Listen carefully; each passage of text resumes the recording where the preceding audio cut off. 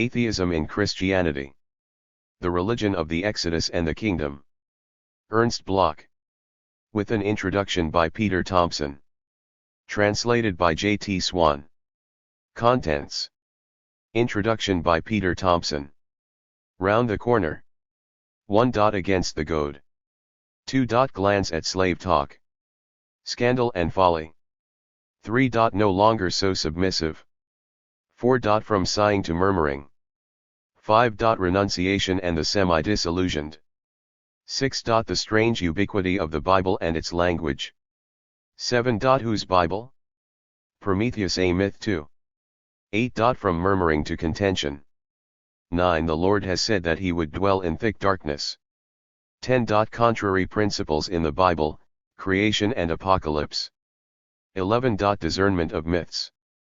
12. Marxism and religion. 13. Bible criticism as detective work. Exodus in the concept of Yahweh. 14. An unheard of saying of Jesus, departure in full.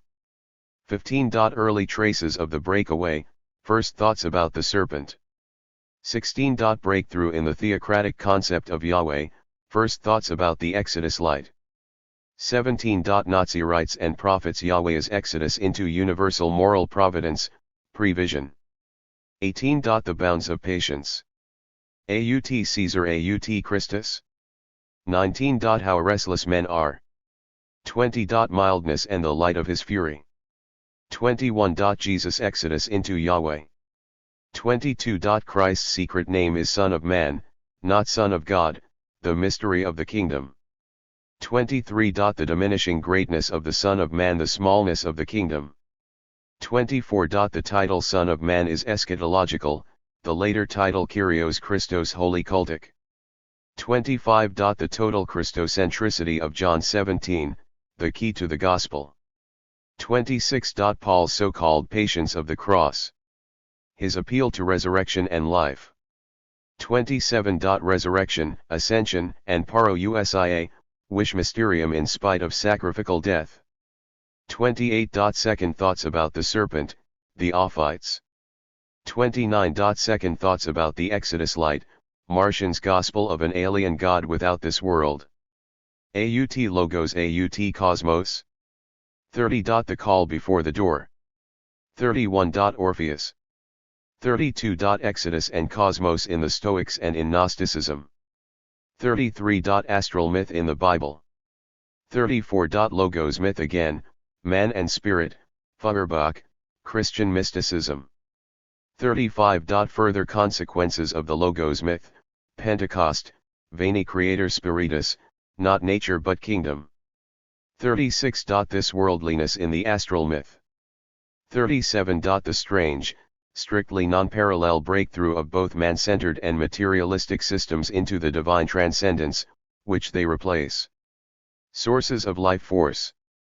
38. The only safe handhold, openness. 39. True enlightenment is neither trivial nor shallow. 40. Enlightenment and atheism do not overthrow the satanic with the God hypostasis. 41. Moral, and final, sources of life force. 42. Sources of possible death force, departure. 43. Hunger, something in a dream, God of hope, thing for us.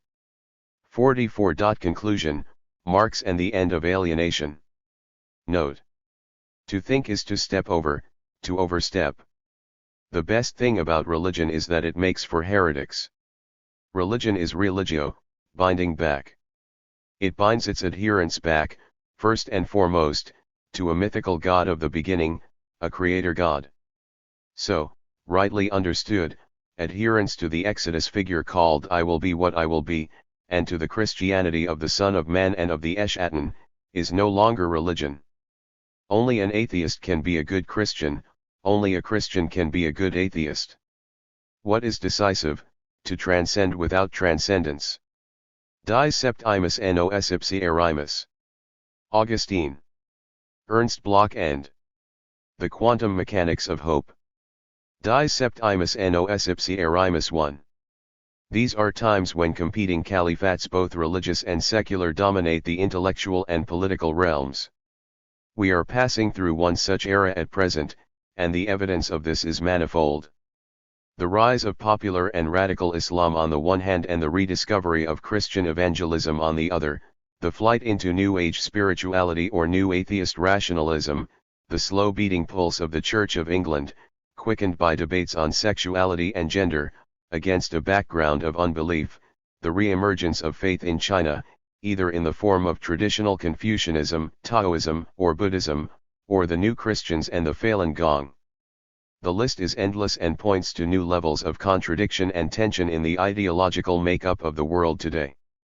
What all of these things show, however, is that religion as both debate and way of life has not crumbled in the face of an apparently inexorable rationalist, scientific, modernizing enlightenment and the globalization of the market economy, but retains a potency and strength which remains far in excess of its ability to explain.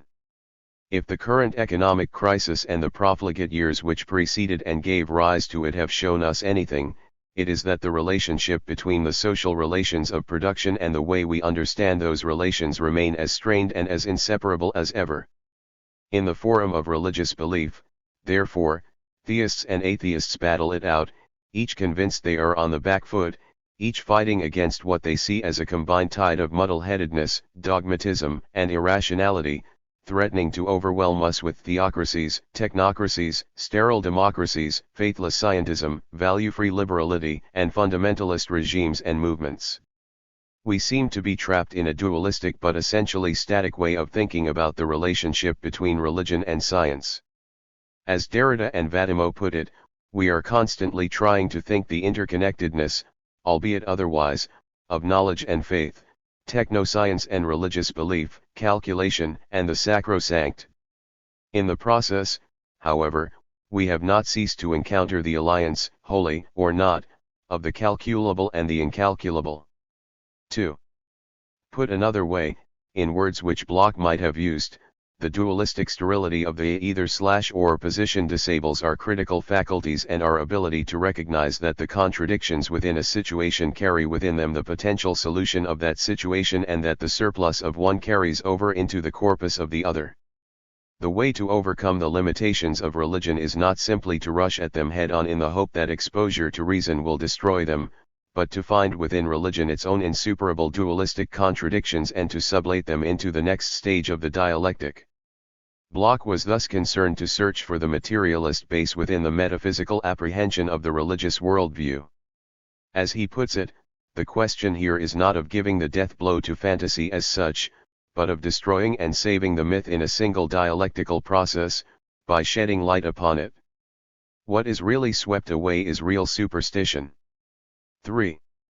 In Atheism and Christianity, Bloch sees biblical exegesis and his new reading of the Bible and of the Judeo-Christian tradition as a whole as detective work, whose purpose is to unmask and illuminate the contradictions within the religious message. Point 4. Although, as Vincent Gauguin points out, 5. This is Bloch's only full book-length study of Christianity itself, the understanding of religion in its social role is the central concern of all of his work, from the expressionist The Spirit of Utopia and Thomas Munzer as theologian of the Revolution to the more considered Atheism in Christianity and Experimentum Mundi.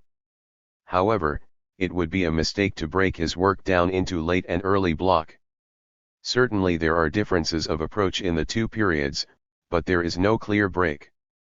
For example, we find in his very earliest writings the opening lines, "The AM is as yet unmediated, not there." That is why we have to start there. It is precisely the thing of its something which is missing. 6. And Experimentum Mundi, almost 70 years later, opens with "I am. But I do not yet possess myself." Thus we must become. Therefore we do not know what we are, and too much is full of something which is missing. 7. In Bloch, however, there is no cut between these two insights, merely a transition in which the concerns of the former are complemented by and taken up into those of the latter. It is the search for the something of human existence which drives us on, Bloch maintains, and we will find it wherever we can. If we can detect what it is which attracts us to the texts and traditions and ideas in which we seek that something, then we might get close to finding it in ourselves. If we simply reject those traditions and texts in an excess of hyper-rationalism or dogmatic materialism, then, Bloch says, we miss the point of human culture. Using our own detective skills, we can see in these bookends of the 20th century, as well as of Bloch's creative life, the same concerns with Werden and with the nature of humanity's relationship to both its external and internal worlds. In the first we have a young man's obsession with his own life force, heavily influenced still by the Nietzscheanism of the time, and in the second, in which the we replaces the I, there comes a recognition that the transition to real enlightenment comes not from within the individual but through his interactions with others. This work, Atheism in Christianity, stands between those two bookends and expresses this transition through its engagement with the role of atheism not against but within Christianity, in a way similar to Bloch's own recognition that the individual must stand not against but within society and humanity. This transition is expressed clearly in the opening lines of the original German text that precede against the goad but which, unfortunately, were not included in this translation from 1972. However, in their entirety, the missing words read as follows. Only stillness. Someone goes into himself. He thinks that will heal him. But if he stays in there too long, no one will notice. He will end up just trampling around on himself. With the inclusion of these missing lines, we can make a little more sense of the following two short sections, in which Bloch is talking precisely about the way we must move out of ourselves by throwing off the muzzles that are placed upon us by religious and secular authority, and combine with others to challenge the muzzlers. Using the highly biblical language for which he was famous, Bloch says that one should not muzzle the ox that treads the corn, however necessary the drivers may find it to do so, both inwardly and outwardly. Especially when the ox has ceased to be an ox. 8. The eternal circularity of the ox's life, divided between the treadmill of hard labor and deep unconscious thought, has to be broken for the ox to become more than he is, in Nietzsche's words, to become who you are. But becoming oneself is not as simple as going inside oneself to find a hero within by trampling around on him, unnoticed by anyone. There is no hero within. The am which will exist at the end of the process is not the one who sets off on the journey in the first place, but the one who arrives at his genesis at the end of the journey. In the process of becoming, Nietzsche and Bloch contend, one becomes an am which is not yet visible, not yet complete, nor even conceivable. As Arthur Rimbaud puts it in another context, Jes d'un autre point 9. For Bloch, however, the journey from self to selfhood is not some circular New Age voyage of self-discovery. In a blistering attack on Rudolf Bultmann's existentialist idea that revelation and grace are the mode by which we reach our proper selves, he condemns the essentially middle-class nature of Bultmann's privatized eschatology. 11. In order for the human to find real salvation, she has to embrace, but also be encompassed by, a process of actively changing the outside world into something truly new. The new heaven and the new earth were fully anthropocentric, Bloch maintains, and the doctrine of homoousios rather than homoousios codified at the Council of Nicaea raised the status of man to that of God, so that the Christ impulse live even when God is dead. 12. The maintenance of this Christ impulse thus liberates hope and humanity from the closed totality and circularity of individual death, that hardest of anti-utopian realities. One of the most important aspects of Bloch's philosophy is thus his suspicion of, his opposition to, Platonic anamnesis, to any idea that there is a circular totality at work in history, in which we simply always return to a previous state. This idea, he maintains, puts the ordinary mortal in the position of supplicant to the God who knows and has a key to restored perfection. Religion is essentially playing this game with people, he says, telling them that there is a promised land to which they can only return through obedience. What Bloch seeks to achieve with this book is to break out of this circularity by seeking out the materialist, worldly base of a metaphysical religion, to find the things in religion which actually unbind rather than rebind us. In Orthodox Christianity, he knew life which bursts in on man so radically has been in many ways backdated. To man it can now only come as rebirth, to the world only as transfigured nature, that is, nature restored to its old state in Paradise 13. What Bloch wants to use religious myths for, however, is to search for a historical world which can be liberated from its own limitations, using its own stories and myths, and which will allow us to pass out of passive and anamnetic circularity into active potentiality. Point 14. The password to this truly new world, he maintained with Hegel, was werden, or becoming, and could be found, amongst other things, in God's words to Moses from the burning bush, "I will be what I will be." Bloch says, there is only this point, that Church and Bible are not one and the same. The Bible has always been the Church's bad conscience. 15. It is also language as speaking to in which the universalist message of Exodus speaks to rather than of ordinary people.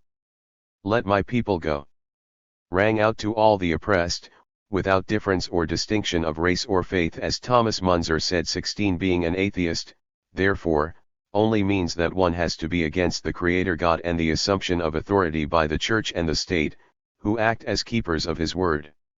What is important in religion is thus not the Holy Grail but the self-constituting search for the Holy Grail.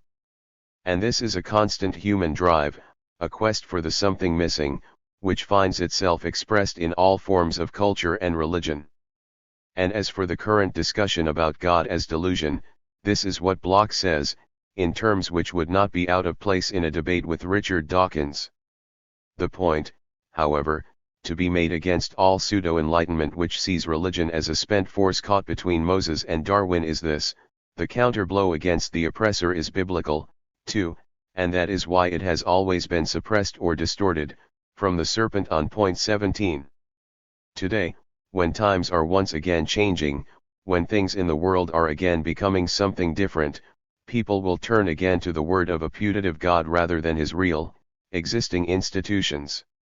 They will almost certainly draw the wrong and fundamentalist conclusions, but, despite the return of religion as a serious social and political force, despite the onset of post-secular society, traditional churches find themselves having as much trouble recruiting and retaining their members as do traditional political parties. Fundamentalism, by definition, never takes the established route nor the ones which we might wish it would, but always seeks its own, apparently more authentic, true path, one which it thinks already exists hidden in the true text. As we have seen in recent years, the search for the hero inside can lead to the creation of that hero through his fanatical martyrdom. Jihad is simply the Arab word for crusade, both in internal and external terms, after all. If, as Habermas contends, however, religious fundamentalism is an exclusively modern phenomenon, then we still have to ask why the flight out of modernity is taking on a particularly religious dimension at this particularly materialist time. 18. Why is it that faith still seems to be at least as powerful as evidence and reason? What does religion contain within it that turns it into both the refuge of the weak as well as the cattle prod of the powerful? What are people looking for when they turn to religion?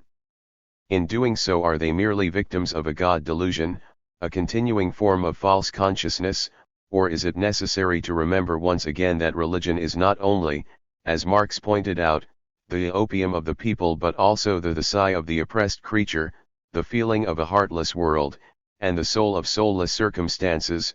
19. In harking back to a misremembered cohesive and rooted past, are people in fact harking forward to an as yet unimaginable rooted future? Is it possible to move from one to the other without the process of radical uprooting inherent in the post-Lapsarian world? All of these are questions which Ernst Bloch set himself in a lifelong mission to understand: the surpluses of human existence, those bits left over when all reasonable explanation fails. He wanted to know what the sigh of the oppressed creature sounded like, and whether, within it, there was a louder cry not only of desperation but of liberation, of exodus, and of the Faustian search for the fulfilled moment, to be found only in the fulfilled utopian society. For Bloch, the dogmatic rejection of the sigh as mere false consciousness was also a rejection of the possibility of liberating humanity from the realm of necessity and to the realm of freedom. As such, it had to be deciphered. The clues to its real nature had to be found within its own self-understanding and not in what lay outside. Most importantly, however, Bloch saw the psi as a sign not only of material oppression but also as the expression of a quasi-metaphysical loss brought on by the condition of modernity itself. Accompanying it as a base note, a Kafkaesque negative dystopia, came also a metaphysics of hope, an invariant of direction 20 driven on by our desire to reach the promised land. As unfashionable as it may be today, Bloch maintained that the human species would indeed, if it could harness the positive impulses within the biblical tradition, be able to reach the sunlit uplands of a truly free society in which the utopia attained would be the one created along the path of its attainment. Of the realm of freedom he noted that it existed only as an unfinished process of matter. Precisely those areas which have hitherto been kept furthest apart, future and nature, anticipation and matter come together in the long overdue thoroughness of historical, dialectical materialism. Without matter there is no ground for anticipation, and without anticipation, the horizon of matter cannot be discerned.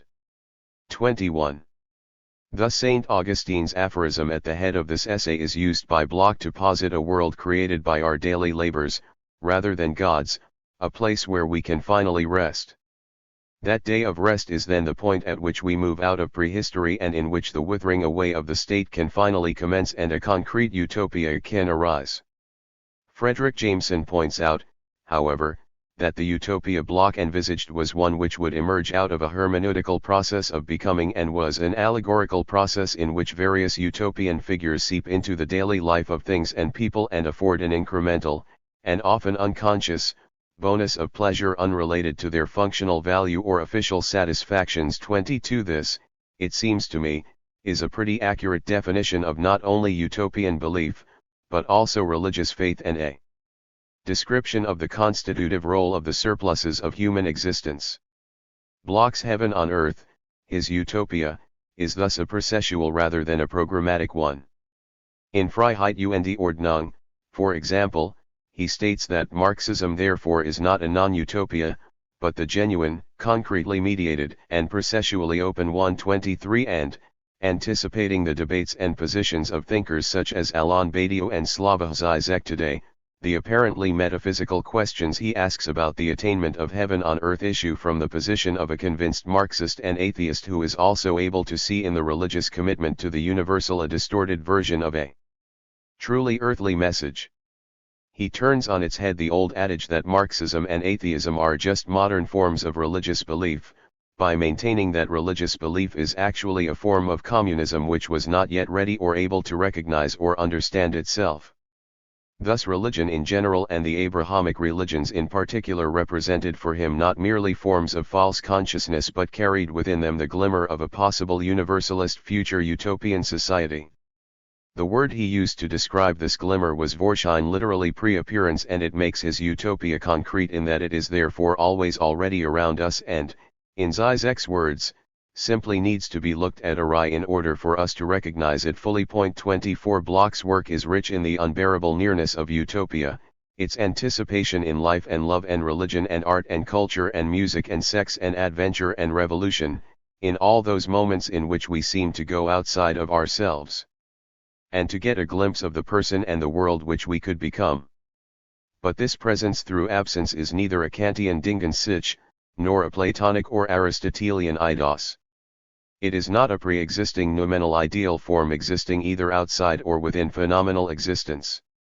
On the contrary, utopia in Bloch is also concrete precisely because it doesn't yet exist at all, but will be the concrete result of the autopoiesis of its own becoming.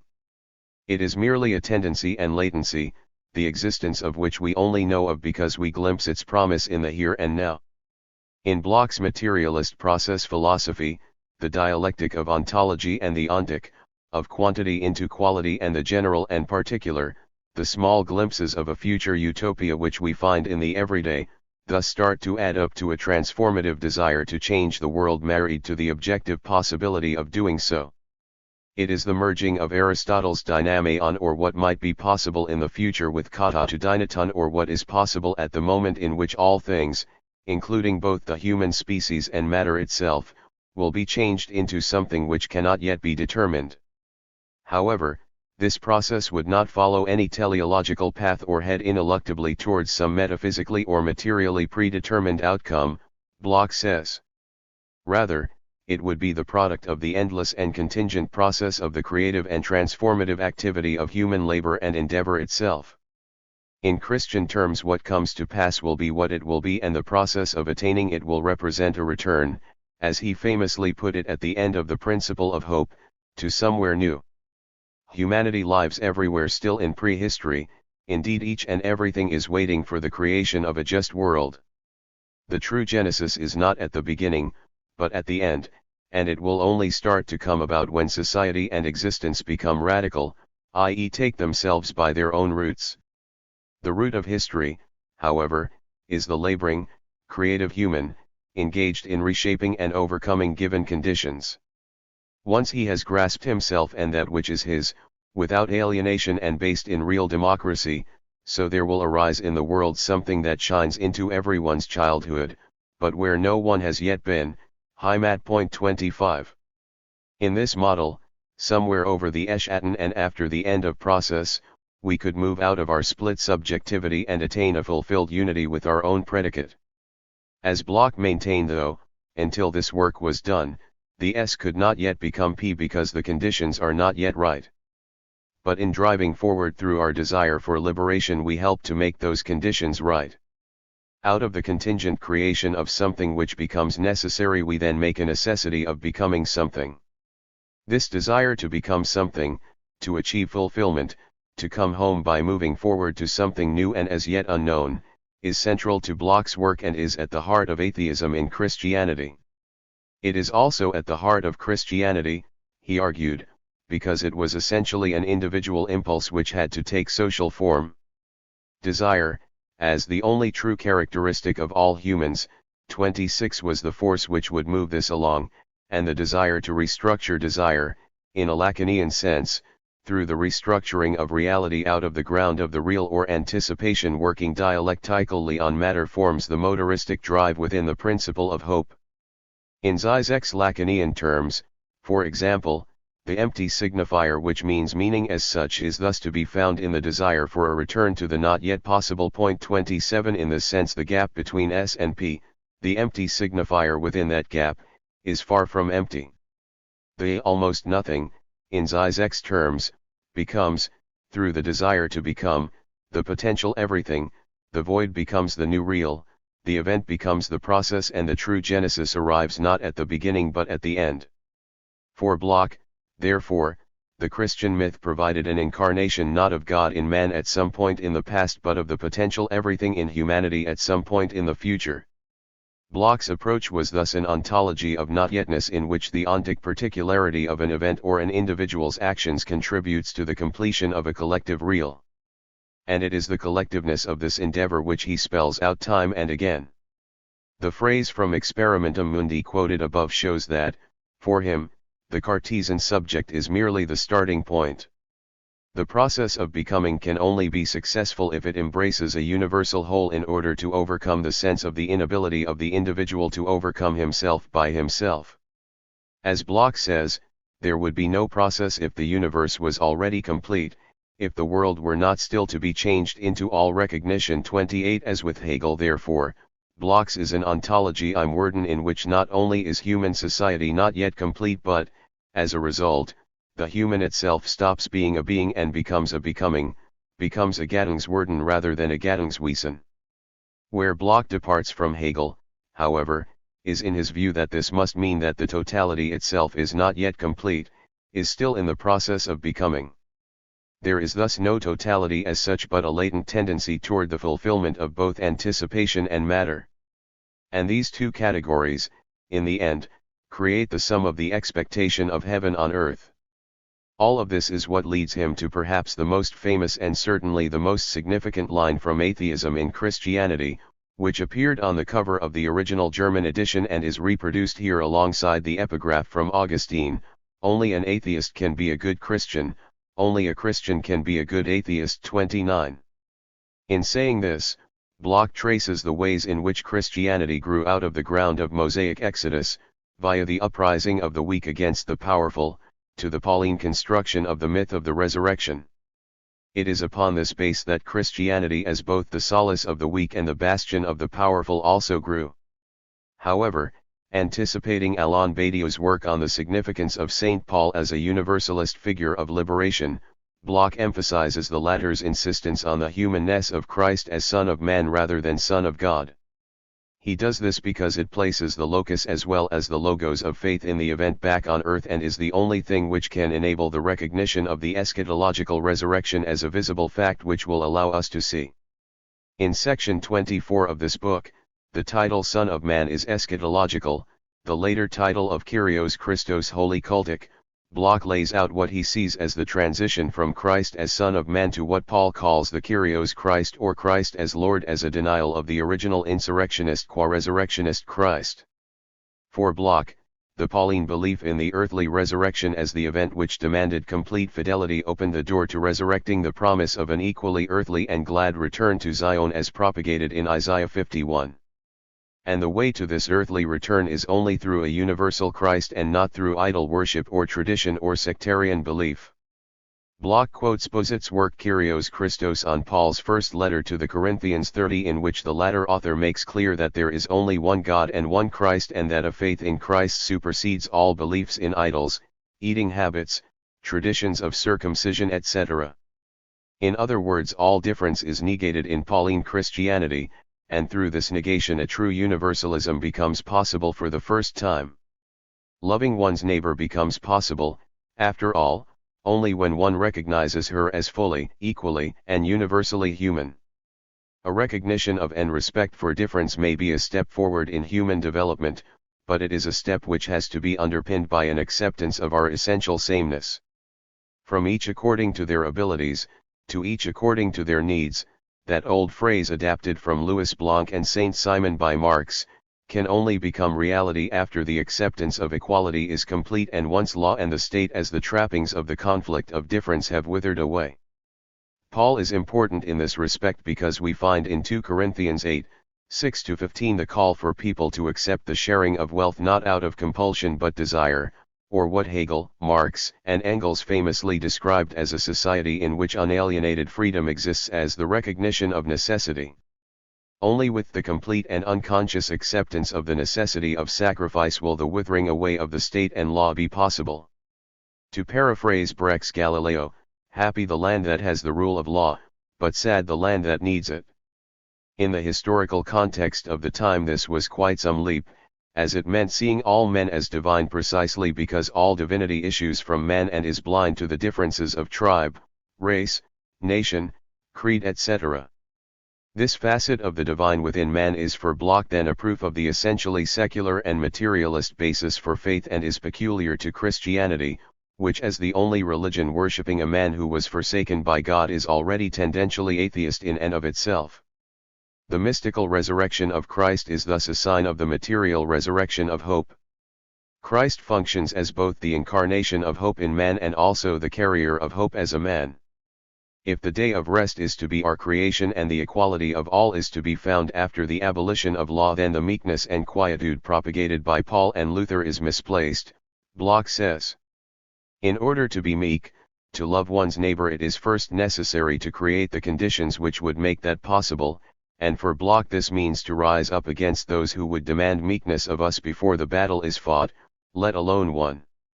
This is the root of the apparent contradiction between the two forms Jesus takes, the militant fighter against oppression who declares that he has not come to bring peace but a sword, and the pacifist of the Sermon on the Mount. We could therefore say that for Bloch a sort of quantum mechanics of hope is at work in religion in that it exists and moves as both particle and wave. In atheism in Christianity, Bloch identifies the myth of Christ and his resurrection as a carrier of both forms simultaneously. The figure of Christ as such is thus a particle of hope, and the continuing commitment to a faith in Christ, the Christ impulse discussed above, is the wave.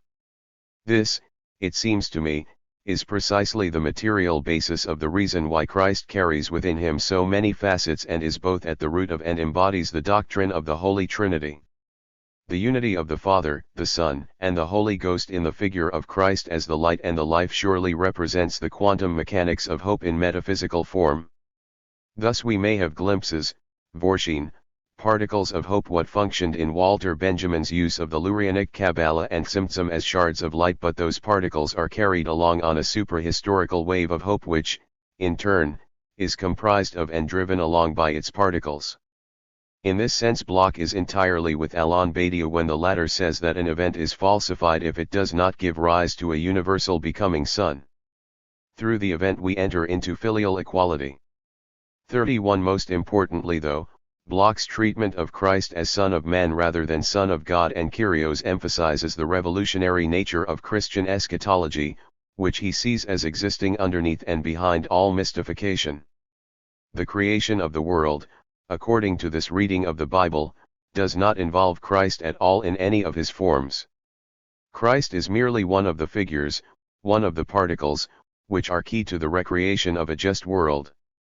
In a way Christ is kept in reserve as becoming Son for a point at which he is to be the active principle at the end of time, active in the creation of a new heaven and a new earth, and not before. 32. What Bloch does in this text is to see Christianity and the Orthodox Christ as the hypostasized mythologization of a materialist eschatology. However, if a Marxist critique is designed to pick the imaginary flowers in order that people may see the chains that bind them, Bloch also wants to see what form those flowers have taken. For within them, he maintains, are keys to an understanding of what sort of world it is that people actually want once their chains have been thrown off. Christianity can, of course, be seen as just the disposable flower, but it is also much more than that.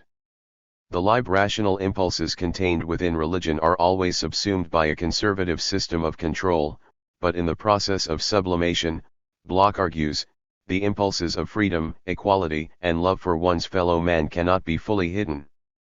Indeed, the ideology of control and hierarchy may well be predicated precisely on the weakness of Christ and of his sacrificial martyrdom as propagated by Paul, but this sort of Pauline propaganda is always double-edged. On the one hand, Paul famously asks us to render unto Caesar that which is Caesar's, but in so doing, Badiou and Bloch argue, the commitment to the fabulous unreality of the resurrection, strictly speaking, Paul's invention, as Badiou points out. 33 also puts Christian love, hope and faith beyond the realm of the state and of authority. In this reading, Christ's sacrifice, rather than binding us to the state, actually liberates us from it, allows us to find a way to our own legitimacy outside of the law rather than the one laid down for us by authority. In this sense Paul becomes, through his apparent subservience to authority and empire, its greatest subversive. Bloch reserves the same position for Job when he asks us not to confuse his piety with conformity to law and order. 34. In Atheism in Christianity, Bloch also locates Christ's sacrifice within a pagan tradition of the Dionysian mysteries, in which God dies and is reborn every year within the cycles of nature, the eternal recurrence of the same, as Nietzsche called it. If this recurrence is eternal, then God may well be dead, but he will also rise again, precisely within and not against Nietzsche's scheme of things. It is not merely God's shadows which we have to kill, but God himself, over and over again. For Bloch, the crucifixion is thus a return to the molochism of the barbarian and cannibalistic God. Flesh and blood are literally offered up at the Last Supper, precisely because it was necessary to bring God down to earth and to make him flesh and man rather than vice versa. In this mode he can be enrolled in a struggle for liberation which must always fail until the time is right for it to succeed, and it is easy to see in this model a more contemporary facet of the impulse to sacrifice and martyrdom in the actions of the suicide bombers, killing themselves not in order to gain entry to paradise, that is merely a side benefit, but in order to bring paradise to earth in the form of God's caliphate. In the end, for Bloch, the point of religion is that, within its fables and mythologies, its inconsistencies, and its dangerously irrational tendencies, it contains a kernel of truth which is about the fulfillment of the dream of utopia. The world will be what it will be, and it will be what we make it. The uptake of an Aristotelian dyname on a being impossibility into the Christian doctrine via the eschatology of the Pauline event of the resurrection is thus the recognition of the need for an eschatology of earthly insurrection in which a nihilistic fear of death can lose its sting. The best thing about religion, Bloch maintains here, is that it makes for heretics. 35 Heresy, opposition, exclusion, and otherness are the lot of the heretic and the militant optimist. And those who wish to build something truly new must be prepared to go through the ever more searching and destructive experience of the historical process, brought about by the powers of anti-utopia ranged against those of the utopia of light. 36 In other words, the very failure of the heretic against the powers of authority is guarantor of the utopian premise of the heretic. This goes no less for earthly as it does for celestial heretics. The Jesus of heresy, exodus, and liberation was, for Bloch, thus firmly on the side of the angels, and his very failure connotes his success. To paraphrase Beckett, the process of failing again and failing better is not for failure's sake but is actually a precondition for success. As Bloch says, the negative is present at the heart of process as such, motivating it as a process of healing salvation, for there would be no process at all if there were not something there that should not be there, something to serve as a constant threat. 37. He looks forward to a time when heresy will have become as orthodox as breathing air. But, as we know, all orthodoxies begin as heresies, Marxism and Christianity no less so than any other. And maybe that is what they should remain, a constant thorn in the crown or the side of earthly cynicism, reminding us constantly that away from here, that is my goal. 38 But it is not simply an aimless stumbling forward into the arms of who knows what fate, but what Bloch called a docta spes, an educated hope, in which the past experiences we have amassed, combined with our anticipatory illuminations of the future, lead us to make judgments and interventions into what he calls the darkness of the lived moment.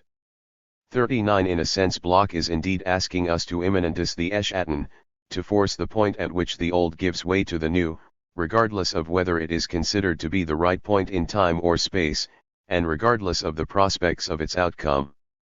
Revolutions can never come too early, in that sense, for if they fail then the failure contributes to the next success. All revolutions are glorious until they fail, and all revolutions must fail, until the final one. This final one, however, only becomes final by dint of its success, which is to be found in the Genesis at the end of history, the seventh day.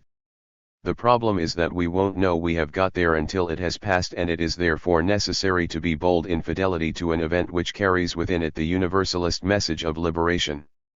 And this is why Oscar Negue famously described Bloch as the philosopher of the October Revolution, as, for him, October 1917 was potentially one of those great eschatological moments, an event in Badiou's terms, the point at which humanity finally grasped its potential in conditions which might make it possible to succeed. His fidelity to that revolution, despite all of his doubts about it, showed that he was not a man of mere abstraction. He remained true to it as he did not want to be like those who had first welcomed and then rejected the French Revolution once the going got tough. For some things do demand commitment, some things present a threat, and a challenge, by the very fact of their incompleteness. And that makes them particularly unpalatable to the cowardly, to those who are always ready to bask in the warmth of other men's convictions, no matter whose point. 40.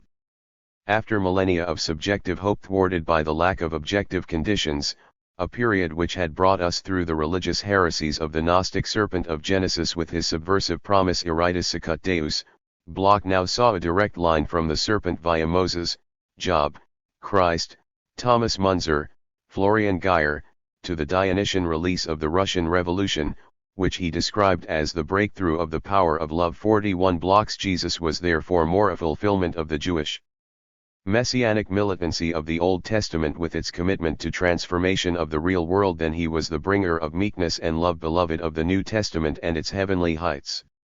But we might ask what all of this means for us today. Why track back to a messianic thinker such as Bloch in order to sort out questions of faith and belief when what we really need to do is find a way forward beyond the limitations of big capital and its petty religions? And Bloch would agree with this. As we will see in this book, however, he approaches questions of faith not only as irrelevant and dangerous relics but also as productive leftovers from the future. Out of the future shadows there comes a continuous call, but no more faith is needed than faith in discontented hope. Such hope is active, it contains the seeds of a conscious, outward-reaching pact with the objective pole of tendency. 42. This is the dialectical relationship between the particle and the wave of hope, and by grasping its non-deterministic openness we can turn the Faustian moment of fulfillment into an eternity of unalienated existence.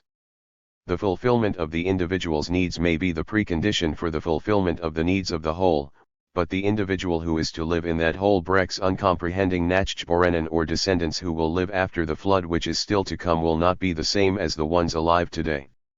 Bloch therefore wanted us to leave behind our cynicism about the present and all the immediate futures it throws up and recognize not only that the best is yet to come, but that despite its incomprehensibility, it has always already been with us during the journey, deeply buried, incomplete and yet easy to find within the religious as well as the social message of the subaltern and indeed within ourselves.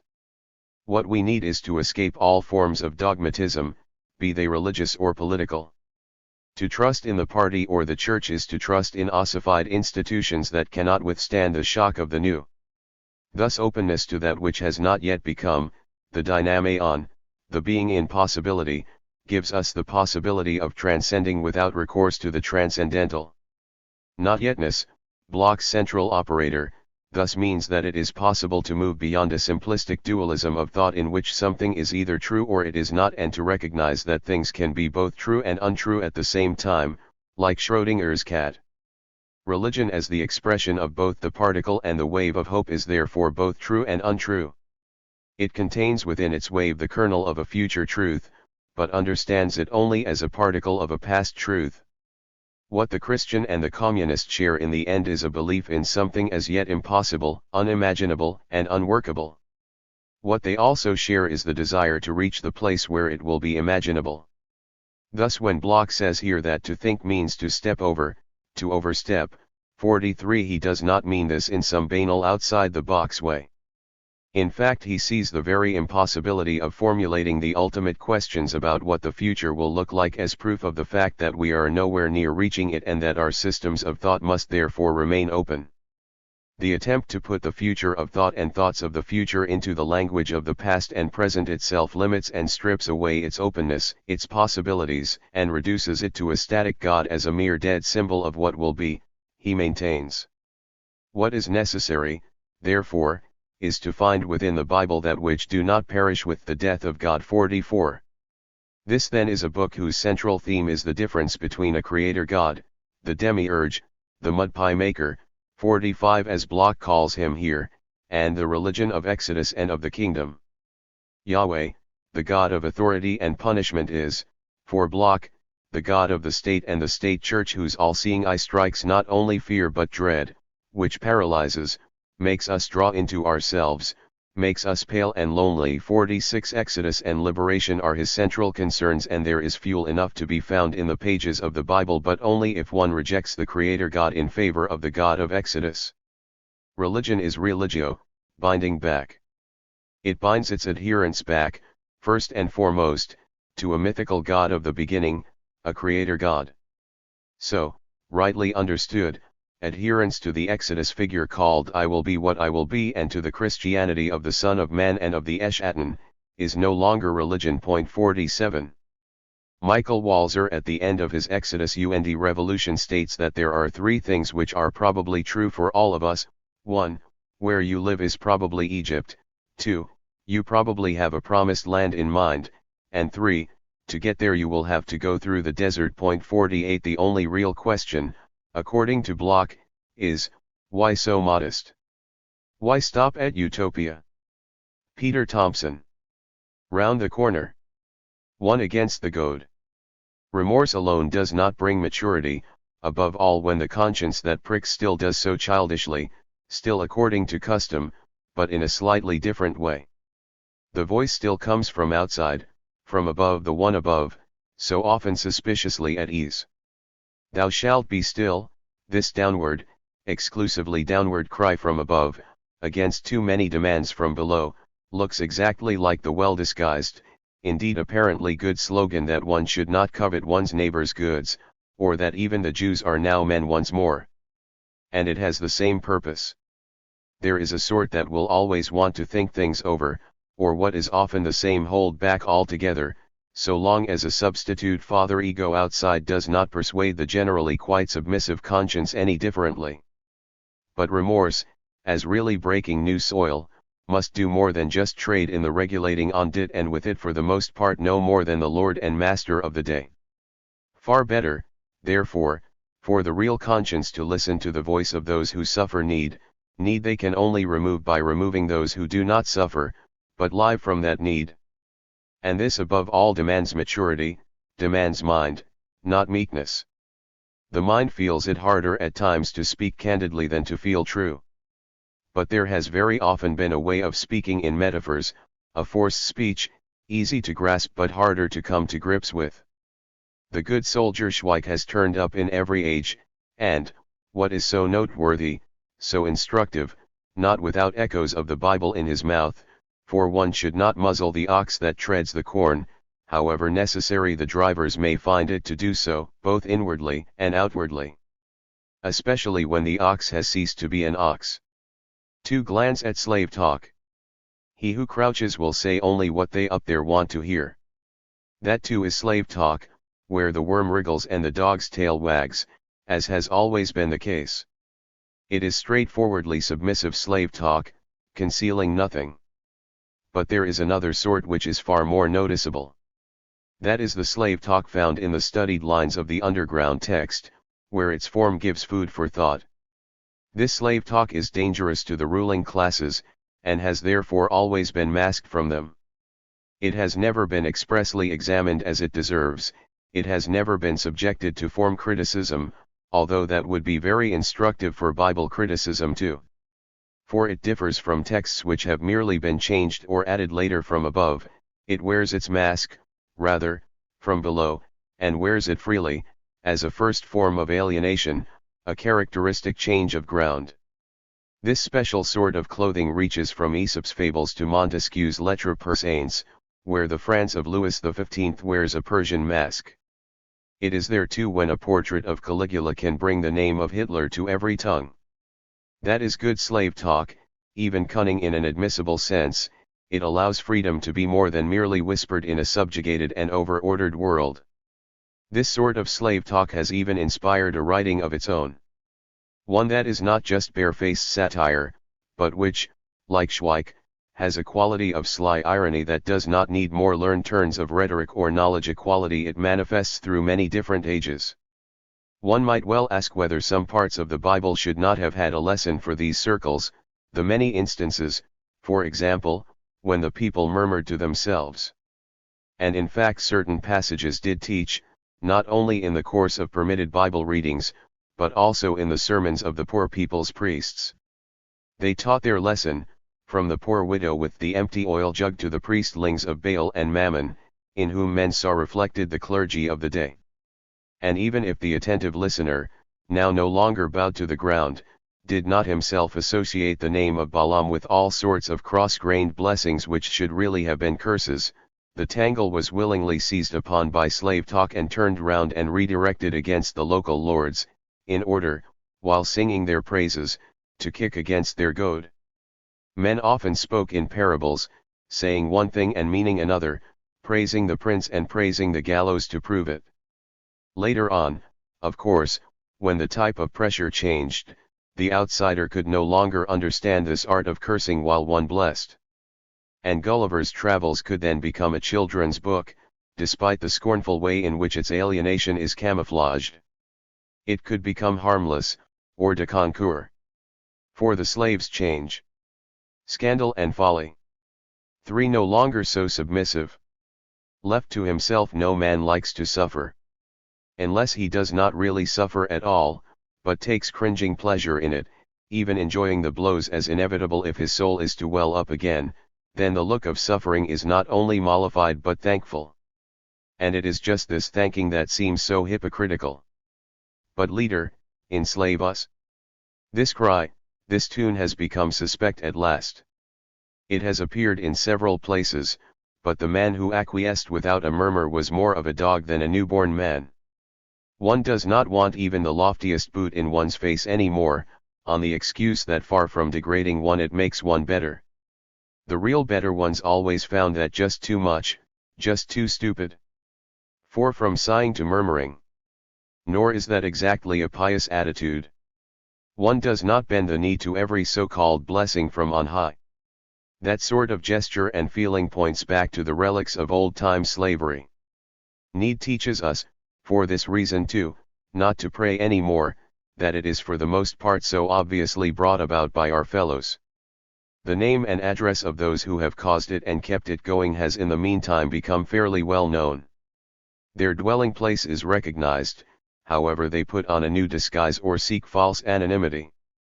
And it is a very earthly one, very much a place of flesh and blood which has been seen through and is, therefore, in our power if we want it so, not simply above us. So this state of affairs could quite clearly be prevented, could even be used by us, and by us alone.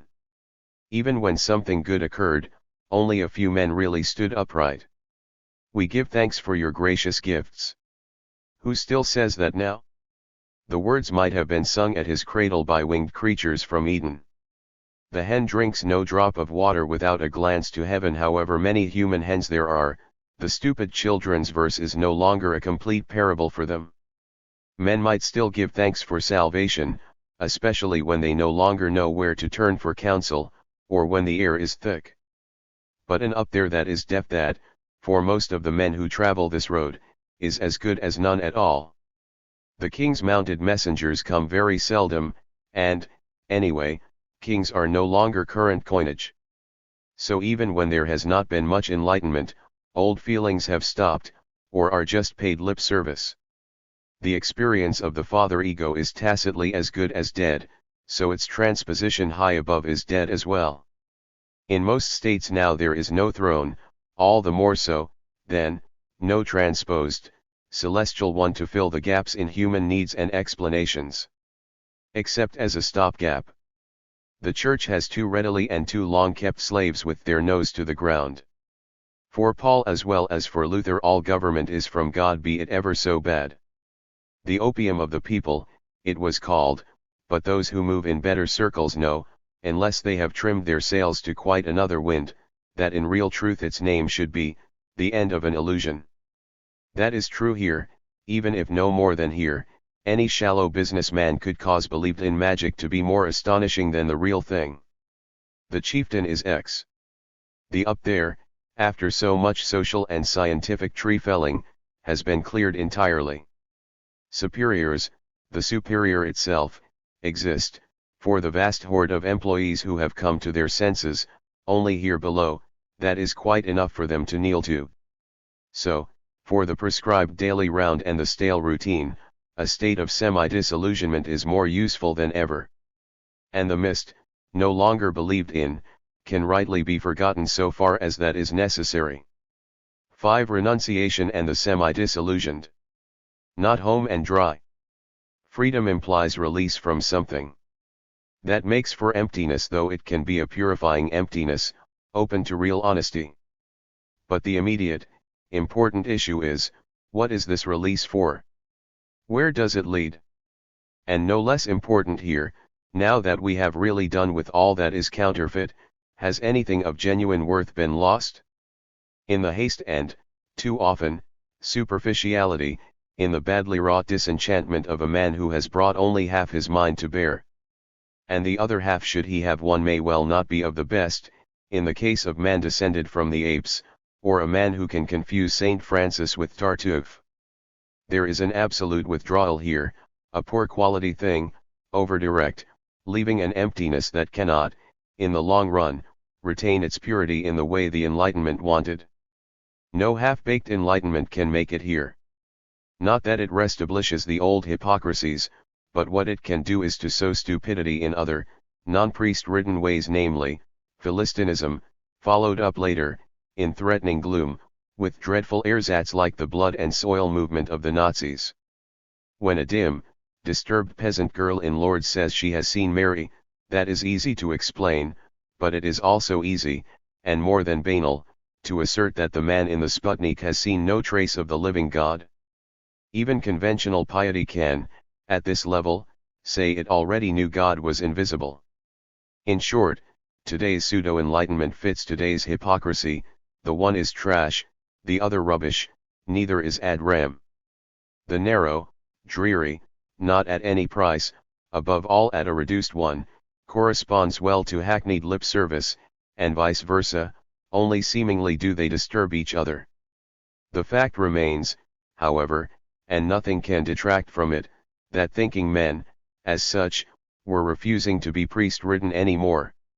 Long before simple, devout feelings had grown rusty, long before the real Enlightenment, pamphlets against the clergy and their lies were going the rounds among the peasants, complaining about the miserable swindling and deception of the poor. The real complaint was about the way the scriptures were twisted to serve the exploiters and drudge merchants, but these pamphlets also show the common man's will to speak for himself. He has finished with being struck across the mouth.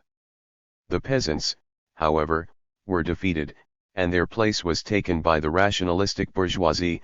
In their enlightenment the will to come of age became an all-consuming mission.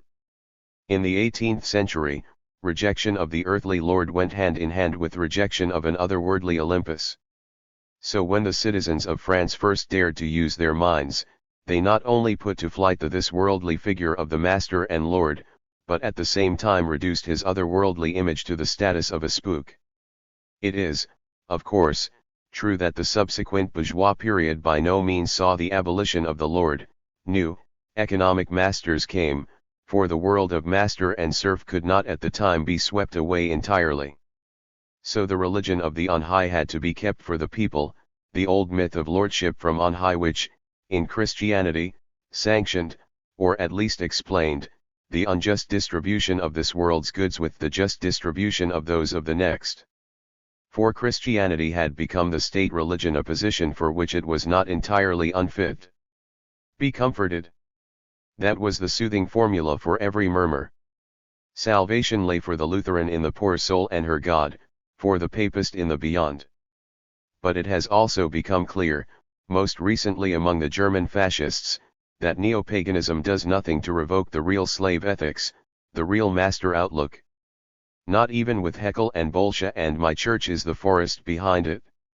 When the law of the strong, and of natural selection, took the place of the word of love, it became apparent that giving up the Bible is not always enlightened. Nero's torches can burn all the brighter for it. Quite apart from these latter-day fruits, the enlightened Philistine of an earlier age, before Haeckel, Bolsche, and the Forest Church, had shown that not only faith can blind. Little tracts like The Truth About Monasteries and The Stupefaction of the People and Moses or Darwin, the products of half-educated and therefore only semi-disillusioned men, contributed little to lucidity or breadth of thought among the freethinkers of the day. But most instructive of all in this anti-biblical world was how easy men found it to jump all the hurdles later on. This was no stock of Jesse. And it was not even as if there were any clarity in their position. Indeed, a touch of religious conscience still remained of conscience, therefore, that was still mentally active, and active against the sacred fount of German strength, especially when it so clearly claimed to come from Antichrist. It would not all have been so easy if Francis of Assisi had been in the background, instead of the whore of Babylon. Of course, no simply speaking anti-religious, preferably anti-Christian disillusionment was proof against really rotten illusions, against witchcraft that dispensed with all 10 commandments, and even with the avenging thunderbolt. And it is also true, and more relevant here than ever, that it was the Church that gave the world the widest-reaching instrument of cruelty, and the Church is the institution least founded on enlightenment. She forbade cremation because of the resurrection of the body, but even in that field she did pioneering work. The funeral pyres of the Inquisition made her a model of progress even in witch burning. There is only this point, that Church and Bible are not one and the same. The Bible has always been the Church's bad conscience. Tolstoy, speaking against her, called not on Haeckel but on the words of Jesus. The Enlightenment, therefore, will be all the more radical when it does not pour equal scorn on the Bible's all-pervading, healthy insight into man. It is for this very reason that the Bible can speak to all men, and be understood across so many lands and right on through the ages. 6. The strange ubiquity of the Bible and its language. Why is it, then, that this remote language is never boring or is so, in most cases, only at second hand? There are still valid reasons for the Bible's great popularity in the past. In Protestant countries it was even responsible for teaching its followers to read. It was called, simply, the book, and no other book had so many editions down through the centuries. No other book made its way like this to the still and the quiet in the land. It did not matter to them that the stories there were so often intricate and contradictory, according to the various sources from which they were composed. No more did it matter to the age-old stories themselves. Even an obscure term like Son of Man would affect the simple and distracted reader, and mean more to him than the fancy language of loftier circles. Nor did the deep, personally involving element in Scripture suffer distortion even in the Bible regions where no man commonly trod, or could tread any more. It is language as speaking to.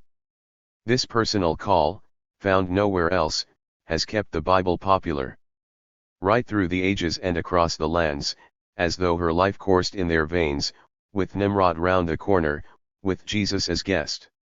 At all times borne along by her pictures and speech, so uniquely native to all lands, striking home over the great distance of space, and more than space.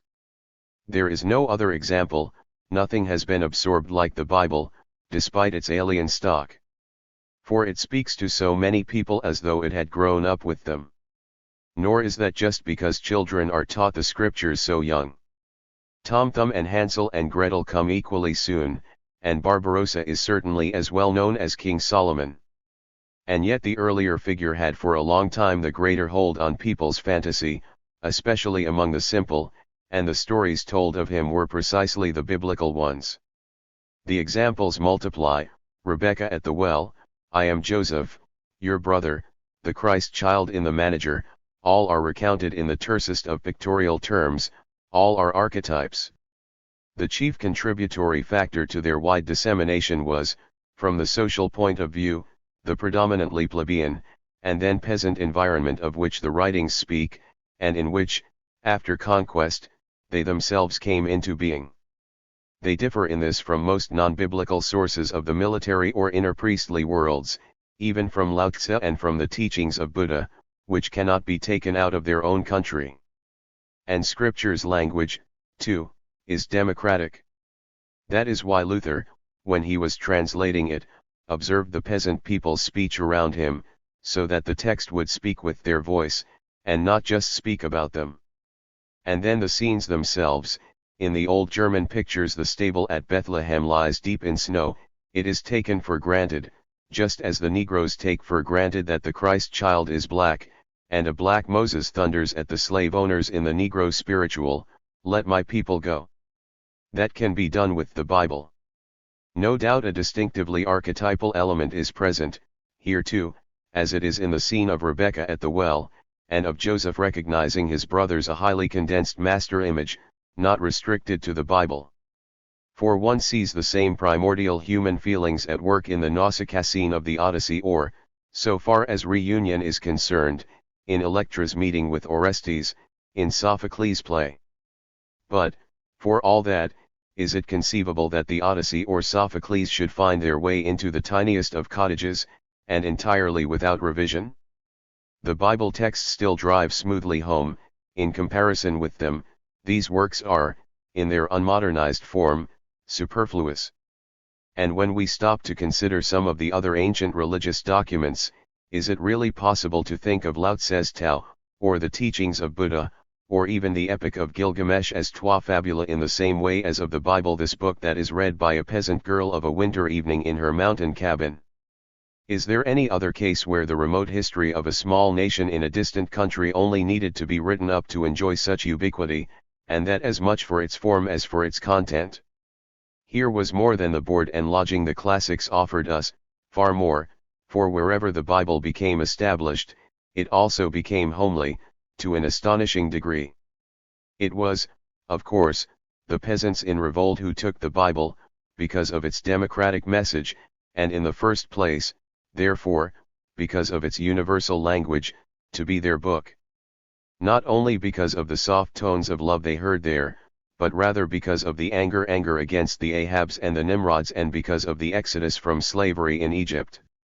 "Let my people go," rang out to all the oppressed, without difference or distinction of race or faith, as Thomas Munzer said.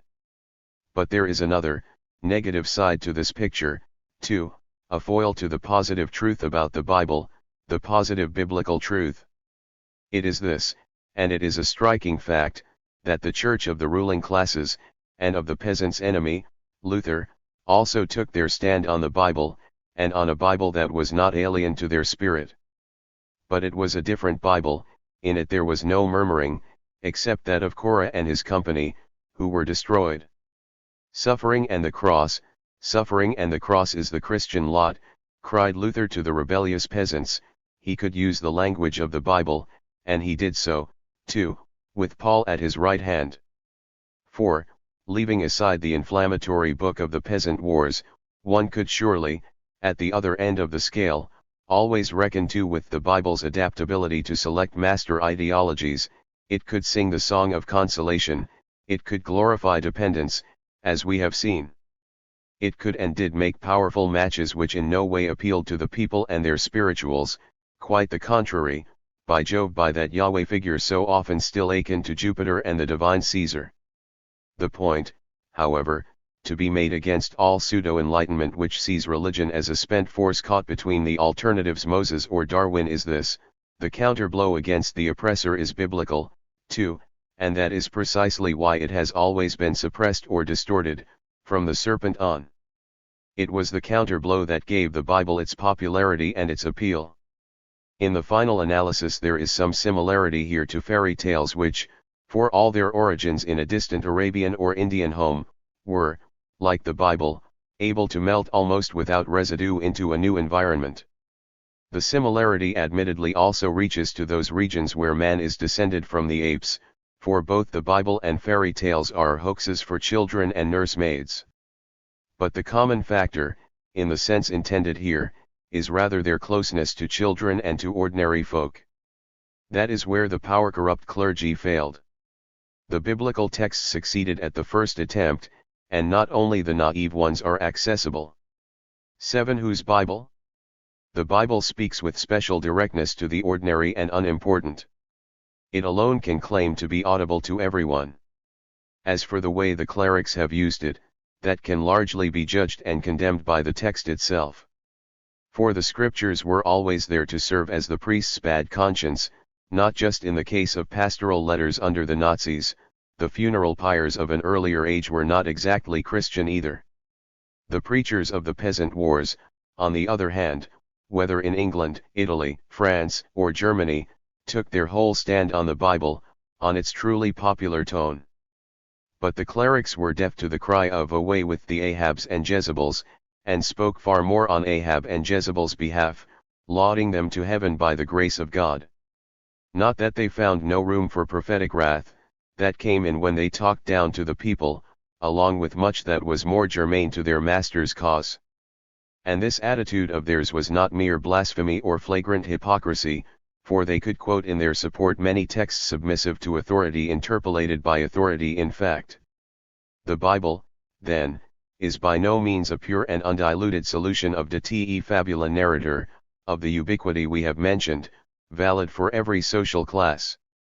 True, it cuts right across the nations, but, in its accepted form, it by no means cuts right across social classes.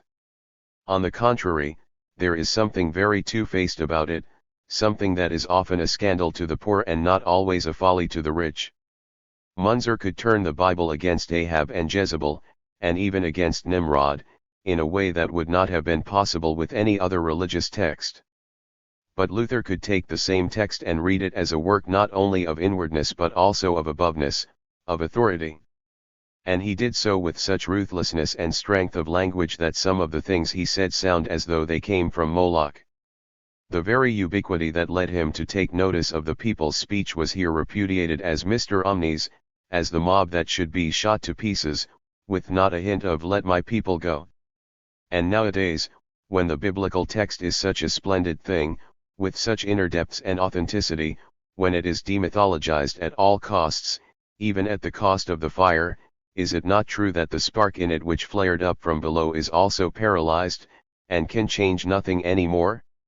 Or there again, the on high, The up there is thought of as the utterly other, and the submissive, well-conducted citizen must leave it well alone. Conversely, this numinous utterly other can then act in a very mythical, repressive way, as if the scriptures took no notice of the people's speech, but rather struck them across the mouth, but more of that later. The Bible is, then, by no means zealous only for the cause of my little ones, of the murmurers and malcontents, quite the opposite. But over and against all this stand sentiments no other religious book contains, suffering that will suffer no longer, buoyant expectation of exodus and restoration, transformation not in some psalms of lowliness, but very definitely in Job, and elsewhere too. Piety here, from first to last, belongs to the restless alone, and the particular brand of utopian loyalty which keeps him restless is the only thing that is, in the long run, deep. Prometheus a myth too. 8. From murmuring to contention. When something is threatened, it withdraws into itself. Dread, above all things, makes us draw into ourselves, makes us pale and lonely. Dread is vague, unlike fear it has no single clear-cut object. Its fog is all the more crippling for that, it can be so dense, so full of horror, that the ego sinks helplessly away. And it draws back into an inwardness devoid of ego, a lonely, contact-less realm, where all one expects is the next blow. That holds good wherever one starts from, even with pure inwardness, with sheer, blind feeling. That sort of ducking the blows has a different ego from the one which drowns there. The man possessed by fear, however, still possesses himself. There is an external object there, against which he can pluck up courage. With his ego still undissipated, he is still able at least to assert himself against it, however downtrodden or weak-kneed he might be. And from fear can come murmuring, the sound which first distinguishes a man from the blinkered herd. It may still be an entirely inward sound, a hidden fist, so to speak, whose only mark is on an acoustic register. It may for a long time remain buried within fear, ignorant even of the exterior threat, of the thunder above that has brought the fear forth. But for all that, this murmuring, which the scriptures also call contention, can be the place where real backbone first begins to grow, and to stand upright. With a head on it which has begun to conceive the hope that the last word about what man can do, and what will be done to him, has not yet been spoken. Already, then, this first beginning has two sides, a meek one which wags its tail on high, and a defiant one that kicks against the goad. Murmuring can certainly be cheeky or stupid, but it is always more human than tail wagging. And so often it has been prophetically right less stupid, than the lords and masters would have liked. 9. The Lord has said that he would dwell in thick darkness. Doubt begins where life becomes intolerable. That sort of head shaking is far older and commoner than any which comes from thought. Doubt precedes thought every time when too much is asked of us, when things are a bit steep and the outlook is black. Spare the rod and spoil the child is a proverb that takes some swallowing. The anger that wields the rod must be seen as thoroughly self-justified if it can only appeal to high superiority. Otherwise the on high would begin to lose its footing in the face of the real thinking doubt that now comes to join mistrust that comes when its time has come, the time to reject the giant's claim to rule over us and take us in. If he is seen then as an anti-human giant, he is already judged.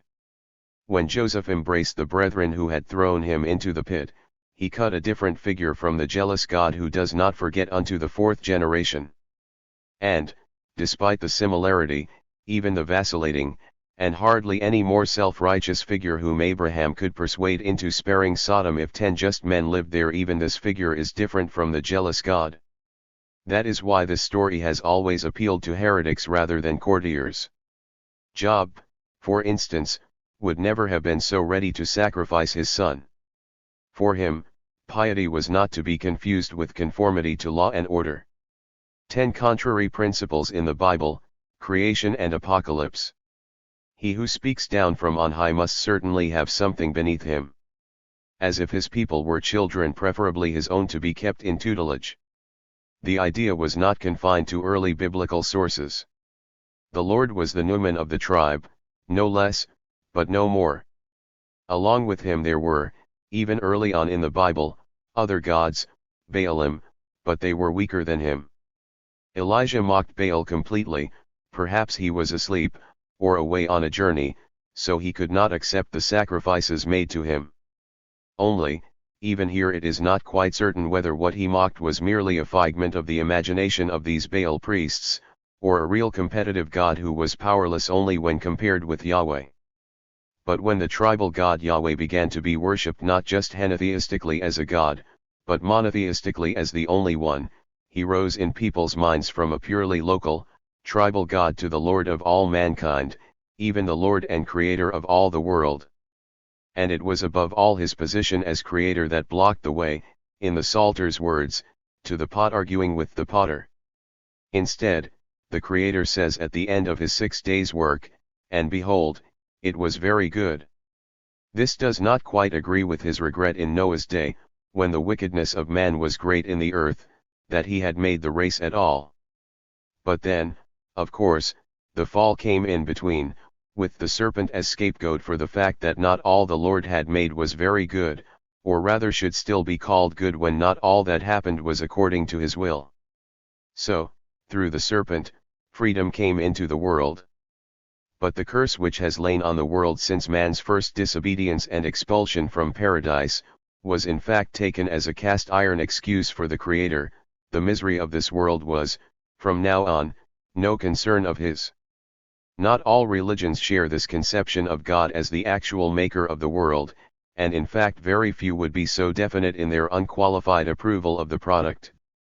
For them the greatest of the gods devotes himself to noble leisure, after the manner of the earthly aristocracy.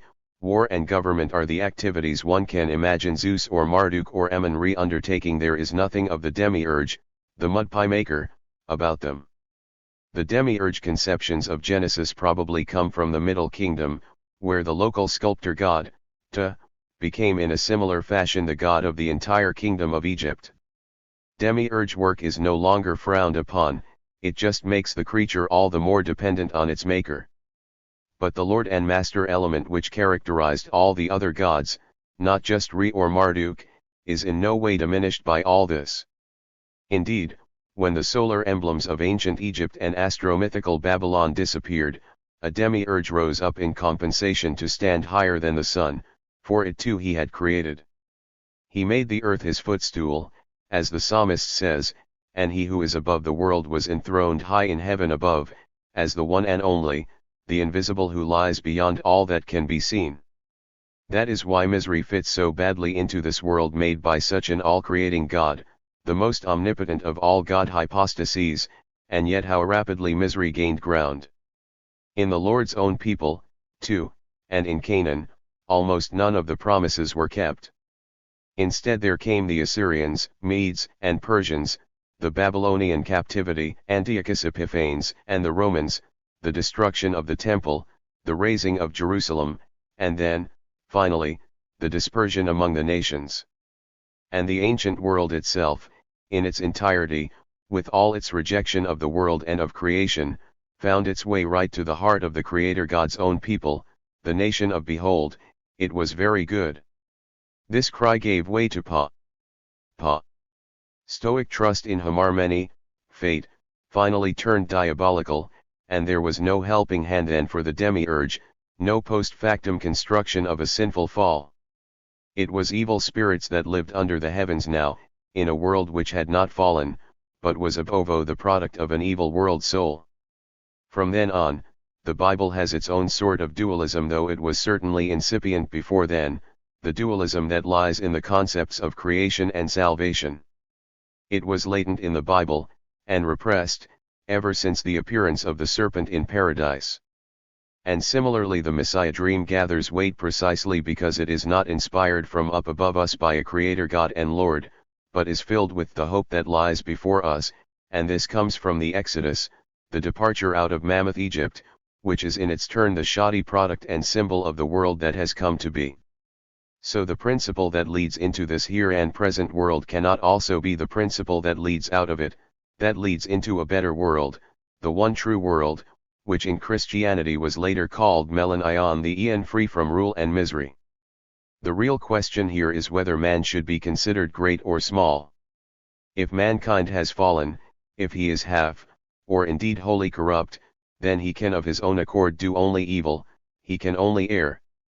Ever since the serpent's poisonous bite, his endeavors are evil, right from the days of his youth. In Lutheran eyes the corruption is so total that he just cannot not sin.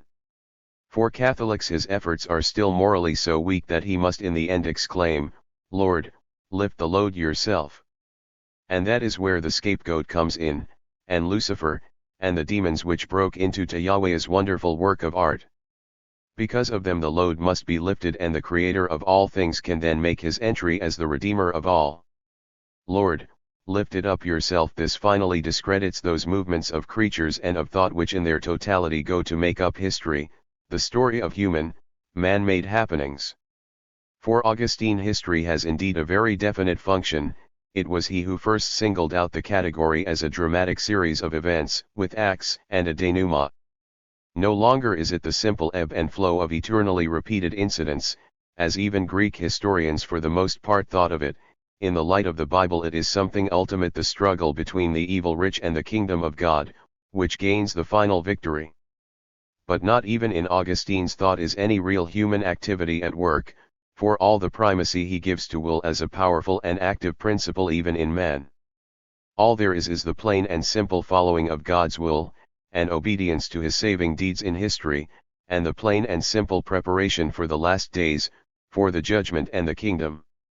It was Augustine who gave us the dramatic concept of history and applied it to the last days of the apocalypse, and to Christ as the turning point of time. But, for all that, there is, even in his thought, a clean break between history and the coming of the kingdom.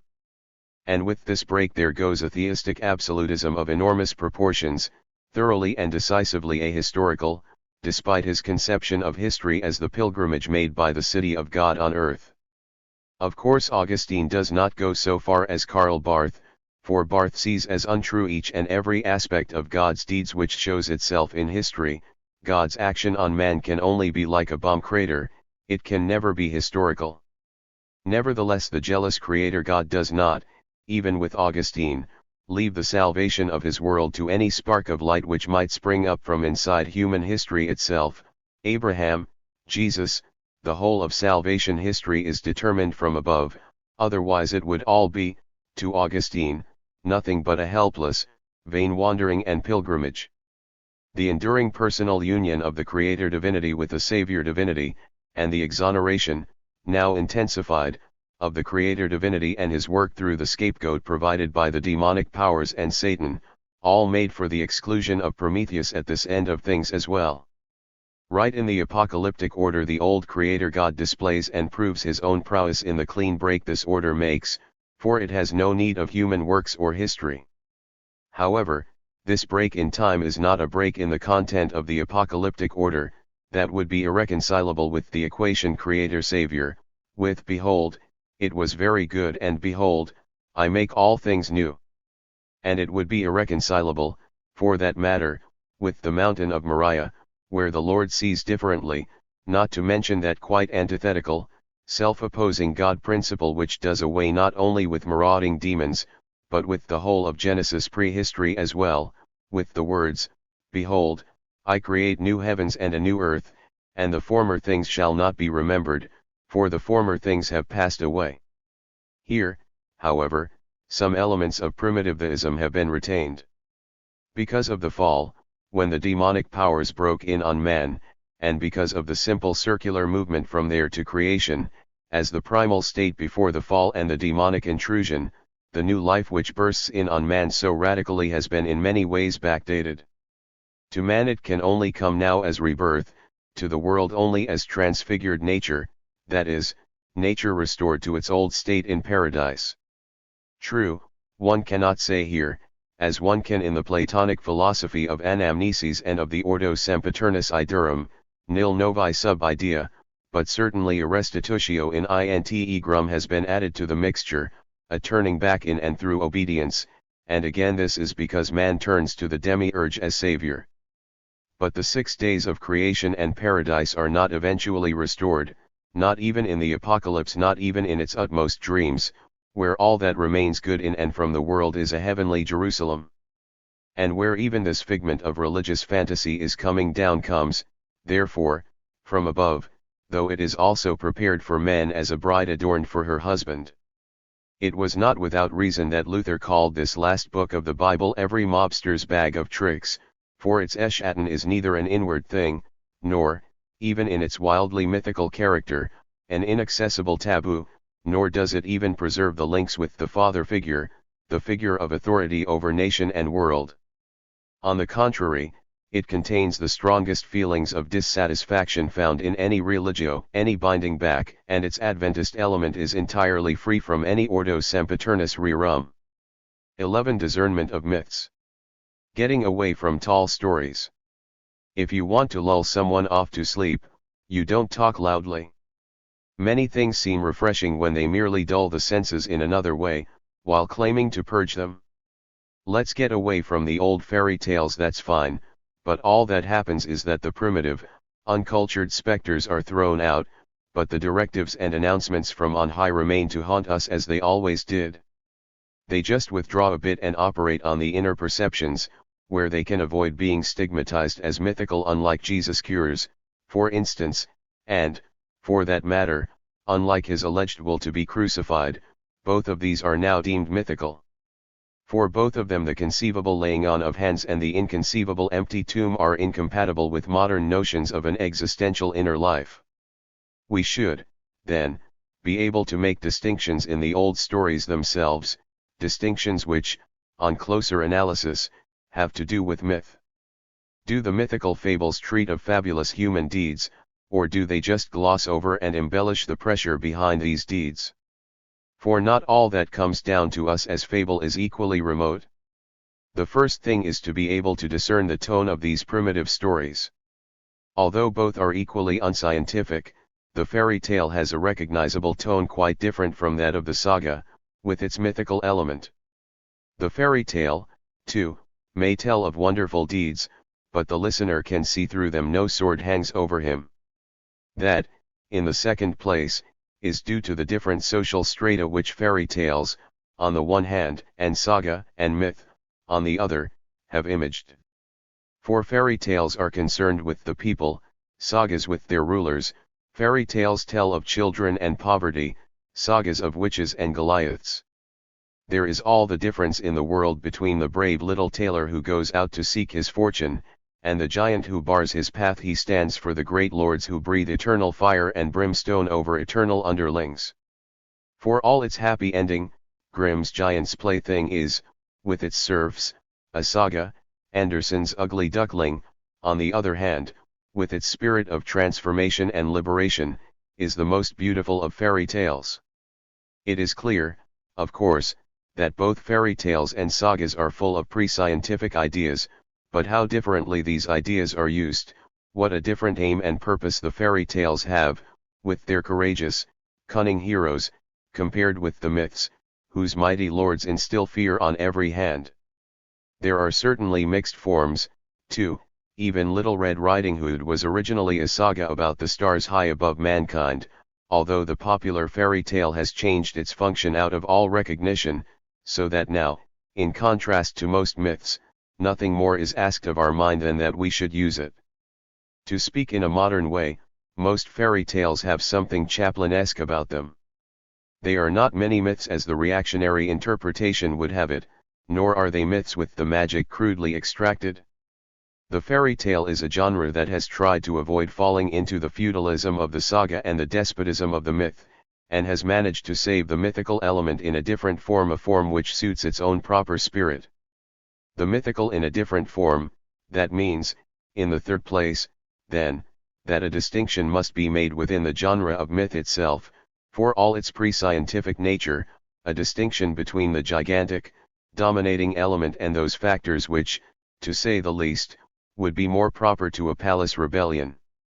And it was precisely the fairy tale that induced sensitivity for this irregular but highly important feature of some myths, the serpent myth in Paradise, for example.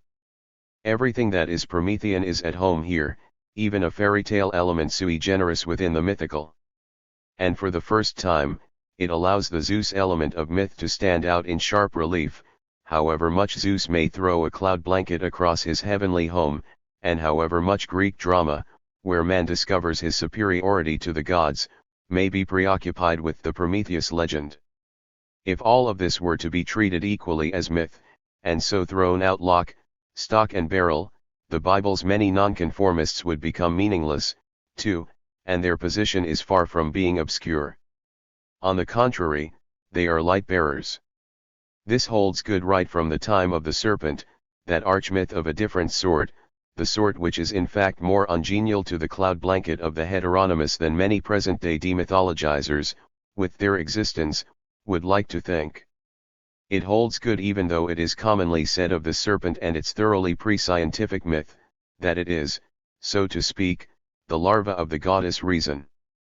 This, in the fourth and final place, makes for a critical attitude, and not a pre-scientific one, towards anti-mythical suspicion itself, let alone towards some of the mythical, and above all, astro-mythical ideas included in the ancient view of nature. Fear and ignorance undoubtedly played their part here, a part very easy to see through, and the nonsense that could produce a sacred cow and horned moons and Elijah's fiery chariot is not even pre-scientific. But, to compensate for this, there is an entirely qualitative way of looking at things, which does not eliminate the qualitative aspects of nature. This reaches far beyond the level of primitive myth, even beyond Schiller's Götter Griechenlands.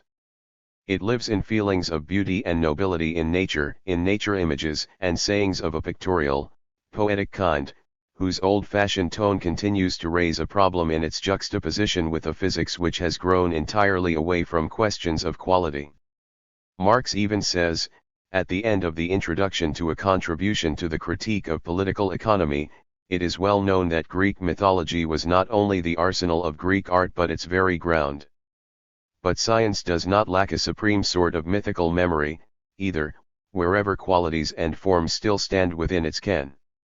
Its memory is not of blind faith, of course, nor of supposed revelations from on high, but of a world in which qualities, and even objective beauty, were not necessarily beyond discussion from the very start. Kepler with his age-old Henkai pen had an extremely aesthetic, musical cosmology with very definite echoes of Pythagorean myth. One might have thought he was no longer operating in an exact sector of nature at all. And going even further, the romantic philosophy of nature stemming from Paracelsus and Bohm and reaching its climax with Schelling, behaved as if the mythical picture of nature with its primitive analogies had not yet lost its relevance. Which was often highly suspicious, though sometimes it scented the fire, like Faust in the cave. Even in this last point, then, the fairy tale showed itself again in some of these myths of the different sort not standing yet with Prometheus, but still standing with Orpheus, whispering the spell-found, pain, quality. The question here is not of giving the death blow to fantasy as such, but of destroying and saving the myth in a single dialectical process, by shedding light upon it. What is really swept away is real superstition, nor is this given any time to save itself in the hic rhodus, hic salta of some merely outwardly demythologized theodicy or theology. A particularly sober and discerning mind is called for, when the pace has been so hot. Sober in its refusal to see things just in black and white, its refusal to call every fairy tale an old wives' tale, its openness to shades of difference even in the obscurity of myth. One does in fact find discriminating attitudes in this matter, attitudes which make not the slightest concession to the obscurantist, but which even occasionally unearth in the myth some trait of Lucifer. Along with much else which, so far as nature is concerned, is still undecided, still, as Goethe said, filled with mystery by light of day. Hence, the key concept of religion is still the kingdom, in astral religions a kingdom of crystal, in the Bible a kingdom of glory. In short, even the religious land of olden days, however smooth-running reduction may have made it, cannot be mapped and measured in any forget-me-not corners it may still have, without a special sort of fantasy, which is, then, not yet dead. Bold man's front parlor of religion, modern man. For that reason it is not enough for there just to be a sort of blind and narrow brooding which bears only on that precious, quiet room and what it still, so very actually, appeals to, as if there was not quite as much bad air in this modern sort of cure of the soul as there was thin air in merely outward directed myths. In short, for a long time now Bultmann has, in his turn, begun to show discernment after he had, in 1941, linked up demythologization, as modern, scientific awareness, with Heideggerian existentialism, as the basic modern situation of each man's my own. And this my own, with its sense of being spoken to in the Bible in what is claimed to be a purely individualistic manner, free from the impersonally social one, and the wordly it is the private straw this Christian remnant clings to. The bodily, the social, the cosmic, it can all, for them, be discarded from religion as worldly, as the world. The soul need not bother about it, need neither act nor even understand. Scripture speaks from existence to existence, and in no other way, least of all about anything.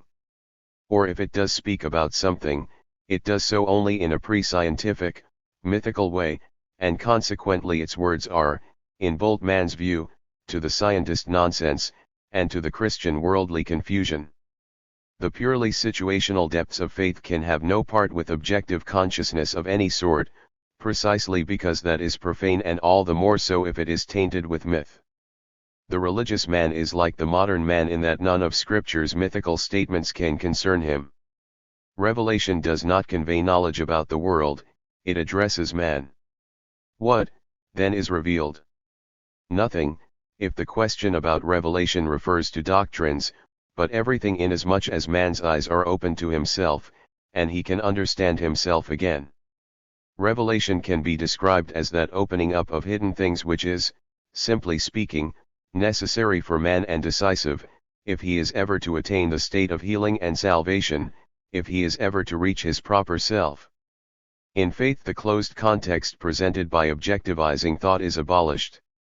But, in the final analysis, Bultmann continues to mean by closed context that of the myth, as if there were no rebellious or eschatological myths as well.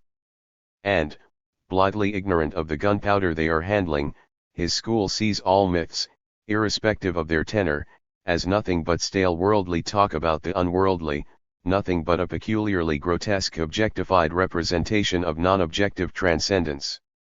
So there is, for this type of demythologizing, scarcely any essential difference between the unclean spirits which enter the swine and the objectified doctrine about the last things, or rather about an apocalypse that is not just private, but cosmically final.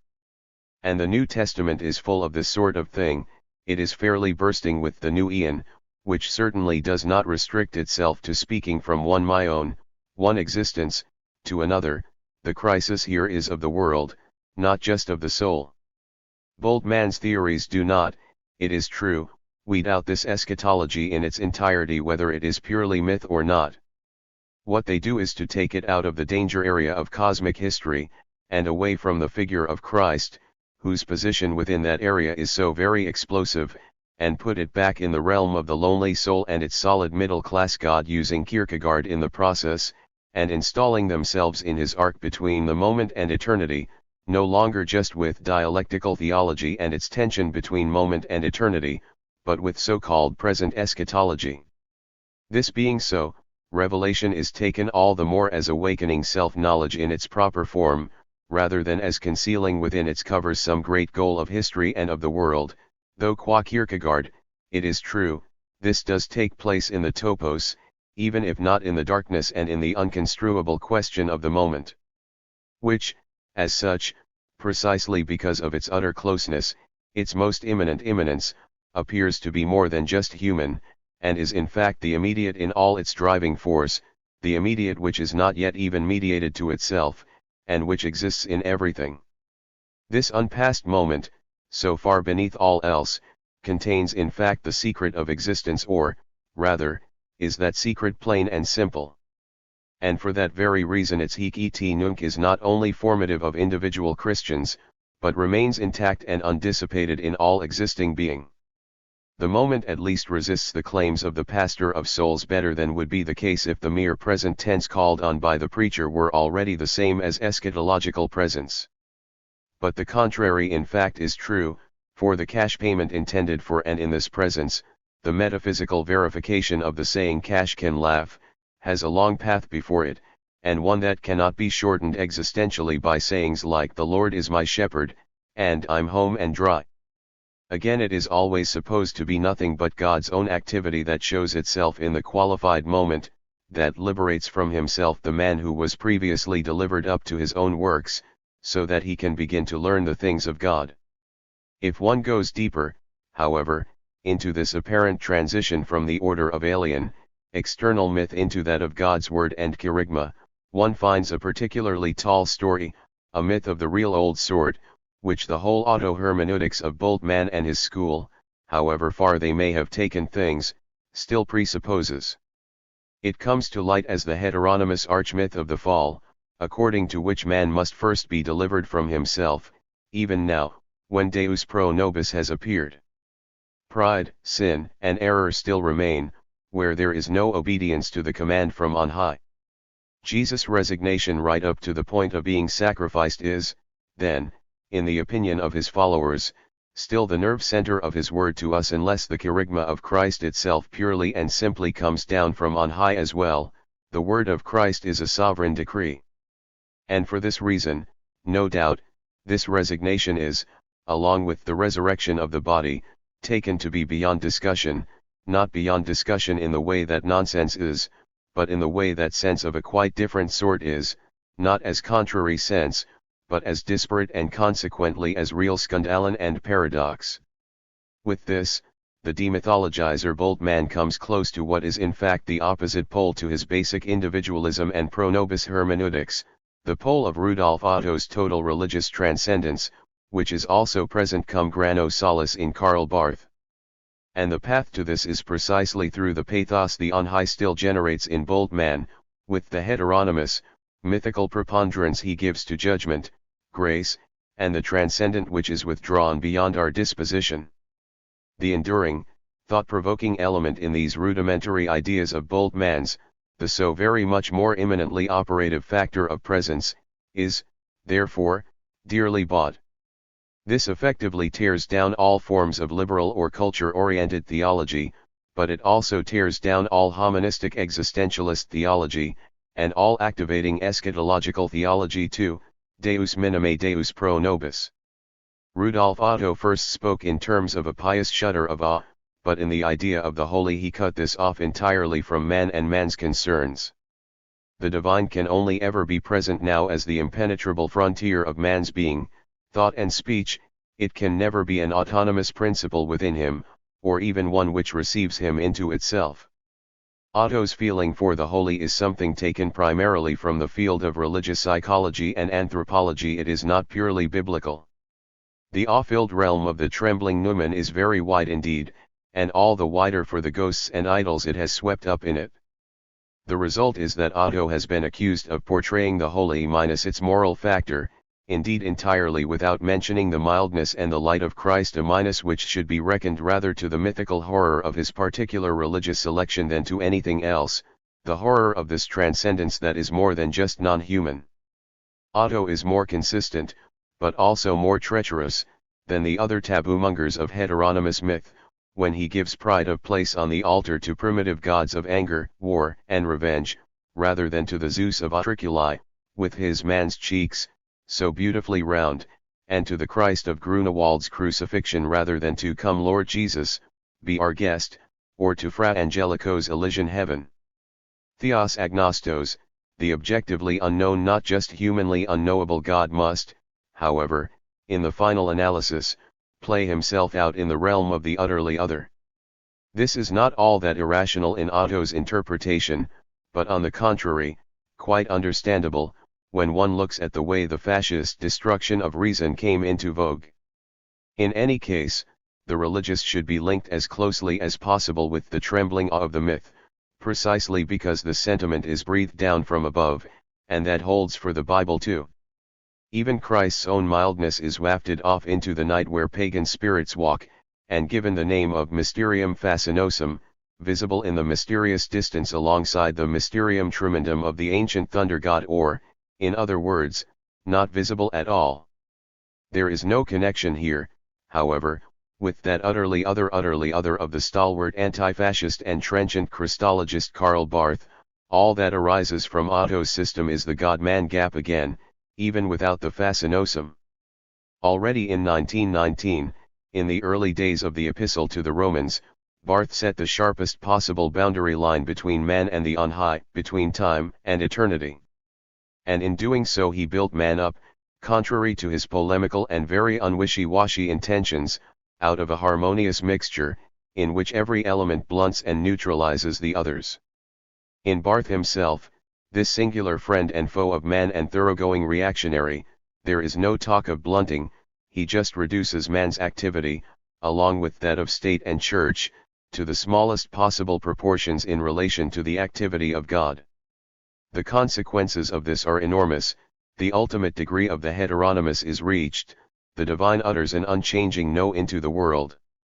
No room here for any Boltzmannian self-knowledge of the inner depths reaching up into areas beyond our reach, commensurably a la mode. No room for any fundamental ontology, whether neat or in a dialectical mixture, where no one knows any more who is guest and who is host, what is temporal and what eternal. No, Barth has torn down the correlation between this world and the next, starting from a theme lost since the days of the real, true Luther, the theme of revelation through God's primordial word. There is an infinite qualitative difference between man and God, between what a creature can do for himself and the only real autonomy, that of transcendence with no holds barred. The true God dispenses with all objectivity, and is the origin of the crisis of all objectivity. He is the judge of the world's nothingness. The divine parousia lies in this crisis and there alone. That is the starting point of Barth's radical statement, God utters his eternal no into the world.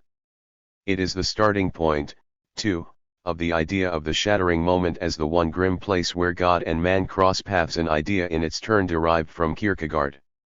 And Kierkegaard's basic tenet about the blissful awareness of always being in the wrong before God also has its origins here.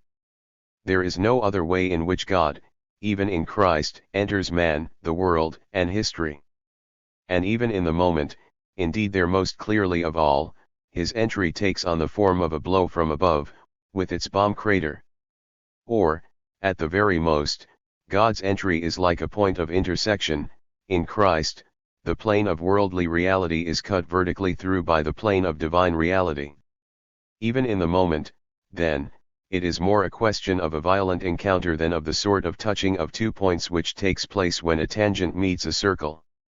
Here is the source of Barthian nearness to the Deus totaliter absconditus, to the hiddenness of God in Luther's sense, an idea which again produces competition with the idea of complete transcendence. But Luther, for all the absolutist nature of his God, makes a distinction between Deus absconditus and Deus revelatus, a distinction which Barth, more Lutheran than Luther, refuses to acknowledge. Luther, too, keeps the fear of the law almost gnostically separate at times from the love of the gospel, whereas Barth draws them much closer together again always, even here, for the sake of a more strongly emphasized transcendence.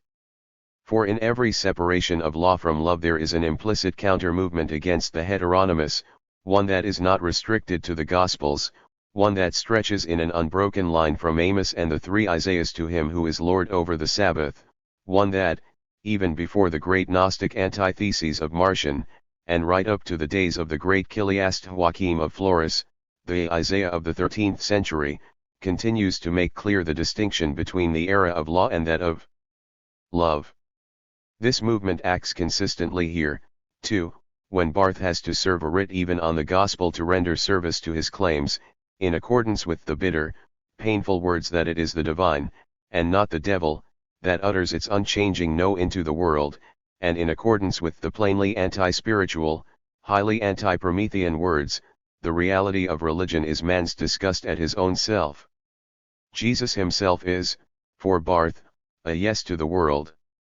For the world is still God's creation, despite its totally fallen state, and, as unfallen, as God's work in Jesus Christ, it is God's yes to the world, and to good deeds, to achievement, and to justification at the same time. This hazy faith, which serves only as hollow space for the eschatological, in the end ascribes even the law itself to unfaith. But the main point is that God's yes to the world through Christ is by no means another carte blanche for an analogia indis based in the God-world relationship, which now, as before, is one of contradiction. Even apart from faith, which is the form of the gospel, the law still has a lofty function in relation to God's one word, that of claim and decision and judgment of that word. Nevertheless, and for this very reason, analogia fide alone holds sway in the world, and its relation to the world is now admittedly of the most contradictory kind, for the yes to the world is the yes of eschatology which ends the world. Not, of course, that this eschatology can be understood as having any real relationship with the world, as being, for instance, the utopian product of some Hegelian world process, however discontinuous, or even, following Augustine, as being the final homecoming of the Civitas Dei after its wanderings through history. Contrary, in fact, to all forms of immanently transcending mediation, when you are really talking about the last days, you can at all times say, the end is close.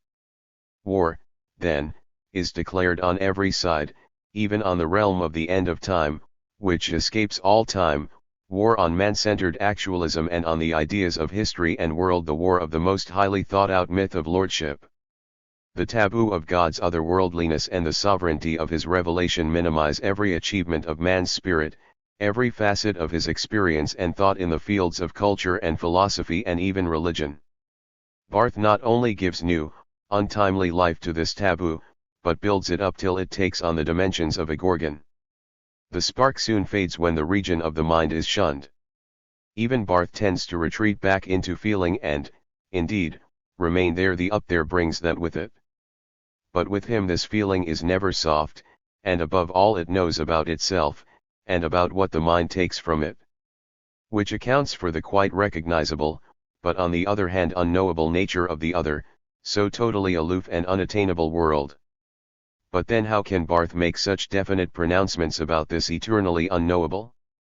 On what grounds can he say that it utters an unchanging no into the world? He could of course quote Isaiah, so far as the hiatus between the human and divine is concerned. He could quote the angry words of Yahweh, "My thoughts are not your thoughts, neither are your ways my ways." But if in that text the great distance between heaven and earth is invoked, there soon comes a word of God that is no more disparate than the rain which comes from heaven to water and enrich the earth, no more disparate than the word which shall not return to me empty before it has filled itself out with mankind. Barth must have considered himself the one creature exempt from the boundaries of the creaturely knowledge he so radically asserted. Otherwise he would not have been able to give such definite and detailed information about a divinity who was turned away from man. The cant of dreams of a ghost seer would have called a favorite of the heavens the theologian who, malgré lui, could elaborate in its unattainable hiddenness the transcendence hidden from men. And then, so far as the enduring divine pathos for this most heteronymous of realms is concerned, what difference is there between its inescapable effects on earth and the activity of Moira, the blind goddess of fate, who, although she had high authority, holding even Zeus in her sway, was not held, by theistic standards, in very high regard? Or again, and this is a central point, what is the criterion, in this ad absurdum glorified heteronomy, for deciding between a divine order which utters ad nauseam its unchanging no into the world, and the eidos of Satan who is now, more than ever, the adversary? Of course Barth's myth of lordship, hypostasized to an instructive and excessive degree, is protected from this judgment upon itself, for it cannot in its lofty essence enter into the field of human vision or human thought or human history at all. But neither, therefore, can it enter the lists as last judgment over others, as last crisis at the end of history, in a last, eschatological opening out of the world. Finally, even Barth's idea of the divine is entirely lacking in history. So it entirely lacks all newness, all the pregnancy that can lie in process and differentiate it from the static. Consequently, the Barthian system considered now entirely as an anti-Promethean mythological type has no time at all for a new eon, no feasible place, whether in history or nature, for the Eschaton. The moment is, here too, the only place for that. But not as a place to be prepared as of right for the impact, a place of realization for that which will itself realize all things. No, the emphasis given to the moment is, simply speaking, ahistorical, not euon in the sense of something that has here and now come near us, but Greek in the sense of something that has always been and will always be like that. Hence the indifference to the question of a historically final eschatology. When you are really talking about the last days, you can at all times say, the end is close. The right answer to this lies in Moltmann's words. These differences between Greek and Judeo-Christian thought, between logos and promise, between the epiphany and the apocalypse of truth, have been laid bare to our generation in many fields and by various methods. And, as Moltmann goes on to say, calmly presupposing a similar method taken from Das Prinzip Hoffnung, these differences are, along with the spirit of utopia, relevant in the nature question too. Indeed, that is precisely where they come alive. He goes on then, implicitly with Dr. Spes, but explicitly enough when it comes to this all-too-present eschatology. Universal suffering will rise up and burst asunder the all-sufficiency of the cosmos, just as eschatological joy will again sound its praises through a new heaven and a new earth.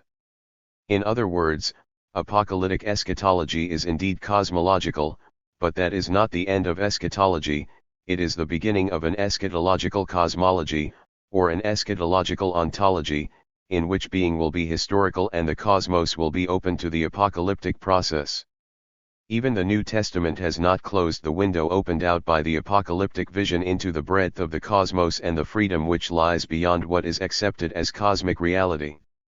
There may be signs here of an all too abstract updating of the apocalyptic vision, signs that are all too massively theological, still holding on to the safe stronghold and the so-called patience of the cross.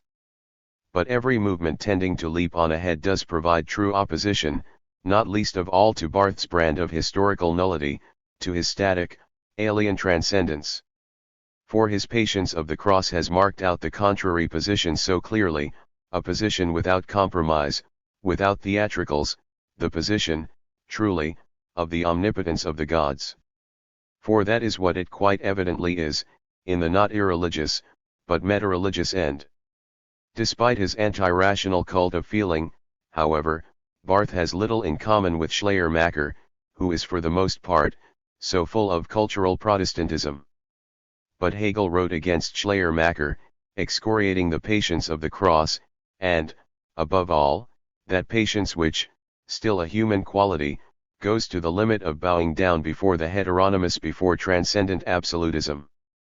For Schleiermacher, too, had defined religion as the feeling of simple dependence on the absolute. Hegel was not just calling on man to give conscious account of himself when he said apropos of this sort of undiluted emotional servility, the best of Christians would in that case be the dog, but religion belongs to the free spirit, and to him alone. This is, then, directly opposed to Theos Agnostos, where Barth's Lord, his hidden Theos Kyrios, has his home. Though, there again, that need not be his home.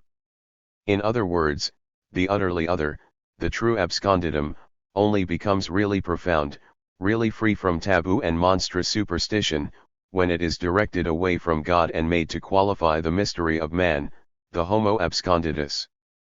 As with Moltmann's present eschatology, so here too with Barth's realm of mystery, the price is too high is, in fact, quite superfluous. But all the same, however untenable the alienation with which it operated, Barth's system did manage to achieve distance, heteronomy, transcendence. It did rediscover with its Deus absconditus the problem of the incognito, a plus that even cultural Protestantism's cozy anthropology could not maintain. And, with that, Deus absconditus becomes a recognizable pointer to homo absconditus. Here too, therefore, the hidden elements and archetypes of myth are redirected, but not the hypostasized power idols. These are doubly tabooed. The myths here are of a quite different sort. They are not the transcendent hypostasizing, but the transcending, utopia-forming kind, whose account has not yet finally been settled. They are the jail-breaking myths of the subversive human spirit. To throw myths out lock, stock and barrel, with no respect for persons, again appears, especially from this point of view, the characteristic of Boltman's hardware store. But to single out myths of lordship and treat their Olympus as the judgment seat of an inscrutable but never-erring transcendence is typical of Barth's mosaic of majesty. That is why Marx could say, Prometheus is the greatest saint in the philosophical calendar. He is in the mythological calendar too, that is, in the destruction and salvation of the myth by light, a fairy tale explosion right out over and beyond the present day. The net result of all this is that the Promethean aspect is also present in myth, just as all that is mythical or mysterious must be present in Prometheus, the novum et ultimum of human activity and history, if it is to be anything more than obscurantist dallying with the transcendent Byzantium. Hallowed be thy name, that too is no community prayer of subjects and sycophants, no heteronymous panegyric, but rather a dethronement of Deus Maximus, non-optimus, at best quite non-existent. Schweitzer and the eschatological appeal to Scripture. For long enough the only thing to do was not to go beyond the usual. It was always sufficient in those days to let Jesus be the good man who gave us the task, and set us the example, of loving one another as he loved us. But the unpalatable truth that in following out this task men would offend not each other, but the established master-serf relationship, this scandalous truth was covered up, in the name of love, of course. The main thing was to preserve the mild brother figure. One could get along with him, and the serfs could be kept in harness. One could, in fact, maintain one's grip on the idea of love relaxed to allow of hypocrisy and other forms of lip service better than ever before. Behold, I make all things new. The rebellion in these words remained more than painful to the ears of a universally bureaucratized Christianity. It was glossed smoothly over by the liberals, castrated by the conservatives.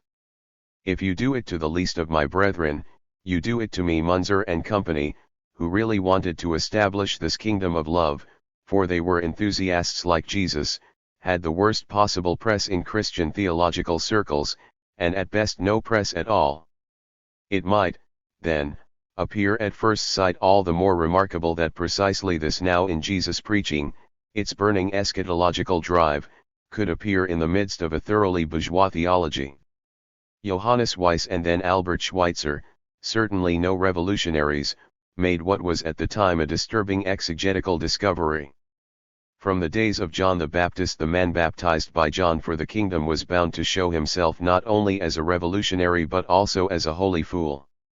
According to Weiss, Jesus made his debut as the figure who has nothing more in common with this world but stands with one foot already in the next. He was, of course, already at that time not a historical but a futuristic figure. Weiss did, it is true, retrace his steps, and that not in a futuristic way, leaving the eschatological picture of Jesus and going back to the liberal one, where there were no enthusiasts. But then Schweitzer began to pull out the stops in the field of eschatology which lay behind the outward life, and in the preaching of Jesus, seeing him only secondarily as the moral teacher of the Sermon on the Mount, primarily, however, as the anointed herald of the kingdom of heaven which was close at hand. The apocalyptic Savior myth seemed to have been made flesh at last, in the person of Jesus. For his followers, it is impossible with eschatology to read modern ideas into Jesus and receive them back from him, through the medium of New Testament theology, in life-giving form. In the middle of this age of equipoise and still static physics, Schweitzer is thinking of the reverse side of the picture. He is thinking of the highly explosive coming of God's kingdom, of the not only warlike but also cosmic catastrophe expected during Jesus' lifetime, or at the very latest, with his death. And a shudder went down the spine at the thought of apocalyptic horsemen from heaven, a shudder of delirious ecstasy at the thought of baptism in the glory of heaven which was going to burst immediately on the world, or if not immediately, then very soon. It was just this sort of highly unbourgeois extreme that showed itself at this time in notes made about the outward life of Jesus and his disciples, a life which, to all appearances, had been so peaceful. and Schweitzer's notes read rather like jottings from around the year 1000, or even from around 1525, when the end of the world was really thought close at hand, instead of like hermeneutical reflections from the rectory. Their effect on New Testament studies was shattering. Even Karl Barth could say after this, Christianity which is not wholly and entirely eschatology, and nothing but eschatology, has nothing whatsoever to do with Christ. Here too, however, in the case of both Weiss and Schweitzer, the new discovery, precisely because it was so shocking to the bourgeois, flowed back into its opposite, into a more conventional liberalism, with a Jesus who was more acceptable to the remaining middle-of-the-road churchgoers. Schweitzer, pointing out just where expectation of the end falls overboard, spoke of this Jesus as an enthusiast.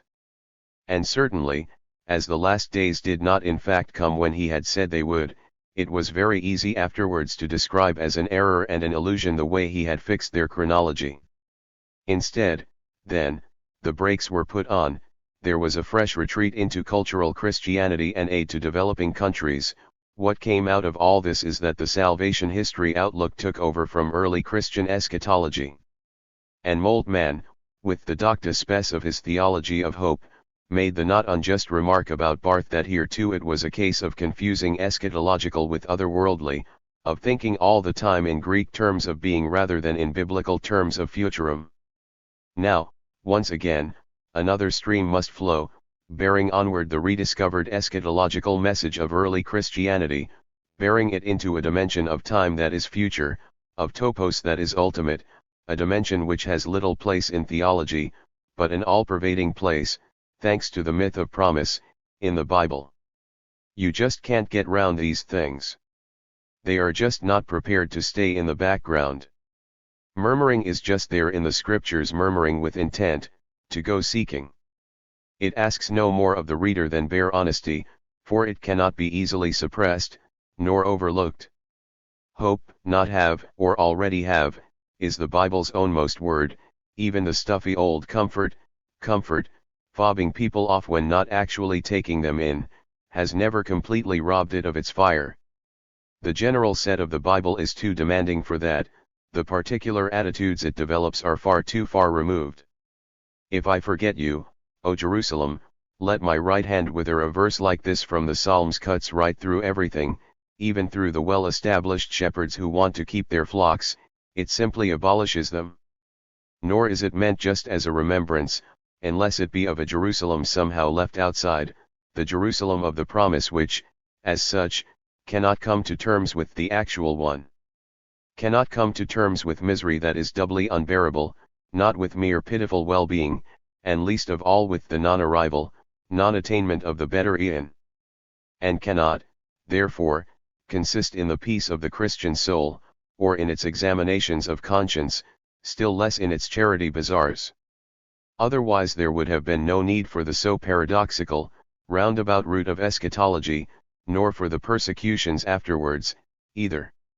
Chesterton's remark is to the point here, when he said with thought-provoking lack of harmony, that the people who accused the Christians of having laid Rome in ruins with their firebrands were calumniators, but that they grasped the nature of Christianity far better than those moderns who conceive of the Christians as an ethical community whose members were slowly tortured to death because they taught that men had a duty towards their neighbors, or because their meekness made them easily despised. The Catholic convert Chesterton was far removed from revolt, but not from the really dangerous skandalen of early Christianity. And, reaching back over the intervening abyss, there is affinity here with the very different, but equally disturbing and scandalous verse of that other Englishman, the chiliastic mystic William Blake, when he wrote, "The spirit of turmoil shot down from the Saviour, and in the vineyards of red France appeared the light of his fury." Given a straight eschatological understanding of the scriptures, these outbursts do undoubtedly come closer to the real transcending aura of early Christianity than all the various eschatons of Moltmann, Barth, and Schweitzer put together, even when you take account of the way they talk about Exodus. For it is hermeneutically impossible to restrict this talk to the New Testament when its archetype lies in the Exodus from Egypt, and even far earlier than that. The preaching of the prophets from Amos to Daniel already had apocalyptic undertones of its own which even Paul could not eliminate, and which should still be audible today. The prophetic message must be termed eschatological whenever it denies what has up to now been the historical ground of salvation. What is it, we might well ask, apart from the underlying conservative ethos, that gives most theologians, right from the days of Melanchthon versus Munzer, the social mission to combat eschatology, or at least water it down? What is it that makes the fulfillment of this task easy even from the point of view of method? It is simply that their systems are bound together with Greek thought, which is being oriented and anti-historical, instead of with the historical thought of the Bible, with its promise and its novum, with the futurum as an open possibility for the definition of being, right up to the point of Yahweh himself.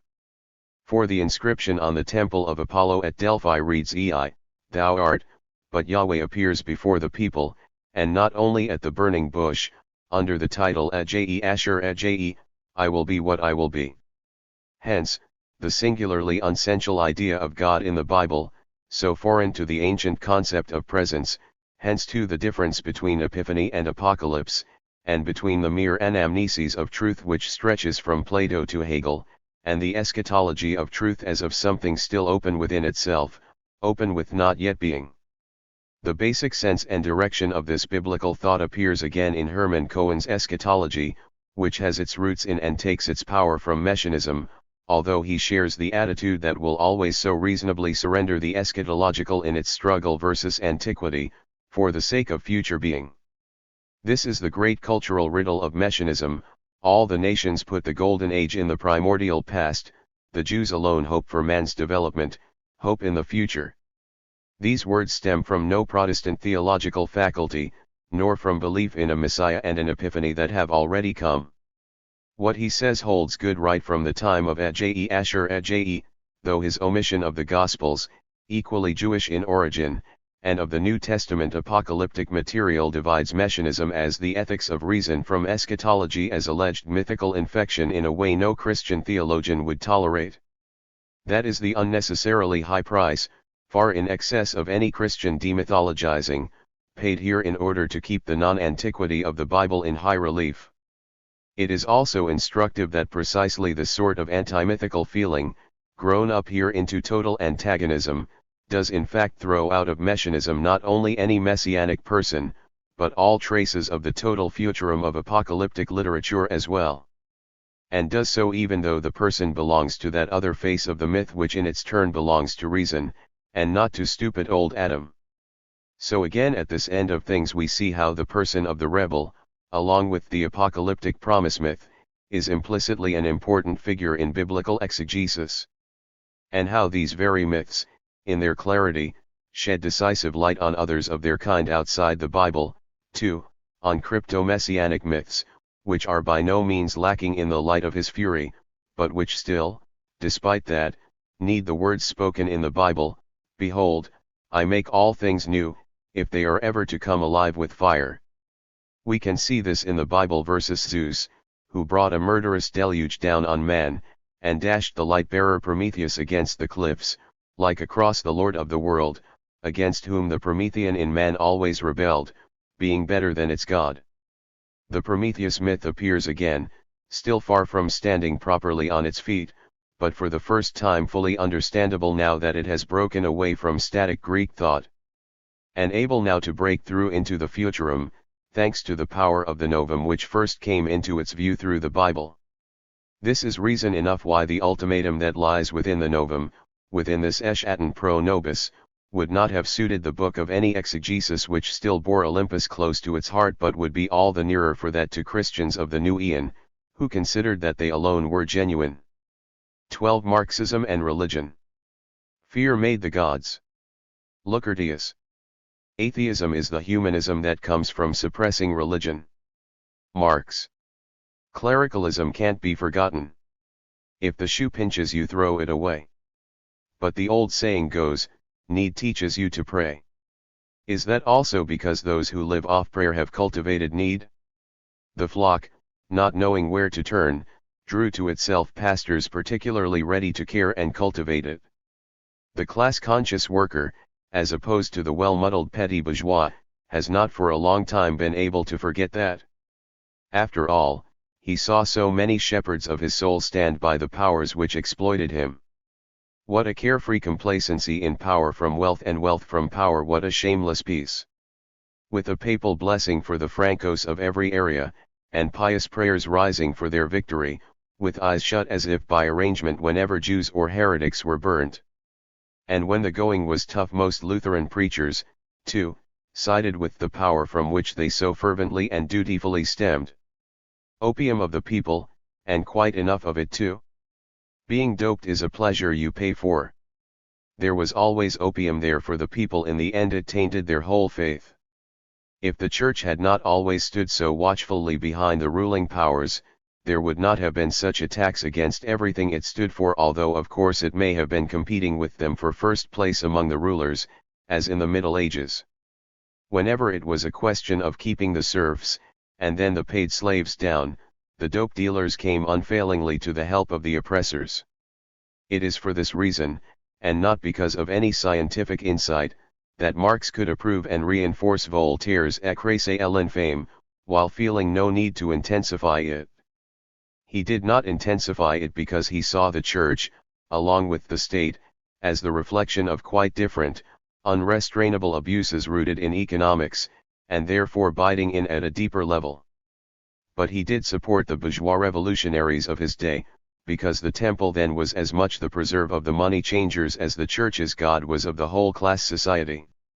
With the great and the lowly, with the prominent and the punished, with eternal praise from its servants and toadies even in the opium heaven.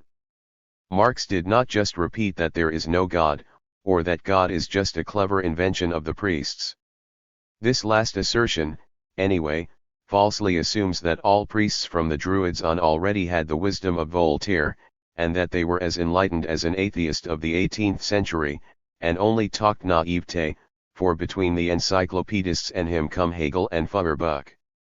Feuerbach above all, with his optative theory, and with the divided self and alienation theories of religion, according to which religion's roots lie not in trickery but in impenetrable illusion.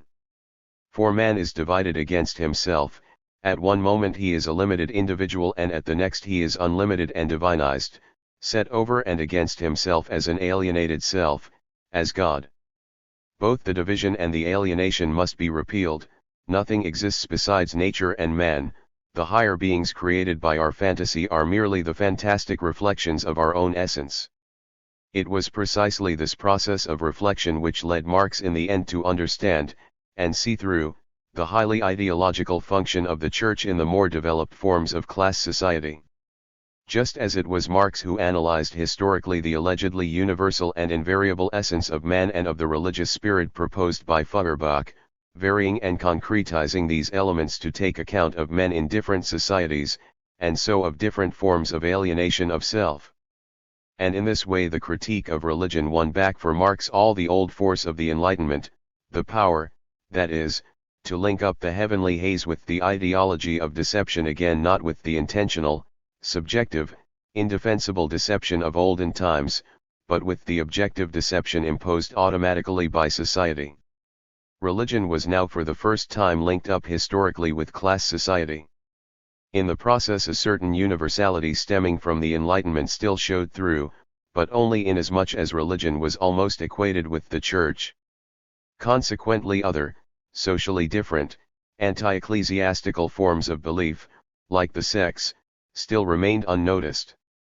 But it was, on the other hand, now possible to level a full critique at the one social form in which religion had flourished, that of the Church, and to think of the Church as an ideology.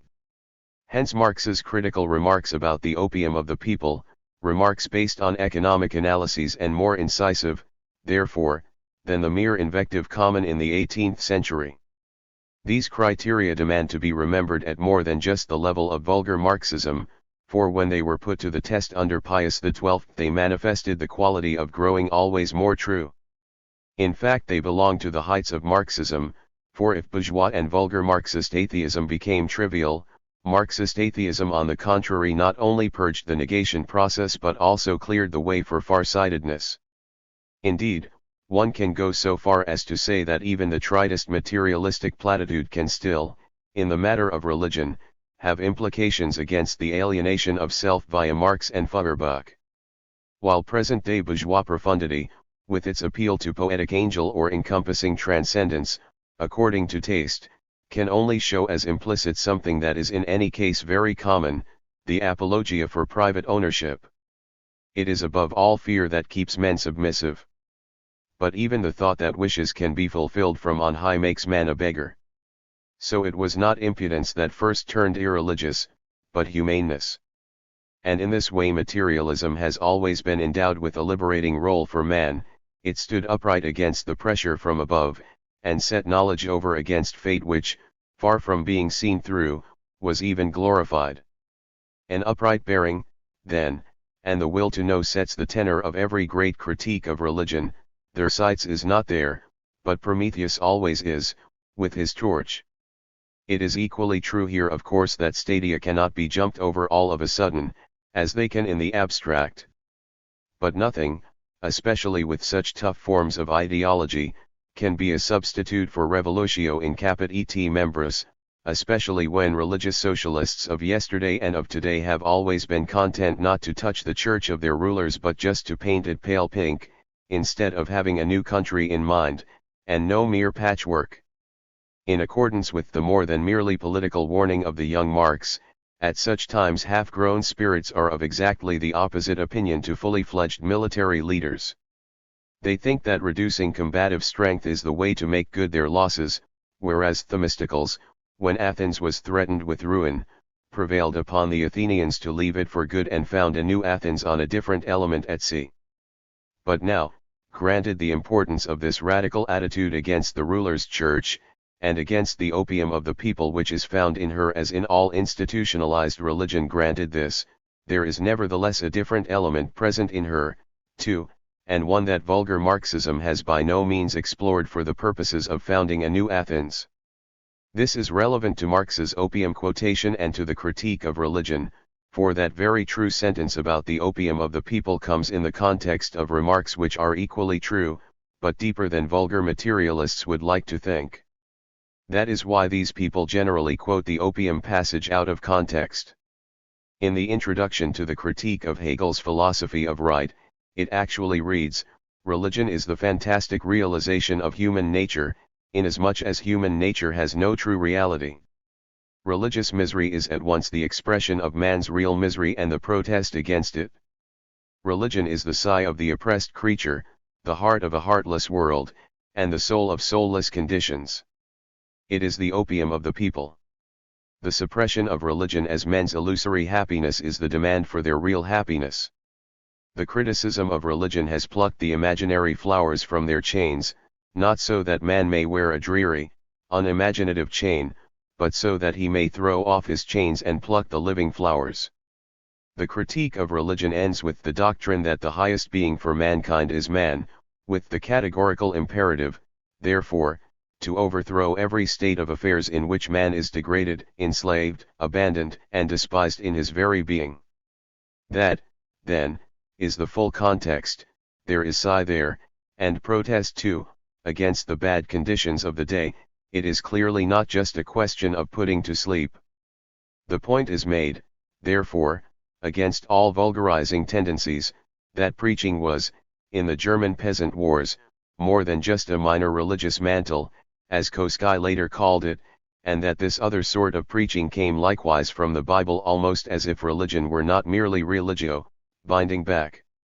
Though of course meanwhile the church's lamps were lit pretty well exclusively for the burial of freedom, or for the promotion of whatever would prevent the freedom of the children of God, her children, from coming into the world.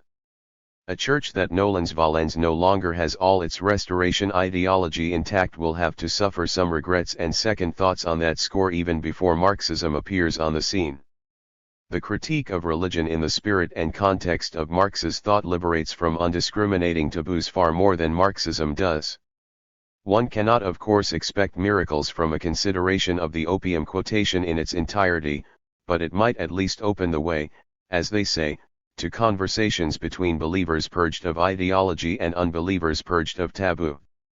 Acrase elen fame, that means, wipe out not only infamy, but also all stubborn, plotting half-measures.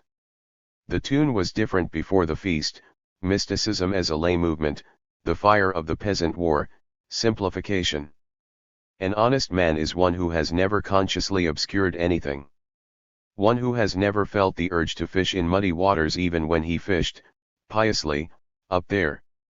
Mysticism, it is true, was at one time very popular, and the word comes from myein, to shut the eyes, but to do so, like the blind seer, with the intention of seeing ever more clearly. Convulsion, possession by spirits, foaming at the mouth, went by the name of shamanism, not mysticism. Mysticism, properly so called, as it is found most clearly in Eckhart, was inaugurated at a high point of reason.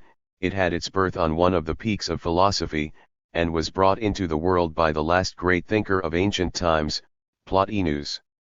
To him it was haplosis, the intense simplification of the reasoning soul that occurs when it withdraws into its depths, which are the same in their essence as the primordial one. As in orgiastic ecstasy, so here too, consciousness plays no part, but here it is for the sake of a would-be still higher light, not in order to end up in convulsion, mental fog, and blood. Plotinus and Neoplatonism are the fount, and indeed the content, of all later Christian mysticism. Neither Denis the Areopagite nor Meister Eckhart added anything new, unless it be that in Eckhart the heretical, anti-ecclesiastical lay movement of the late Middle Ages became articulate in German, which is a decisive factor in any socialist evaluation. The unity between the realm of soul and the world ground, the Germans striving for first principles and running to the fount of purity, is all inherited from Neoplatonism, but it was connected significantly with the bypassing of the sacramental church, and then of all authority. And that is why Eckhart's mysticism was condemned. The papal bull just singles out one fact, that he proposed to the common people things that were likely to obscure the true faith, and his teaching must be stamped out so that it shall not any more poison the hearts of the simple. As in fact it continued to do in the revolutions of the next 2 centuries, along with its predecessor, the mysticism of Joachim of Flores, abbot of Calabrese among the Hussites, and with Thomas Munzer in the German Peasant War, events, indeed, not notable ideologically for the rule of clarity, but ones in which the mystic fog was at least not of service to the ruling class. One may regret this fog, as for instance Koski does when he calls on Thomas Munzer, with full use of the petit bourgeois diminutive, for a few minor samples of apocalyptic mysticism. But it is hard to call reactionary the fog that enshrouded a Huss or a Munzer, to do so unconditionally, so to speak a priori. It is of course true that when the mystics place God within men they equally presuppose an other world which, with lofty paradox, they go on to unite with man. But the paradox is, in its turn, one that wipes away the whole business of otherworldry, and does so for the sake of man, and in man. Neither death nor tribulation shall separate us, as Paul says, from what man finds in himself. Or as Eckhart says, complimenting Paul, in his sermon on everlasting birth, I am aware of something within me, shining within my reason. I know well that it is something, but what it is I cannot grasp. The feeling of light apparent in these words may, according to one's sympathies and those of one's age, seem either utter nonsense or the most solid sense. One can either understand it or feel quite alien and not understand it. But one thing is certain, Eckhart's sermon does not intend to snuff man out for the sake of an other world beyond him. It does not intend religion to be mere alienation of the self. Indeed, anima mea anima nostra has seldom or never been so highly thought of. The revolutionary Anabaptists, those disciples of Eckhart and Toller, showed afterwards in practice exactly how highly and how uncomfortably for every tyrant. A subject who thought himself to be in personal union with the Lord of Lords provided, when things got serious, a very poor example indeed of serfhood. Many centuries later, the paradox of this doubled-over transcendence was to light a very strange flame, the flame of Feuerbach, with his turning against religion. It is the earthy realist Gottfried Keller who, in the final part of Green Henry, has his free-thinking count point out the parallels between the mystic Angelus Suze, a late disciple of Eckhart, and the atheist Ludwig Feuerbach, with, as tertium comparationis, the way they lead God's lofty remoteness back down to the human subject, the anthropologization, therefore, of religion.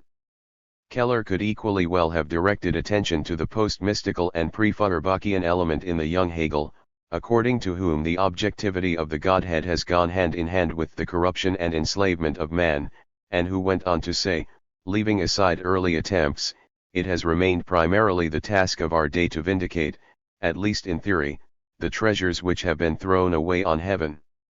So much, for the time being, on the subject of a religious, or rather bursting in on the religious mysticism which, as such, is surely not entirely reducible to mere levitation or to old wives' tales, as vulgar Marxism would have it, or even to fog, if that means that Eckhart would not have been a mystic if only he had written more clearly. Anyway, this first insight into man's alienation of himself, namely, that human treasures have been bartered for the illusion of heaven, did not come about without some contribution from mysticism. And it is an insight whose home is not in any church-centered transcendence, nor, in itself, in any purely abstract antagonism to religion, but in the whole Marx, the Marx who plucked living flowers. The end of static metaphysics, concrete utopia. When a name has become harmful, it should not be used any more. It will conjure up false and confusing ideas, and make unnecessary work for those who have to clear them up. And new wine should not be put in old wineskins, even when they are, beyond any possible doubt, the very same good old wineskins of former times. Their day has passed. The term metaphysics, too, seems to have decayed, when you look at it historically. All it needed was for fascist wide boys like Rosenberg to start selling rotgut under the label, and fascist collaborators like Jung to start retailing Klage's eccentricities to the present day. It goes without saying, however, that metaphysics of the genuine old variety cannot be likened to this. That is something it has not deserved.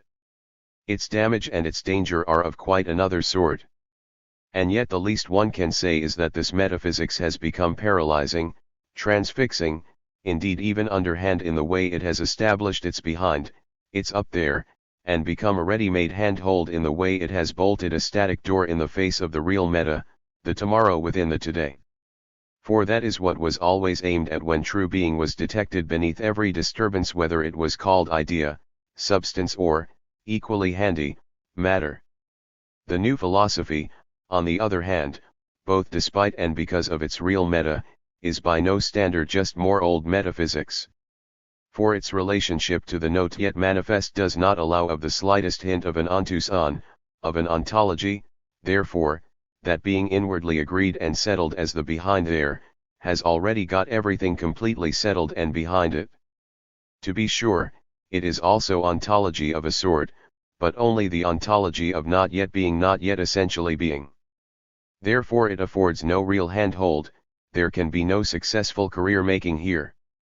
Nor is it the metaphysics of some already absolute. That sort of conclusive trump card is entirely lacking qua dialectics, qua matter, with no historico-cosmic climacteric from true dialectical materialism. It is lacking for this decisive reason, because the process of dialectical materialism is an open one, one that is alone encompassed with real possibility and not with already decided reality. The recognition has dawned at last that utopia, still utopia, is the one essential thing by which being is defined in the order of essence, so it is the central theme of metaphysics itself. The ontology of not yet being is from start to finish entirely different from what has gone before, inasmuch as existentia and essentia no longer wax and wane in direct proportion to each other, as is the case in almost the whole of the old fixed metaphysics. There the metaphysical is present behind everything as the realist of the real, instead of at least evincing some futurum, some latent tendency, which would accord with its mode of being. A word must be said here about the so-called conquest of metaphysics adduced not only by positivists and agnostic eunuchry but also, erroneously, by Heidegger of all thinkers least concerned with process. Adduced by this champion of antiquarian babbling, this thinker of murmured theories is preoccupied with the oblivion of being, and not in the least with stepping into the realm of the being of possibility. Heidegger does indeed say unexpected, in a way that almost involves metaphysics in an overcoming within itself. The conquest of metaphysics can at first be conceived only as coming from out of metaphysics itself, as a sort of surmounting of itself by itself. But then, rather less at first, and, far more, letting loose his conquest precisely as one of the still progressive moments of the old metaphysics, Heidegger goes on to conclude, redressing the balance and making the very possible itself respectable by transfixing it, the humble law of the earth maintains it in a state of sufficiency consisting in the rise and fall of all things within their allotted sphere of possibility, which all things follow, but which none of them knows. The birch tree never oversteps its possibility. The bees live within the limits of their possibility. Only the will drives the earth beyond the well-selected sphere of its own possibility into something that is no longer the possible and is therefore the impossible. This sort of conquest of metaphysics obviously consists, then, in eliminating from it everything that could still turn out to be world-changing meta. Heidegger's alleged no longer metaphysics is the very worst of the trees of the ancients, right down to the days of blood and soil. It is the opposite of a surmounting of itself by itself taken in the possible sense of an ontology of the not finalized, of not yet being. Heidegger really trivializes metaphysics, making of it the old, untenable theory of mere remembering, the theory of the merely circular process of appearances of the eternal return of the same. So when Friedrich Engels equates metaphysics not primarily with otherworldly but with static thought, and rejects it for that reason, a considerable change in terminology has taken place, one, therefore, which exceeds the bourgeois understanding. Where there is dialectics, there is, in what has unfortunately become the common Marxist usage, no more metaphysics, whether in Heraclitus or Plato, or even Bohm, and none in Hegel's dialectical pulse of life. But on the other hand, even the truly unotherworldly materialists of the French Enlightenment are known as Marxist metaphysicians, inasmuch as they actually remained within the static picture of the world. And indeed the rigidly mechanistic idea of the cosmos still held in Marxism itself is not unmetaphysical. But the new wine does not belong like this in the old skins. The dialectically concrete utopia and the possibility substratum of the novum does not belong to the old metaphysics with the reasonableness of this simple binding back, this bare religio. Implicit in Marxism as the leap from the kingdom of necessity to that of freedom there lies the whole so subversive and unstatic heritage of the Bible, a heritage which, in the exodus from the static order, showed itself far more as pure protest, as the archetype of the kingdom of freedom itself. As the abolition of every on high which has no place for man, as a transcending with revolt, and equally a revolt with transcending but without transcendence. So far as it is, in the end, possible to read the Bible with the eyes of the Communist Manifesto.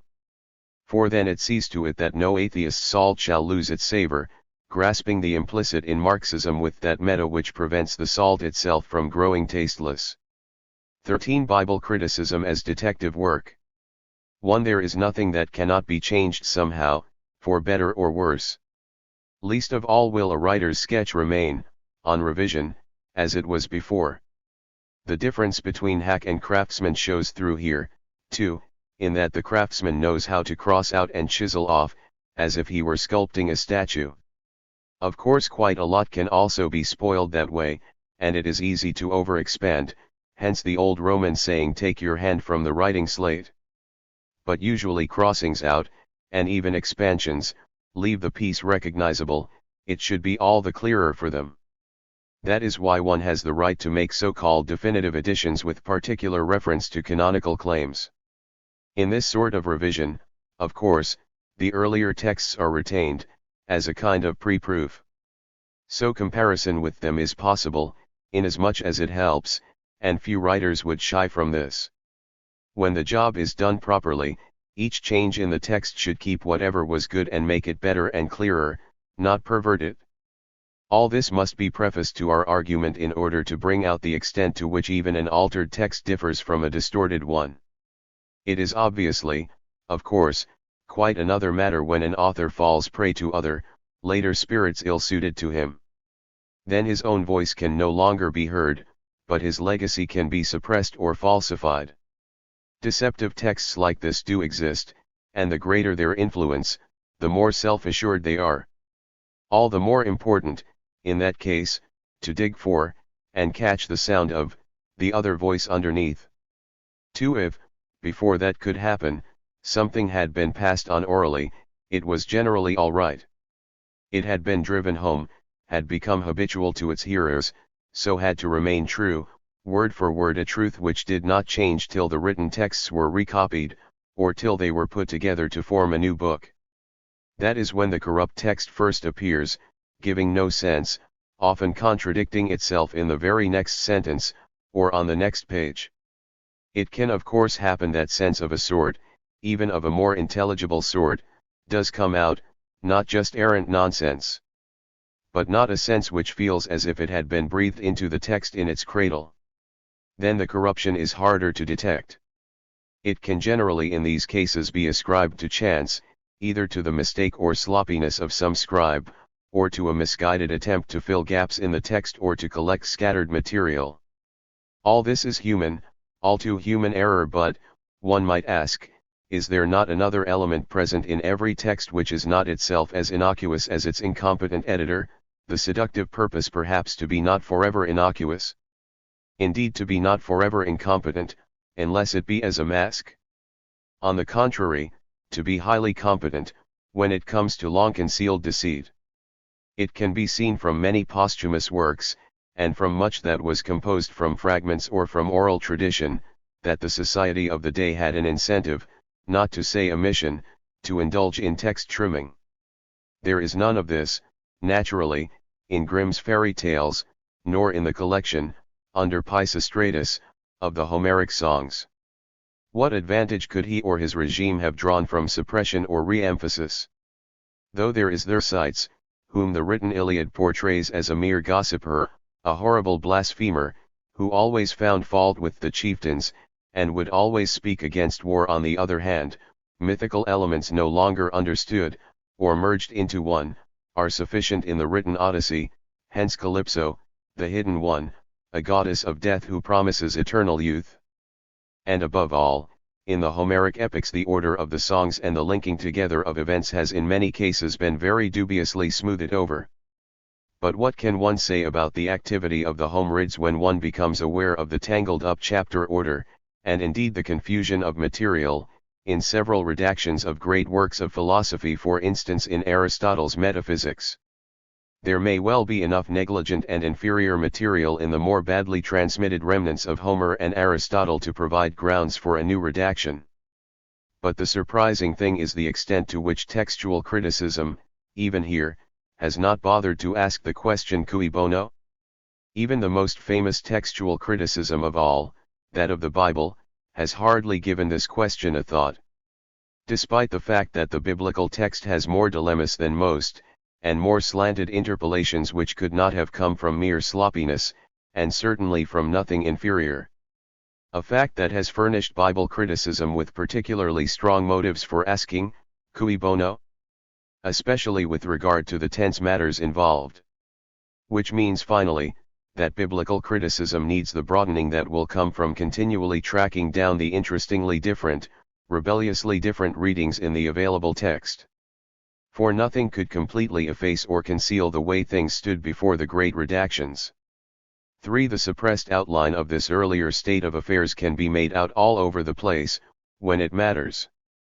But the untampered text had not for a long time been in circulation among the rabbis, the Bible was solidly established. Its earliest manuscript did not go back beyond the 6th century AD, and the Qumran discoveries not beyond the 1st century BC. Nor did Qumran shed any really surprising light on other, older variants, for it follows on the whole the official Bible of Ezra and Nehemiah. And, being several centuries later than Ezra's official redaction, it can hardly still record evidence of sources which did not fit into a text that had long ago become canonical. The contrary, however, is true of the time of Ezra and Nehemiah themselves, of Ezra above all, this church commissioner for Jerusalem, newly returned about 450 BC from the Persian exile.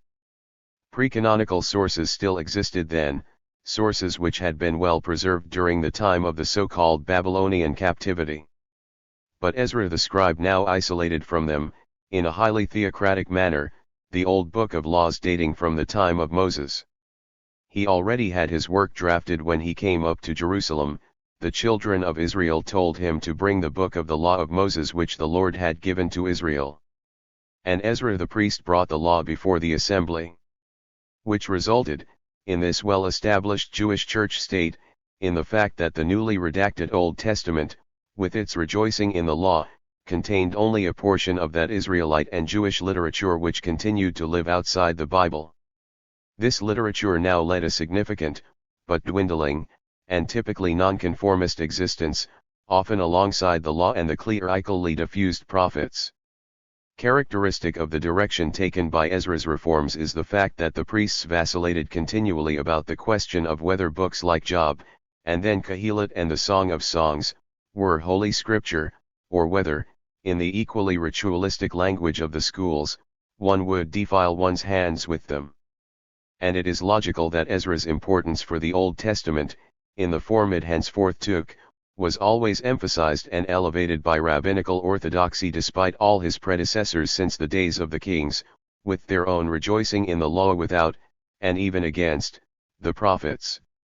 For only with Ezra and Nehemiah was there a really definitive attempt to reduce the biblical text to a strictly theocratic common denominator in opposition to all prophetic notions about exodus from Pharaoh, even in the concept of Yahweh. This is the point where the murmuring of the children of Israel disappeared finally from the official text, and in its place came a great mass of cultural interpolations, of atonement, and of the most submissive elevation of divine transcendence. And it is in view of this complete redaction process that the Bible can really generate a detective Bible criticism, one that at long last brings the cui bono question to bear on the pious distortion of so many decidedly subversive passages. That then is what we shall denounce, distortion, not just corruption of the text, redaction by reaction. After all, it was always the fragments in the Old Testament that were especially noticeable, the breaking points in this long drawn-out story and history book, which is, perhaps the most tense of all amalgam compositions. The new cycle that came along and joined it was also only subsequently rounded into its present shape. Into the shape of a New Testament, no literal life of Jesus, but very often just preliminary preaching about it. And this became, belatedly, the subject of further Bible criticism not now concerned with the law, but with the equally subsequent sacrificial death theology of Paul, and with the influence this had on the portrait of Jesus. Here too, albeit in an entirely different manner, acceptance of life was taught in the form of a patience of the cross which Jesus had never mentioned and Paul himself had never seen or heard the living Jesus. The author of the Gospel according to Mark could, it is true, still avail himself of a no longer extant collection of Jesus' sayings, but in all four of the Gospels they have to a considerable extent been softened and bent to serve the interests of missionary work and the life of the newly founded communities. Broken fragments are forever making that clear. For example, the difference between baptism in Christ's death and Jesus' rather less patient saying, "I came to cast fire upon the earth, and would that it were already kindled." Chronologically, too, gospel criticism has to do with the influence of Paul's theology.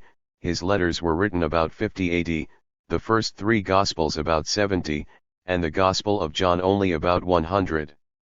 Indeed, the final decision about the scope and the basic form of the present-day New Testament took place only at the Synod of 382 under Pope Damasus. As a definitive decision, it was again institutional, and therefore in strong contrast with the sources, or rather source, and it was almost strange, the way the revelation of John was kept as the one example of apocalypse. Despite all this, however, the mainstream of Bible criticism has, since 1100 and even earlier, consistently directed its attention first and foremost to the Old Testament. Gospel criticism has followed much later, because of its own particular stumbling block and its own particular ecclesiastically built-in, and rebuilt-in, labyrinth, not leaving everything to petrify, but putting everything indefinitely off. Old Testament philology, in fact, has always been critical and opposed to every arrangement, from Genesis down to Job, with its Promethean element within it, and with the prophet Isaiah, who would have a new heaven and a new earth created in the face of behold, it was very good, so that the former things should no longer be remembered. Here, above all, there are not only linguistic differences and those which come from chronological confusion or from divergent parallel reports or unsolvable, substantial contradictions. There are also the most glaring interpolations from Egypt, in the middle of everything, against the Exodus. That ought to be a lesson, first and foremost, to Bible criticism, when it takes its lead from social pressures which do not foster good redaction, and which provided, for its detective work, only with the sort of text that would never have roused the enthusiasm of a Thomas Munzer. This detective work should have the most positive of aims, to see through and cut away the X-rayan matter, and to identify and save the Bible's choked and buried plebeian element. It is only partly choked and buried, that is true. Otherwise the Bible would work in the same way as every other religious book of the upper classes and of deified despotism, instead of being irrepressibly the most revolutionary religious book of all by virtue of its ever-expansive, explosive antithesis, Son of Man, Land of Egypt. Textual criticism concerned with this need by no means be neutral, like Homer criticism, for example. On the contrary, it provides philology with a goal. For only small points were scented out at first. But, once on the trail, wider interests were aroused, and from them came the more startled and startling type of criticism. Chronological contradictions were the first things noticed, even purely material ones. For instance, when the deluge first lasts 540 days, then 150, or when Abraham, who had declared himself before God too old to beget children, marries again after Sarah's death and begets several. Patriarchs from the most ancient Bedouin sagas talk like post-exilic, law-conscious Jews. Joseph's brothers, on the other hand, do not even know the prescriptions about food. And how many more hallowed discrepancies had to be broken open by Bible criticism. It is, then, all the more remarkable that this science had its tentative beginnings in the work of rabbinical commentators of the Middle Ages, under a very different Ezra, Ibn Ezra, around the middle of the 12th century. He commented in vain on the revealing passages, where Moses, who never set foot in Canaan, speaks beyond the Jordan to his people, laying down laws and conquering lands. Ibn Ezra's explanation was that at the time when Moses remembered these things and wrote them down, the Canaanites were still on the other side of the Jordan. And he goes on, herein lies a mystery, if any man understands it, let him keep silent. When it was at last set free, however, Bible criticism became one of the most exciting achievements of human acuteness. Not for nothing was it inaugurated with a special reference to Ibn Ezra by Spinoza. Nowhere is the utter independence of his mind more acutely in evidence and the break with the most thoroughly established tradition of falsehood. His Tractatus Theologico-Politicus of 1670 already concludes that in Genesis through 2 Kings there is a redaction made by the priest Ezra from various contradictory writings. 2 of these lost documents are mentioned in the Bible itself, the Book of the Wars of the Lord and the Book of Jasher, this last being from the time of Solomon, about 1000 BC. The first sketches towards an anatomy of the text were made by Jean Astruc, who discovered that 2 separate writers are distinguishable in the Pentateuch. He called them, following the names they used for God, the Yahvist and the Elohist, and these names have remained unchanged. This founding father of philological Bible criticism marked a regression from Spinoza, inasmuch as he made Moses and not the priestly class the redactor of the books named after him. Also important here is the fact that a Catholic theologian, Macias, one of the very oldest of Bible critics after Ibn Ezra, likewise pointed to Ezra and Nehemiah as the probable last and chief redactors of the Old Testament. Astruc's source research, long unheeded, finally came out victorious in the 19th century. Wellhausen, the disagreeable heir of many predecessors, produced the sharpest analysis, Gunkel the most mature and richly documented, with Wellhausen adding his own personal bias and anti-Semitic attitude as a new source of error. Other sources splintered off in their turn from the Yahvist and Allahist. Indeed, the latest thing before the latest thing was to posit a non-Israelitic author from southern Palestine, the so-called S-source, and to ascribe to him the Paradise and Tower of Babel narratives otherwise ascribed to the Yahvist. Leaving aside these hypotheses, and apart from songs and recognizable sagas, there are, then, four main, uncontroverted streams in the biblical compositum: Yahvist, Ilahist, Deuteronomical, and priestly code. The Yahvist wrote down oral traditions in the 9th century, the Ilahist in the 8th, both probably worked on behalf of prophetic schools. Deuteronomy comes from the 7th century and has many relationships with Jeremiah. Its characteristic, compared with Numbers and Joshua, is the splendor of its period in its rich rhetorical style. Then the priestly document was added. It originates in the Babylon of about 500 BC, brought together by Ezra, the final redactor of the whole thing. Last of all, a few archaic songs and some garbled remnants of primitive sagas are recognizable: the song of the ancient Bedouin, Lamech, for example, Deborah's song in Judges 5.2 ff, certainly an ancient triumph song, Jacob's struggle with a god, and the primitive apparition at Turgo of God in Exodus 33. 21-23, far older in tone and content than that of the burning thorn bush in Exodus 3. 2-6.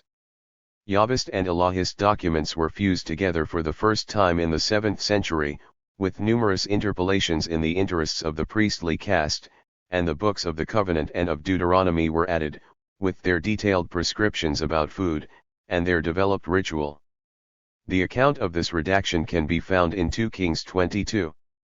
8 and 23. 22 ff, the high priest Hilkiah allegedly found the book of the law in the temple, and King Josiah imposed it on the people as the Charta of the new Jewish Church. The final, definitive, and exclusive, hard-baked, ecclesiastical, canonical redaction, however, took place about the middle of the 5th century, under Ezra the priest, after his return from Babylon. Ezra the priest came, as has been mentioned, from out of Babylon with the law of God in his hand, and read it before the congregation in Jerusalem. This should be remembered as the point of the whole story. About this time too the lettering of the Bible was changed. Quadratic script, a modification of the Aramaic, was chosen to replace the old Phoenician alphabet, and this also facilitated alterations. The late Alexandrian version, called the Septuagint, is, of course, different in many respects from the present-day Masoretic text, chiefly in its shorter length. That, then, is how the compositum called the Pentateuch arose, with its manifold interpolations and weldings on in the prophetic books, notably Isaiah. And, in a similar way, light can be shed on the distorted and indeed unsolved state of an heretical book like Job, which only entered the canon at the price of similar interpolations and errors. Apropos of this separate piece of redacting, the American Semitist D.B. MacDonald rightly remarked that if Goethe had died before he had finished Faust, leaving the first part edited but the second in disorder and without its denouement, and then a mechanical editor had taken all this and bundled it together as well as he could, concluding it with the ending of the folk story, there would be some sort of parallel with the present state of the book of Job. There is only one element missing here, the most important one. The editor must be thought of not so much as mechanical but rather as a member of the Holy Office of the Inquisition, with the law book De Puritate Fide in his hand, proceeding against this heretical text by pruning where he cannot condemn, and by inoculating all it opposes. Of course, many parts of the Bible, the theologically and politically harmless ones like the duration of the deluge or the virility of a patriarch, have only been harmlessly altered. But the book of Job and, as will be seen later, the texts about Cain, and about Jacob's struggle with the angel, and about the serpent of paradise, and the Tower of Babel, all of them very pointed incidents, are not harmless at all, and no less harmful is the clerical revaluation, or rather denigration of these passages. No redaction, either, could smooth over the breaks in the biblical text, even the relatively harmless ones between the Yahvist and Ilahist source, when the same subject matter is being dealt with. Clear cases of this are the still recognizable remnants of ancestor worship, the numerous relics of polytheism, For example, even the plural Elohim and the way God calls on his fellow gods, and the two creations of Adam, different in the first chapter of Genesis and in the second. Fragments of a creation history deleted from the priestly code can be found, especially with reference to the rebellious sea, in the prophets and in Job. The Yahwist remarks with surprise at the ritual separation of the Egyptians from the table of the foreign guests in Joseph's palace. He obviously did not know the Jewish law about foods, although it is meant to have been dictated by Moses. And, so far as the temple ritual in Exodus goes, Jeremiah himself has spoken the words which disclaim it, "For in the day that I brought them out of the land of Egypt, I did not speak to your fathers or command them concerning burnt offerings and sacrifices." This, and much else that is less rebellious, gives ample evidence of aporia, and Bible criticism prepares to shed light on these problems with all the force of philology, abolishing the traditional chronological order of the various pericopes, and above all unearthing key elements which lay more or less deeply hidden under other material. Much more important, however, and more troublesome, is the investigation of those remnants that have been purposely veiled over by the priests, with their counter-revolutionary religious outlook. They are only a few still recognizable islands now, but they tower up like the mountain peaks of some long-lost country out of a sea of honesty. The words of the paradise serpent can be counted among these Azores, and all the attempts, from Cain to the thought of a Messiah, to stand on one's own feet over against Yahweh, rejecting him utterly as the doctor of Israel. If Bible criticism is not in fact given this new slant and put to use, there can be no more philosophy of religion at all, least of all one shot through with revolutionary and utopian ideas. 5. The door is open. Heretical pressure has always helped see to that. The rebellious undertone, suppressed in vain, stood the peasant war in good stead, and not just the German one. Of course, socio-economic agitation lies behind the ideological infighting, even in the Bible. It's just that the reports on this are even more repressed than the reflex mythical reaction to the on high. The political murmuring of the children of Israel and the rage of the Lord against it are, in Numbers 16, described for the length of a chapter in greater detail than even the rebellion of Korah and his company.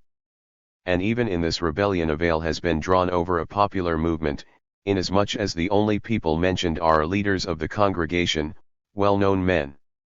They rose up against Moses and Aaron with the sword of priesthood of the laity. But they themselves can be seen for the priestly upper class they are, Levites attempting a premature palace revolution. That is all except for the upshot and conclusion of the story, where the priest god, the god of priests and ruling classes, shows his reflexes in the face of a practical revolt by more than the mere suppression of red legends. This god of fear wipes out the whole company. He is no war god now, but under the pen of Ezra and Nehemiah, simply the god, as it were, of white guard terror. But if the ground opens its mouth, and swallows them up, with all that belongs to them, and they go down alive into Sheol, then you shall know that these men have despised the Lord. To be a reminder to the people of Israel, so that no one who is not a priest, who is not of the descendants of Aaron, should draw near to burn incense before the Lord, lest he become as Korah and as his company.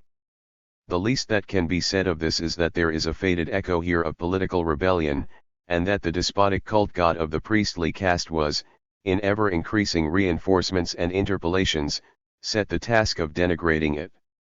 The same concept of God was at work here as in that paradise of pure obedience which, as Hegel said, was a park where only beasts could stay, not men. And by the same token there is no sign here of that other concept of God, irrepressible even in the priestly redaction, which promises to lead the people out of Egypt, the land of slavery, and through the desert into the land of freedom. For no concept of God which has the futurum as its mode of being can adjust to a religion that has been institutionalized down from above, and so finalized twice over. Whether it be the post-exilic cultic community backdated to Moses' time, or a religion of transcendence so intense that it can only be approached via priests and cult, one where punishment consists in the high and mighty displeasure of a transcendence which can only be treated with the most submissive attitude of repentance and atonement. Taking the Bible as the handbook of such a regulated cultic community, and it was fitted out for this job, although it remained chock full of threatening volcanic crevasses. It had, of course, to be thought of as inspired by God, and handled only apologetically, or at the most with allegorical and symbolic interpretation. With straightforward, credulous following of the text, not with discriminating attention to its true axis, that of our ever-growing penetration and self-insertion into the religious mystery before us. Defective criticism of the Bible's fracture points did certainly produce commentaries which smoothed them over, sometimes profoundly allegorical ones, as in both Jewish and Christian exegesis of the Middle Ages and even later. But cases also occurred where simple ignorance of Bible criticism gave rise to fruitful misunderstandings of the aporia, and the most astonishing speculation became possible. As with Philco, who took literally, not as coming from two different sources, the twofold creation of Adam in Genesis, and consequently held to an earthly and a heavenly first man, the latter being able to provide a theory of the Son of Man, the Messiah, the Logos in Jesus, which did not suffer from too much theocratic elevation.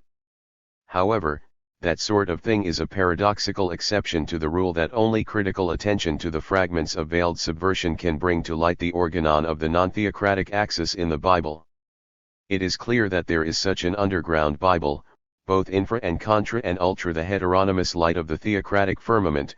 Criticism has made investigation of it possible, though it has hardly yet begun. The Homo absconditus, from Iritus Sicut Deus to the Son of Man, who had no transcendent heavenly throne, but an eschatological kingdom that was the real Biblia Pauperum, which had the intention, against Baal, of overthrowing every state of affairs in which man appears as oppressed, despised, and forgotten in his very being. And to that extent, in both the Old and New Testaments, this Biblia Pauperum calls into being a religion of human utopia, the utopia of religion's non-illusory elements. Or, to use another Marxist formulation, setting the God hypostasis firmly on our own feet, God appears therefore as the hypostasized ideal of the as yet truly undeveloped essence of man, he appears as utopian ante leche. So the banner should cry not demythologize. Without distinguishing Prometheus or Baal from the kerygma but to theocratize. Only that can do justice to the Bible's still savable text. The Bible only has a future inasmuch as it can, with this future, transcend without transcendence. Without the above us, transposed, Zeus-like, high up there, but with the unveiled face, potentially in the before us, of our true moment. There, then, in the Bible itself, is the true visio heretica, with violent kicking against oppression, inspired by an unparalleled expectation of the real utterly other with which the world will one day be filled. Other concepts of God give vent to the mythology of the thundering Chronos, high above, but they generally contain no more than that. The Bible alone dwells centrally on the God of human hope and on expectation of the perfect, but when the perfect comes, the imperfect will pass away. With this vision as signpost, and therefore with a quite different sort of criticism through the Bible, it is possible to see more acutely than ever that there are in fact two scriptures, a scripture for the people and a scripture against the people. And that these two rub ever more sharply together the more one reads beneath the Bible, which is itself still largely underground, but which cannot now be deflected by apologetics. So many passages bring home the self-same question: where has man got to in the world of Nimrods? Where can he get to in the realms of hope?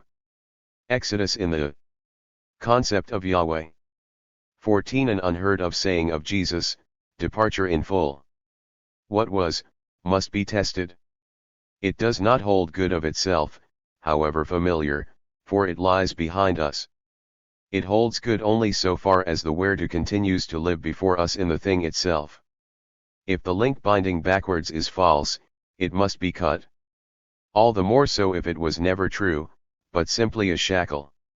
It is telling, that even the loyal Ruth did not go back the way she came, she did not turn back, but followed the path of her own free choice. And on this point Jesus' goodness itself strikes off at a singularly sharp angle, away from tradition. How small is his sense of belonging, even though he is the son of an ancient house and family. He has passed beyond it, broken with its power, no remnant of it still stands over him. The old father ego itself comes to an end, the newborn are here with their fellows, leaving father and mother, following Jesus. And stretching out his hand towards his disciples, he said, "Here are my mother and my brethren." An untamed ego has burst through, has broken out of the sober nest with its authorities. Only the chosen disciples are his relatives, but closer still to all of them is the common element relating them in a no longer oppressive bond.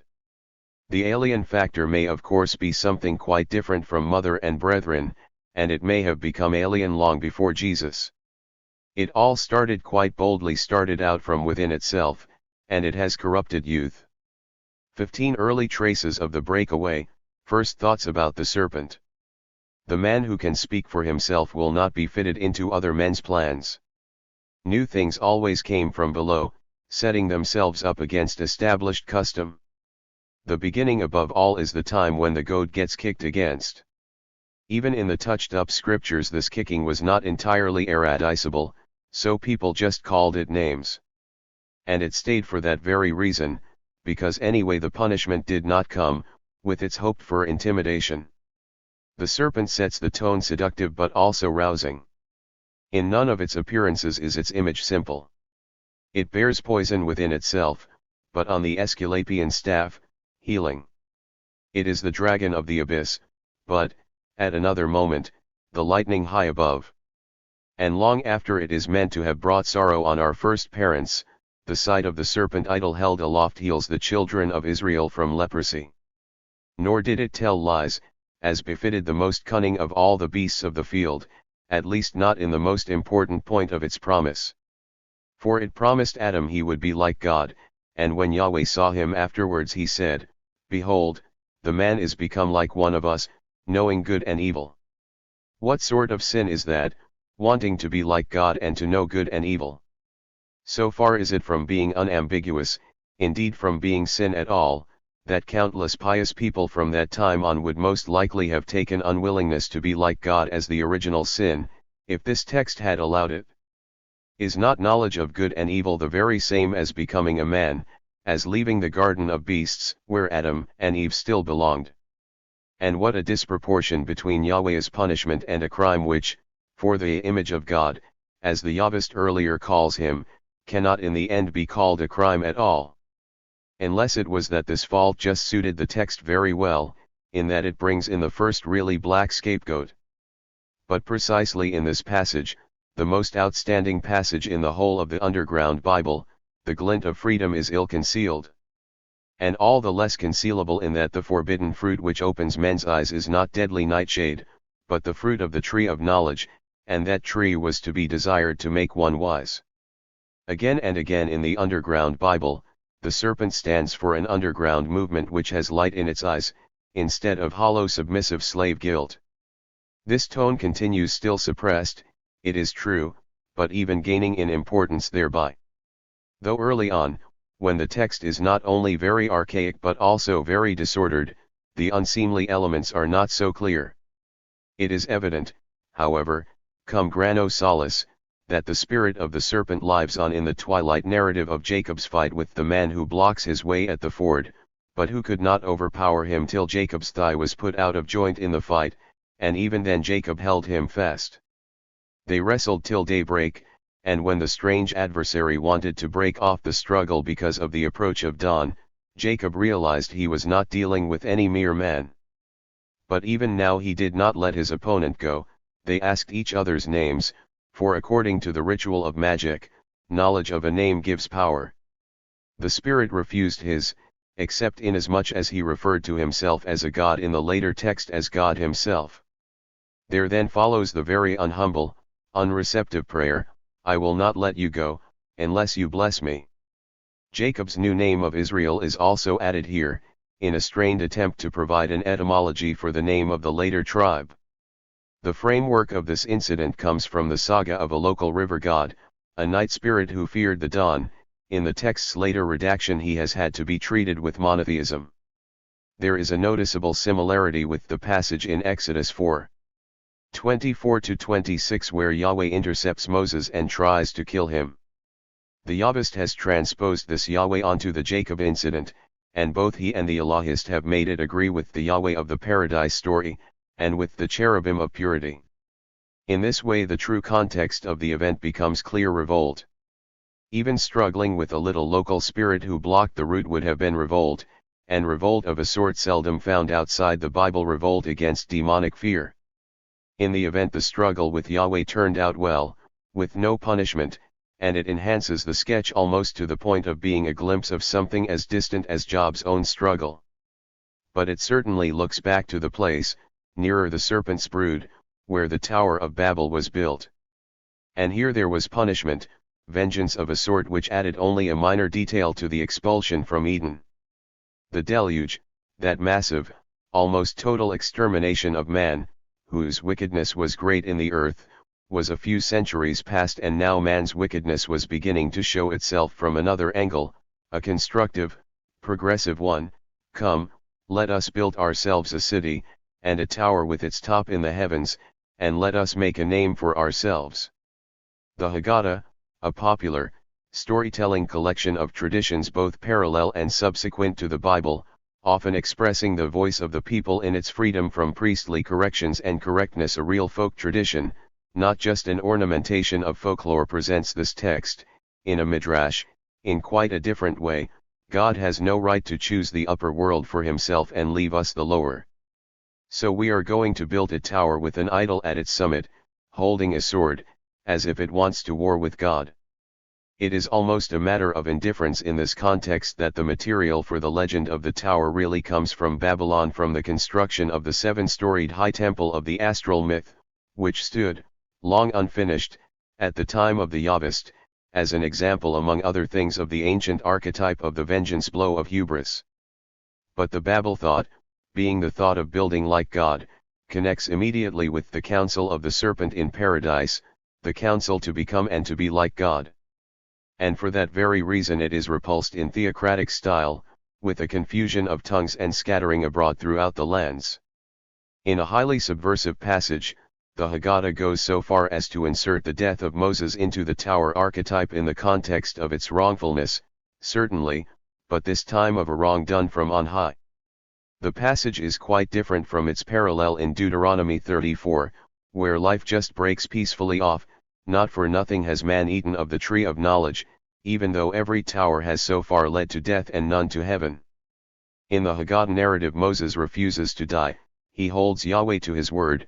In the Torah thou hast written, thou shalt pay the poor man his wages on the same day, and the sun shall not go down upon it. Why dost thou not give me the wages of my work? Yahweh's answer is to remind Moses of his sins, among them the killing of the Egyptian taskmaster, as if this had not been the first blow of liberation from Egypt.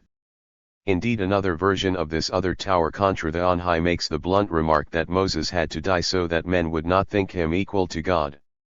The angel of Yahweh only with difficulty overpowered him, and the heavens, the earth, and the stars began to weep at his death.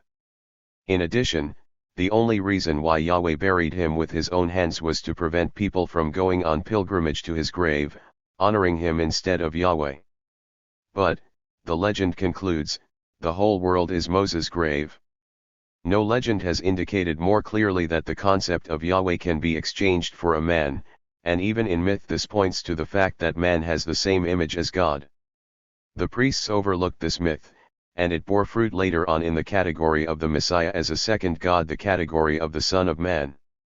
Though the picture of Yahweh here was very different from the root blocking, speech confusing, face extinguishing one of the Pauline text, do not lie to one another, seeing that you have put off the old nature with its practices and have put on the new nature, which is being renewed in knowledge after the image of its Creator. That sort of thing can only hold good when the inner meaning of Jacob's struggle lies behind it, and the model of the Exodus.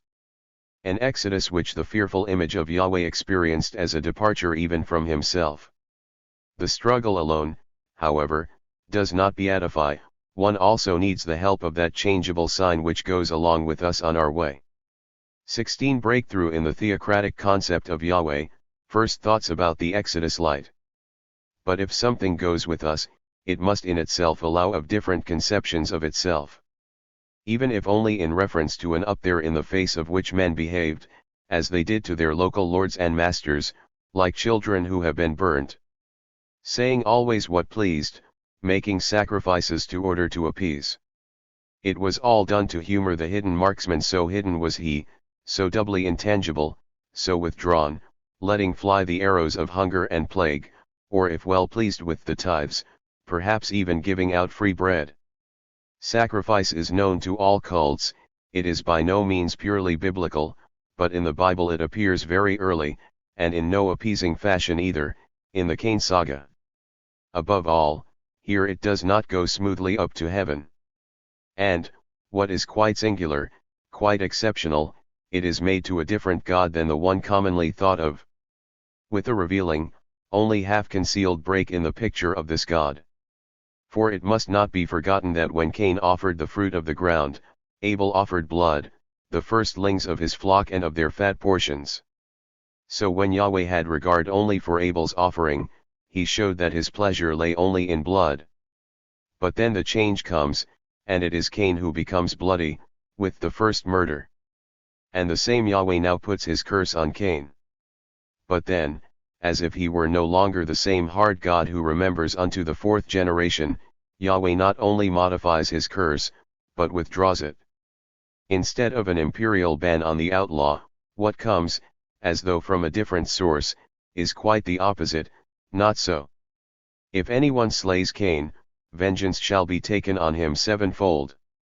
And the so-called mark of Cain is, contrary to the common opinion, a mark of protection. Nor was that enough, the man first represented as an accursed fratricide was blessed richly in his seed, for out of him came Jubal-Cain, the father of all those who play the lyre and pipe, and Tubal-Cain, the forger of all instruments of bronze and iron. There is too in the traditional text, which is so much concerned with the murder, a highly suggestive gap one noticed already by the Masoretes. It is caused by an omission in verse 8, Cain said to Abel his brother. And when they were in the field, Cain rose up against his brother Abel, and killed him. The man who had offered only the fruit of the ground, and for this reason reaped a harvest of wrath from the blood-drinking Yahweh, does not fit in with the other Cain, the murderer, with all his wild talk. No more does the God who later saved him fit in with the God who curses and drinks blood. The change in both pictures is unmistakable. In late Judaism there was a sect of Cainites who thought they could smell powder in the omission of verse 8, powder that backfired and put Abel himself in the wrong. Hence their saying, in blood lies the pleasure of the Lord of this world. But already, before then, another, better figure was entering the picture, a God who could decline the sacrifice of Abraham. And, with that we begin to enter the ever-growing area of a conception of God that is incompatible with his eating of men. Though he does fall back into the Moloch-like habit, right from the time of the Spirit who waylays Moses and seeks to kill him because the blood of circumcision has not flowed, to the time of the last human sacrifice, which Paul calls Jesus. The refusal of the sacrifice of Isaac, however, already marks a divergence from the blood series, and it also marks a clearer recantation by God than the recantation implicit in the affair of Cain. It does certainly begin with the despotic, willful trial of God's servant Abraham, the proof of his abysmal, dog-like obedience, of the sacrificial renunciation of his human feelings and not just of his human intelligence. But when Abraham passes this really steep test on the part of God, the Lord relents, and goes on to take the even less guilty and utterly defenseless ram in Isaac's place. What follows, however, is a sentence which blows up and wakes up the Moloch at one and the same time. So Abraham called the name of that place Moriah, the Lord sees.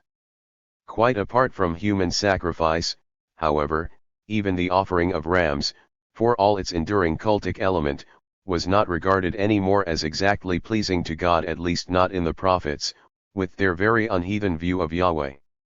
Amos, the oldest of the great prophets, conceives of a Yahweh who rises clean above the incense smoke and above any idea of divine pleasure being taken in it.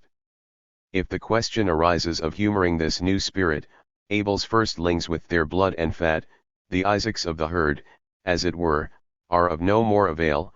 I despise your feasts, and I take no delight in your solemn assemblies. Even though you offer me your burnt offerings and cereal offerings, I will not accept them, and the peace offerings of your fat beasts I will not look upon. How far removed that is from the firstlings and tithes, and indeed slaughtered war prisoners, which regularly had to be offered to tribal gods, in order to keep these superhuman, and frequently inhuman powers in a favorable mood. The changeability exhibited by the divine lord of the manor and exactor of tribute shows that there is in fact a very changeable, movable factor in the concept of Yahweh himself. Right through Greek mythology Zeus just sits there, as stable as a sphere. Indeed that was, in a highly secularized fashion, Parmenides' definition of him. But the old Yahweh figure, full as it is of backslidings into Oriental despotism and of static, vertical pressure from on high, still has room for change, for going along with us, for wandering away from established qualities as no other God can. This comes out most strongly of all in the place where Moses asks the fiery vision its name. It comes out there before his very eyes. With the important and noteworthy result that Moses' memory is not linked with a God whose throne is in thick darkness, a God who is nothing but the age-old, tyrannical father ego of all time, and with that, fineness. No, the Yahweh concept of the mountain of Moriah, where the demon of sacrifice finally sees, is put now into the future, so it has definitively turned the corner into a dimension of exodus and expectation. An image like this one causes difficulties even for so complacent a figure as the one-time Lord of the world, and does so with an outbreak of dualism more marked than in the affair of Cain, or even in Abraham's sacrifice. Exodus from every previous conception of Yahweh was now possible, with this futurum as the true mode of being of that which is thought of as God, more possible than it had ever been in all the interpolated promises to Abraham. The Bible of Exodus became possible, of exodus away from and against the Pharaoh who, in the person of Yahweh himself, had made only Egypt, not Canaan, not the new heaven and new earth. In short, the rebellion, the prophetic witness, the messianism of a no longer merely underground Bible has, in the Moriah of Asher broken halfway out into the light of freedom. A great deal of hope must have been there before trust could develop in such a figure, always dashing on ahead. A great deal of seeming deception and betrayal by the Lord must have passed by before the priests could admit that the Redeemer was as exclusively future as that was to such an extent Asher to such an extent a wandering where to, not only in the desert, but in time. Yahweh was, of course, a new God even to the children of Israel despite the interpolation in general 4:26, where his name appears in sudden isolation. The God of the legendary patriarchs and their Bedouin tribes was called El, or also Shaddai. Genesis actually begins with the not yet henotheistic, let alone monotheistic, plural Elohim. But even where Yahweh has subsequently been set alongside the primitive images of God, the multiplicity of names has testified to the peculiar mutability of the Israelite conception of God. Yahweh, the thoroughly jealous and now thoroughly one God, as yet totally lacking his own style and his future openness, was originally the tribal god of the Kenites, who had their pasture lands round Sinai. Yahweh probably coincided with the storm and volcano god of the Sinai of those times. This very suddenness and unforeseeableness, this doubtless awe-inspiring tremendum of thunder and smoke characterizes the Lord whom Moses took over from the Kenites after his flight from Egypt and marriage into their tribe. And the Lord who so much later, in the Temple of Solomon, would dwell in thick darkness, also belongs to the volcano of Sinai. All the more so in Exodus 19:18, and Mount Sinai was wrapped in smoke, because the Lord descended upon it in fire, and the smoke of it went up like the smoke of a kill, and the whole mountain quaked greatly. This was still far away from the clear patches of light which were to make God's qualities the model for men. Far too from the someday which Moses had before him in Asher as the unfixed futurum of the ahead of itself within the ownmost concept of Yahweh. But it was also entirely free from any naturalistic mountain high up there, and from the astromythical constellations of the above us, or from a fully formed heaven spread out like a sheet. And, On this border, the local, human border of Ajayi Asher Ajayi, there lies the decisive feature that Moses invokes the symbol as the signpost out of bondage, as the flag of liberation, and as the horizon of his people's expectations. This turning of an idol of thunder and oppression into a source of leadership through time, with a still far distant goal, is historically unparalleled. It is the work of Moses. For despite the gloomy, threatening concept of Yahweh, there was still room for the pillar of cloud by day and the pillar of fire by night leading out in Exodus through the desert to Canaan. And the regional God, now no longer himself comparable in value, allowed room for the later interpolated sublimation of the God of pure subjugation into the God of the Book of the Covenant, with its moral code despite all the cultic apparatus of burnt offerings and thanksgiving offerings. The Ten Commandments hypostasize a doctor of Israel, as the later saying goes, he is no longer the omnipotent autocrat empowered to make the most contradictory demands from his serf-like retinue. Thanks to the element of revolt and to the first incursions of the humanum into the biblical hypostasis of God, there is a different tone here from that of the Greek. Aeschylus could say, Zeus is there as the punisher of all who bear themselves too loud and noisily, and his judgment is harsh. How strange when compared with this is the idea of a God who is coming, a God who is a sea of righteousness, as Isaiah says in his highly unpresent, utopian way. And to him alone real praise is now deemed due. The same old courtly service is still there, it is true, along with the old theocracy whose task is to intimidate. Majesty is still oppressive often in the Psalms, and even sometimes in the prophets. But the Exodus light, away from Pharaoh and out of Egypt, his work, could no longer be revoked. The idea of the Creator of the world as well as of its Lord, had to retreat continually before that of the Spirit of the goal, who has no fixed abode. All the more so, the more the promised land beyond the desert was still conceived of in terms of Egypt. The more the Canaan here and now was disappointing, in accordance with a God who is himself not yet what he is, who is only in the future of his promise to be if he should keep his word and in no other way. 17 Nazarites and Prophets. Yahweh's exodus into universal moral providence, prevision. No more tile carrying for the people now. But no lapping up milk and honey in the promised land either, for all the fighting. Hunger did not die out, it grew, and when, after 40 years, the land of plenty was reached, it had to be conquered, with much difficulty. New enemies continually arose, the house was built only with sword and trowel together. And even when life became more sure, the pressure on the people did not let up. The Egyptian overseers had merely changed their name, they still sat there in the Israelite towns, and on the estates which the people had taken over. The new upper class was a great disappointment. Existence became worse than it had been in the nomadic days in the desert and before the time in Egypt. When the Israelite Bedouins moved into the already stratified society of rich and poor in Canaan, they lost the old, simple, partly still primitive communist life of the tribe. As in all times and places, the riches of the few made the poverty of the many. Communal ownership vanished and private ownership took over, bringing with it the well-known distinction between master and serf. Creditors sold their debtors into slavery, and big landowners exported the corn at high prices, causing shortage and crisis at home. The Book of Judges, with its age of heroes, draws a veil over much of this, but the two books of Kings are full of reports of famine and of its converse. Now the famine was severe in Samaria, but the king made silver as common in Jerusalem as stone.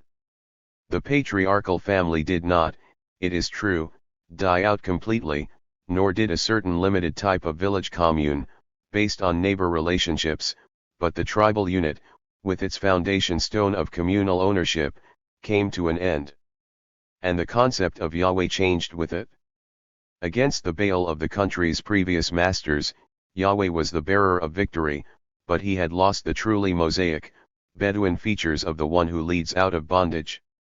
Intermarriage and trade with the Canaanites brought the new masters into contact with the native gods, the Baalim. And even more decisive was the fact that these were the gods of fertility, the local deities of meadow and vineyard, whereas Yahweh was a stranger in Canaan, with neither vine nor fig tree, neither homestead nor house. he was a god of the migrant people, a god of the quest for the dream pastures of paradise, not a god of landowners. His blessing was invalid for them. Hence the constant idolatry, conditioned economically, which means magically and religiously too. The blessings of the harvest were from Baal, not from Yahweh. The first fruits were his from time immemorial, to him the thanksgiving feasts of Canaan were dedicated, and the horns of the altar, which also adorned the temples of Yahweh. The fact that Yahweh stood firm through all this, that the Baal sanctuaries of Sichem and Bethel were made over to him, that the earth yielded produce unto Yahweh, and that the harvest festivals of Baal could be transformed into the Israelite Passover and the Feast of Tabernacles and so on. This toughness was due to one thing only, to the memory of the victory they had won with him, the victory which continued to be connected with his name. If he was no god of the plowlands, he was still the god of lightning, powerfully secure, even in Canaan, in his lofty heaven high above all kings and Baalim. In the very ancient Song of Deborah he appears as the god of sheer raw strength, by whose power the abandoned rule over the mighty, a new thing God has chosen. Yet despite this he was continually reproached by the people for having deprived them, if not of victory, then certainly of its fruits. Doubts became audible about the God of their fathers, that even he was fickle.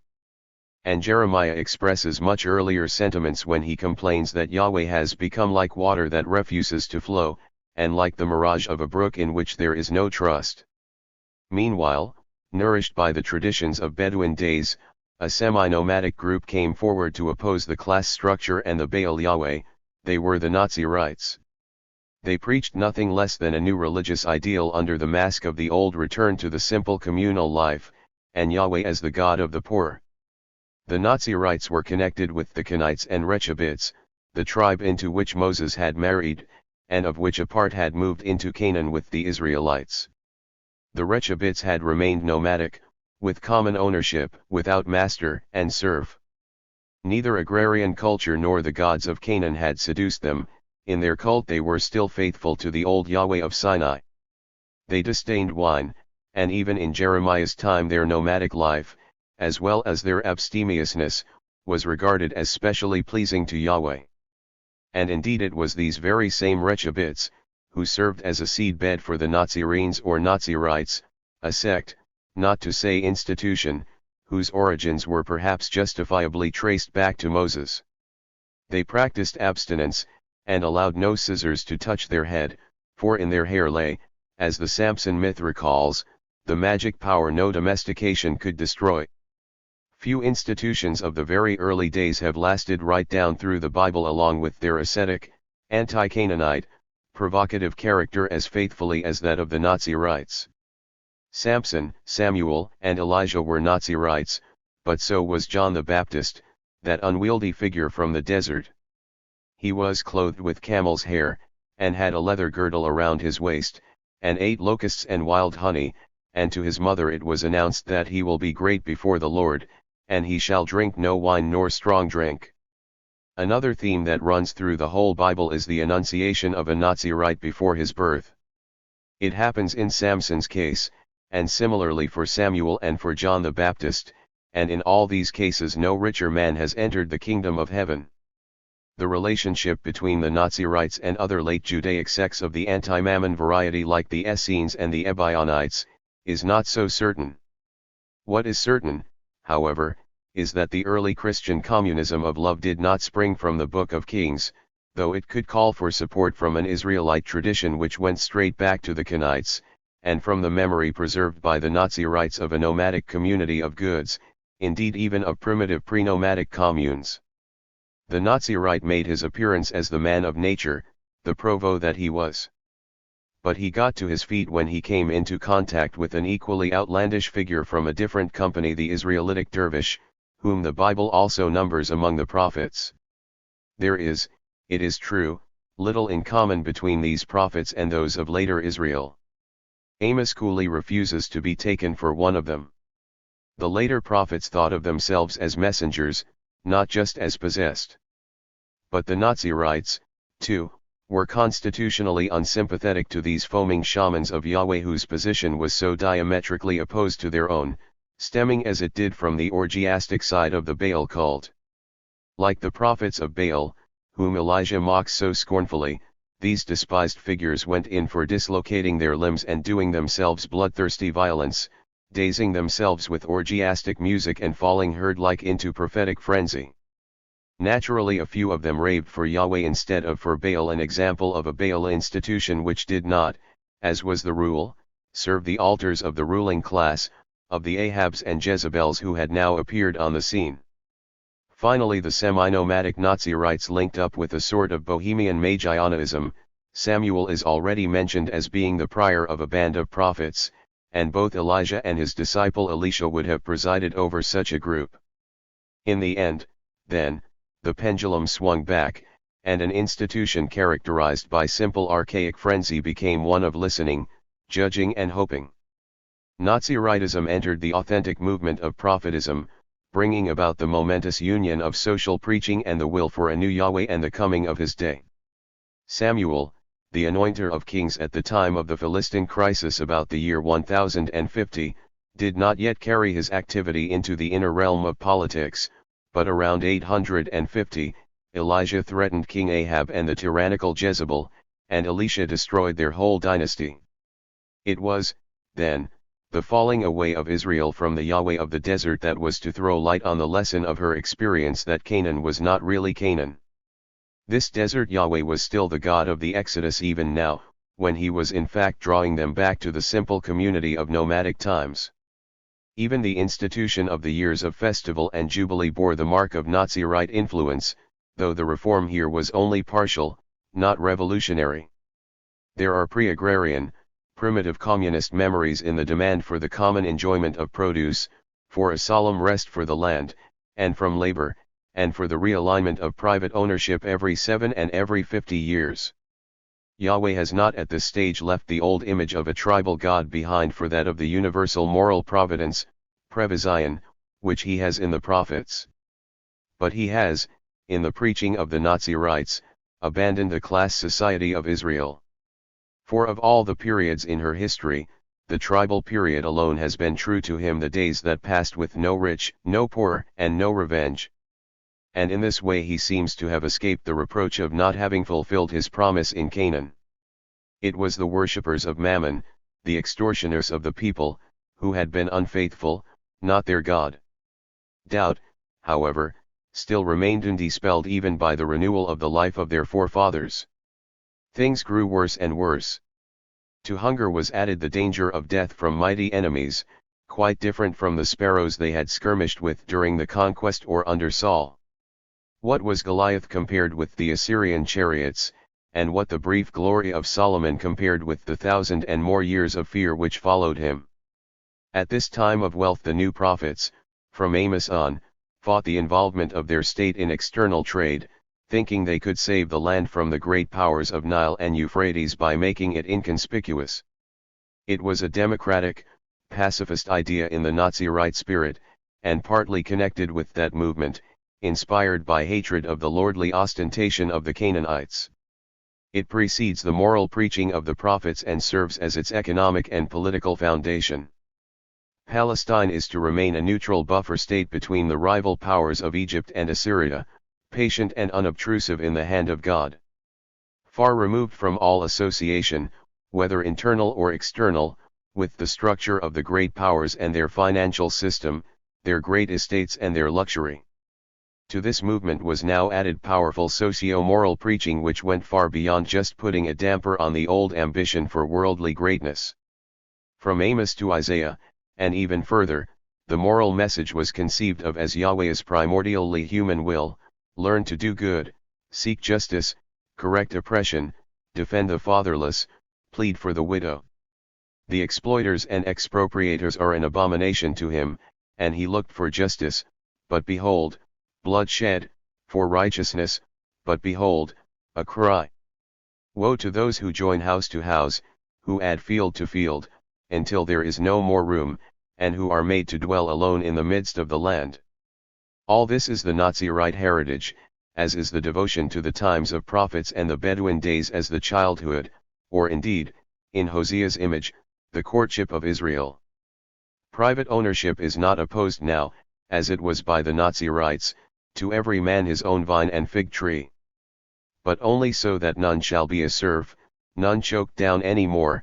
I will punish the world for its evil, and the wicked for their iniquity. I will put an end to the pride of the arrogant, and lay low the haughtiness of the ruthless. I will make men more rare than fine gold, and mankind than the gold of Ophir. The God who wills that is certainly not the same one whose churches stood, and stand, in the various Fifth Avenues of the world. But, by the solemn affirmation of Thomas Munzer, he is not the opium of the people either. Surely, thus says the Lord, even the captives of the mighty shall be taken, and the prey of the tyrant be rescued, for I will contend with those who contend with you, and I will save your children. I will make your oppressors eat their own flesh, and they shall be drunk with their own blood as with wine. Then all flesh shall know that I am the Lord your Savior, and your Redeemer, the Mighty One of Jacob. That then is the socio-moral content of the prophetic message. It became thoroughly explosive when the subversive socio-apocalyptic preaching began. Outwardly this seemed to make use of the age-old connection between guilt and atonement. Bad times are either a punishment or the rod of correction. The just man walks unpunished in the light, all receive their carefully reckoned reward, even in Canaan, especially in Canaan. But this preaching did not rest content with any allegedly infallible justification automate from one high, though it did undeniably begin with one, and the guilt atonement account is in fact the last coinage the prophets remember. They remember it for this reason, among others, that it can be seen as a sort of paying back by proxy from on high, which, even without bringing in the prophets, relieves Yahweh of responsibility for the misfortunes of Canaan, a mechanical motif employed much later on by the very correct, pastorally concerned friends of Job. Even at the beginning, however, Gideon, on the occasion of a misfortune in war, had put the question that cried out so loudly to the prophets and reached its climax later in Job, if the Lord is with us, why then has all this befallen us? And where are all his wonderful deeds which our fathers recounted to us, saying, did not the Lord bring us up from Egypt? To this question Jeremiah, still keeping to the guilt atonement parody, gave the orthodox, though insufficient answer, Thou didst bring thy people Israel out of the land of Egypt with signs and wonders, with a strong hand and outstretched arm, and with great terror, and thou gavest them this land which thou didst swear to their fathers to give them, a land flowing with milk and honey, and they entered and took possession of it. But they did not obey thy voice or walk in thy law, they did nothing of all thou didst command them to do. Therefore thou hast made all this evil come upon them. That is, of course, no more than sheer Yahweh apologetics, relieving God of guilt by burdening man despite his freedom to do evil. It leaves him still a child. In the moral apocalyptic order this guilt atonement preaching served only as an initial impulse, but it did so even when it involved the very unprophetic concept of an allegedly inscrutable decision of God to exact atonement where there was no proportional guilt.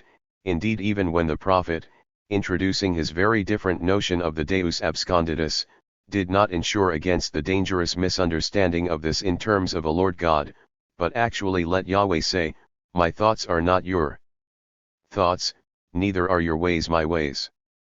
The specific prophetic contribution to this order, however, lay in the idea of an unstimulated cooperation of free moral choice in one's fate, right up to the very last.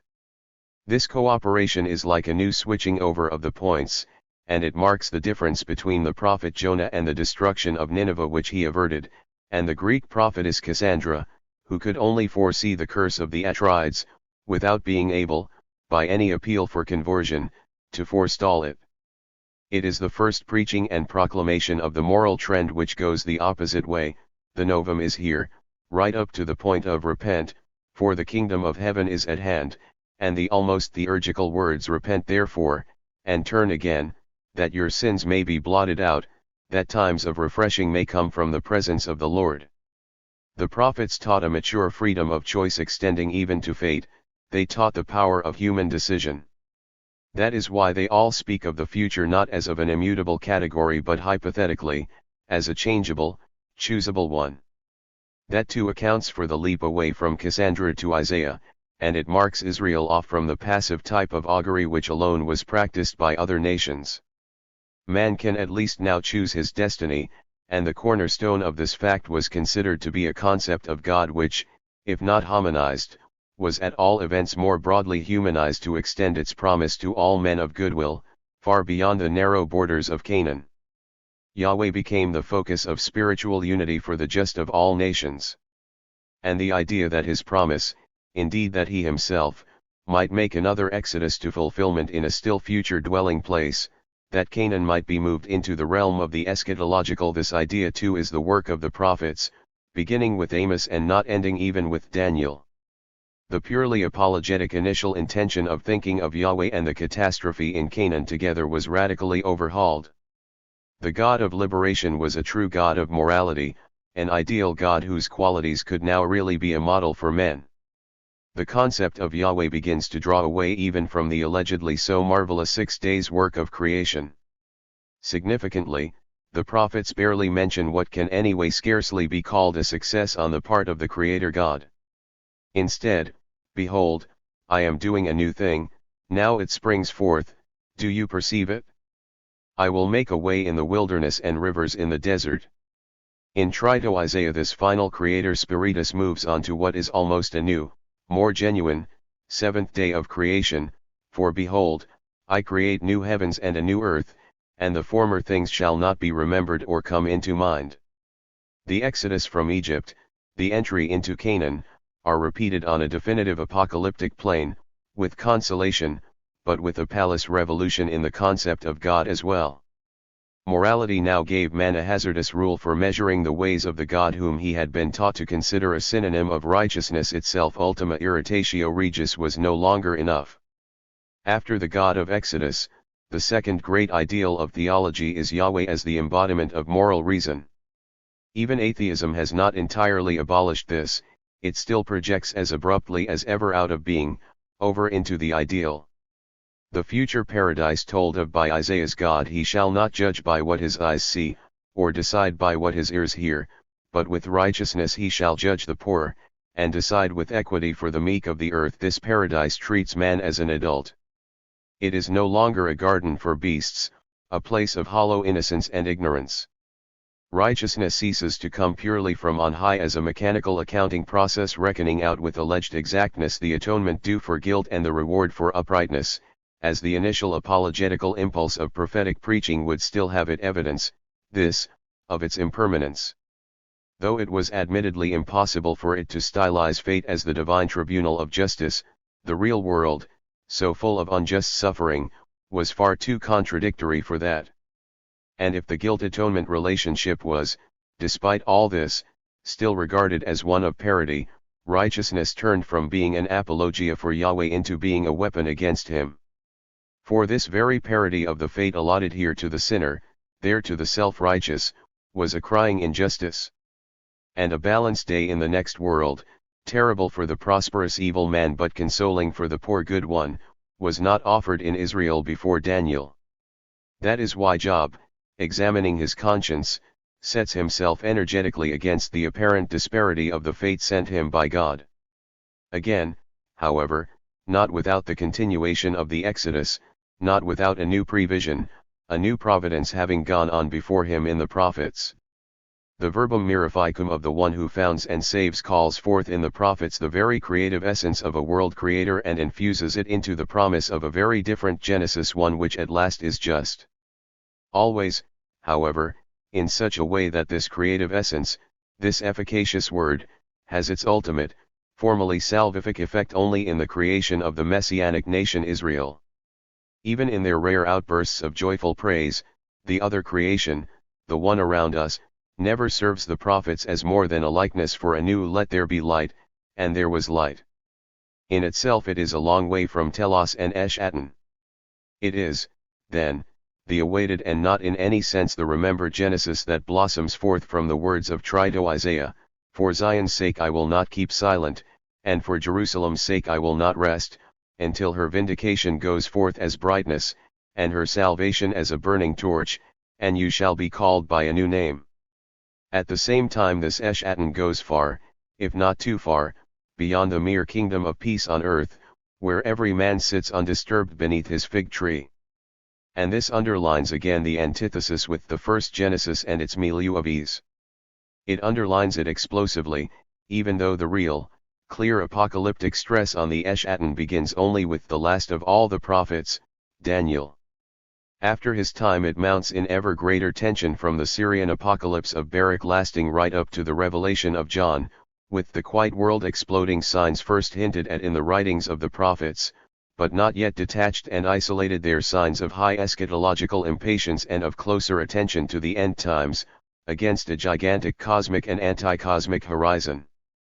The prophets preceded the apocalyptic writers in every sense, not least in their utopian temperament, so radically different from that of late Judaic wisdom literature, a literature which people tried, so to speak, to hook onto the lightning in the Eschaton. Indeed, without the conversion of heaven and earth which the prophets intended, the genre of apocalypse would be unthinkable. It would lack its specifically Hebrew element Prometheus. 18. The bounds of patience. A. Job gives notice. A good man who is honest in his dealings willingly trusts others. But if he is ever badly deceived, his eyes suddenly open very wide. That is Job's position. He doubts, indeed denies, the righteousness of God. While the evil man flourishes, the pious can wither away. Job sees it in himself. He suffers indescribably and accuses Yahweh for it. That is, he no longer seeks the fault of his misfortune in his own weakness or guilt, or not there alone. His dreams rise out beyond himself to a different life, a better way than the one he sees. He no longer understands the wretched world. Job's question has never died down: where then is God? Perhaps his suffering did detract from his nobility, but it certainly made him stand up and ask questions. The lesson of murmuring certainly did not pass him by, nor did his mind stand still. The murmuring of the children of Israel is very familiar in the Bible, sounding ever louder from the priestly text, till it reaches its high point in this book of Job. The book itself may be very late in origin, between 500 and 400 BC, though its framework is much earlier, the folk story of Job, with Satan's temptations and the happy end. The poet has worked his own material into the folk tale in the same way that Goethe worked his Faust into the puppet play. This folk story, only retained in the first 2 chapters and the last, must be very old indeed, for the Chaldeans mentioned in 1:17 still appear to be Bedouin robbers, and that is something this nation of astrologers could not have been for a long time. Ezekiel also mentions his name some 200 years before the probable time of composition, in the company of Noah and of an equally archaic Daniel. All are said to be well known from ancient times. He was given an interesting treatment by the rabbis too. Some said that he had lived at the time of Abraham, others took him to be one of Pharaoh's God-fearing servants mentioned in Exodus 9:20, all with the apparent intention of making this uncomfortable figure a non-Jew, even if a pious one. Despite this, however, the Babylonian Talmud unexpectedly names Moses as the author of the book. Rabbi Jochanan and Rabbi Eliezer came nearer the truth when they explained that Job was one of the Jews who had returned from the Babylonian captivity, and dated the book, therefore, in an outstanding example of early Bible criticism, after Cyrus. Despite its alleged Mosaic authorship, the Book of Job was consistently treated by the Judaism of the law as dangerous and better kept at a distance. It undoubtedly belongs to the late Jewish period of enlightenment, to a milieu which does not spare itself but grapples with the whole man, not just with his skeptical, or even pessimistic mind. The author must have gone to great pains. His language is the richest in the Old Testament, with unusual words of Akkadian and Arabic origin, and an unusually broad vision of nature. The dialogue form, too, is an innovation, though one lifted straight from the religious discourse of Jewish life. It does not, as with Plato, progress in a series of objections in the spirit of common inquiry by discussion, but consists rather in attack and defense in an increasingly sharply worded encounter. And it is Yahweh who is on the defensive, thrust back by the most powerful attacks on his righteousness. Why do the wicked live, reach old age, and grow mighty in power? And why do the poor go hungry? Not because they are godless, but because the rich squeeze and exploit them while God looks on. Among the olive rows of the wicked they make oil, they tread the wine presses, but suffer thirst. From out of the city the dying groan, and the soul of the wounded cries for help, yet God pays no attention to their prayer. There was, as it were, anti-capitalist preaching before Job, in the prophets, but the accusation that God does nothing to withstand evil is new. It is here that the fatal need for theodicy begins. The Greek tragedians point to it, but it is really in the book of Job that the great reversal of values begins, the discovery of utopian potency within the religious sphere, that a man can be better, and behave better, than his God. Job has not just stepped aside from his cult and his community, his attitude is one of definite, unambiguous attack. At first the only counterforce was the traditional smoothness which saw itself disturbed by these novelties. The three friends trot out the prescribed, unrealistic clichés, but Job will not be silenced. Neither by the mild gravity of Eliphaz, with his wealth of half-baked preaching, nor by the dull homeliness of Bildad, nor by the coarseness of Zophar. To begin with, the friends just advise and wait, but when Job perseveres in his attack they too become hostile and treat him as a reprobate sinner. For there he sits, breathing enmity at God and uproar at men, preaching an end to patience and criticizing the traditional just God. Job points to his ulcers, his poverty, and his abandoned state. Know then that God has put me in the wrong, and closed his net about me. Behold, I cry out, violence. But I am not answered, I call aloud, but there is no justice. Even worse, however, he makes no attempt to do conversion sums with righteousness. Yahweh, like murder, is no respecter of persons, it is all one, he destroys both the blameless and the wicked. The tyrant is irresponsible in, and because of, his almighty power. If it is a contest of strength, behold him. If it is a matter of justice, who can summon him? The Magna Carta of common justice is invalid, for he is not a man, as I am, that I might answer him, that we should come to trial together. There is no umpire between us, who might lay his hand upon us both. The contradiction between the prophetic God of moral providence and the reality of raw chance or even diabolical chance was terrible to behold. Canaan had turned into Egypt, only the name was different. Israel was back in her former misery. The guilt atonement, righteousness salvation polarity had grown so questionable that even outside the book of Job it had for a long time now been of no consolation at all. Psalm 88, for instance, is one of the most desperate poems that have ever entered the creed.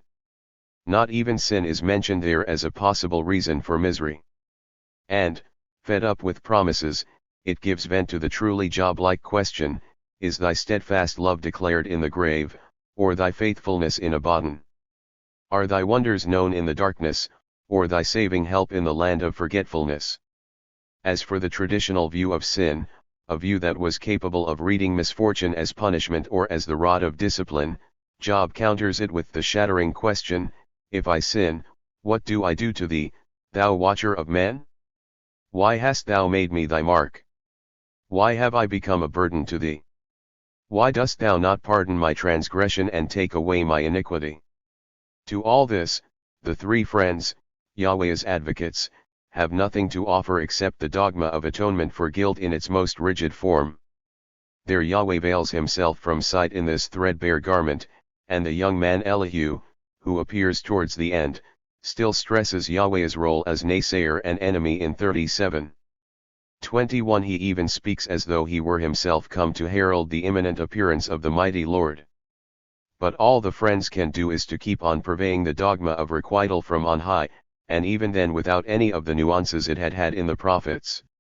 The weighty influence on the path of fate exercised by subjective factors like morality, the deeply meditated doctrines of choice and decision and of man's cooperation in the world, not a single fragment of these truths, brought home so eloquently from Amos and Isaiah to Malachi, remains present in the bigoted babble of these four religious hypocrites. Job's moral conscience, on the other hand, provides a firm stay against the highly questionable judgments of Yahweh and of the friends, his fellow magistrates. And even if it should waver, there is still this truth, that a God worthy of the name should save, not punish, that he should, at the very least, right the wrongs which occur secretly and unprovoked. A man has overtaken, has enlightened his own God. That, despite the apparent submission at the end, is the abiding lesson of the book of Job.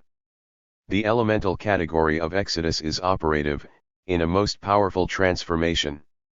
After the exodus of Israel from Egypt and of Yahweh from Israel, Job makes his exodus from Yahweh. And we may well ask, where to? The tormented man naturally wants to get away from his tormentor. He attacks because he wants to be left in peace. He is afraid and does not heed. Commit your work to the Lord, and your plans will be established. That sort of thing is just no longer credible. Job challenges his mighty enemy to give an account of himself. Here is my signature, let the Almighty answer me. And Yahweh replies from out of the storm.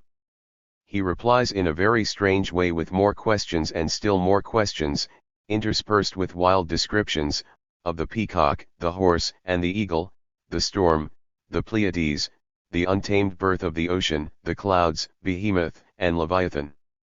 Implicit in Job's critique of the actual world is the presentiment of a better one. But Yahweh's answer is to propose one riddle after another, taken abruptly from the wonder and might of nature, a sector on which neither Job's questions nor his accusation touched, despite his leprosy. Who is this that darkens counsel by words without knowledge? Yahweh's opening question is that of an intimidating schoolmaster. His second, where were you when I laid the foundation of the earth, is the snub of injured majesty. It is followed by a psalm in praise of himself, when the morning stars sang to me together, and all the sons of God shouted for joy. Yahweh's questions have been called sarcastic, but it was Job's sarcasm that drew first blood when he cried, "What is man, that thou dost make so much of him, and that thou dost set thy mind upon him?" The sarcasm is really very fine, for the skeptic, writhing with pain, is scornfully quoting a passage from the Psalms which, in its original setting, expresses the worship and thanksgiving of the creature towards his Creator. It is the sort of sarcasm a god would use to a worm. There is a remarkable rhetorical parallel, too, between Job's account of his works in chapter 31 and Yahweh's in chapter 38 onwards, except that Job's list, apart from coming first, puts morality where Yahweh puts nature. Nor do Yahweh's questions, even from the viewpoint of nature study, possess the stamp of eternity which marks out other writings as worthy of the Word of God. Only a few centuries later, with Pliny and Plutarch, some of the natural wonders he relates were not really considered wonderful at all. And besides, they just do not correspond with Job's concerns. The connection is unfair. Yahweh is replying to moral questions with physical ones, beating down the blinkered insight of an underling with blows of wisdom formed in the impenetrable darkness of his cosmos. The nature pictures are undoubtedly powerful, but there is also a strange, unmistakable whiff of almost demonic pantheism. Nature is no longer the mere arena or showplace of human action, as it is in Genesis 1, it is the clothing, or at least the cipher concealing the majesty of God. Yahweh's works have ceased to be anthropocentric, human teleology breaks down, firmament and colossus tower over it. The stars, in contrast with Genesis 1:10 and 14, now precede the creation of the earth, and there is no sign in God's words of a teleology of man, of a promise of salvation for him lying hidden in the downfall of nature, as it does in the prophetic apocalypses. To prove his majesty, Yahweh chooses senseless, monstrous, even crude and bloody examples from the world of beasts, and here too there is no rational design. The peacock pays no heed that her work is in vain, because God has made her forget wisdom. The eagle's young ones suck up blood, and where the slain are, there is he. Behemoth, the hippopotamus, makes one think he wants to swallow up the Jordan with his mouth, and not of man but of Leviathan, a sort of sea dragon. Is it said that upon earth there is not his like, a creature without fear? The Behemoth and Leviathan hymns are probably later additions, but they represent clearly and pictorially the unhuman spirit at work here. And it is with a stroke of consummate evil that this Yahweh brings down everything the prophets had said about his rational moral providence, centered on the land of milk and honey. For he makes the overweening, heteronymous boast that he can bring rain on a land where no man is, on the desert in which there is no man. The whole theophany is so alien to the Bible that it is almost as if another God were there, one who has nothing in common even with the perilous Yahweh of the volcano, but is reminiscent, rather, of some demonic Isis or of a simple nature Baal or even, disconcertingly enough, mutatis mutandis, of another God some 2,000 years later, Spinoza's. As if one could hear Yahweh's irrational, senseless speech echoed in Spinoza's assertion that God guides nature by the light of his own universal laws, not by the particular laws and purposes of men. Of course the ratio, and the autarky of ratio, which Spinoza referred to, are totally absent from the Yahweh of Job, but, for all that, the anti-teleological bias is a remarkable point of contact between them. One of the earliest sources for Spinoza's religion could in fact be these last chapters of the book of Job, though as far as Spinoza is concerned there is nothing demonic in his pen. But why, then, does Job make out that he has been converted, or even convinced? Why does he say, "I lay my hand on my mouth"? In his book The Idea of the Holy, Rudolf Otto has sought a solution in the wasteland of beyond good and evil, for that is the beyond this Yahweh manifests. The picture Yahweh paints is quite atrociously dysthyphying, calling to mind as it does the 11th song of the Bhagavad Gita, where Krishna reveals himself to Arjuna as a repulsive maelstrom of death and monstrous birth. But none of that would have done anything to convert, let alone convince Job. It would simply have thrust him down again, thrust him spiritually back, by metabasis eis allogenos, into the depths of pre-prophetic, pre-Canaanite demonism. There is this point, too, that the author of Job may have found Yahweh's straightforward, declared demonism more consoling than its alternative, the injustice of the God of righteousness. In any case this poet is no forerunner of Rudolf Otto, and even less so of those indiscriminate modern devotees of the night of blood who shelter under the mask of mysticism. His despairing hero was still cast in a rebel mold, he was still, unmistakably, a biblical Prometheus who could never in fact have spoken the words, "I lay my hand on my mouth." The final conversion scene stands from ancient times in close proximity to the traditional ending of the popular story, in which Job is healed and reconciled to God. It is in fact the bridge passage to this conclusion. It may have been added by the author so that he could safely give vent to his heresy, which he succeeds in doing. Or it may be that the storm and nature scenes were interpolated later, which, in view of their poetic power and linguistic unity with what came before, is unlikely. Or, finally, it may be that the author of Job had two disparate strands of thought, the rebellious human one and a heteronymous, extra-human, cosmic one. There is, then, little choice but to interpret the problematical storm scene in the first sense, as a cover for the heresy Job so fearlessly wanted to proclaim.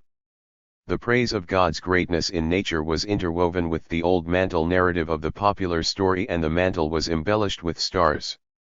The decisive point in all this, however, is often overlooked, that the author had already, a long way back, proposed another solution, one which sprang straight from his rebellious depths, a solution only deprived of its unequivocal clarity, only deprived of the salt of its meaning, by the hopeless corruption of the text, and by the harmonizing indulged in by the Christian churchmen who translated it.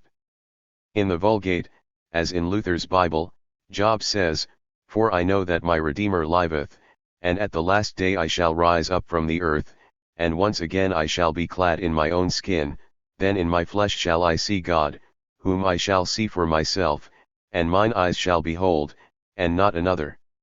Since then a host of Protestant theologians and Old Testament philologists have made conjectures about the corrupt text of this passage, Dumm, for example, in his Commentar Zeuhayb, and Berthollet after him. But even the Hebrew word goyal, transmitted unexceptionably in the text, cannot possibly be translated as Redeemer, at least not in view of the mild sense this word has assumed in Christianity.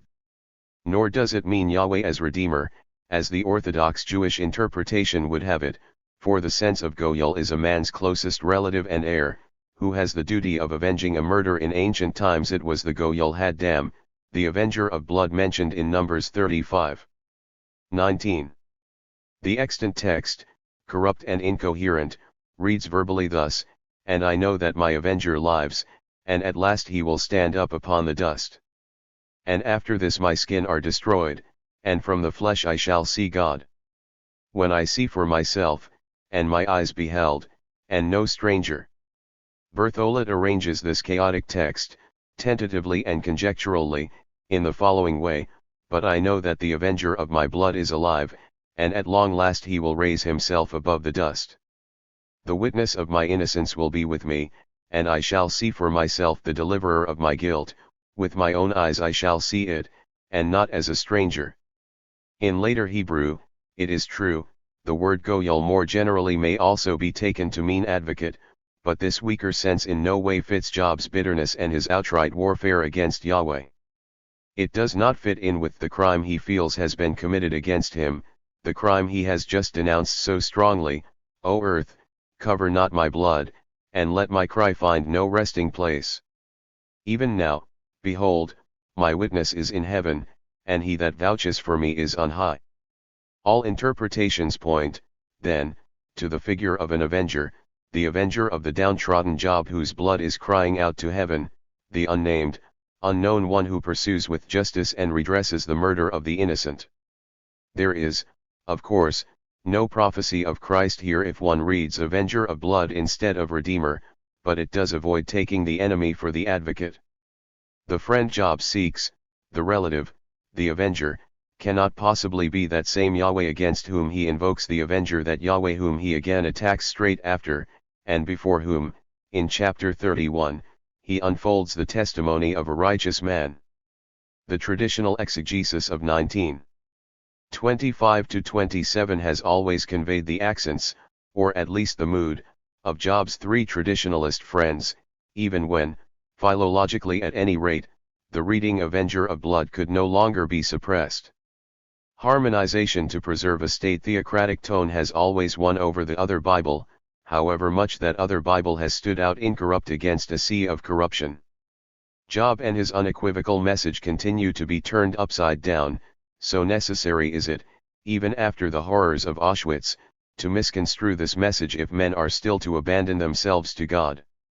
Even now, thousands of years later, the three friends still have their followers, but that is ad minorem gloriam so far as the innovator Job is concerned. The thesis that the world can get on quite well without man, that it is not centered on man, is very far removed from the messianic teaching he had hoped for. The avenger figure is in fact closer to the Yahweh of the Exodus, the Yahweh of Israel's courtship, a spirit who has nothing at all in common with the present state of creation and world order. The sharp edge of messianism is here in fact made manifest, in all the strength of its antithesis to the given world. The answer to Job's questioning, to his despair and hope for change, is given in terms of an avenger, terms connected intimately with his own clear conscience, and in no other way. That is the solution proposed by the author of Job. It makes mincement of the Yahweh scene with its dead end in a view of nature that has no place for man or none yet. My eye pours out tears to God, that he would maintain the right of a man with God, like that of a man with his neighbor. This most ardently longed for thou certainly does not lie in the tohu wabohu of fate, but it does not lie either in the mere tremendum of nature. B. Patient sufferer, or Hebrew Prometheus. As is well known, the most bitter of men has been made out to be the most patient, has really been put on display as such. Job was to bring the doubter back into the fold. The popular story has beaten the poet, the rebel has been received into the church as the epitome of long-suffering. The words from the opening, "The Lord gave and the Lord has taken away," have, together with those from the ending, "The Lord blessed the latter days of Job more than his beginning," succeeded in extinguishing the whole fiery center of the book. In the Orient, in fact, Job has become proverbial for his opposite to such an extent that among the many nicknames of the camel there is, Abu Ayyub, Father Job. The Quran praises a Job cut down to size as a patient sufferer, a model of resignation outstanding even in Islam. The ninth surah speaks quietistically of his deepest struggles. There is no flight from God except to him. In Orthodox Judaism, it is true, he has always been a stumbling block, but the Church has made him the prince of all submitters. The general verdict of the Talmud is Ba'at, he was indignant. Admittedly, in one place Moses is credited with the authorship of Job, but it could only be the Moses of the waters of contention, or of the rebellion against Yahweh's angel of death. The Church in her turn confuses Job all too frequently with his three friends, with the conventional platitudes ever ready as a muzzle in the hands of the clerical party. She reduces him to the banal level of Eliphaz, or at least to that of the victor over temptations, the hero of the popular story. He becomes in fact the model of patience under trial, and that is meant to be the same man who called Yahweh a murderer. It is all one, he destroys both the blameless and the wicked. That is the Titan who challenges God, and who needs no demigod to be his champion, but who places himself fair and square in the fight and takes his stand as a man against an enemy he believes to be almighty. Job stands in a world where terrible experience has proved the requital dogma empty. It is not alone that he suffers, he protests as a representative. Even the teaching of the prophets, about fate being conditioned by moral decision, had long ago been lost in the simple requital dogma of the three friends, with its mechanism of reward and punishment. But reality knew nothing of this, knew nothing, either, of a benevolent providence. The Yahweh of the storm, who dashed mankind to pieces, reducing him to a fraction of the world, certainly showed no trace of that. Indeed, this Yahweh himself, in the final scene, revises the ideal of providence Job's friends had made of him. It is with deep irony that he addresses Eliphaz, "My wrath is kindled against you and against your two friends, for you have not spoken of me what is right, as my servant Job has." The resignation, however, that Job was meant to draw from this sort of divine instruction had nothing to do with a message of joy. It was a question of pure surrender, devoid of consolation. Even the future is blocked. The Yahweh of the finale, as one would expect of a nature demon, speaks no single messianic word. He makes no murmur of response to the hope which Job, in 19:25, is supposed to have placed in him. On the contrary, the foundation of all hope is and remains Job's own good conscience, with its rebellious quest for an avenger. In fact, Yahweh's appearance and his words do everything to confirm Job's lack of faith in divine justice. Far from being the theophany of the righteous God, they are like a divine atheism in regard to the moral order.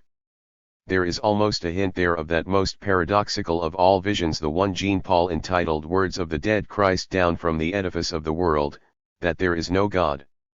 So much the less chance, then, of resignation, and all the more certain that the would-be theodicy will turn out to be its opposite, the exodus of man from Yahweh, with the vision of a world that will rise above the dust. Not that this world is, in Job, any sort of afterlife where just recompense is made for everything. The Judaism of his day knew nothing of that. Man's body just went down into the earth, into the land of the shades. Job meant, then, a world he himself would see, perhaps after some renewal, a world ushered in by the avenging liberator, who would take the principle of unrighteousness to trial. He meant a path forged by man and his morality, cutting a way through both nature and God. Theodicy is now inevitable, and all the excuses of theology fail it, all the apologies and alibis made necessary by the ever-widening circle of Job-like experience and thought. The doctrine of the fall breaks down, with the elaborate way it uses Adam's sin and the idea of demonic intervention to whitewash an evil creation. So too does the developed idea of Satan, the most monstrous of all Yahweh's scapegoats, the one on whose head the whole havoc of existence can be heaped. In the popular story he is no more than an accusing angel, or at the most an envious sceptic, and in the body of the poem he is not even mentioned. In former times he was perhaps taken to be an evil seducer, but in no sense was he the author of evil. The motif of the fall of Lucifer, found in the first Isaiah, was only later applied to Satanology, the quotation actually refers only to the king of Babylon. To all these whitewashing theodicies Job would have replied, Yahweh cannot be both almighty and good if he gives Satan free rein. He can only be almighty and evil, or good and weak. The union of the almighty and the good leaves as little room for the devil as it previously did for evil unpersonified, evil without a dummy or facade. There is, however, another sort of dualism, often scarcely noticed, to be found in the prophets and in the interpolations they inspired in the Pentateuch. This dualism is less susceptible to Job's objections, because, among other things, the dichotomy here is not between good and evil, Ormuz and Ahriman, but between indifference, so to speak, and love. The prophets, still persevering in the topos of Yahweh, generally treated misfortune as being the discipline and trial imposed by a righteous father, but sometimes they saw it as something that simply happened on its own account, when Yahweh turned his back on men. Yahweh himself expresses it towards the end of Deuteronomy, I will forsake them and hide my face from them, and they will be devoured, and many evils and troubles will come upon them, so that they will say in that day, have not these evils come upon us because our God is not among us? Here evil and trouble seem to be not realities willed by Yahweh or by a God opposed to him, but realities in their own right, which exist and flourish in and through the distance kept by God. They are fate, let loose in complete indifference, and indifferently frustrating man's concerns like the cosmic nature demon at the end of the book of Job. God's almighty power and goodness diminish in unison. In his absence Egypt or Assyria can descend on Israel as evil fate, just as a self-induced whirlwind can. In the prophets this doctrine was an attempt at a theodicy without the fall or Satan, and it conjures up an echo as late as Augustine who, for all his widespread use of Satan, could still remark, evil comes from the deprivation of God. God is not its causa efficiens, but its causa deficiens. Job's indignation, however, would find no solace in this theodicy either, all the less so since he considers Yahweh to be just such a disparate nature demon himself. An alibi is no excuse, given the wretched state of the world, it is no substitute for true responsibility, real goodness and almighty power would never grow so tired and indifferent. Not even to the sinner, let alone, as Job in his realism so constantly pointed out, to the just. Measured against the rigor of his questions, no theodicy can still stand up as honest. The book of Job has set to work the advocates of almighty power and goodness, but it has also, eliminate, put a stop to all their harmonizations. Men who have stepped so radically beyond the concept of a creator God or a God of righteousness that they can deny his existence, do not have any more problems about justifying him, or if they do they are purely historical ones. According to the French Enlightenment, the simplest solution to theodicy is, que Dieu n'existe pas. But this just turns into moral atheism, which, ontologically structured, is what the whole concluding theophany of the book of Job can be seen to be. And then the whole problem of theodicy turns into an apologetics without a cause. But, what is important, Job's whole rebellion, all his questions and accusations, seem, when God is dethroned, to go up into thin air. Can that really be so? Does the book of Job, with all its bitter questioning, possess no more truth for easygoing atheists than the historical or the psychological or, of course, the poetic variety? Is there not a great deal there apart from this? The unfeeling cruelty of nature, even without Yahweh, its unconcern for man? And then, disease, disorder, alienation, the cold shoulder of existence? And that strange something in existence of which Job says that it destroys both the blameless and the wicked? Is there not also death, about which Job says the terrible, timeless words, if I look for Sheol as my house, if I spread my couch in darkness, if I say to the pit, you are my father, and to the worm, my mother or my sister, where then is my hope? Who will see my hope? Will it go down to the bars of Sheol? Shall we descend together into the dust? An unfeeling universe remains, one still so badly adjusted to human finality. And if we can no longer react to this with accusation, we can and do react with searching questions, and with massive negative amazement. So far as those questions deal with what used to be called theodicy, we are led to ask if all the idealistic dreaming that is now in such sore straits does not in fact need some consolation, some hope that despite everything it may yet reach its goal. Man's works against inhumanity, his attempts to achieve utopia, his plans for what is not yet, do they not call for some corresponding factor at the heart of the world? Can there be no understanding of the harsh clash of misery and the drive to overcome it, no insight into exploitation and its progressive dialectics? And does not dialectical materialism itself need some justification for invoking such a dreary and repulsive process? Where does this realm of necessity come from, with all its long oppression? Why is the realm of freedom not suddenly there? Why must it work its way with so much bloodshed through necessity? Why the long delay? All these questions remain there for atheism to answer, that is, if atheism is not just the unhistorical, unrealistic folly of optimism, or of equally unhistorical nihilism, with man as a laughable begetter of illusions, and with the alien specter of death all around us, and that gorgon of cosmic inhumanity which can never contain any shred of concern for man. Job's questions are not entirely answered by his exodus from the Yahweh of apparent righteousness. They remain, transferred now and transformed, to address the paralyzing storm and the silence of the world where no Yahweh dwells.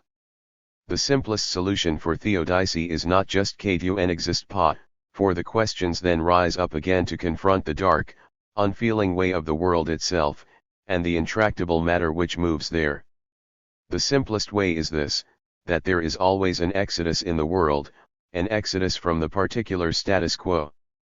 And there is always a hope, which is connected with rebellion, a hope founded in the concrete given possibilities for new being.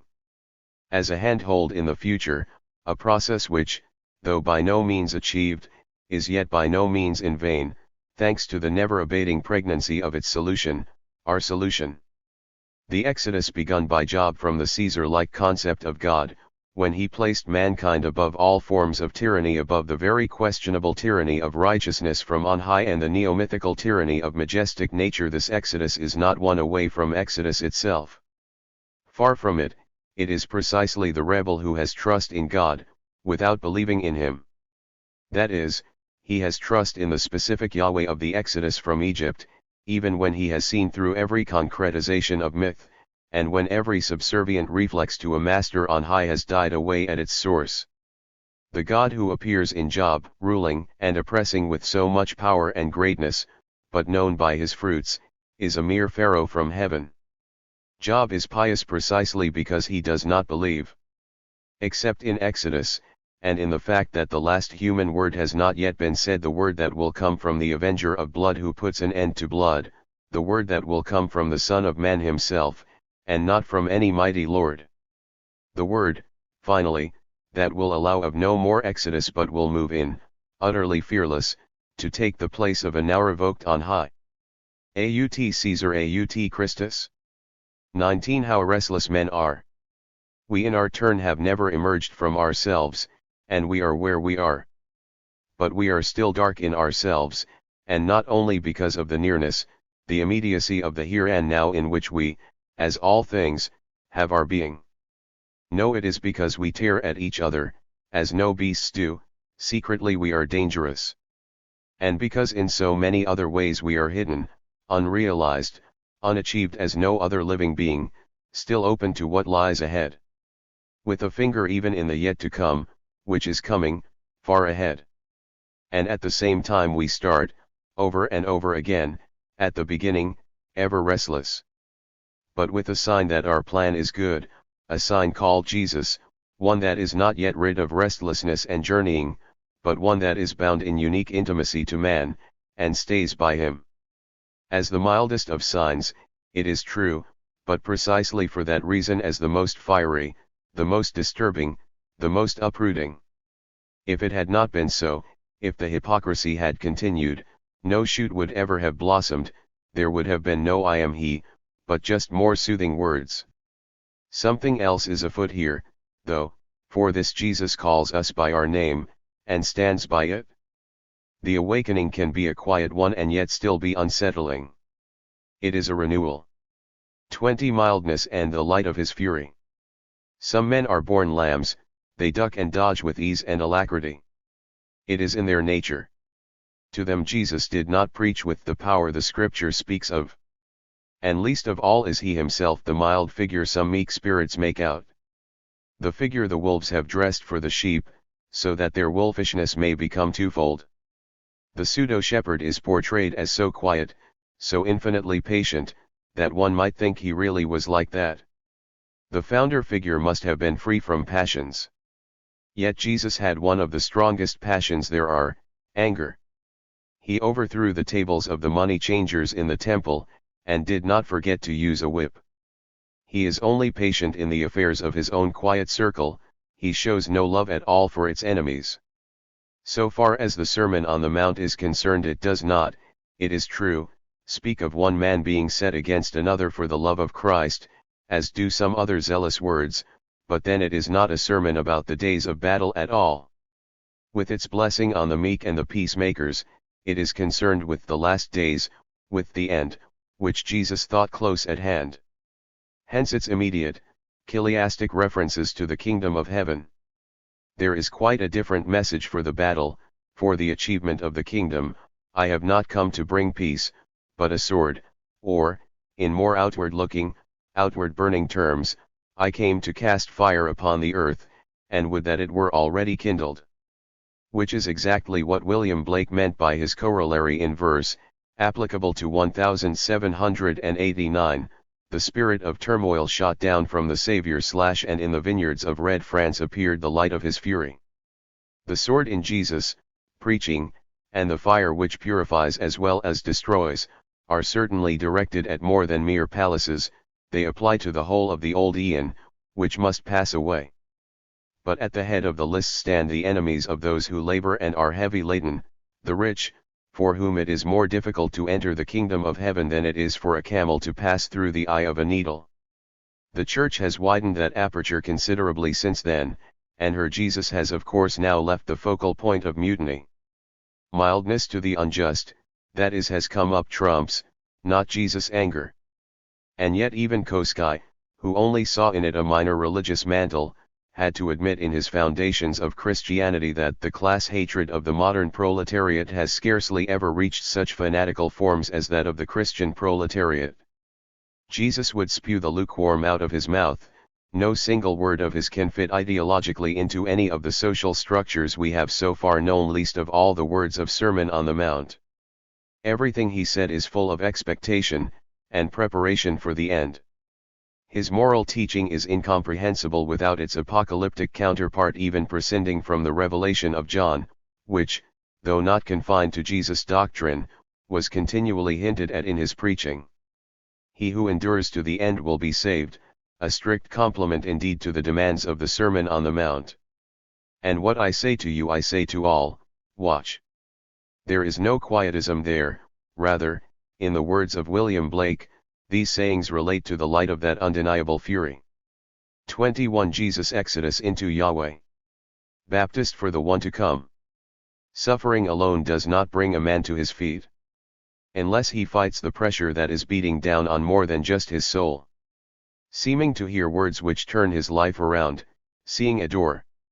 Doing so above all when the times themselves spell change, change that jerks one forward, and does so suddenly. It was like that in the days of John the Baptist, time seemed complete, the measure of the past was full. Penance must be done, for the kingdom of heaven was at hand, and it was worthwhile to cleanse oneself for it by baptism in the Jordan. For it was the age-old function of that water to purify more than just the skin. But a new figure was now there, one who baptized in a special way, fulfilling baptism, one who went beyond the common ritual washings to a purification which made ready, once for all, for someone yet to come. John's claim to be the messenger sent on ahead was endowed with a quality of immediacy that no one in the scriptures had yet possessed, not even Elijah, a quality that made him more than a messenger. This herald did not himself know the mightier one who was coming after him, whose baptism would not be with the traditional water, but with a new spirit and with fire. Hence, the offensive, baffled question, "Are you he who is to come, or shall we look for another?" And Jesus' reply, directed to one he had not counted among his own, "Blessed is he who takes no offense at me." But, for all this and that shows how little the youthful Jesus saw himself as the one to come at the beginning of his mission, Jesus went of his own accord to be baptized by John. For his part, John may well have incorporated Mandean, Persian influences into his character of Nazi right from the desert. But in any case he went further than anyone had gone before, in calling for a more than merely national stand and witness. His God is able from these stones to raise up children to Abraham. Another covenant is waiting in the wings, but not yet a covenant of joy. Good news as the opposite of fear of the Lord, Jesus' exodus into Yahweh. One was coming, who would make the crooked straight at last. First of all he was to come from on high, then, when nothing happened, he was expected from below, a hero from among the Jews. An envoy, but one who carried out his mission better than the figure who made the mission necessary. For if the world were not in such sore straits, no Messiah would be needed. Jesus hesitated a long time before he appeared in this guise. At first he considered himself a disciple of the Baptist, he felt unclean and was baptized. The story of the temptations shows his conviction that it was for the devil to call himself the Son of God. That is why Peter is rebuffed so harshly when he first gives Christ the name. Only the Transfiguration 6 days later, with the outwardly audible voice from the cloud, seems to have brought him to the definitive awareness of his mission. This much is clear by then, that however mild this mission was, it was by no means a purely interior one, as was claimed later on when it had failed. Jesus accepted the hosannas when he entered Jerusalem, and Hosanna was the ancient acclamation of the kings. Politically it was unequivocal, it was directed against Rome. Blessed is the kingdom of our father David, Hosanna. Blessed is he who comes in the name of the Lord, even the King of Israel. Standing before the high priest, Jesus confesses himself to be the Messiah, with all the signs of power which, since Daniel, formed part of the traditional expectation, not, therefore, in any merely interior or abstract way. And before Pilate he takes on the title of King of the Jews, the title under which he was crucified. If Jesus was not in fact the Messiah of Jewish expectation, one is left with the puzzle as to how he came to have scruples about declaring himself to be so, and why he overcame them. He would have called himself a good man, a pastor of souls, and at the most a successor of the prophets of old. No heavenly hallucination would have been called for to venture the words tu es Christus. The task of separating Jesus from the messianic dream of the Jews, and therefore from an eschatology which was also political, was begun by the Enlightenment, and continued, somewhat less innocently, by the anti-Semitic liberal theologians of the 19th century. Renan was the unfortunate instigator of it all, with his Life of Jesus. The scientific preparation was done by Holtzmann, Wellhausen and Harnack, and the conclusion was a Christ of pure and quite unparalleled interiority. Again it was Wellhausen who reached the lowest depths when he said of this King of the Jews that the kingdom he had in mind was not the one the Jews had hoped for. He fulfilled their hope and longing by directing it to a different ideal, a higher order. Only in this sense can he have called himself the Messiah. So eschatology was thrown out of the Gospels, although philologically its credentials were excellent, and Jesus became the prophet of a purely ethical kingdom of God, one that lay right outside the apocalyptic dream which had, since Daniel, characterized the whole of Jewish piety. Thanks are due to Albert Schweitzer for seeing things in proper proportion again. Even within the bounds of liberal theology, Jesus put ethics in the context of eschatology, not vice versa. But even in Schweitzer, eschatology is not thought of in an earthly political materialistic way, it is exclusively supernatural, far too supernatural, far too far removed from both the new heaven and new earth. But, for all that, the coming kingdom is the primary thing in Jesus' mind, not love. His concern for love only comes from his concern for the kingdom, which is no psychological event, but a catastrophic, cosmic one, directed towards the New Jerusalem. Jesus had no time for the defeatism of pure interiority, he lived entirely in the order defined by the public prophecy of John, "Repent, for the kingdom of heaven is at hand." He sent his disciples out in pairs into the Jewish towns to spread the gospel, and he prepared them for the messianic affliction which was soon to come, days of harsh persecution for them as for all the elect, though some of them would perhaps find the right tone for these hard times. He did not even expect the survivors of this mission to return to him as they went, so near did he deem the end of this world, and the coming of the new one. "You will not have gone through all the towns of Israel, before the Son of Man comes." Even the Our Father contains the same sort of immediate reference to the tribulations of the imminent Eschaton, only false translation can give it a tone of complete interiority. "And lead us not into temptation, but deliver us from evil." Temptation does not mean here the temptation of the individual to sin, it means tribulation, eschatological affliction, persecution by the Antichrist at the end of days. The prayer is that this chalice of persecution should pass away, and the new Eon be born, without a long delay which would give time for counter-revolution. Jesus believed so firmly that he was to bring in the new Zion, that this faith only left him on the cross in the most terrible moment any man had lived, a moment stronger even than the death agony which came with it. In that most concrete of all cries of despair, "My God, why hast thou forsaken me?"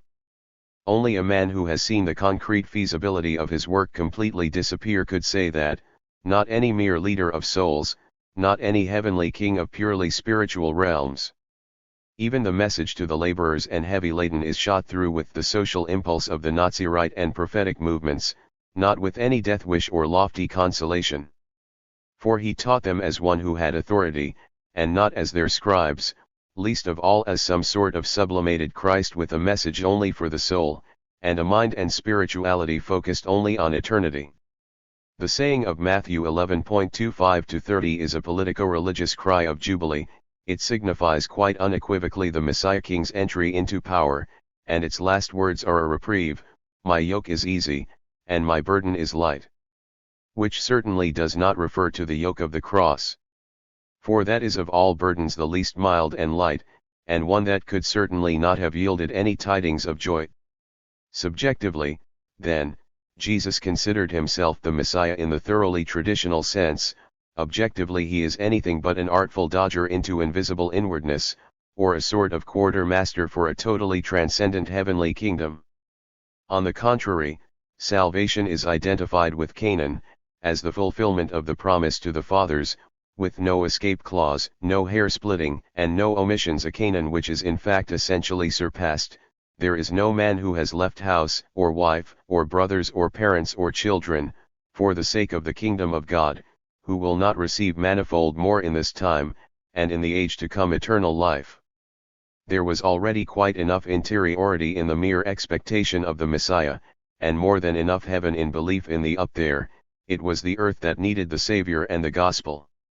If any doubt should remain that Jesus before the cross catastrophe intended to appear as an earthly Savior, it is dispelled by the word gospel itself. Jesus did not disdain to play the part of a medical wonder worker, and he uses the word gospel in the sense of a wondrous healing of all the earth, brought in by the kingdom of God. He sent this highly uninterior definition to the Nazi right John in prison: "The blind receive their sight and the lame walk, lepers are cleansed and the deaf hear, and the dead are raised up, and the poor have good news preached to them." Even if there are some places where Jesus speaks of the gospel as one would of a legacy, places which may well have been neatly interpolated later on, the word itself is certainly not a late one. It is certainly not what Johannes Weiss called it.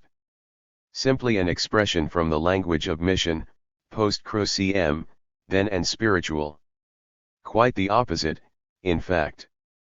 Precisely at the time of Jesus, it conveyed the unmistakable politico-religious meaning of a salvation which lay concretely in the end of misery and the beginning of good fortune.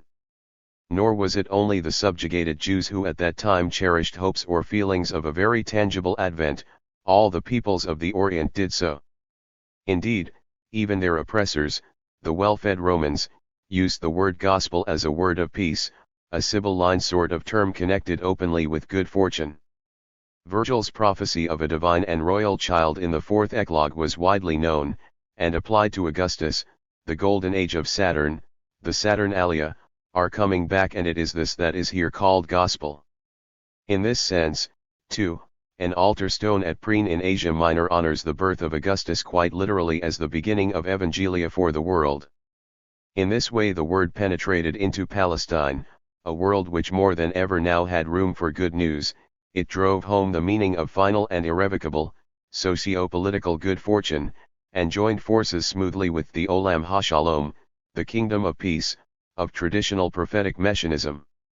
It would never have done this with pure inwardness or otherworldly. The general shift of meaning brought in by the language of mission was necessary before that could happen, and that is something Jesus never undertook. The Christians of the catacombs, too, no peaceable dualistic, transcendent, escapists, these made no peace with Nero and his kingdom, otherwise they would not have been thrown to his wild beasts. And, not least of all, this same highly virile Christian impulse inspired the Peasant War, which, not without reason, was an exercise in practical killism. In its true, original sense the gospel was identical with its down-to-earth revolutionary realism. The time is fulfilled, and the kingdom of God is at hand. In summa, Messiah and gospel mean just this, that Jesus never conceived his mission in watered-down, unworldly terms.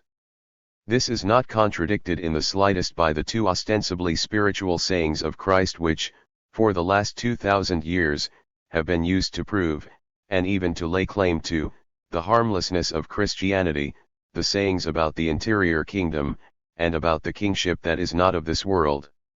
Jesus never said, "The kingdom of God is in you." Properly translated, the phrase read, "The kingdom of God is in the midst of you," and he said that not to his disciples but to the Pharisees, indicating his disciples as he spoke. His words were an answer to their catch question as to when the kingdom of God was coming. What he said was that the kingdom is close at hand, even spatially, it is here in the community of his followers. He did not say what Luther translated, "The kingdom of God is in you," that would, e contrario, have been to emphasize the unworldliness of a realm of pure spirit. And Luther renders the previous phrase, "The kingdom does not come with outward gestures," but, translated literally, what Jesus really said was the kingdom is not coming with observable signs. And, in the language of Hellenic culture which Luke, the doctor, here makes Jesus speak, observability, parateresis, was a medical and astrological term relating solely to symptoms and previous signs, and having nothing to do with interiority. What Jesus meant, then, was that there will be no time for tranquil observation, the kingdom will break through suddenly, in a single all-transforming bound. He speaks about this breakthrough in the community of his followers, the only ones who will survive the abrupt dawning of the kingdom, with its very uninterior apocalyptic traits, are not those who hold their finger gently up to the wind and observe the long-range signs and cycles of astrology, but those members of the new community who are armed and sealed in constant readiness for it.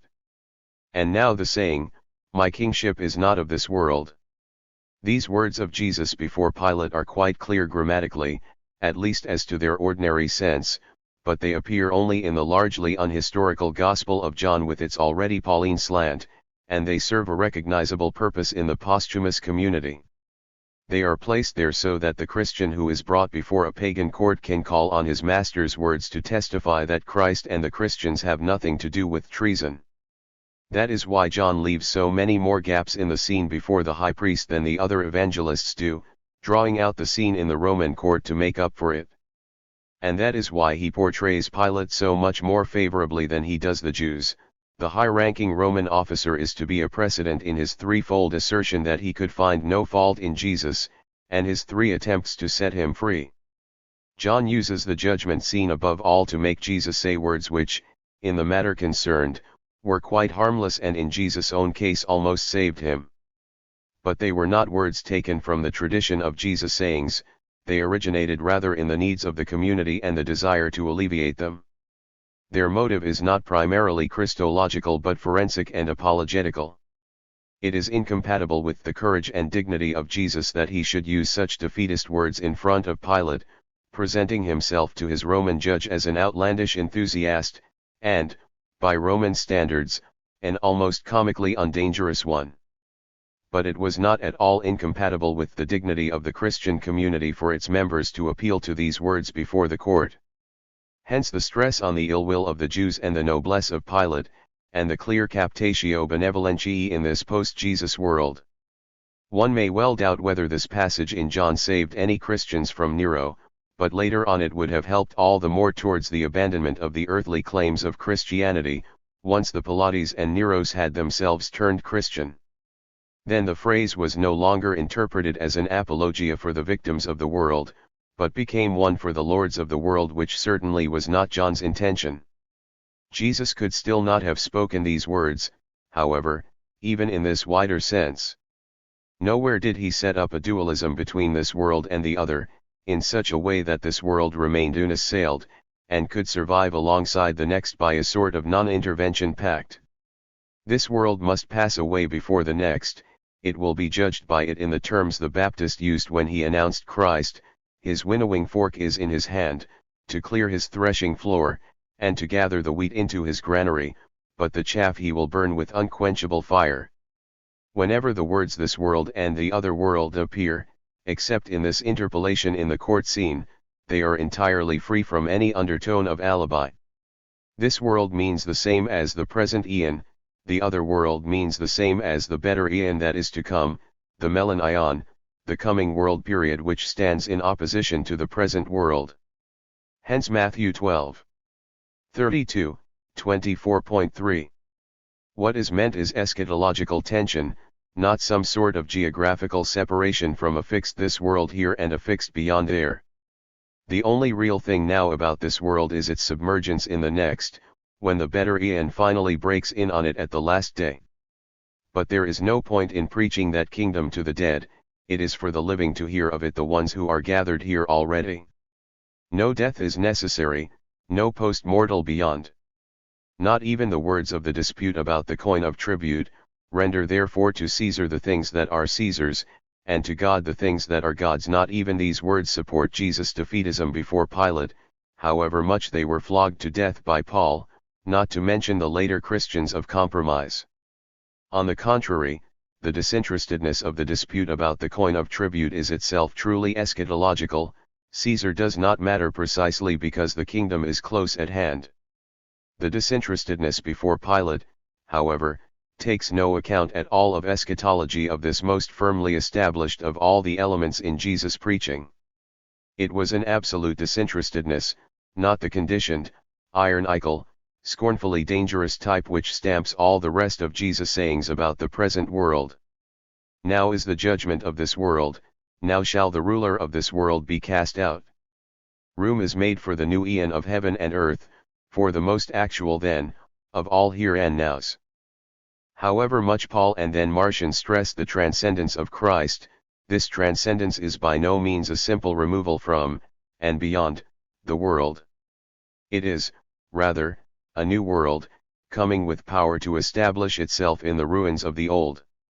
The Son of Man does not stay in the realm of the utterly other, even after the catastrophe of the cross, and after the resurrection, he still comes down to earth, and not in any disinterested mood, but with power and great glory, a true ascension to the new earth, just like the dawning of the heavenly Jerusalem, adorned as a bride, in all the might of the apocalyptic end.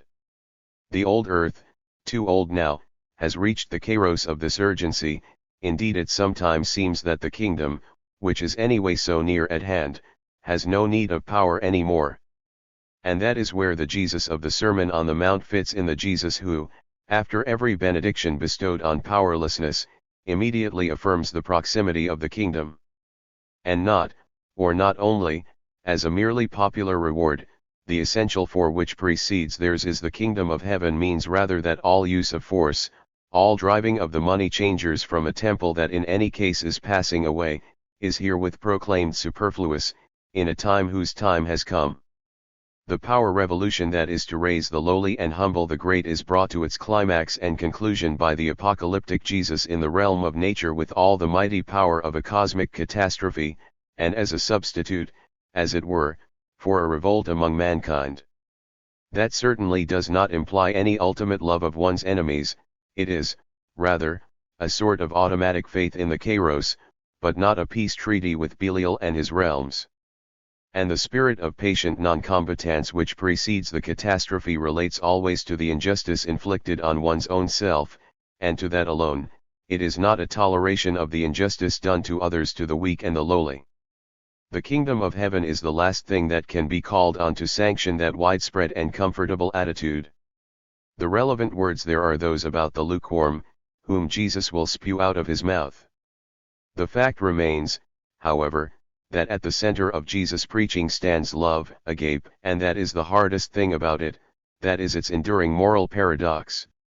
An all-embracing human love, of course, implying the so far unheard of reversal of all aggression, only has a place in Jesus' message in the light of an imminent exodus and advent. For the contents of that advent, its very raison d'être, must be agape, the love of God's children now that they have attained the kingdom of peace, where no other deeds exist but those of Christian discipleship. Where the background is not so much that of the realized kingdom as that of the division and decisions of the last days of turmoil and crisis, Jesus' preaching is far tougher than that of all his prophetic predecessors, with their Olam HaShalom. There is not much talk then of loving one's enemies, the scene is rather one of unexpected spiritual warfare. Nor is this a later interpolation: I have not come to bring peace, but a sword. He who rejects me and does not receive my sayings has a judge. The word that I have spoken will be his judge on the last day. Over and over again, when he is not dealing with the time of Advent, Jesus, the arch-heretic and rebel, proclaims warfare between this present world and the one that is coming to take its place, the one whose first faint stirrings can already be detected, and which will bring with it a time of persecution and great endurance for the elect. This eon and the coming eon intersect upon earth in a sudden dawn of change. That is why the Romans convicted Jesus as a revolutionary, that is why the high priests and the Pharisees quite justifiably feared the man upon whose words the people hung, the man who condemned to destruction the entire priestly theocracy and the religion of law, which had reigned undisturbed from the days of Ezra and Nehemiah. This Jesus was dangerous. It was not entirely due to misunderstanding that a community of interests grew up between the Jewish upper class and the Roman oppressors against him and his eschatological radicalism. It was, in the eyes of this world, no harmless enthusiast whom they nailed to the cross, but a man whose advent was to turn their values upside down, the supreme model of another world in which there was no oppression and no lordly God. It was only as a facade that the priests appealed to the fact that Jesus had declared himself the Son of God, and that he therefore had to die according to the law of blasphemy. For in the century before his birth, since the end of the Hasmonean dynasty, there had been other enthusiasts who announced themselves to be the Messiah, and, as enthusiasts, no harm had come to them. In the same way, too, Bar Kokhba, the hero of the uprising against Hadrian after Jesus' time, was declared Messiah by no less an authority than Rabbi Akiba himself. But Bar Kokhba fought for the Judea of the here and now, with rich and poor and priests together. He fought on the verge of despair in rebellion against Rome, but he upheld the values of the traditional Jewish world with its priestly theocracy. So he could be blessed by the priests and given the title Messiah. That mighty, once for all time name was not deemed blasphemy here. It is not, of course, that Jesus was too peace-loving to be considered the Messiah, but rather that his kingdom of the Son of Man was too remote from the lordly Yahweh, the Yahweh who had not led the people out of Egypt, the Yahweh who was now the normative figure. This Son of Man Messiah did not claim to be a fighting preservationist, or a romantic restorer of some Davidic kingdom with its lordly God. No, he proclaimed himself as the new eschatological exodus, overthrowing all things from their beginning to their end, the exodus into God as man. Moral and eschatological light in the Gospels. Even the best things cannot be done at once. Especially when it seems that to do one thing is to detract from another. Or when, at the very least, the situation calls on all the forces of the will to achieve at one blow what, by slower methods, would take an age if it ever got done at all. This sort of antithesis reaches its peak in the contrast between the moral and the soteriological preaching of Jesus. Is there really time for moral change? Is there any breathing space for it in the short period before the kingdom comes? The 10 Commandments were designed for long life on earth, though not for a comfortable one. Stealing, perjury and murder make things much easier. And even the commandment, "Thou shalt love thy neighbor as thyself," has a long-term situation in view. It was promulgated in Leviticus 19:18, and Jesus confirmed it, not as being his personal doctrine, but as the cornerstone of the law and the prophets. It establishes egotism as the norm, and then curtails it by including one's neighbor in one's own self-love. What time, however, what space, what social dimension can exist for the commandments of the Sermon on the Mount? Do good to those who hate you, and to him who strikes you on the cheek, offer the other also.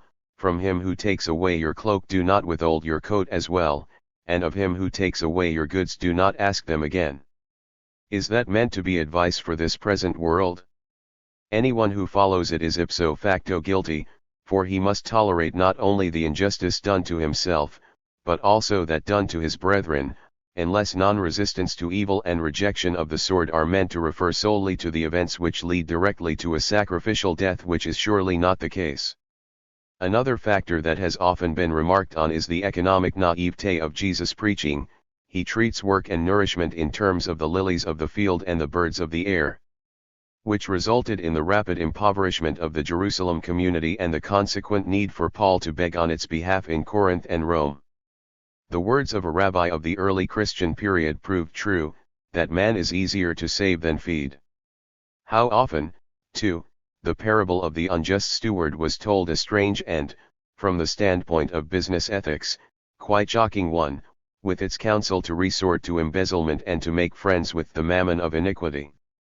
Both these strands in Jesus' preaching, the exhortation not to care, and the exclusion of all moral differences in the world of mammon, only make sense, in fact, if the world is, in its essence, soon to pass away. For then eschatology draws all else to itself, in accordance with the words of Jesus' masterful debut, "The time is fulfilled, and the kingdom of God is at hand. Repent and believe in the gospel." The world has really become a matter for indifference. The unheard of prescriptions of the Sermon on the Mount relate in this context not to any lengthy scheme of things, nor to one that is of great importance for this earth. And the same holds for the saying, "Render to Caesar the things that are Caesar's, and to God the things that are God's." Though pregnant with later consequences, it has, on the lips of the founder, not yet acquired a dualistic sense, not even that of keeping twin accounts. For all its outward pomp, the Roman Empire is as irrelevant and unessential as an overnight stay in an inn which one is going to leave at daybreak. Far more decisive in Jesus' mind is the truly chiliastic admonition to give all one has to the poor, and so to withdraw as subject from Caesar's sphere of interest that petty circle with its already numbered days.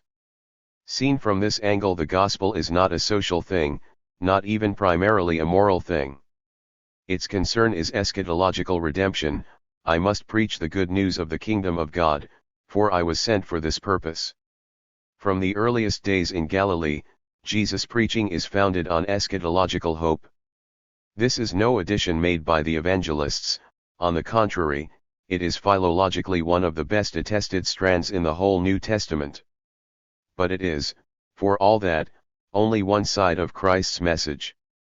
With it, within it, and at times even above it, there appears the doctrine of a love attainable on earth, a love for the sake of love, which is there already in the counsel to give all one's goods to the poor. The complex relationship of these converging strands of thought gives rise to the problem of a twofold intention and light in Jesus' preaching, in the tension between the mutually illuminating aspects of now and hereafter, of here and there. The Dutch masters grappled with the problem of double lighting in their pictures, inasmuch as they would paint an object illuminated by the light of the moon and by the light of a candle as well. And men have wanted to see a similar double lighting in the Gospels, that of the social and that of the eschatological gospel, two sources, this time, which resist all harmony. Albert Schweitzer went into this question most thoroughly of all. For him, Jesus preached a constant interim ethics, while the kingdom itself lay in a supramoral realm beyond good and evil. The fact of the matter is that the eschatological light in all its force falls on the prescriptions of the Sermon on the Mount, which are incapable of fulfillment over any long period in this world, and it falls in particular on some of the counsels rooted in economic indifference, such as the parable of the lilies of the field. Contrary, however, to Schweitzer's total relativization of the moral source of light, it does not fall on Jesus' teaching about love, the ethics of which, in Schweitzer's theory, is seen as making man ready and worthy for the kingdom and, at its deepest level, as already sharing in the kingdom's eschatological content. From time to time Jesus even gives directives for this world that are stricter than any Mosaic or Talmudic ones, for example the prohibition of divorce, a strictness which stands out as all the more isolated and this worldly in that he paid no attention to the family ties of his followers, and taught that in the kingdom there is no distinction of sexes, and therefore no marriage. The only purely socio-moral element in Jesus' preaching is that which is concerned with brotherliness for its own sake, and into this category falls the teaching about love. The teaching which culminates in the profoundly imminent, yet vivid and practical words, "As you did it to one of the least of these my brethren, you did it to me." Simple love of God is here converted into love for those who labor and are heavy laden, and it is of the essence of this doctrine that it is not entirely unfeasible, even over a long period. The dream of fraternal kindness could be fulfilled in the tiny infant community with its communism of love centered on the giving of gifts.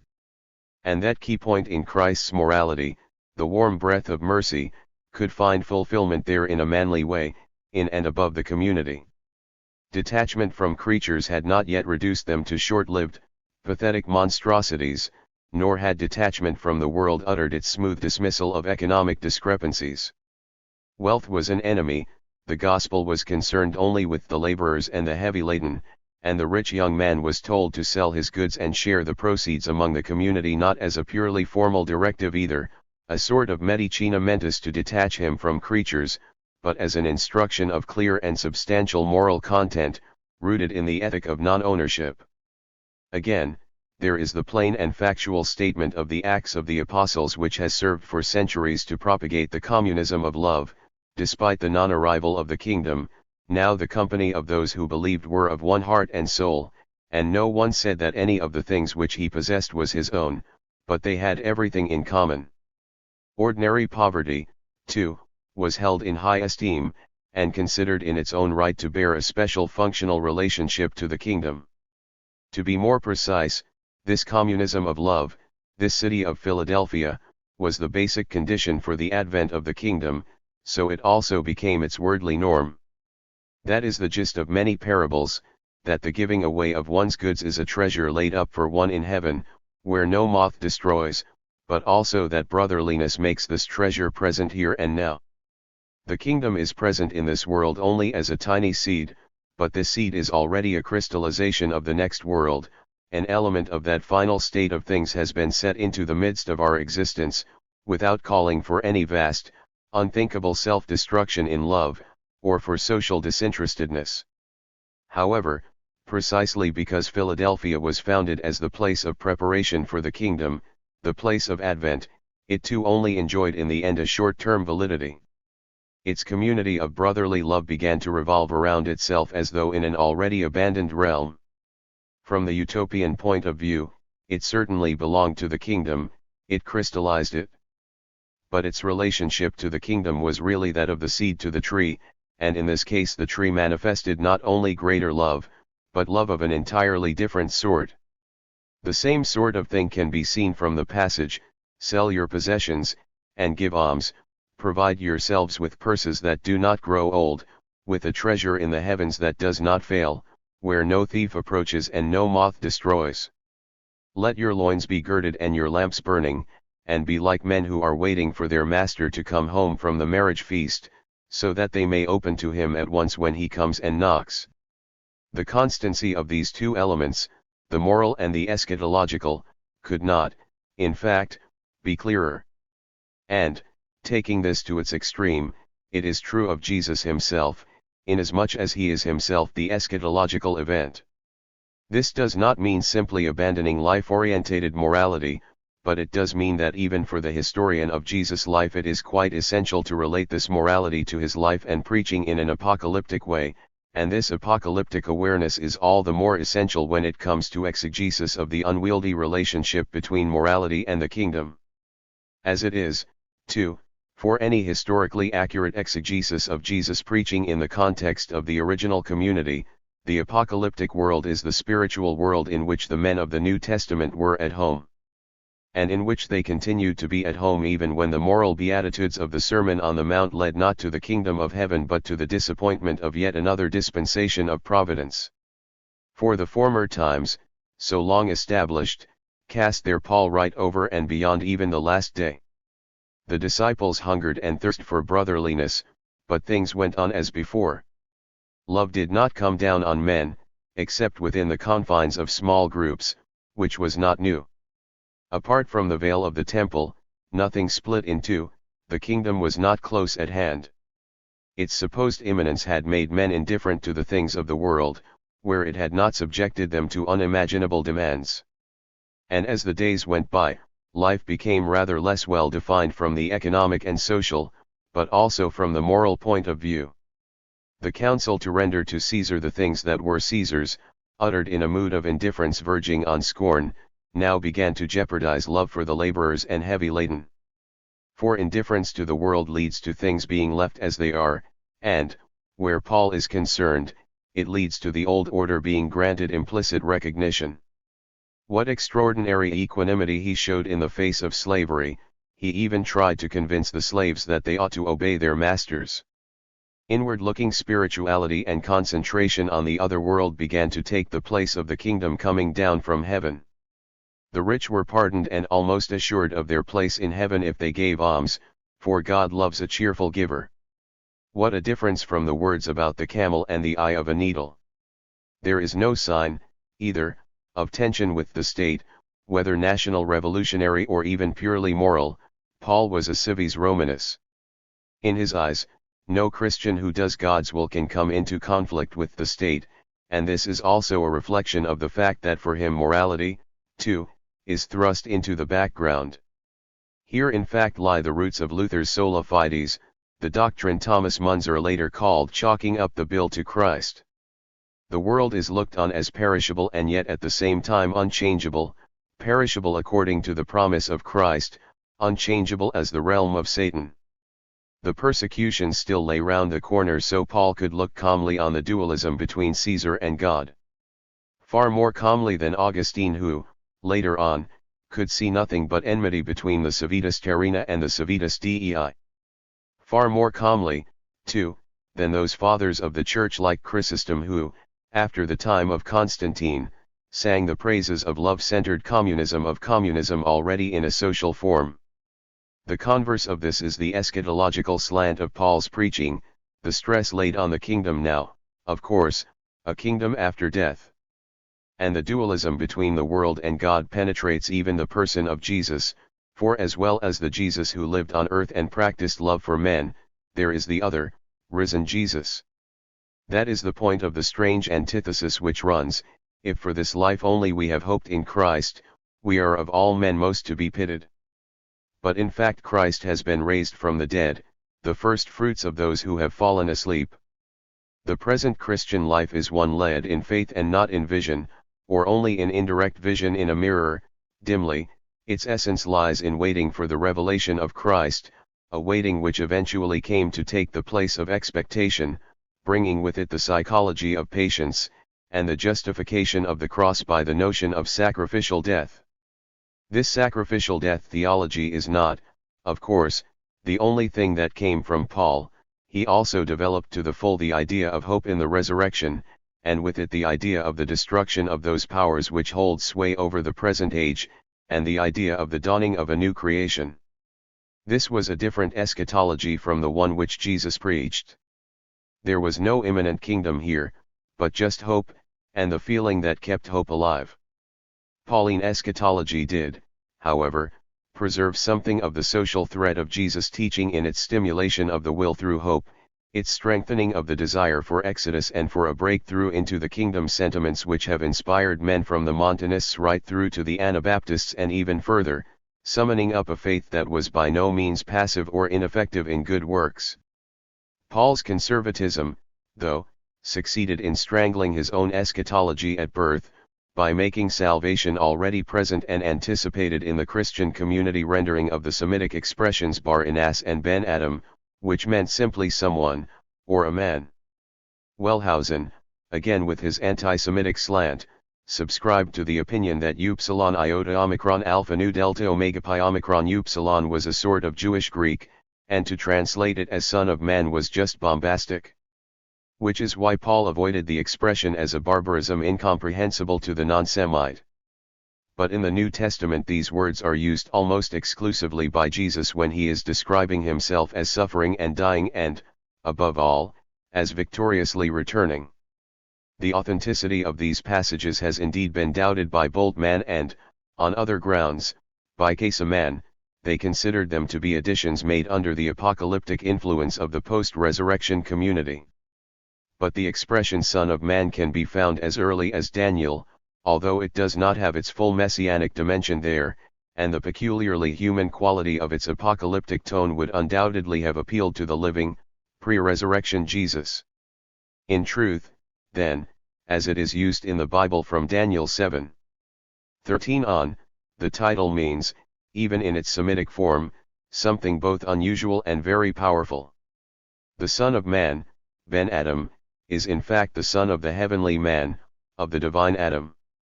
Not as being the offspring, but rather as being the form or configuration of the essence which appears within him.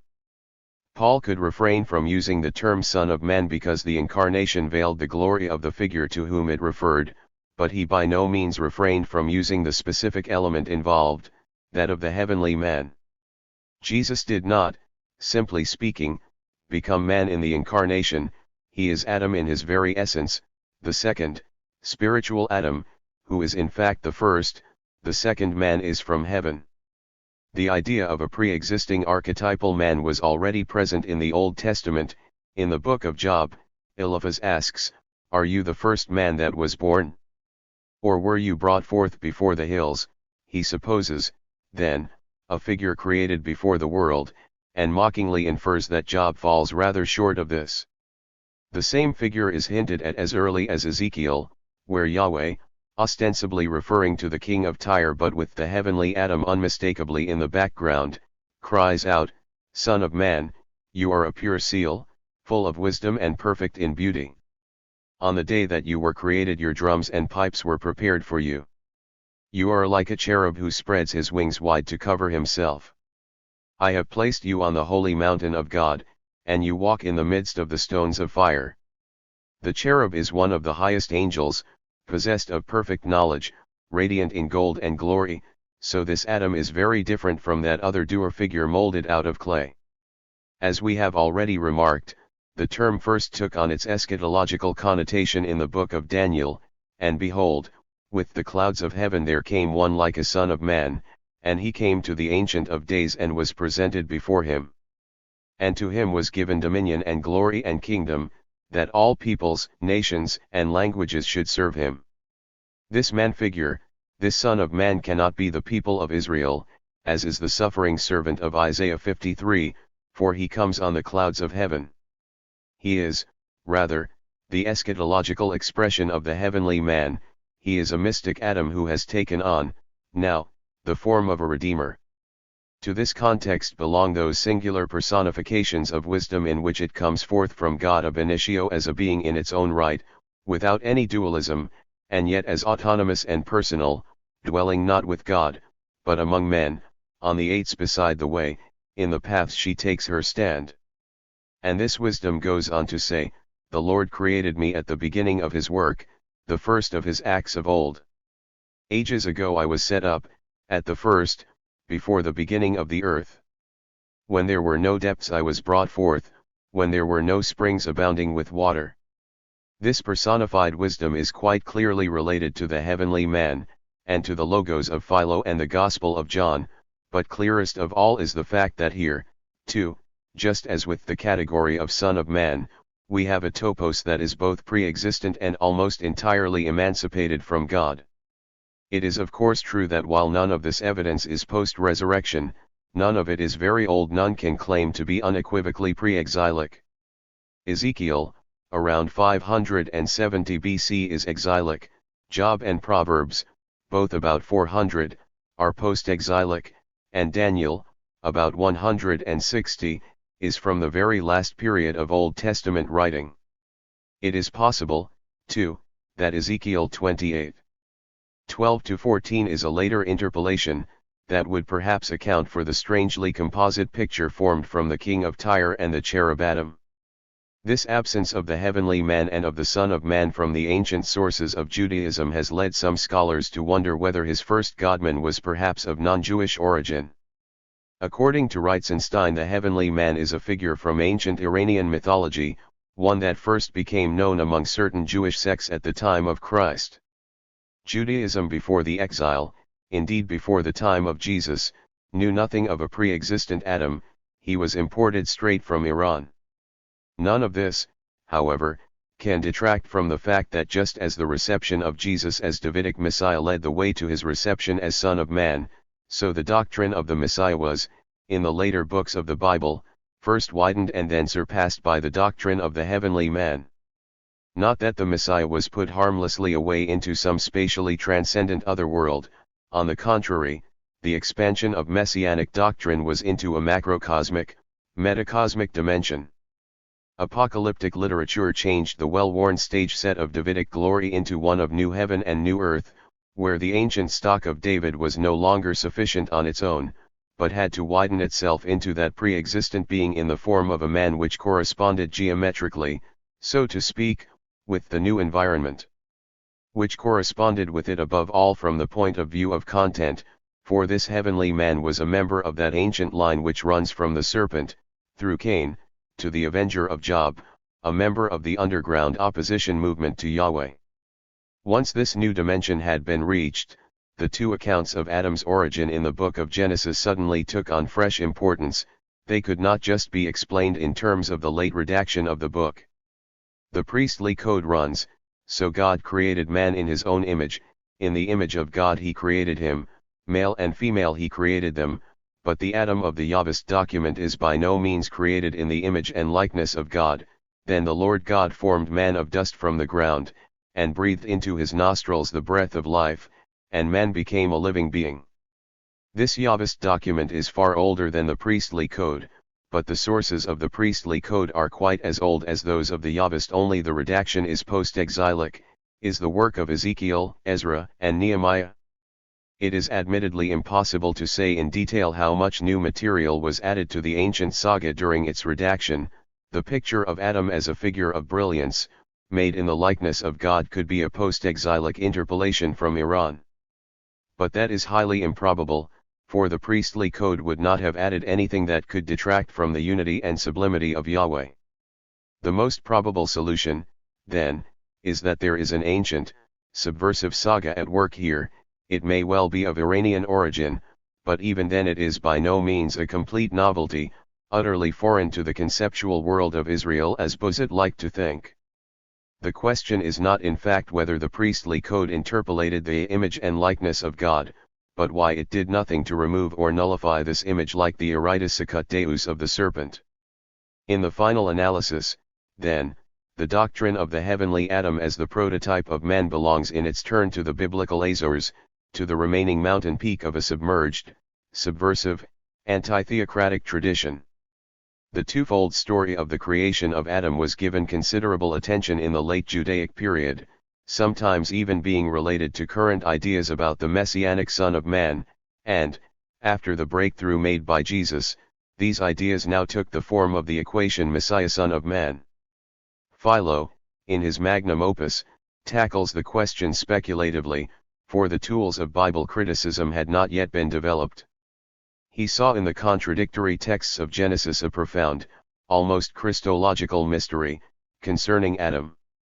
The firstborn of creation, formed in the image of God, contained within himself the mystery of the heavenly Adam, of the archetypal man himself. He did not go so far as to identify this heavenly man with the Messiah, but the decisive messianic attributes of heavenly birth and likeness to God were certainly there.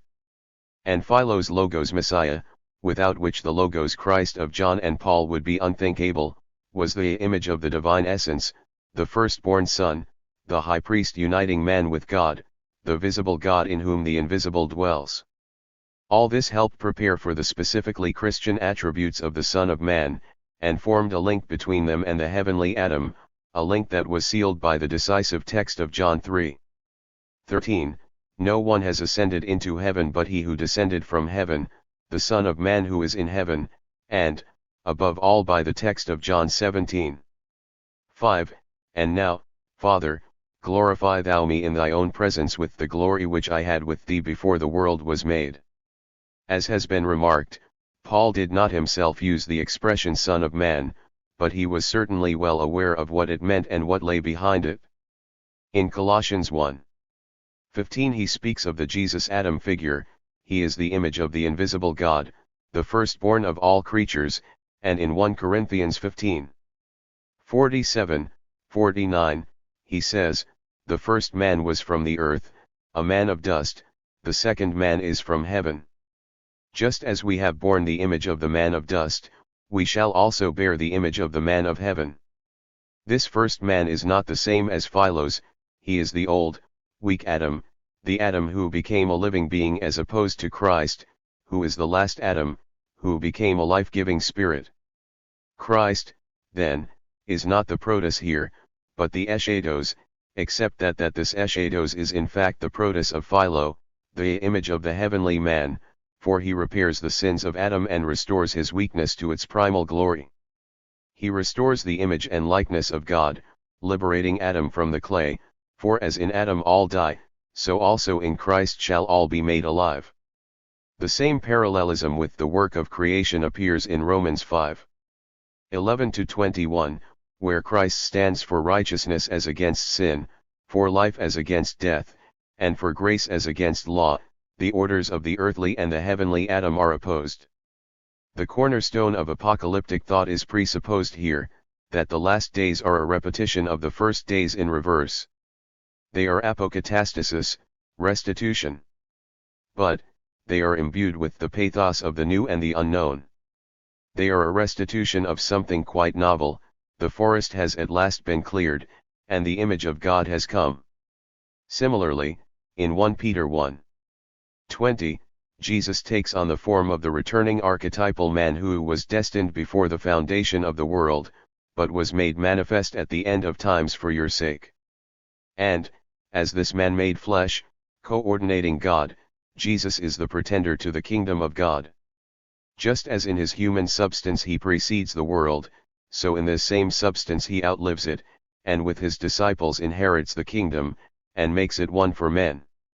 So it is that the macrocosmos metacosmos, the apocalyptic setting for the Son of David, becomes in the end the Makanthropo, the great man, until we all attain to the unity of the faith and of the knowledge of the Son of God and become the perfect man, in the measure of the stature of the fullness of Christ. But that measure is one for a new world, not for the old, not for a Yahweh set apart from man and incomprehensible to him, a God of whom one of Job's friends could say, "He is higher than heaven, what can you do? Deeper than Sheol, what can you know?" The answer to this supercilious agnostic lies in the letter to the Ephesians, and it is based on the Makanthropo, the new, adequate measure of man in and through Christ, that you may have power to comprehend with all saints what is the breadth and length and height and depth. So highly does the writer of this letter think of man, or rather of his mystery. Looking backwards as well as forwards, man had come a very long way indeed. It was not easy to swallow the idea that man was made from clay. The solution was to see Jesus as the returning Adam, then the first Adam, too, was the image of God. There is in fact a second strand to the archetypal notion Son of Man, a second lineage which bypasses Jesus and comes to rest in another Christos figure, that of Moses. It is a strange, instructive, utopian doctrine. In the Haggadah, the great prophet was, simply speaking, pre-existent. The angels in Jacob's vision of the ladder were Moses and Aaron. The climax is reached in the ascension of Moses, an apocryphal text of the 1st century AD, in which Moses is placed on a footing of complete equality with the heavenly Adam. Moses here speaks to Joshua, God did indeed make the world for the sake of his law, but he did not reveal this firstborn of his creatures from the very beginning of the world. That is why he chose me out and found me, for I was ready from the beginning of the world to mediate this covenant. The same majestic tone appeared in Joshua's last words to him: all who die receive on earth a grave which accords with their greatness, but your grave reaches from sunrise to sunset and from the south to the outposts of the north, the whole world is your grave. Moses is now one and the same person as the archetypal man, enshrined and immanent in the world. But in another, earlier document he is even more, in the Book of Enoch, preserved in Ethiopian from the 2nd century BC, this figure of man pre-exists with the Ancient of Days in heaven, as an essence without any physis or any form of incarnation at all. 100 years later, in the images of the Ethiopian Enoch, he has taken over the role of Messiah. The heavenly Adam has become the bearer, and indeed the content, of the new age, an age in harmony with the aims and objectives of man, which the first era had left undone. The expression Son of Man is also now a constant feature of Jewish apocalyptic writing. It can be found in the Book of Enoch, the 4th book of Ezra and the Apocalypse of Baruch. In rabbinical circles, too, and all the more so in the occult literature of later Judaism, the heavenly man is given great importance.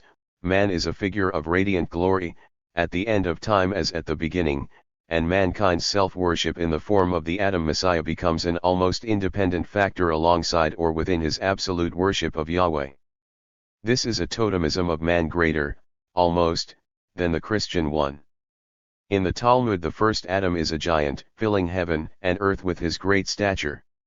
And in the Kabbalah Adam Kadmon is the mystery of the world itself, and at the same time the key to this mystery. Man's form, says the Sahar, is the primordial image of all things in heaven above and earth beneath. For that reason the Holy Ancient One chose it to be his own form. Adam Kadmon is, then, at the same time macro-cosm and model of God. The 10 Sephirot are applied in a thoroughly anatomical fashion to his figure, making the macro-cosm a makanthropo. The Sephirot crown and understanding are applied to his head and neck. Beauty lies in his breast, love in his right arm and righteousness in his left. In his genitals lies the work of creation, in his left thigh is strength and in his right thigh glory. The kingdom resides in his feet. The Kabbalah also indulges in some adventurous philology in order to have its Adam Kadmon at the very beginning of biblical creation instead of, as in Genesis 1:27, at the end of the 6th day. The Bible begins with the words Bereshith bara Elohim, in the beginning God created. But a different, esoteric word division with correspondingly different vowels, gives the reading Bereshith bara Elohim, he created the Ram, he created Elohim, that he is then the Insaf, the primordial nothing which emanates creatively into something, and Skith, the Ram, is Adam Kadmon. The Elohim are the categories on Adam Kadmon's body, which is the world. All of this is, of course, pure fantasy, but it is a kick against the Adam of clay and of nullity against the orthodox view of Yahweh with his worm man far below. Only the Insaf remains on the non-human plane, an unfathomable figure in the background, the sacred and primordial nothingness, into whose lonely darkness the head of Adam Kadmon fades away. There is much here that is borrowed, and much that derives from contact with Neoplatonic emanation systems and from Genesis. But, more importantly, there is close affinity with the anthropologos doctrine of the radical Ophites, those fellow travelers of the serpent, of Adam's enlightener, who now reappear on the scene. Even they had got as far as portraying their serpent spirit as the great world man, or rather as the great man of the frustrated, hidden paradise that is the world. He was for them the Okeanos of paradise, the river Jordan, of which it is written, a river flowed out of Eden to water the garden, and there it divided and became 4 rivers. Or, in another place, Eden, which is the source of this river, is the brain of the great man, and is enclosed in the heavenly spheres as in a garment or a skin. Here too high fantasy is at work, but it is a very human fantasy. It takes the land of heavenly paradise and bliss away from the paternal throne of God, and makes it the realm of the archetypal man. Adam Kadmon is, it is true, the cosmos reposing in God, but in the final analysis he is first and foremost all that remains of this cosmos after the consummation of the present age. This present world fills a space in which it does not really belong, its form is that of the Macanthropo. This massive yet thoroughly man-centered hope runs through the Kabbalah with a new tone of triumph, which though not post-vital, is post-mundane. It can be linked through the apocalypses with the Gnostic idea of resurrection. This is evident in the teaching of Valentine, the most important of the Gnostics, who, according to Clement of Alexandria, said, "From the very beginning you are immortal, you are the children of everlasting life. You share out death among yourselves in order to exhaust it and abolish it in order that through you and in you death may die. You do away with the cosmos, but you yourselves remain to rule over the whole of perishable creation. And not only the present world, but also the very principle of creation and conservation that was substituted for it is finally dissolved in the new heaven and new earth proper to the man hypostasis."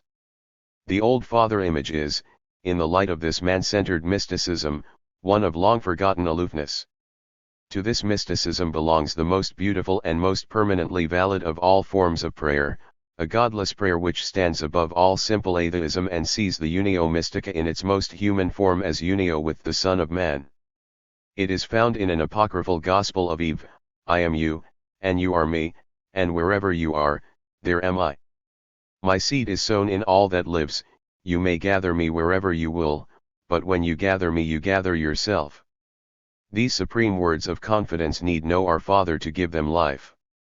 They are in complete harmony with the anthropo-agnostos, the one being that will be left when all has been gathered in from the diaspora.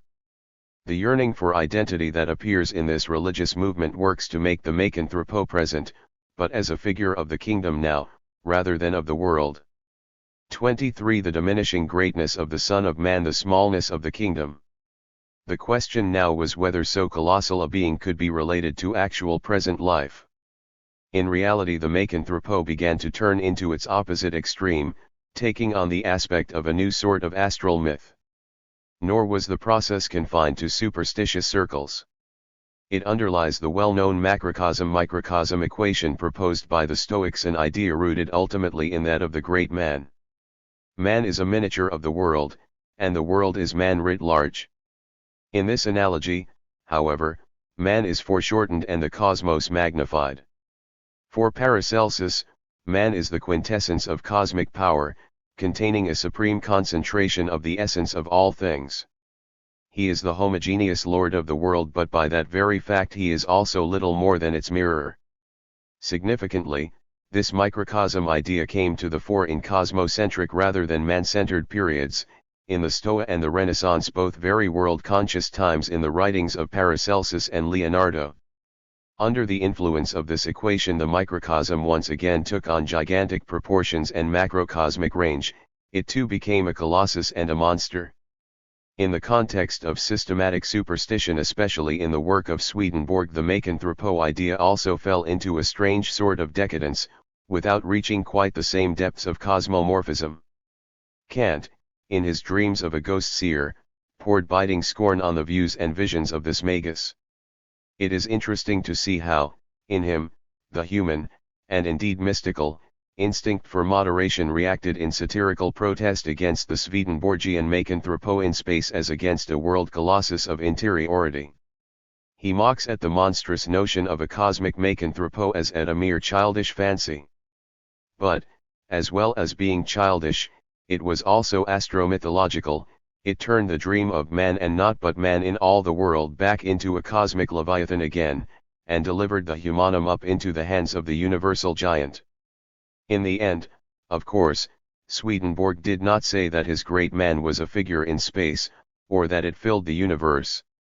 It was composed, rather, of the relationship between souls or spirits, and in this respect Swedenborg himself left the scene of cosmically extended man behind and, with the idea of a purely social Adam Kadmon, entered upon a trail that was reminiscent of the other, post-mundane Macanthropo idea, that of the mystical body and the kingdom. Kant's mockery was not aimed at this. Indeed, the concept of society in the form of a great man, of the greatest of men in the final analysis, is the mystical background to his own ethics. Society is, For Kant, a community of intelligible worlds, of which man, because of his moral character, is a fellow citizen. And, being the ethico-religious ambience of the human race, society possesses man's intelligible form. This latter-day, utopian context is, in fact, the only one in which the Macanthropo can be taken seriously again, after the flood of idle, vulgar enthusiasm and empty analogy. For now the Macanthropo is a goal, Adam Kadmon was the alpha and omega, and that alone and only the alpha, so that the omega should be the goal of the whole creative work. Macanthropo is the great man at the world's end, the form and figure of the future kingdom, a profoundly humanistic vision, carried over with justification into the tradition of Christian speculation, where it continued to live in what was now no longer a cosmocentric system, but one which believed in man. It is not, then, that the Son of Man grew to be as great as the world, he grew to be as great as the quintessence of the world, as great as the one thing necessary. So a new, more silent grandeur dawned. Jesus did not take up much room as a child, though he surpassed his believers in everything. Despite the closeness of the Son of Man, there is no thunder, no alienation in the experience.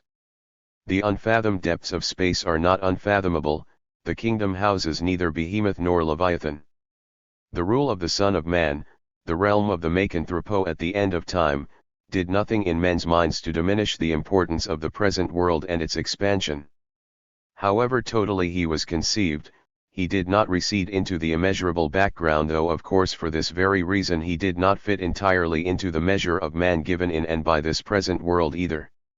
That is where the New Testament God-man leaves the apparent anthropomorphism of the Greeks behind, for all they did was take the naturalistic figure of man as given and make this the framework for the incarnate noumen. They even ignored the drive to transcend, present in man as given. What they took to be God was a sort of resplendent animal man, beautiful, ultimate, and crystal clear. Their naturalism destroyed even the element of mystery preserved by the animal image in religion. Those early images of Jesus the Orphean Good Shepherd, and the bearded Christ, based probably on a youthful version of the Zeus of Phidias, are also naturalistic rather than humanistic in the sense in which the idea of the mystical body is humanistic. The mystical archetypal man was not thought of as human in this way, any more than he was thought of as the macrocosmic colossus. What all classic and classicistic religious anthropomorphism lacks is the element of the unknown, the feeling of being at the brink of the unknown. It lacks the openness of the anthropo-agnostos. And, for the same reason, every attempt to take the precise measurements of the Son of Man and his earthly realm must in the end fall outside that realm. An example is Hegel's concept of the Son of Man, or, above all, of the human order he sees as Christianity, the product of the long divinizing process. In the course of this history, consciousness came to men, and the truth they lit upon was this, that, for them, the idea of God had certainty, that man is himself God as immediate and present. But the subject who takes the idea of God into his self-consciousness like this is a different figure from the Son of Man. For Hegel's religious man does not touch the brink of the human mystery at all, he remains complacently within the limits of man, the community, and the world, as present and given, the limits of a preordained, paternalistic faith. The ego, existing for its own sake, which Hegel retrieved from alienation, was itself something fixed and objectified, with its own history and its own remoteness. And his humanum was lost in the state, unredeemed and indeed unrecognized by religion. It is, then, to be expected, that even in the religious sphere, classicistic humanism should fall back behind Job, behind the idea of the Son of Man, behind the realization that a man can be better, and more important, than his God. In fact, a religion of pure beauty and clarity vis-a-vis the Son of Man reduces, as in Hegel, to an awareness of the reconciliation of man with God. As opposed to the religion of the coming kingdom, which does not shackle the godly within the well-known dimensions of man, in order to achieve the equilibrium of atonement, but preaches a Son of Man whose dimension is human in a non-given way. This figure and this dimension bear about as much resemblance to the available subject as they do to the gigantic proportions of the available cosmos, and to the crude unfathomability of the Yahweh idea the anthropo-agnostos bears no resemblance at all. No, a more silent, more secret grandeur is dawning, for the makanthropo of mysticism is small, such is the paradox, and his very smallness makes him the makanthropo. It is a smallness unopposed to greatness, a smallness of proximity and compenetration, the quintessence of the one thing necessary. It is the smallness of the moment of fulfillment, foreshadowed in the religious sphere by the moment of unio mystica. This moment is in fact and always and everywhere, containing all that is human. It is reality uncovered in the here and now, and in Christian terms its religious dimension is the kingdom, and that alone. This is the land that lies behind the avenger of Job, the wondrous land of Deutero Isaiah, and the ransomed of the Lord shall return, and come to Zion with singing, everlasting joy shall be upon their heads. Everlasting joy, just that. That is the point where all Christian ideals and mysteries meet. They are not concerned any longer with external, unthinkable objectivity, treating it as alien to man. Yahweh's despotic grandeur is eradicated, and that being who was the God of the Exodus is now made godless, and put forward as the Son of Man. This, however, is by no means the final solution. 24. The title Son of Man is eschatological, the later title Kyrios Christos wholly cultic. According to Wellhausen, the expression Son of Man meant in Aramaic usage simply man as an individual, as opposed to the genus man. It was far too ordinary an expression to be taken as a title. The trouble arose from the false Greek translation upsilon iota omicron tau omicron upsilon alpha nu phi pi omicron upsilon, which made the Son of Man uncomfortably independent, removing him from the sphere where the titles Son of God and Lord would be competitive, and these titles were so much easier to manage and manipulate down from on high. But it has been shown that the term Son of Man was by no means common in Aramaic. It is, in fact, an ancient poetic expression which could, for that very reason, bear a quite unaccustomed meaning. It could bear the meaning of Daniel 7:13 with its speculative, and by no means purely grammatical, problems about who this figure was. So important and so mysterious a being, connected with the very deepest layers of the problem of Jesus, and expressing the depths of his pride, cannot possibly be dealt with in terms of a sort of scribal error. Son of Man is not a title given by the disciples, it is Jesus' name for himself, none is more frequent on his lips. And the decisive point is this: the key word man in Son of Man, along with the intentional element of novelty and mystery, defines the expression as belonging to a line of tradition, to a Christ topos that is different from the so to speak legitimate, dynastic title, Son of God, which has been far more common. This latter title has a history stretching from the countless morganatic offspring of Zeus to the Neo-Egyptian Son of God, Alexander, and even further. Son of Man, on the other hand, belongs exclusively to the infant community in Palestine.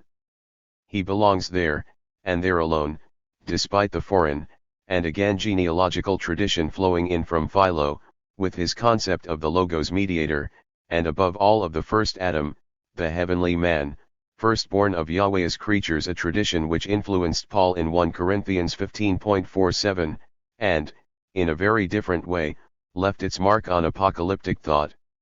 Even here, however, the accent is far more on the pre-existence of the proto-man than on his having been created, like the second Adam, by God.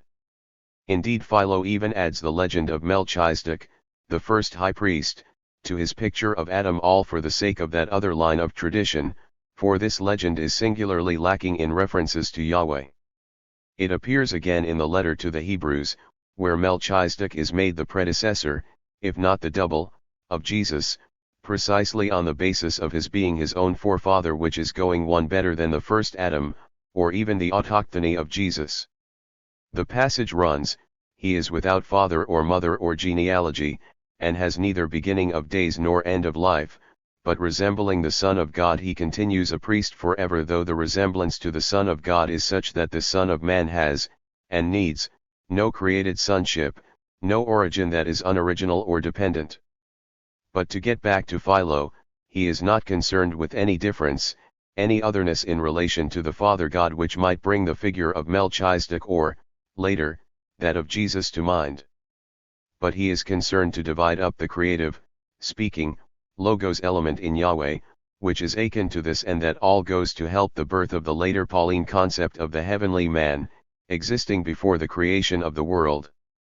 According to this division, the creative logos is indeed on the one hand the divine wisdom, which remains strictly within itself, but at the same time this logos is the independent image of the Godhead, the firstborn, and yet unborn, Son, the logos which steps outside the Godhead.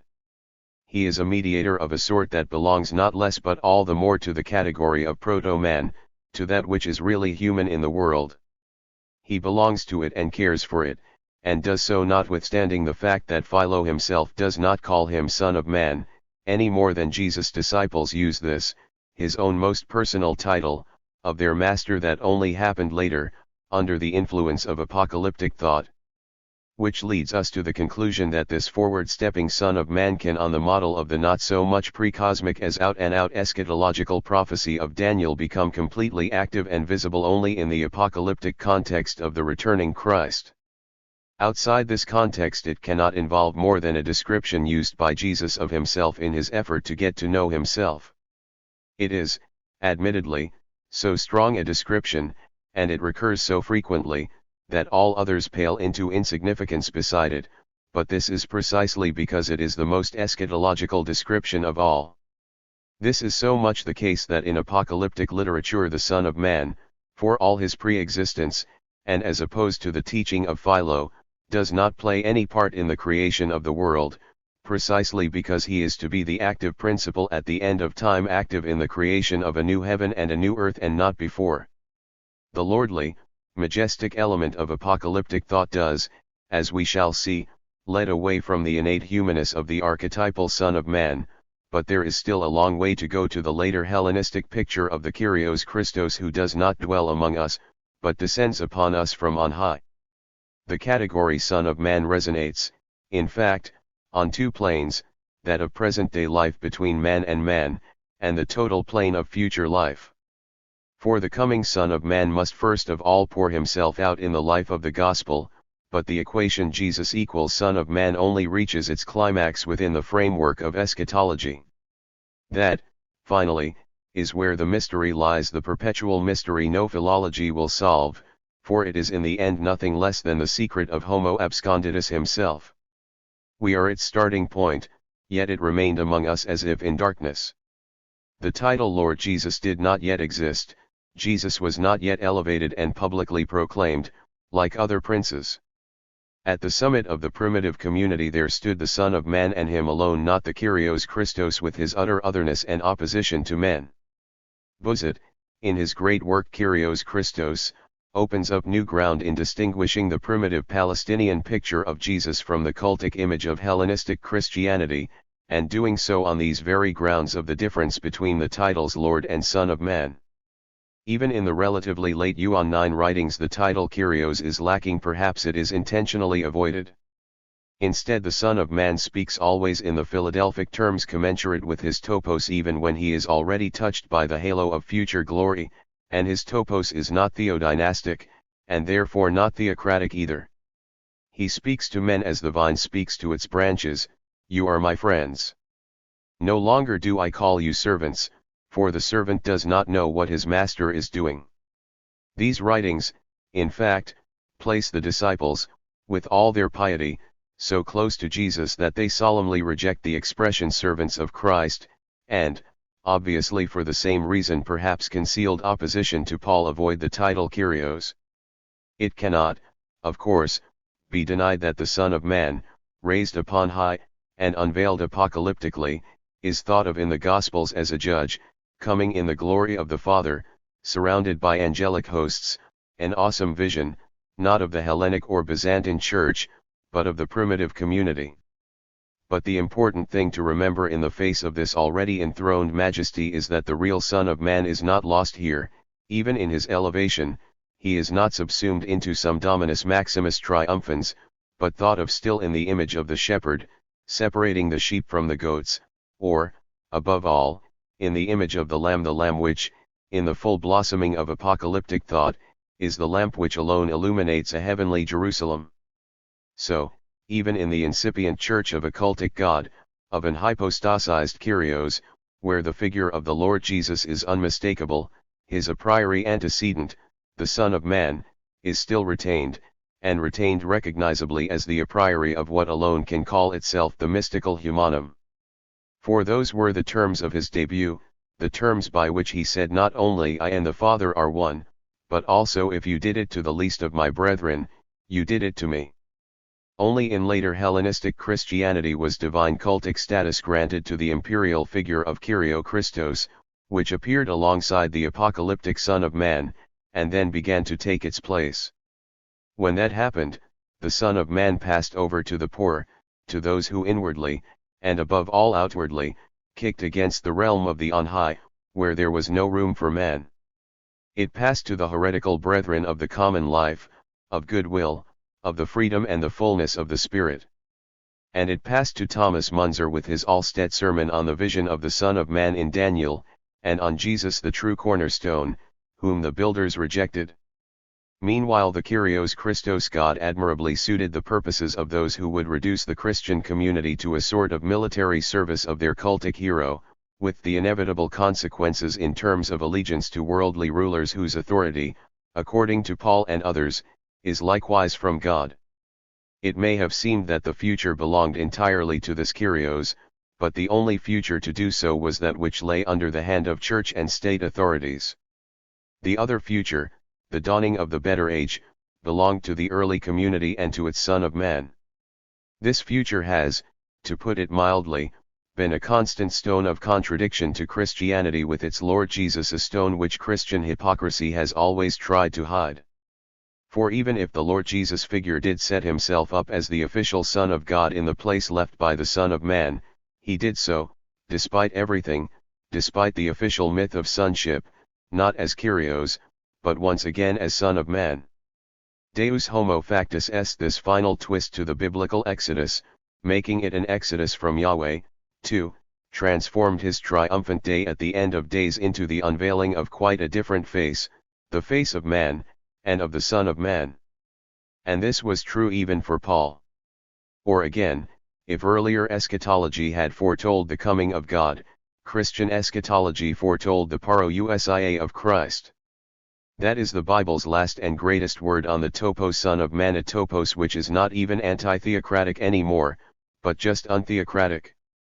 And one whose inner depths remain in profound disharmony with the haze of titles cast over Jesus by the court theologians, notably the pagan, cultic title Kyrios, and its ultimate development, the Byzantine Pantocrator. 25. The total Christocentricity of John 17, the key to the gospel. The poor were not put out when they were spoken to by one as poor as themselves. Poverty made him one of them, not a lord for them to mistrust. On the other hand, however, they could never expect much from a Son of Man who had nowhere even to lay his head. And that is another reason why Jesus was constantly elevated in the popular mind to the rank and cult of Lord, and surrounded with an aura of glory in whose reflected lordliness we men can share. This happened above all in the fourth and most recent of the Gospels, the one farthest removed from the primitive community, a gospel that was certainly not the work of the Apostle John, but rather of a group of writers dependent on a Pauline tradition about Jesus. The chief characteristic of this already speculative work is the frequent occurrence in it of the pre-Gnostic excursus, for instance the almost naive miracle stories of chapter 2 onward. These additions, however, do not constitute a second conformist priestly code. That is the difference here between Old Testament criticism and gospel criticism. The priestly church had not yet been established in the milieu from which this gospel came, although the transition to a cultic community had begun, and the radical idea of Christian breakthrough had been tempered by Paul to a state of relative peace with the world. Another, surprising characteristic of the fourth gospel is, as we have already remarked, the absence of the Kyrios title of Hellenistic Christianity, and what is tied up with this, the solemn rejection of the description servants of Christ. Even the lordship of Christ, which is essentially the theme of John 17, does not thrust on men the indigestible doctrine of the Kyrios on high as the dynastic Son of God. Indeed, this gospel, for all its lateness, has not only preserved the expression Son of Man, but has made it an integral link with the Christ of sacramental life. It is no cult God, but the Son of Man, who expressus verbis gives himself as food and drink to his disciples. And even the title Son of God, with its mild pathos of Yahweh as Father figure, and its possible undertones of Kyrios and of paradoxical conformism in the absence of the Son of Man, even this title does not touch the peculiarly Christocentric, non-theocratic kernel of this gospel. Least of all in John 17, that late blossoming of the founder's farewell speech, a chapter that has justifiably been called the key to the gospel, and one whose hermetic doctrine has been handed down powerfully by the founder of the Christian idea. It is no deathbed speech, but a farewell discourse, and one without much mention of the cross. The legacy Jesus leaves is not, as such, incomprehensible, despite the fact that it is given as a secret instruction to the disciples. Jesus speaks once more as the uncreated proto-man. When he speaks of the Father, therefore, it is not as of one who had begotten him, and now, Father, glorify thou me in thy own presence with the glory which I had with thee before the world was made. He has ipso facto placed himself, as uncreated, within the ambit of the Lord of creation. The passive formula of being sent does not detract from this, for it is not specific to Jesus. There is, too, the straightforward Christocentric statement, I and the Father are one, a statement which goes to the heart of this most esoteric of the Gospels, and has its counterpart in the words, all that the Father has is mine. These words are homoousian to the utmost degree. Their message is one of equality, and if it is not equality with the Father, the world creator, to whom does it refer? What is the Yuan 9 idea of God? Jesus undoubtedly means by Father the traditional creator of the world. Indeed, in the course of this gospel the Father is made the dispenser of all the gifts which the Christ had claimed as his own, light, truth, life, and the bread and water which come down from heaven. The only thing Yahweh does not do is rise again, but then he is eternal anyway.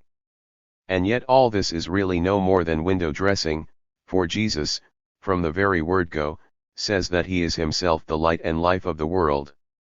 When the eschatological light of this gospel seems to give way to the protological, this is only in order that the logos of the prologue should appear unmistakably as the alpha of another world, one to which, at the end of time, he and the Christ will accede. The reference to the proto-logos of the first Genesis is merely polemical. It in no way relaxes the eschatological tension or allows it to revert towards some primordial creator figure of the present world. On the contrary, the true proton of primeval light, which the darkness has not overcome, is precisely the eschaton of a second Genesis, a Genesis through the Logos who is Christ. He will be the true creator of a new creature. He will form men in his own image, and they will be hated by the ruler of this world because they are not of the world, even as I am not of the world.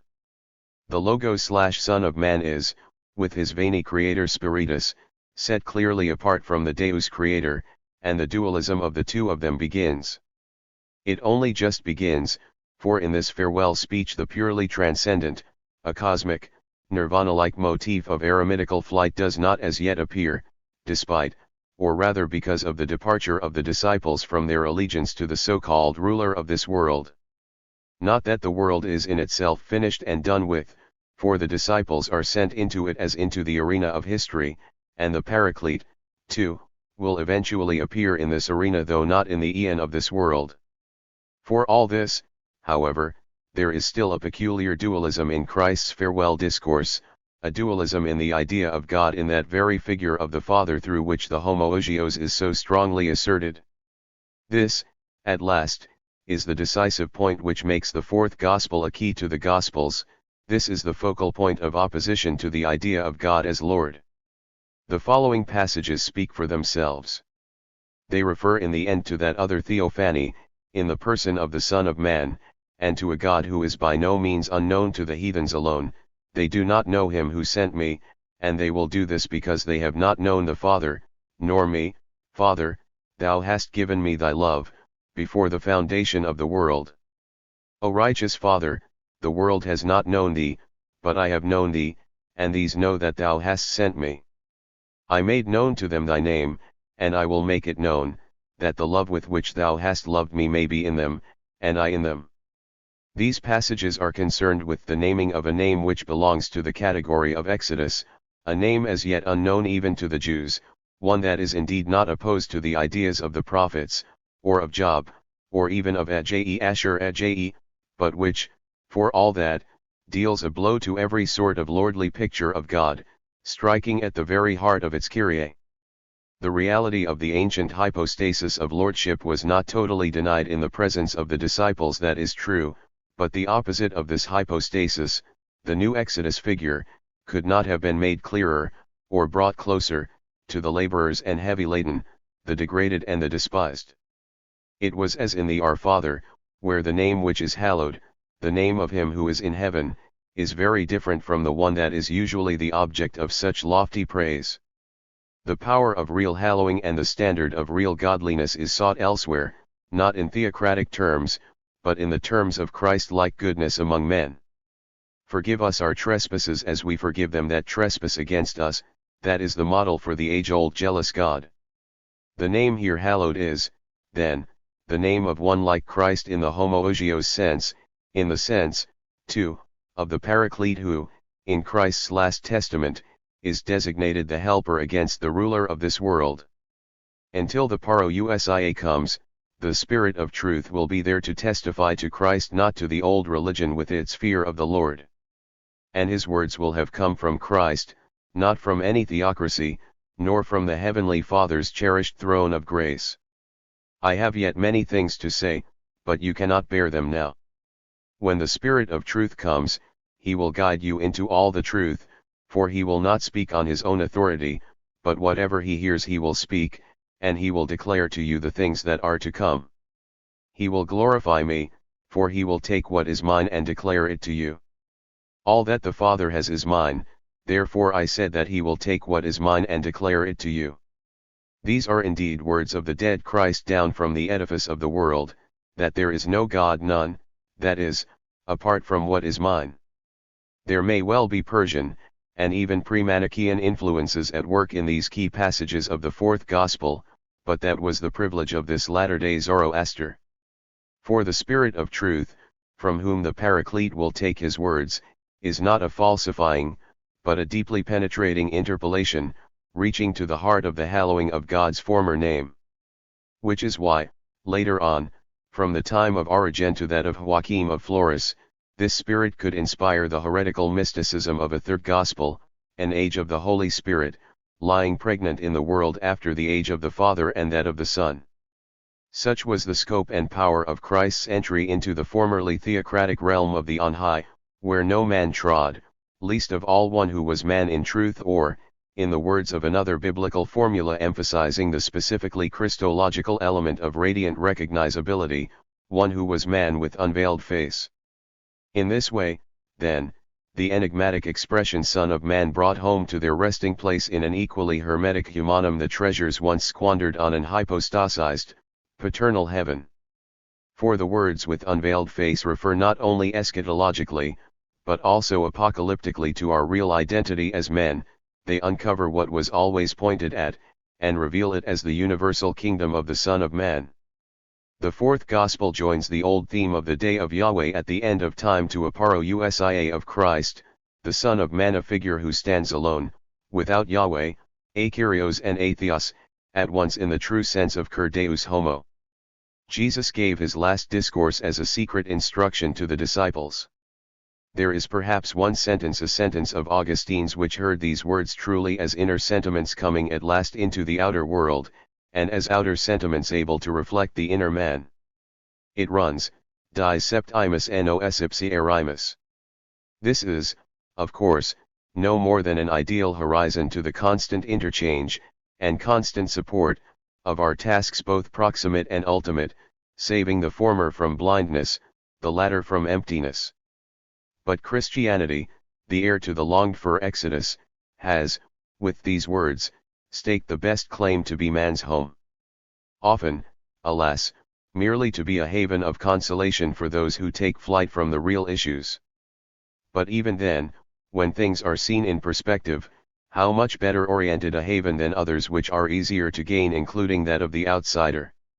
Christianity does not conceal its punch in the folds of inwardness, or pass clean over this life in otherworldry which is only apparently the opposite. No, the real gospel took place right in the world, and for it in its sorry plight. 26. Paul's so-called patience of the cross. His appeal to resurrection and life. There were no disciples any more at the end. It was not even as if the death on the cross had been anything particular or outstanding. Common criminals died like that every day, and slaves, who did not count as men, hung by thousands from the cruel wood.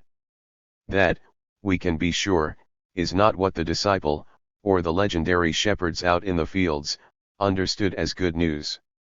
Nor had the historical Jesus expected a death like this. Despite the bleak vigil in Gethsemane, in his very dying moment he felt himself abandoned. When he assured the disciples that some of them would live to see the kingdom, which was close at hand, he by no means excluded himself.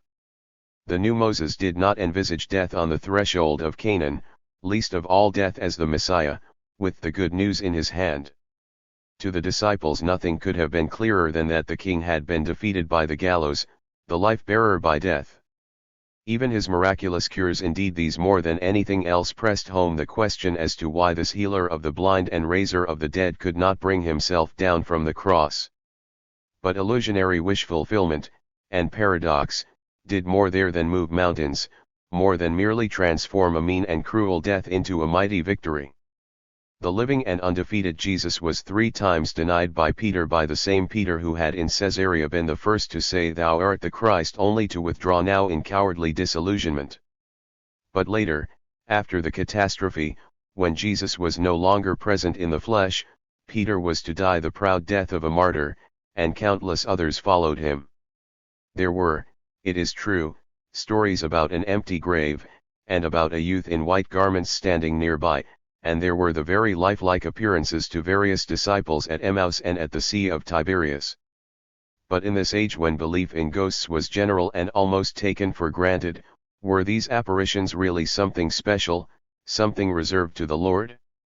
Could they, when compared with other apparitions, actually turn back the hand of death? Above all, were they confined to this unique case of the resurrection, once for all time, of the one who had been nailed to the cross? In other words, did a man have to be God's son in order to go around after his death? Was that the proof of messianic grace? And the doctrine of the resurrection, which came a bit later, was also alien to more people than doubting Thomas, or at the very least it did not provide any eyewitness account of any really extraordinary event which could overshadow the catastrophe for good and all. Even Paul's doctrine of sacrificial death, quite apart from its complexity, only came some decades after Peter. The driving force, therefore, in the minds of the early disciples, was simply their disinclination to accept Jesus' death as true, which, coupled with the growing strength of his memory, germinated the active pathos that his soul cannot perish, and in its hope we cannot come to nothing. And this, in turn, allowed his end to appear as a beginning, as a wide-open door which could never have happened with the downfall of a simple hero. This could not, however, last for long. It could not suffice for those who had not known the living Jesus, nor for so religious a race as the first disciples. A proper theology was necessary, and a theology was produced, that of sacrificial death and the apparition of spirits, and of Easter as the end result, won dialectically by the repayment of our debts in a death of torture. To this, Paul, who already stood outside the original Christian circle, added the powerful paradox, necessitated by the extension of the mission to the heathens, that Jesus was not the Messiah in spite of the cross, but because of it. Earlier ages had read that a hanged man is accursed by God, but Paul, with unparalleled dexterity, twisted this round to say that Christ redeemed us from the curse of the law, having become a curse for us, for God has made him both Lord and Christ, this Jesus whom you crucified. Again, the Messiah did not appear in the man who lived and taught and moved around, nor in the entry of the Son of Man into the realm of Yahweh, but on Golgotha, through Golgotha, and there alone. There was even a passage in Deutero-Isaiah, and a very detailed passage, too, which seemed to reach forward from within the very bounds of Judaism to the birth of the Messiah on the place of the skull. Surely he has borne our griefs and carried our sorrows. Therefore I will divide him a portion with the great, and he shall divide the spoil with the strong, because he poured out his soul to death, and was numbered with the transgressors, yet he bore the sin of many, and made intercession for the transgressors. The text admittedly refers not to the Messiah but to Israel, whose very existence was so deeply threatened. Israel, specially chosen now, in suffering, for a distant reward. It was, however, possible to link it with the later idea of a suffering Messiah, son of Joseph, a figure not to be confused with the victorious messianic son of David. The decisive element in Paul's doctrine of sacrificial death came, however, from extra-Judaic sources, though very disparate ones. These sources were motivated largely by the desire to free from the reproach of treason, or of full-blooded Satanism, the figure of a Father God who so utterly and entirely abandoned his innocent Son where he did not, as the Marcionites later taught, murder him himself. For the unfathomable decree of God's holy will, which Job's friends had used to whitewash Yahweh, was, in later Judaism, and above all in Christian paganism, no longer enough. In order to reach terms of intimacy, if not of complacency, with Golgotha, there grew up instead the idea of a fault solely on the part of man, and the far more refined idea of the equation of moral fault and guilty culprit, which was, in fact, an appeal to the Roman law of rights and duties in the Father's defense. Hard justice now, not grace, reckoned up the debts which called for payment, and Christ, in this theory, paid them with his innocent blood, whose superabundant merits went so far as to heap up a treasury of grace for the Church to dispense. But there was another, quite different, source which had even wider implications for Paul's apologia of the cross. Mythological this time, rather than logical and juridical, it lay especially close to the heart of the pagan world of Oriental Hellenism in which the apostle worked. It was the idea well known in cultic circles, of the death of a god. With it a different note was struck from that of the law of rights and duties, for in the background here was the age-old, thoroughly pagan archetype of a god who died and rose again each year. Even gods of vegetation like Attis Adonis, the Babylonian Tammuz, died, and came back to life each spring. They even had their vicarious Good Friday liturgy to counter the fear that the god might remain under the earth, in Hades, and they had their acclamation Attis has risen, a real Easter resurrection sui generis. The echoes of this are still with us in a more than merely secular versacrum, along with the theological construction put upon it that nature celebrates the Christian mysteries unawares. A further cultic settlement brought in the Dionysian mysteries with their god who was destroyed and then came back to life and victory over the powers of winter. All of this foreshadows, in a pagan, mythical way, the Pauline dialectics of death and resurrection, the dark night of negation and the breakthrough into the chaos of light. Otherwise there would have been no mythically inspired reverence for the cross to save the day when the experience of the charisma of Jesus as light and life had passed away. The idea of a sacrificial death taken by God the Father as a conditio sine qua non payment, with the slaughtered Lamb of God wiping out the debt, was not, of course, part of this mythology of an annual calendar God, but was Paul's own contribution. Here too, however, the roots stretched back further than Roman law, further even than the vegetation and calendar god myths which Paul had taken over. Their ultimate source was very bloody, and very primitive. It was the ancient idea, so long shunned, of human sacrifice, and this, in the final analysis, was made to Moloch. Which was, of course, simply anti-Christian.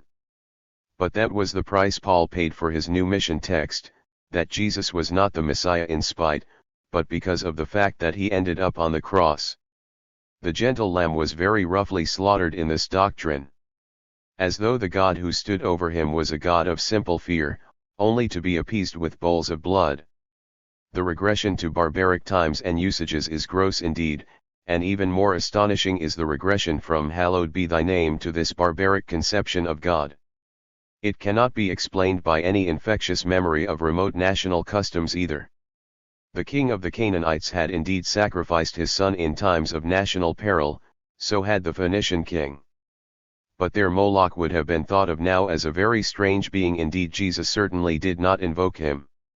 Even the remaining animal sacrifices had been attacked with unforgettable vigor by Amos, the oldest of the prophets, some 700 years before Jesus, and by Hosea after him, for I desire steadfast love and not sacrifice, the knowledge of God rather than burnt offerings, a text which Matthew 9:12 explicitly repeats.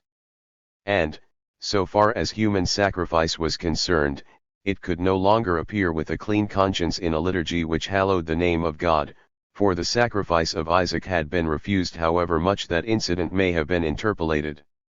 Abraham called the name of that place the Lord will see, as it is said to this day, on the mount where the Lord sees, but Paul, with his Golgotha of sacrificial death, revoked this mountain and rewrote the prophets. The story of Jephthah's daughter and her fate in Judges 11:30-40 shows that human sacrifice did reach into historical times but not liturgically. The demon who took his tithe in human blood had been thrown off, and the cannibal in heaven long forgotten, or at least no longer honored as God.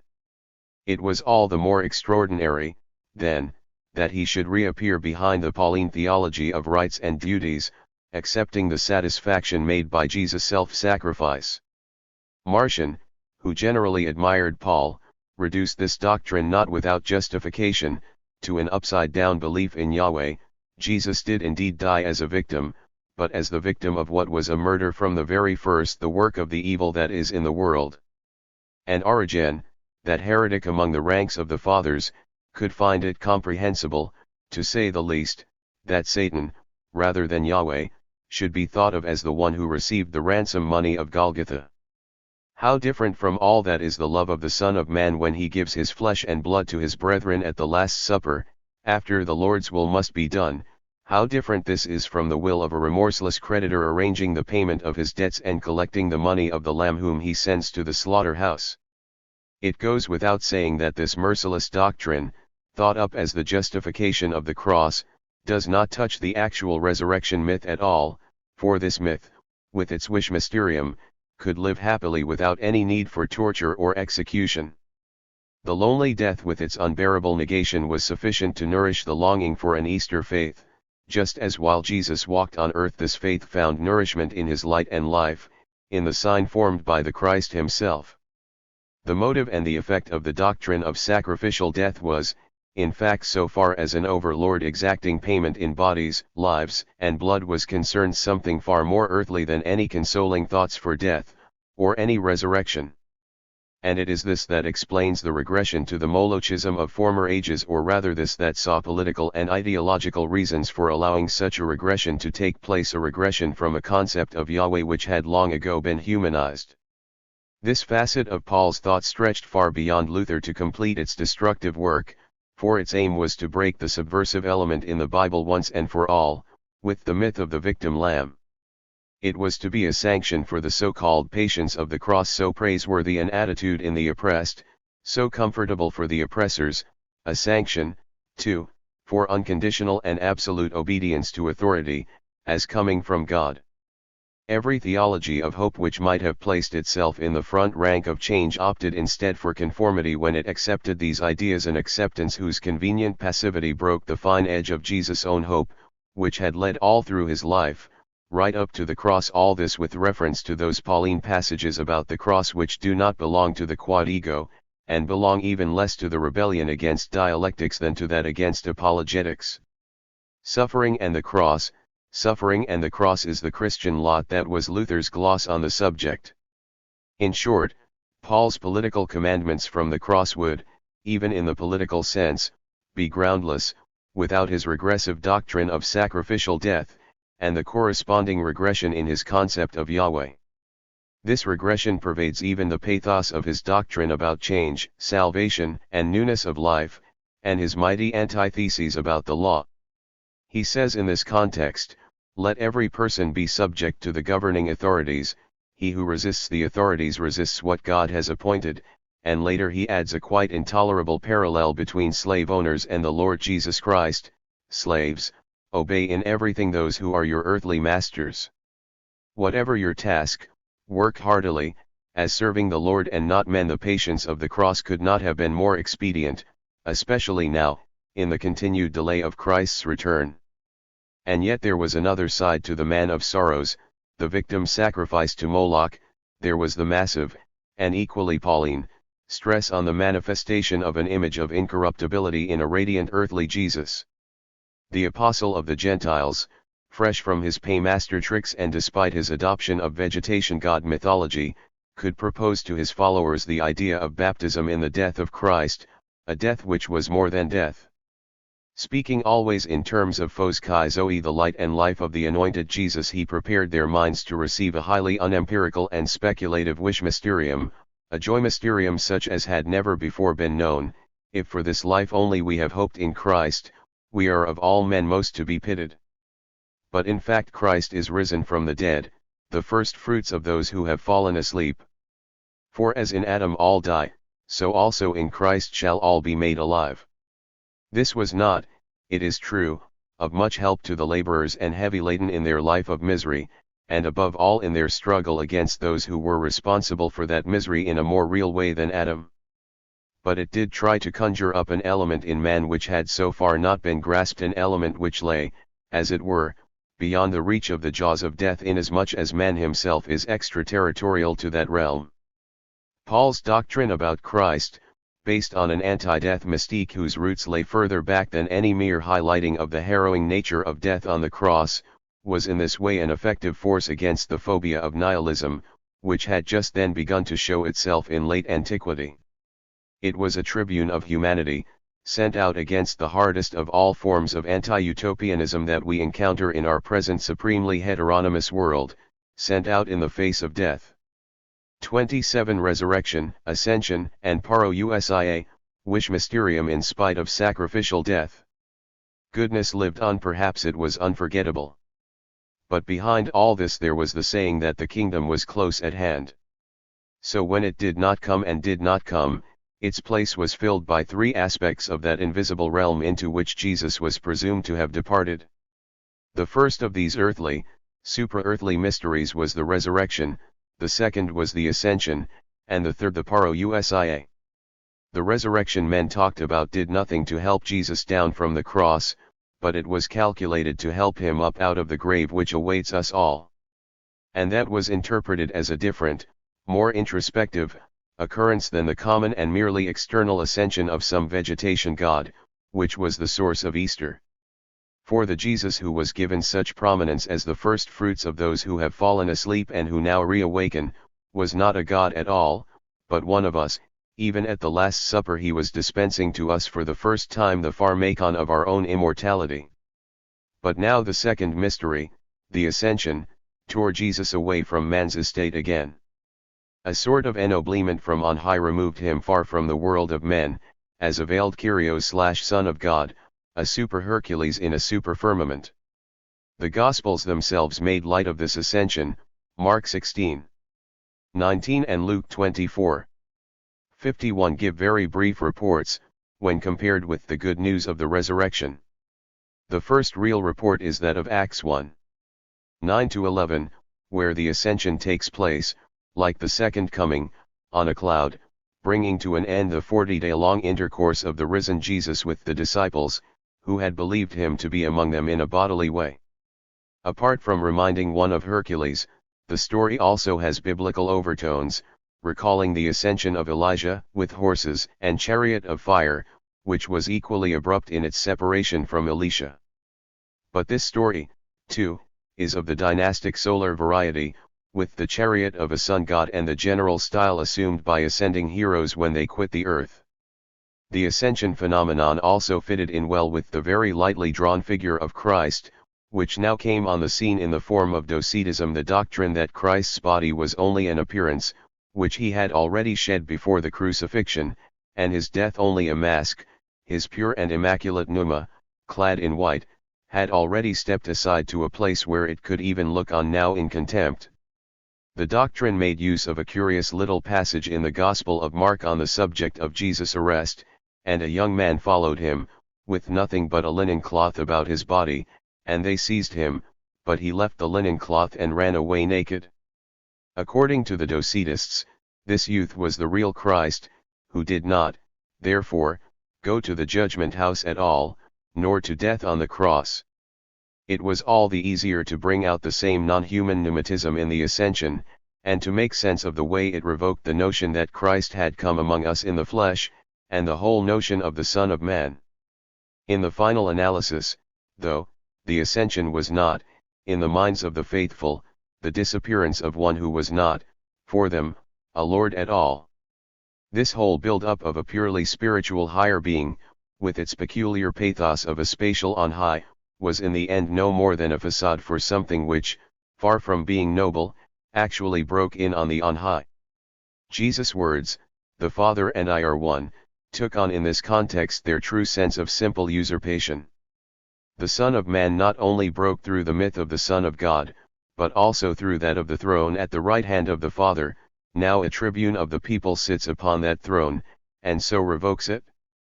For all his celestial dignity after the Ascension, Christ is still, even for Paul, the man Adam. Indeed, Paul is explicit: the first man was from the earth, a man of dust; the second man is from heaven. And his human character stays with him there, that of a tribunus plebis from first to last.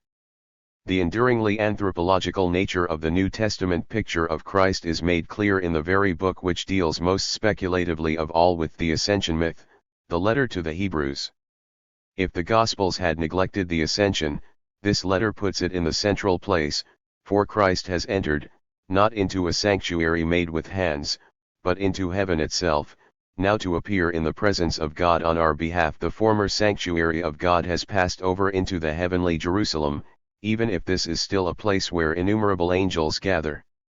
The model of ascension here, even if it is still the ascension of Christ that is in question, is no longer the departure of a mighty Lord for high places, but is, instead, one of the most striking of all images of hope, that of the archetypal anchor pulling us home.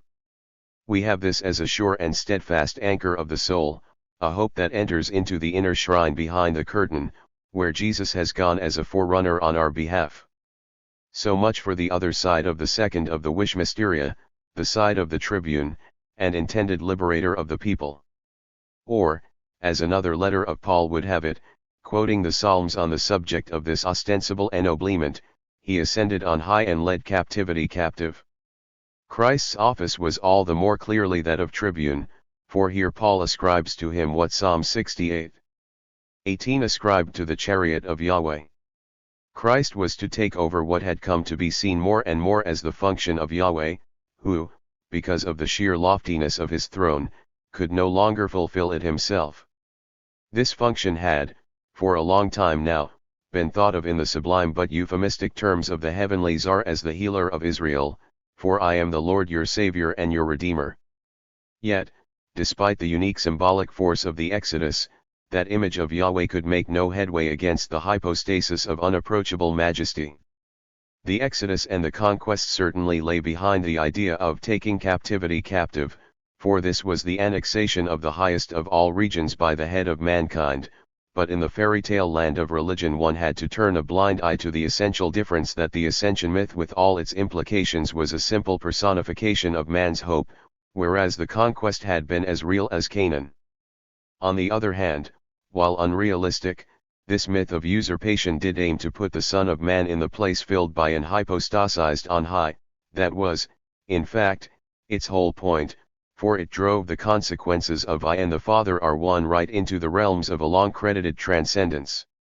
The third wish mysterium, the parousia, also flowed from belief in the on high, but here, too, in the Eschaton, Christ was no longer a mere being from up there.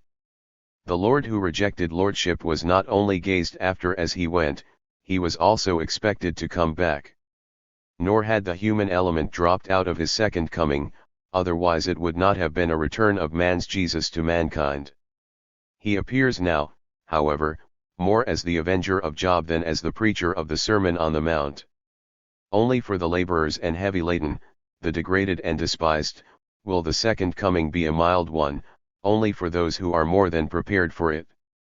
To them the Lord will come as a bridegroom to wise virgins, but the lukewarm, not to mention the real oppressors, he will spew out of his mouth.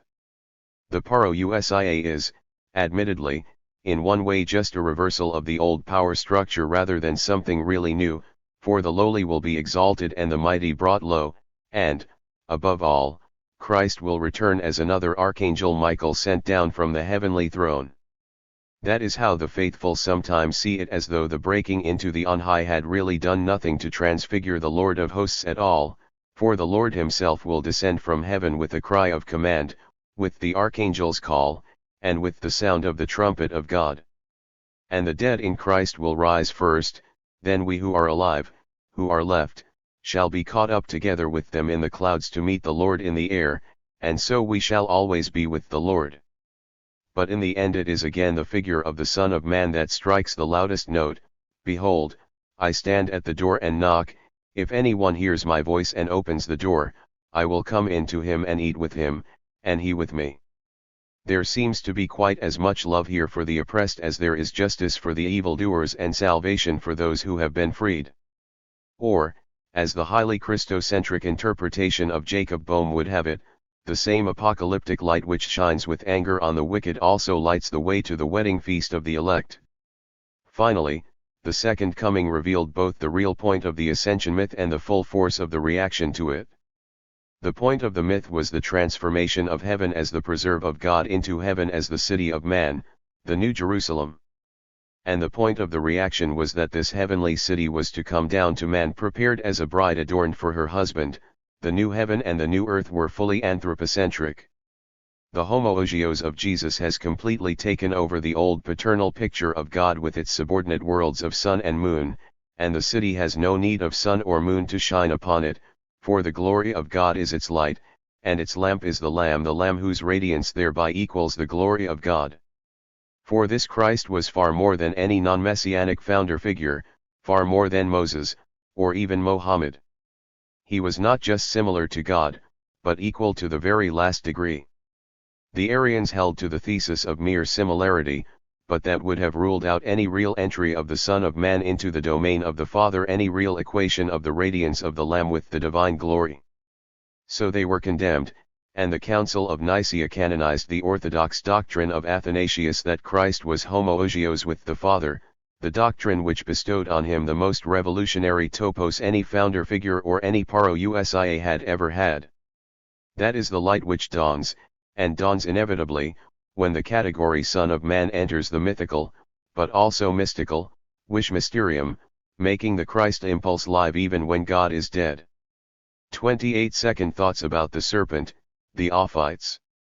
The moment has come to recall a very bold stroke indeed, one that belongs closely to our own self-proclamation, but does so in a very strange guise, that of the serpent who, coming from the Garden of Eden, was also the first seducer of youth, the first gatherer of disciples. These associations were not forgotten, though they were continually distorted. They were taken up again after the time of Christ by the Ophites, a Gnostic Christian sect active in the 3rd century. We know the teachings of this sect almost solely from the writings of their opponents. The age-old cult of Ophies came down from matriarchal times or even earlier. It can be found in a positive or, later, mostly negative sense in many religions, though not with the edge it has in the Bible. The serpent was the double-dealing beast from the earth's secret depths, from whence came noxious gases and healing springs, dreams, prophecies, volcanoes, and treasure. He was, from the very first, a complex being, the source of poison, but also of healing, the god of volcanic eruption and also of eternal rejuvenation and renewal. On the one hand, as Hydra, Python, Typhon, he was a creature of the abyss, subjugated by the gods of heaven, for Hercules defeated the Hydra and Apollo the Python, erecting Delphi over its cave, and both Siegfried and Michael overpowered the dragon of the pit. But at the same time he was the snake of lightning, the fire in the heavens. Uraeus, the regal sun-serpent of Egyptian diadems, belonged to these same upper regions. The Ophites, however, enthusiastically recalling other traditions in the Bible, clad their serpent idol in quite a different skin. In an astonishing way they related to religious rebellion what was in itself simply a primitive cultic nature myth. This they did by invoking the serpent of paradise. The text runs, "This serpent is the strength which stood by Moses, and the staff which turned into a snake.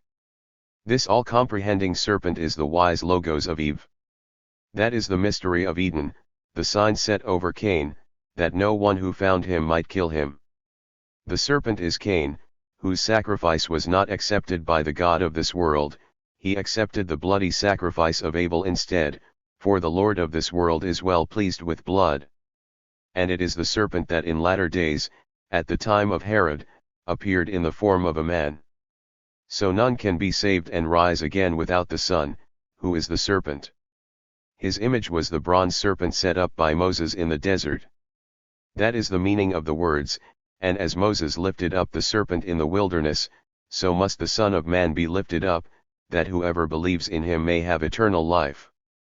They interpreted the serpent of Genesis, therefore, not only as the principle of life, but also as world-shattering reason itself. For, hanging from the tree of knowledge as the larva of the goddess reason, he had taught the first man to eat of its fruit.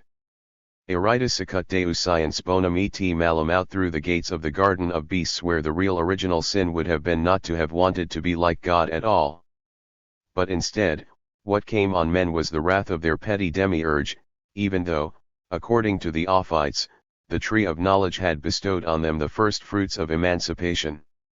And however much the light-bearing serpent was served up by redactors as the dark satanic grandparent of evil, he was still, according to the text quoted above, indefatigably present at all the Bible's subversive breaking points, from the bronze serpent raised by Moses to save the children of Israel in the wilderness, right up to Jesus, nor was he present as a symbol that would crawl all its life along the ground. His seed was the desire to be like God, but this Promethean urge had more than a purely personal dimension. It appeared equally well in the desire to create as God created, as the myth of the Tower of Babel shows, a myth which likewise received the worst possible clerical press. And one that was answered with another expulsion, this time from the unity of language and country to dispersal over all the earth, for Yahweh could tolerate no point where man reached up to heaven. But to get back to the visible symbol, the serpent of salvation, the Savior serpent raised up by Moses in the desert. Its image stood, unforgotten, on the high places right up to the time of King Hezekiah. He broke in pieces the bronze serpent that Moses had made, for until those days the people of Israel had burned incense to it. It was called Nehushtan, which means the thing of bronze. That took place about the turn of the 7th century BC, and still 700 years later the Gospel of John could put on Jesus' lips the parallel so stressed by the Ophites, and as Moses lifted up the serpent in the wilderness, so must the Son of Man be lifted up. Atheism moved on from this point to draw the most astounding picture of the similarity between Christ's death on the cross and the curse that fell on the serpent of paradise because he had opened the eyes of men. Both of them suffered the wrath of the demiurge, and the Savior serpent was nailed to another tree, that of the cross. But Christ was to return. Here the Persian myth of a third, definitive appearance of Zoroaster had some influence, for the new parousia, when it comes, will be in the form of a snake of lightning. The Lord will break in at midnight and will throw down the whole vile world of the demiurge in ruins. Here, only too clearly, is a rebellion myth second to none. The surprising and unfortunate thing is that it appears to have lasted only in a purely spiritual form. The high defiance, the unique reappraisal of the serpent's words, the hard bite of Eritus sicut Deus made themselves felt only at the level of theoretical exegesis. It is, in fact, almost beyond belief that the momentous equation of Christ with the serpent, the sole ancestor of Mephistopheles, could be reduced to complete zero, to utter silence, not only on the political plane but on the purely spiritual plane as well, along with the Ophites' abrupt realignment of the cross's function with the devil of this world, rather than with the goodly Father who yielded up his Son. This devil now stamped out the guiding light of freedom for the second time, and more radically than ever before. So the strange doctrine of the Ophites did not, in fact, fare well. More than any other heresy, it was consigned to the realm of the merely curious. The teaching it has handed down is not only full of gaps, it has also been polluted with a fog of Gnosticism which covers up its dangerous, well-knit essential content. The momentous Christ-serpent equation must, ab ovo, have seemed a monstrous blasphemy. That is why the fathers of the Church, and her history, have played the Ophites down, not even accepting them for the wicked heretics they were, but simply brushing them aside with repulsion as fools who are best forgotten. And doing so all the more readily for the fact that the real impetus behind them, the disproportion between the eating of the apple from the tree of knowledge and its penal consequences, continued to give trouble. Its disturbing influence was felt, understandably enough, in non-Christian, rabbinical theology, too, although in these circles Christ's role as serpent might have seemed very apt. The thorny problem of the so-called fall, however, did not depend on the Christ-serpent equation. It was a problem primarily of the Old Testament, passed down to scholasticism by rabbinical theology, above all by Maimonides. He was a real thinker, and no parrot, but he posed the question in exactly the same way as the long-forgotten Ophites, although at the back of his mind there was still the conventionally correct but profoundly inadequate solution. He begins, "Years ago a learned man asked me the following grave question, which calls for serious attention. The questioner said, 'It appears from the straightforward words of Scripture that the Creator's original intention was for man to be like all other living beings, without reason and the power of thought, and unable to distinguish between good and evil. But when he disobeyed, his very disobedience brought him the reward of perfect fulfillment, a fulfillment peculiar to himself. But this is as much as to say that because a man has sinned and committed a particularly grave crime he will be made a better creature, and set as a star in the heavens.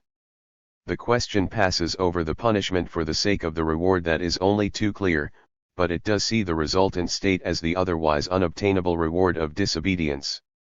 For, as the questioner goes on to say, Adam and Eve were made as beasts, and only through their sin did they become men. Maimonides' reply, he may himself have set the question, too, was, of course, an apologia for the Creator, starting from the point that he had in the first place given Adam the power of reason, but not the dim and turgid reason which makes value judgments.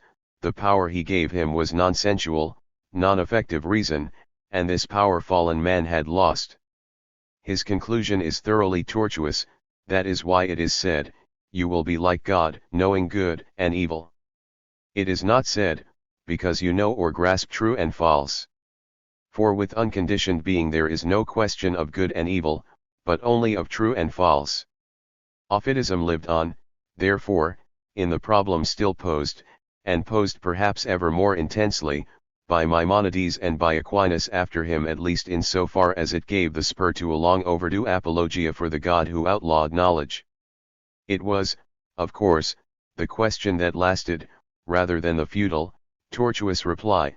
The serpent himself could have given an answer more in keeping with the simple directness of the questioner. The Ophite doctrine also lasted in itself until the 6th century, and it was evidently still regarded as worthy of persecution, for Justinian issued a law against it in 530. The serpent of paradise was, according to Bishop Theodortus, also worshipped for a long time by the Marcionites, as opposed to the Creator of the world. Indeed, the Marcionites are even said to have used the symbol of a bronze snake at their mysteries. This bronze snake lasted, in fact, right into the late Middle Ages in the Eucharistic cup, and in the mystic Oriental decoration found on Templar churches. Hammer Purgstall, the great Orientalist, who was in general anti-Templar, even claimed to have discovered the Ophitic diagram, described by Origen, on some reliquaries of this strange order. It consisted in a line of contrast between the world of Yahweh minus Exodus and the serpent spirit of the better world. Similar illustrations can even be found in a few sectarian Baroque Bibles, the bronze serpent pictured as the crucified Christ, for instance, standing in the forecourt of the temple, with the cross of Golgotha as the tree of knowledge, and the serpent nailed upon it. So, although we have to rely almost entirely on KG references for our knowledge of the Ophites, the so-called fall would not allow them and their arch-heretical emphasis to be forgotten. It is a long way from an animal cult to the siren of the tree of knowledge, to a Christ Lucifer, to the third serpent, the apocalyptic, and finally successful, snake of lightning. And the pre-Gnostic fantasy at work there is also very great. But even greater is the will for light, the struggle for a light that will burst out across all deserts.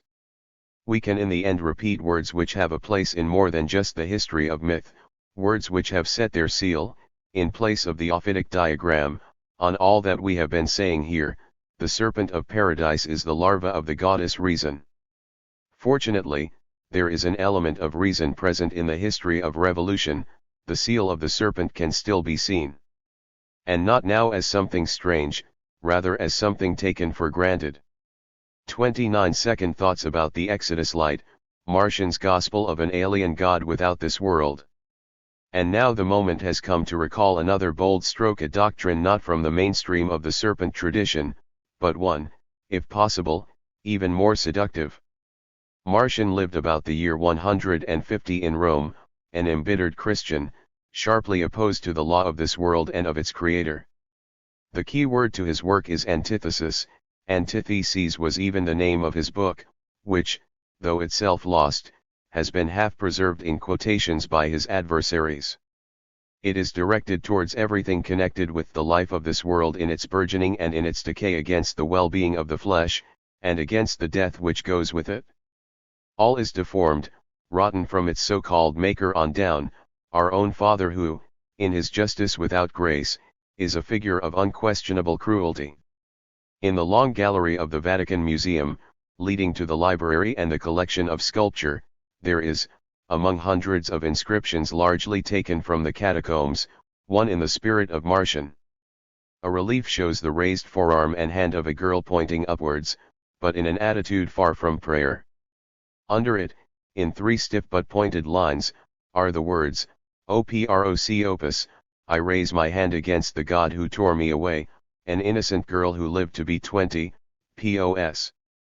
Proclus. Though the stone evidently comes from the Christian milieu of the catacombs, the hand on it is raised like a Martianite's against the Lord of life and death. The inscription does not invoke any pagan planetary gods who might rule over a predominantly evil fate. Contra Deum is singular, and refers to the familiar god of monotheism. For that is the mood and ethos of Marcionism.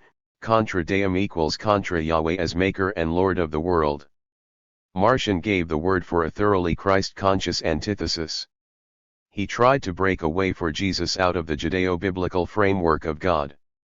Not, it must be said, from any feelings of tension or enmity vis-a-vis the Jews, but because Jesus should have nothing at all in common with the Bible of Yahweh, inasmuch as it is this. Christ's message was, for him, not only opposed to the Old Testament, but entirely different from it. The break from the Old follows from the incomparable leap of the Gospel into the New. In fact, the very concept of the New Testament as a separate entity comes from Martian, although he himself, put off on every hand by the scent of old wineskins, only admitted into his canon 10 of Paul's letters, and Luke, who was Paul's friend, only these were the new wine. He also removed all references to the Yahweh of the Old Testament, who was fully redemonized, and he threw out all the disturbing allusions to the prophets, and the baptism of John, the returned Elijah.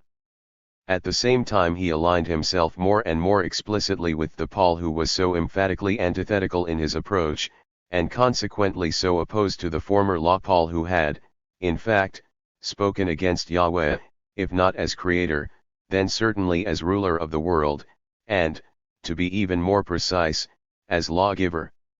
For Paul had, as an apostle, established the hiatus between law and gospel, between the commandments and freedom, and between justice and grace, and this should have removed all possible confusion about where Jesus stood. But, not wanting to fail in his duty to the evil creator of the world, Martian also went beyond Paul to the primitive dualism, revived in his day, of ancient Persian religion. He seized with enthusiasm on Ahriman and Ormuzd, the evil principle and the good, who were also interpreted as the creator and the redeemer of the world. That made room for the mythology of an evil creator as well as an evil ruler, as can be seen a little later in the work of Mani and the Manichees, and even in the struggle between the Civitas Dei and the Civitas Terrena in Augustine. In Marcion himself this Persian dualism intensified the radical nature of the novum that was his gospel, and it also intensified the Pauline antithesis between law and gospel to the point of irreconcilability. For Ahriman, the simple principle of evil was the only alternative to the good. Paul had certainly gone far beyond the Old Testament law, but he still acclaimed it as the Paedagogus, the guardian leading to Christ. And, above all, he seldom or never so much as touched upon the question of the identity of the demiurge with the great God, despite 2 Corinthians 4. For about the unbelievers whose minds have been blinded by the God of this world, to keep them from seeing the light of the gospel of the glory of Christ, who is the likeness of God. As opposed to this, however, Marcion, like Paul, differentiated to a considerable extent between the various Persian and Gnostic dualisms he took over, above all in the matter of the reduction of the Yahweh principle to that of evil. Marcion's non-gospel God is not just the evil God, this latter is, for him, subservient to the cruel, merciless God of justice. And Christ has as little in common with all of these as has the God whom he revealed, the God who is utterly alien to this world and not guilty of it, the Deus contra Deum huius mundi. Marcion's scheme of things goes further, therefore, than the related idea of a theos agnostos which grows to maturity in his work, that is, the idea of the simply unknown God about whom Paul preached in Athens, and to whom the Athenians had built an altar. For however much this God might imply the other so far utterly alien one, he did not, in Marcion's thought, deliver man from the flesh and from power, from the world and the stars and the God beyond the stars in the same way as did his own God of simple abduction. About one point, though, no doubt was left, and this was that Marcion's gospel, this final exodus, bearing man off in jubilation to his heavenly home, was straightforwardly antagonistic to this world. Empirically it was a thing of gloom. For not only did it bring release from bondage, in which it was like the great archetypal Old Testament Exodus which Marcion excluded, but it also freed man from the flesh and from all that was of this world, while providing nothing better. This purely spiritual, purely logos-inspired wave of farewell to the world has no land on its ascetic horizon where, even comparatively speaking, milk and honey flow, and least of all does it have room in its pure docetism for a Christ who has risen in the flesh. Indeed, according to them, Christ was not even born in the flesh. A gospel so burdened could not have given the pure impulse provided by the gospel of the entirely new and utterly alien God. But even here, even in this ethos of abstract and often banal asceticism, and of a God whose other face is one of utter strangeness, even here there is no revulsion from man. Indeed, the idea was to focus on him more closely than ever. To focus on his own most transcending, on the point where he really transcends into the foreign territory of a home that is once and for all identical with himself. No simple maiden from a foreign land will show the local people how to bind their flowers into better garlands than before, and no strange traveler will tell romantic and disturbing tales of a blue flower far away, or with trembling hands demonstrate new ways of doing things. But rather something never heard nor seen before, yet something very familiar, was coming, something that has never been here before, something that for that very reason is home. That is why Marcion's Christ, for all the empirical gloom of asceticism, will come to the strains of a music which is quite manifestly that of abduction. Or, as Tertullian himself put it, Christ was to rob from their false paternal home those who were longing to escape, those who were creatures of the good God. As in all mysticism, too, even when it has no statutory ascesis, Christ was to bear away his bride not to a place of less light and life than here below, but of more. That is the point of Marcion's appeal to the Pauline text: what no eye has seen, nor ear heard, nor the heart of man conceived, what God has prepared for those who love him. This alien yet welcoming distance, never before heard of and only conceivable through Christ, provides the required sense of freedom, grace, and homecoming for Marcion's anti-law and anti-justice figure, who is also anti-creator and ruler of the world. And this in turn is above all calculated to proclaim, through the Exodus, and by the power of the good news now reached at last, the world creation and the Deus Creator, ultima antithesis est creatoris finis. The most surprising thing about all this is the surprise in person. The surprise which comes like lightning, as an absolute break with all that has gone before and is now due only for destruction. That which lies in wickedness can only bring forth wickedness in Martian's eyes. That goes for the whole of history up to Jesus. History in no way leads to him. It is with real meaning that his birth is put down as the year naught, the beginning of a new time series which in itself has no real place, but only an apparent one, in history. The Martianite year naught is a different matter from the beginning of those calendars which are set in history and issue from it, like the Roman calendar of Urbi Condita. Paradoxically enough, the only real parallel lies in the Jacobin calendar, whose year naught was also intended as a totally new beginning, with its break from the entire Old Testament of history as a sheer trick on the part of the princes and priests. Martian's topos defied comparison with this, however. His concerns were religious, and here he rejected all historical mediation of his novum, not only that of works and deeds, but that of premonition and promise, too. Not even the prophets, not even the ophitic serpent of paradise could have held the unforeseeable gospel of Christ in their hands. The historical dimension is simply of no value in the abrupt light of a revealed salvation, with its gratia which, even historically, is gratis data. Martian, then, gave birth to that break mentality which was always to militate against any idea of reception. History is devoid of salvation, and salvation of history. However false this statement is in its absoluteness, it is still a very meaningful warning and antidote to the equally absolute mediation chains of history, let alone to the nailing of a living body to history's cross. Not total determination from behind, but freedom. That is an exaggeration framed to counter an equally exaggerated predeterminism. For the novum should not be made to forfeit in the course of mediation the radical break that is as proper to it as is the impreview to the wonder of the marvelous. This is where Martian opens the door to the further depths of the objectively surprising. These are the depths of an alien territory, one that is utterly unfamiliar and yet, as our home, utterly familiar. The alien God, innocent of the world and untarnished by it, but merciful towards it, touched this earth only once in Christ, and even then under a veil. Even in his gospel he is veiled. And yet this transcendent absconditum is, in its very distance, the one thing clear, for the sayable can only distort. Men knew nothing of this separated, alien God until Christ came, nor did the Creator God himself, whom they worshipped. This statement outbids all dualism and strikes right at the heart of the Pater Christus relationship of the Apostles' Creed. The profound intimacy of this alien realm comes from the deep blue of total distance, to which only the Christian eros can adequately correspond. Home is where no one was before. No previous religious outlook could have joined together like this the motifs of flight from the petty constrictions of man's inherited position, and of abduction by a strange traveler from a totally alien land. Two motifs bound up together in the idea of our unveiled countenance in this uniquely alien yet at the same time not unrelated realm.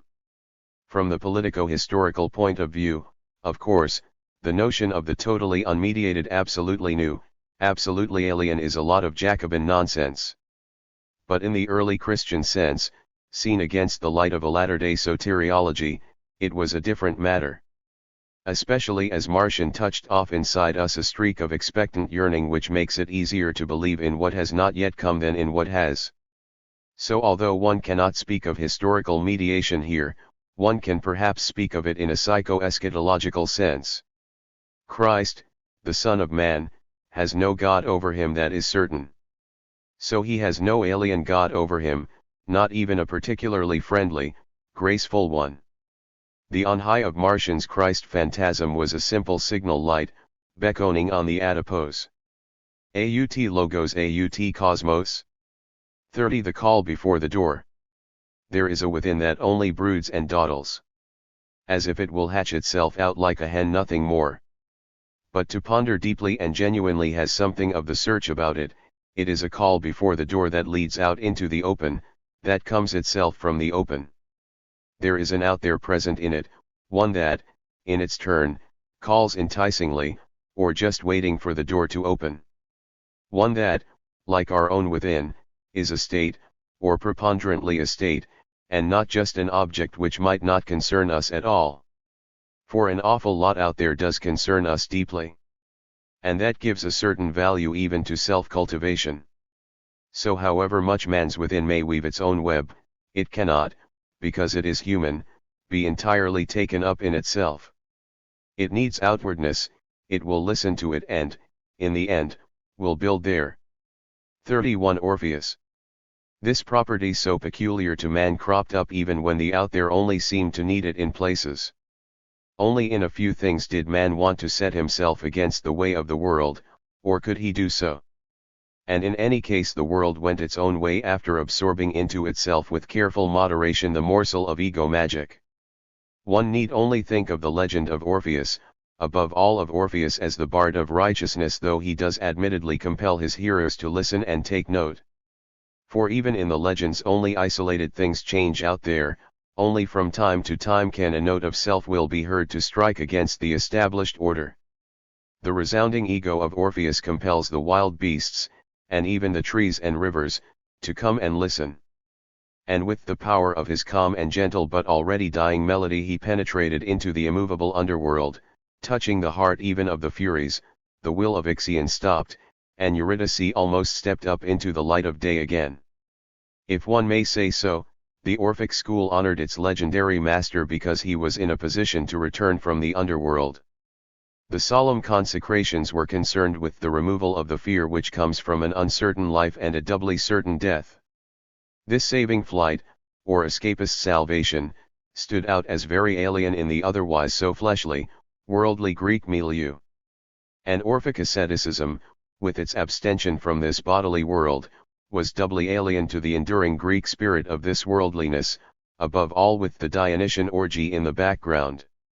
Soma was now equated with Sema, body with grave, and the god of drunkenness, liberator of limbs, only had to break the bonds of the bodily grave. It was a question of stopping the will of Ixion, in very truth, the will of our continual rebirth into new bodies. Not that all this deliverance from the world was a cosmic. The world from which the follower of Orpheus escapes resumes its path at least in its on high as light, and the sun itself stands still in pagan stillness. And yet the Orphic body-grave equation disturbed the Greek sense of this worldliness literally like a foreign body far more than Plato did. Indeed Plato was, for that very reason as well for reasons connected with Apollo, not very well disposed towards the Orphic consecrations.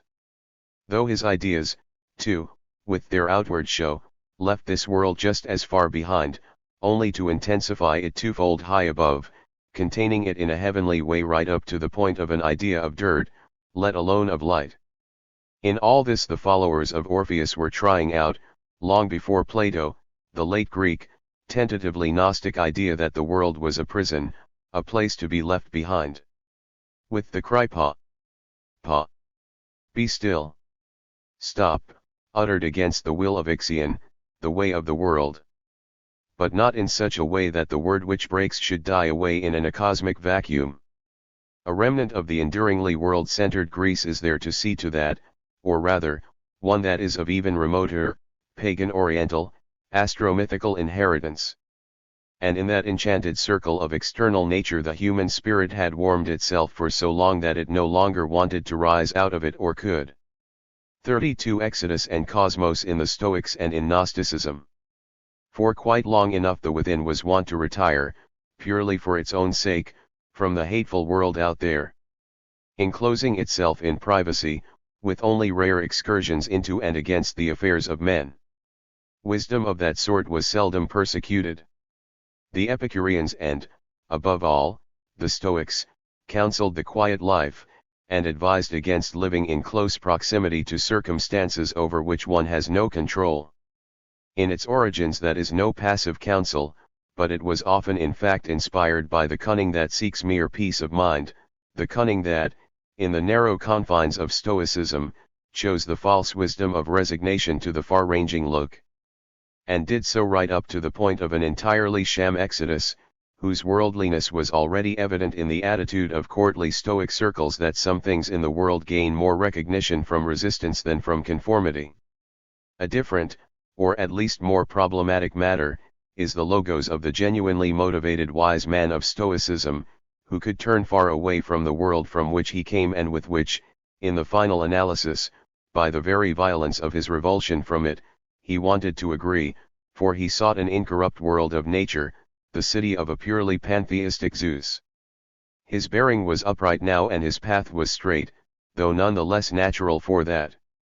Not only did it free him from inner and outer disturbances, but, at long last, it unearthed the logos in the world as well as in single individuals, and was united with it, until its goal was reached in a world state run by man, a state which could itself only be uncovered in quiet calm, and one that was a consequence of imitatio naturae recti. This upright bearing was, however, to be achieved not by a radical break, but, in Stoic worldliness, by intensification, by ever more true-to-life naturalization of the creature. What that means is this, that the defeat of the intruding world in the free man, with his unshakability, is in no way a step outside the world of nature, but an ever more imminent function of the true world being, in the world being, of fulfilled nature. And the assertion of this harmony of Stoic freedom with Stoic determinism in the world was even to bring destiny, fatum, hamarine in line with Stoic freedom, not as a disturbing element but as one that leads, and the more so the deeper this freedom conceives of and asserts itself, voluntum tucent fata, voluntum trahunt. Here was no Orphic song wanting to pass outside the cosmic harmony of the spheres, and the logos achieving self-sufficiency in the wise, sought only to be caught up in close union with the workings of the cosmos.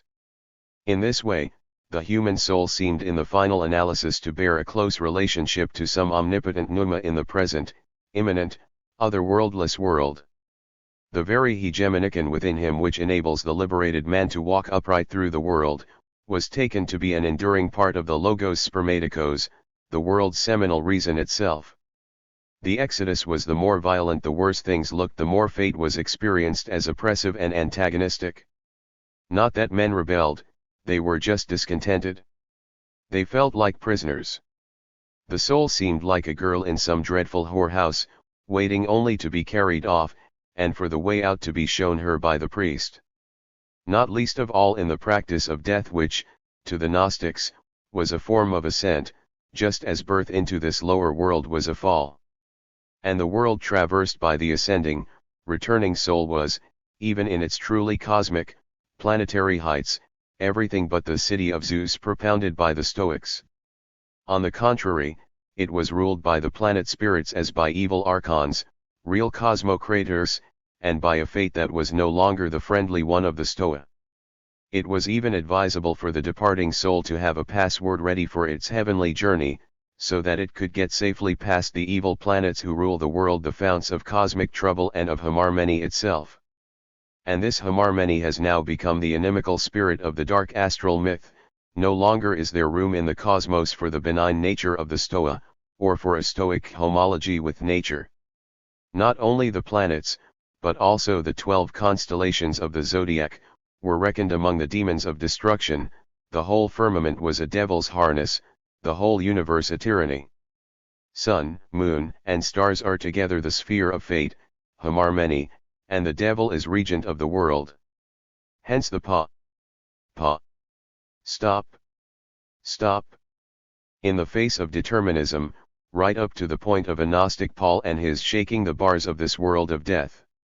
Right up to the point of his word-for-word allusion to the hostile astrodemons of Gnosticism, for we are not contending against flesh and blood, but against the principalities, against the powers, against the world rulers of this present darkness, against the spiritual hosts of wickedness in the heavenly places.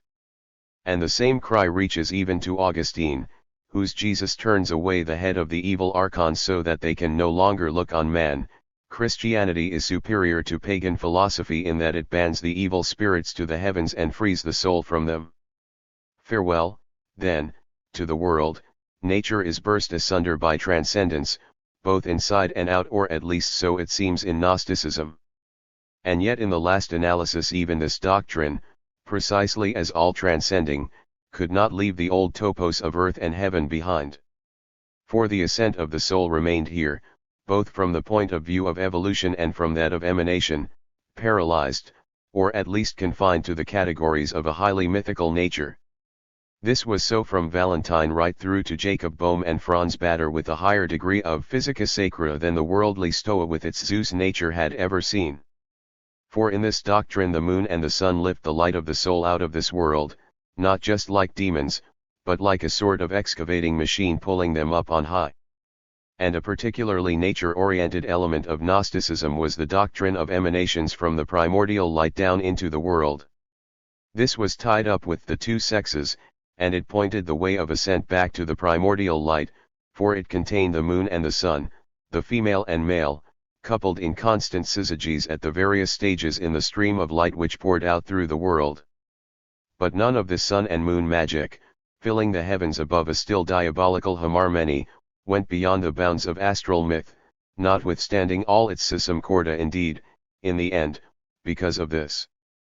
And when an even greater astral myth appeared on the scene, one which was transposed beyond the cosmos, it still did not bring anything really new. The sun and moon stayed where they were. For now, in fact, a new spring was really burgeoning, a spring that came not from any inner light, but from these very same astral regions themselves. 33 Astral myth in the Bible. For a long time all paths looked outwards, like the one who walked them. Men were hurt, and helped, by powers that were to a great extent inhuman. They themselves played only a tiny part in the channeling of nature out there. Instead, their lot was fear of lightning and thunder, with nothing to call on in the face of failing crops, nor any credit for fat harvest. Man faded into Pan. And Pan's great being was ghostly as well as oppressive, sucking men into a world where no man could call himself in question, could call himself his own. The primitive and ubiquitous practice of magic in no way contradicts this, any more than does the primitive animistic picture of an all-enlivening world. The magic maker, too, needs the cooperation of pan-spirits. He takes on their image and likeness not by using his head, but by means of animal and devil masks over his head. Even though these cults do need their human henchmen, their shamans, none of them, not even the great religions of the nature myth, can show a real personal founder. All they have are the matriarchal or patriarchal societies of moon and sun. Not even the nature religions of the Egyptian or the Babylonian state have founder figures remotely comparable with Moses or Mohammed or, above all, Jesus. And it is even embarrassing to ask about the founder of one of the pagan religions of Europe. The question is senseless. Even in the person of the hypothetical first storyteller of the nature myth, the human element has faded into Pan, to become the whispering of Erda in the cavernous earth, or the sun giant Gilgamesh, or Thoth, the writer of wise sayings, who is none other than the moon god. Far more important than any differences between these primordial figures, all of them superfluous to man, was the difference in the nature myth between the matriarchal and the patriarchal, between the rule of earth and moon and that of sun. The nature idol, as Bachofen discovered, was feminine, matriarchal. It paid homage to narrowness rather than breadth, to cavernousness rather than height, to night rather than day, to ge luna rather than to soul. Echoes of this can be found in all Chthonian cults. It is there too in the womb-like pietas of Antigone, and even more so in the glory of Mother Cybele, Astarte, Isis, Demeter, till we come to the crescent moon under the feet of Mary. The male, patriarchal principle, on the other hand, pays homage only to the sun, as the cosmomorphic principle of lordly majesty. This is the realm of breadth and constructiveness, of a ladder of light coming down and going up to heaven, of planetary towers and stepped pyramids rather than caves.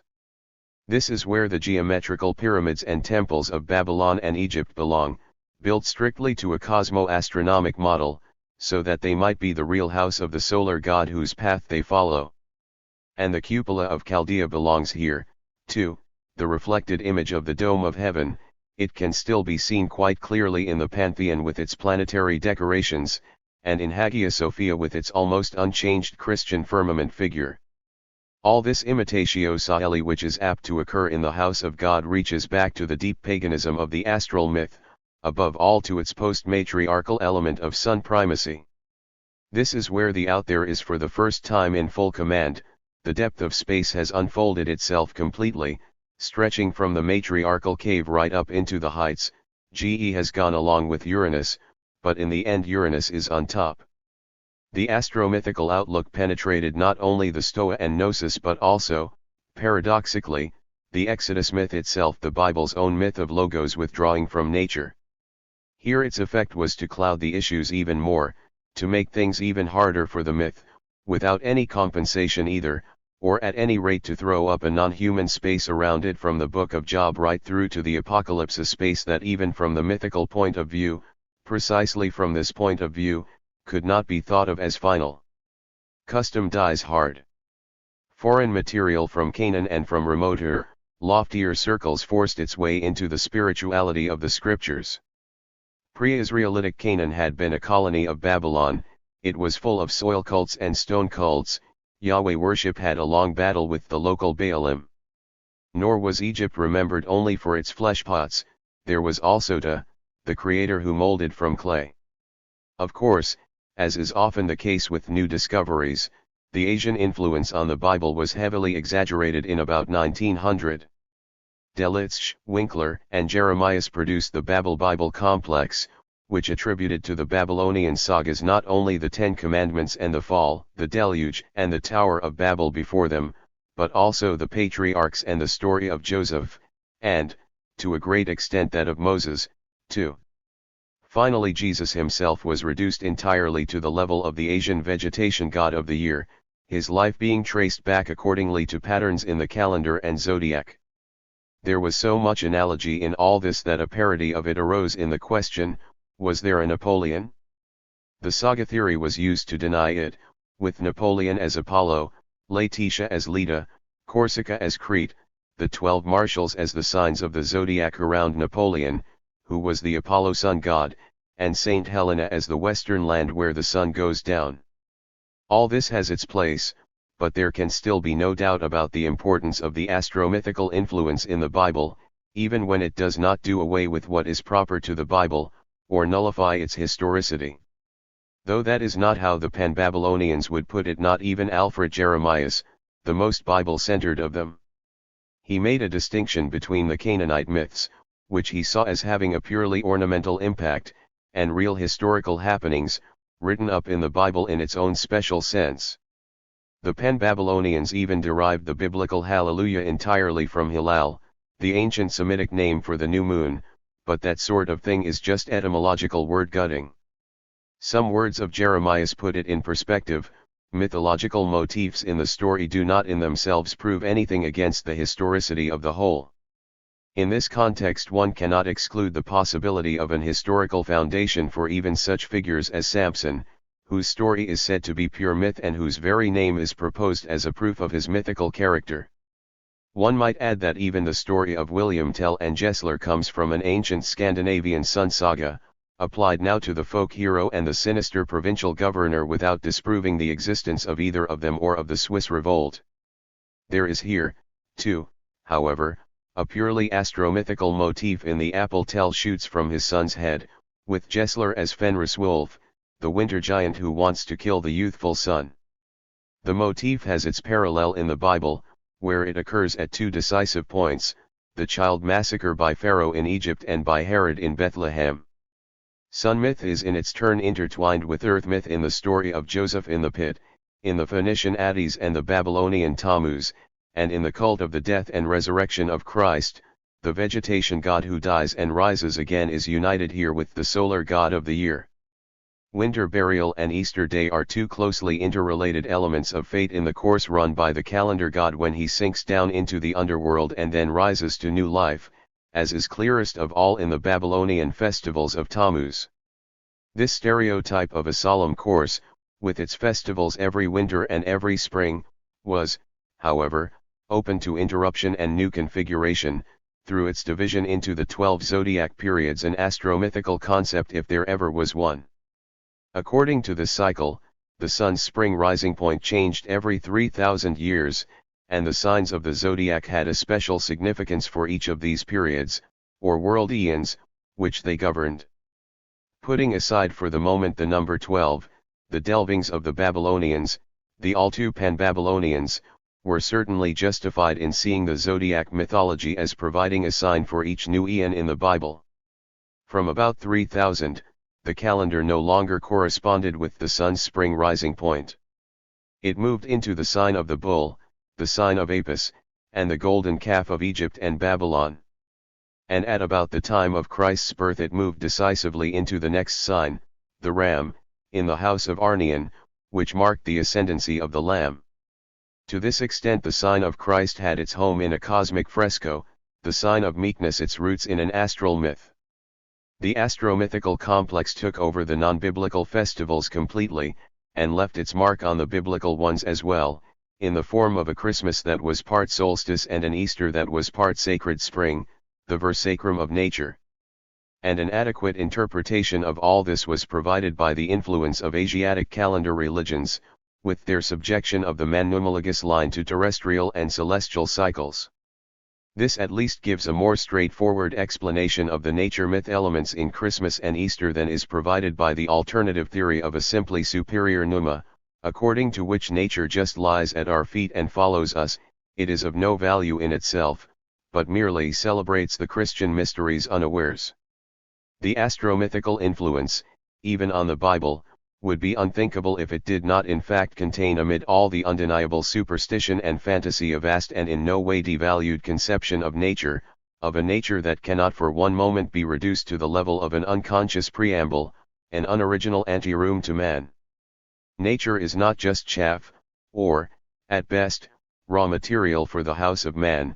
Humankind is not the sole proprietor of products which it has elevated to form an all-embracing topos of spirit, and still more spirit. The immortal Arcadian phrase Rituena la nature shows this if nothing else, setting itself against any superior absolutizing of the words, let man make the earth his underling.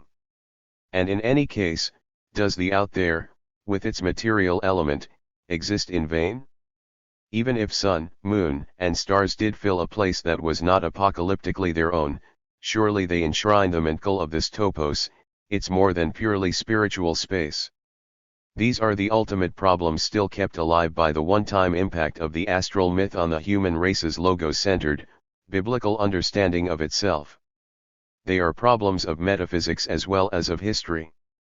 Aut logos aut cosmos is not, therefore, a simple either-or like the antithesis aut Caesar aut Christus. It does not exclude the possibility of change in the world, made available to us in and by the cosmos in deep-reaching memories which still enable nature to be seen not just as a cold shoulder, or a source of terror, or a mere receptacle for the past, but as a fount of silent stillness and ever-widening grandeur homologous to the life of nature around us, which is earthly and Arcadian in the beauty of its silent stillness, while being at the same time under the lofty sway and grandeur of the great pair, the moon-sun syzygy. That, then, is the seductive lure of paganism. The Bible does not just shrug it off, but breaks it down and goes beyond it. 34 Logos myth again, man and spirit, Feuerbach, Christian mysticism. The human spark still glimmers. In order to move out there must be a within. If this is weak and smoldering, it can hardly distinguish itself from the outside around it. If this outside us impinges too powerfully, the only thing to do is comply and yield oneself up, giving up the infant drive to be oneself, which at this stage finds it even harder to disengage from the clan environment than from the pressure of being. A so-called savage, when told about the soul, could find no sign of it inside him, for, among other things, it was invisible. But he pointed to a bird that was flying past, perhaps his tribal bird, and said that that was his soul. This was ego-less in a friendly way, or rather it was the abduction of an unnoticed within. But there was no friendliness in the way man was assaulted from out there by lightning, thunder, storm, and wild beasts. A spark of truly human enterprise glimmered, however, even here, a life-giving spark, for evil or for good, and one that could not be found in thunder and night, or even in light, without man. For man made magic from his earliest days, magic that could smolder on and glow afresh in prayer. He had, from the very first, called out into the outside round about him not just something that could be addressed, but something whose speech had magic powers. And he had done this despite the poor grasp he had of his own within. Indeed, that is the very reason why his own role was so long overlooked. But this call of his had also been directly into an up there, although the spirits outside might well have seemed to dwell already in sufficiently starry heights. Imaginations both feared and loved bore fruit in a field which could not otherwise be called religious. And if that is true of the first feelings of piety which accompanied an upward glance to sun or moon, how much truer is it of all that is humanly measurable in the realm of the uncommon? The words to the shepherds, for instance, "Do not fear." That is a real apology for an overdose of otherworldly light. When things have gone that far, there is no holding back the human role in the upward glance. Feuerbach and the anthropological. The in there which gets itself up like this, and starts to join in, is filled above all with desires.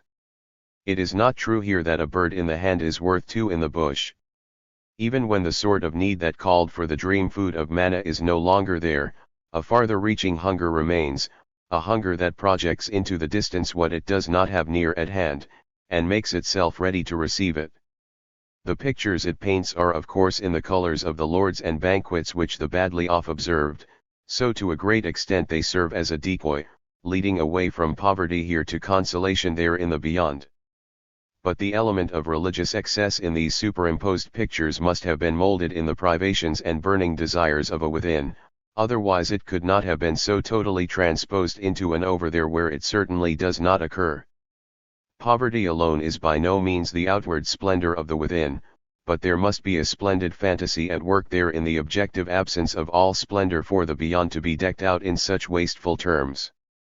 That is the whole raison d'être of Hegel's youthful words in Die Positivität der Christ in Religion, when he says with so much feeling for subjective logos, leaving aside early attempts, it has remained primarily the task of our day to vindicate, at least in theory, as the property of man, the treasures which have been squandered on heaven. But what age will have the strength to enforce this right and really take possession? Many stages below this, but very persistently, there followed Feuerbach's attempt to return the heavenly world to man, admittedly to a man conceived of as already present. This was the anthropological critique of religion, of the creation of the gods, for man should regain possession of the world, his own world, which he has given up to them.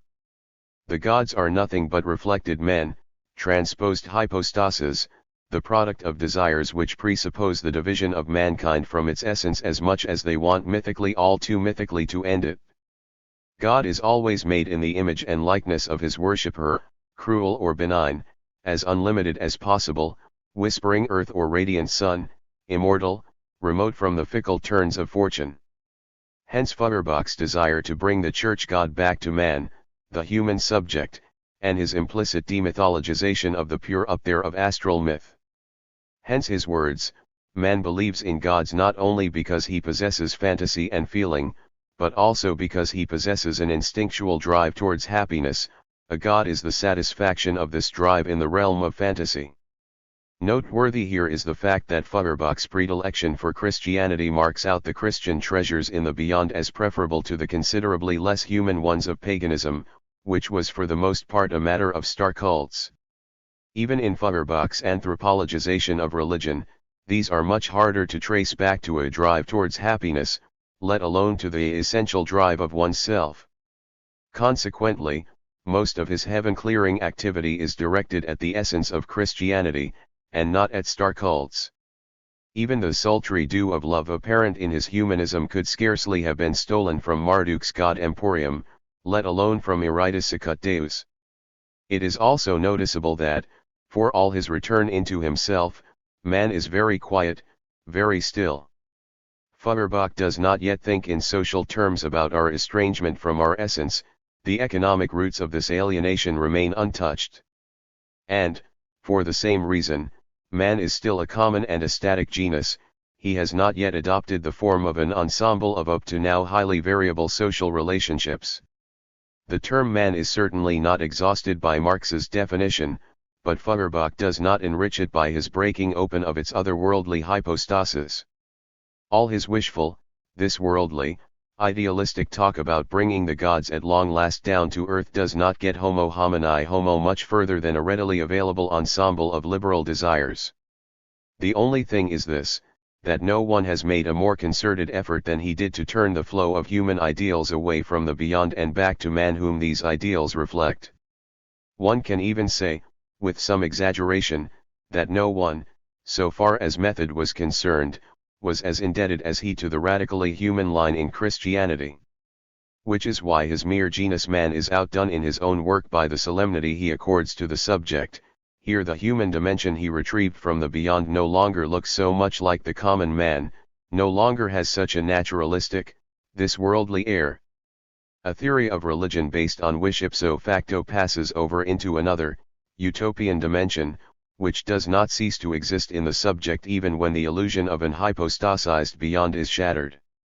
Indeed the subject, aware of itself now, and powerful, gains in stature from it, till it stands above nature itself. The idealism reflected in the now pulverized otherworld is revealed as the fruit of purely human powers of transcending which, far from going beyond nature, operate within it. Hence Feuerbach's words, belief in the beyond is belief in the freedom of subjectivity from the limitations of nature. It is, therefore, man's own belief in himself, and, going even further, the mystery of religion is the mystery of the essence of man. With that, Feuerbach, for all his supposedly static genus man, almost enters the realms of homo absconditus, the man who has never seen himself face to face. Which undoubtedly throws a special light on his atheism, as well as on his subjectivity, a light that would have been impossible but for the Christianity he criticized so anthropologically. The disillusioned, liberated reality he proposes is not any simple nothing but, it is not a nothing but nature. On the contrary, man only invented the beyond because a reality of nothing but nature was simply insufficient, and above all because his own essence still had no reality. Feuerbach's atheism, then, aimed both to destroy a strength-sapping illusion, and to fan the transforming flames which would change the theologically created infinity of man back into a truly human one. Feuerbach equals enlightenment in that he wanted men to be students of the here and now rather than candidates for the beyond. But the beyond should at the same time form candidates for a better here and now. It can, after all, be a kingdom of freedom of the children of God in more than a merely chimerical sense. One can see that there is much less room here for the astral myth than for the Christian one, with its Son of Man, despite all the solemnity given to the opting for this world of nature. Strange meeting of anthropology and mysticism. To persecute is to follow.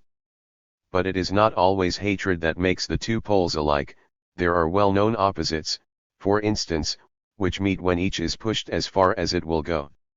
The meeting point in question here, however, is different from both of these.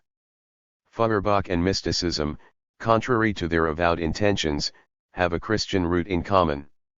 However much Feuerbach's thought may drift away at times into an abstract genus man, or sink into naturalism, it is still animated by the idea of a subject reclaimed from the realms of God and from the mere outside us of the world, and established in a new, and by no means merely cosmic, immanence.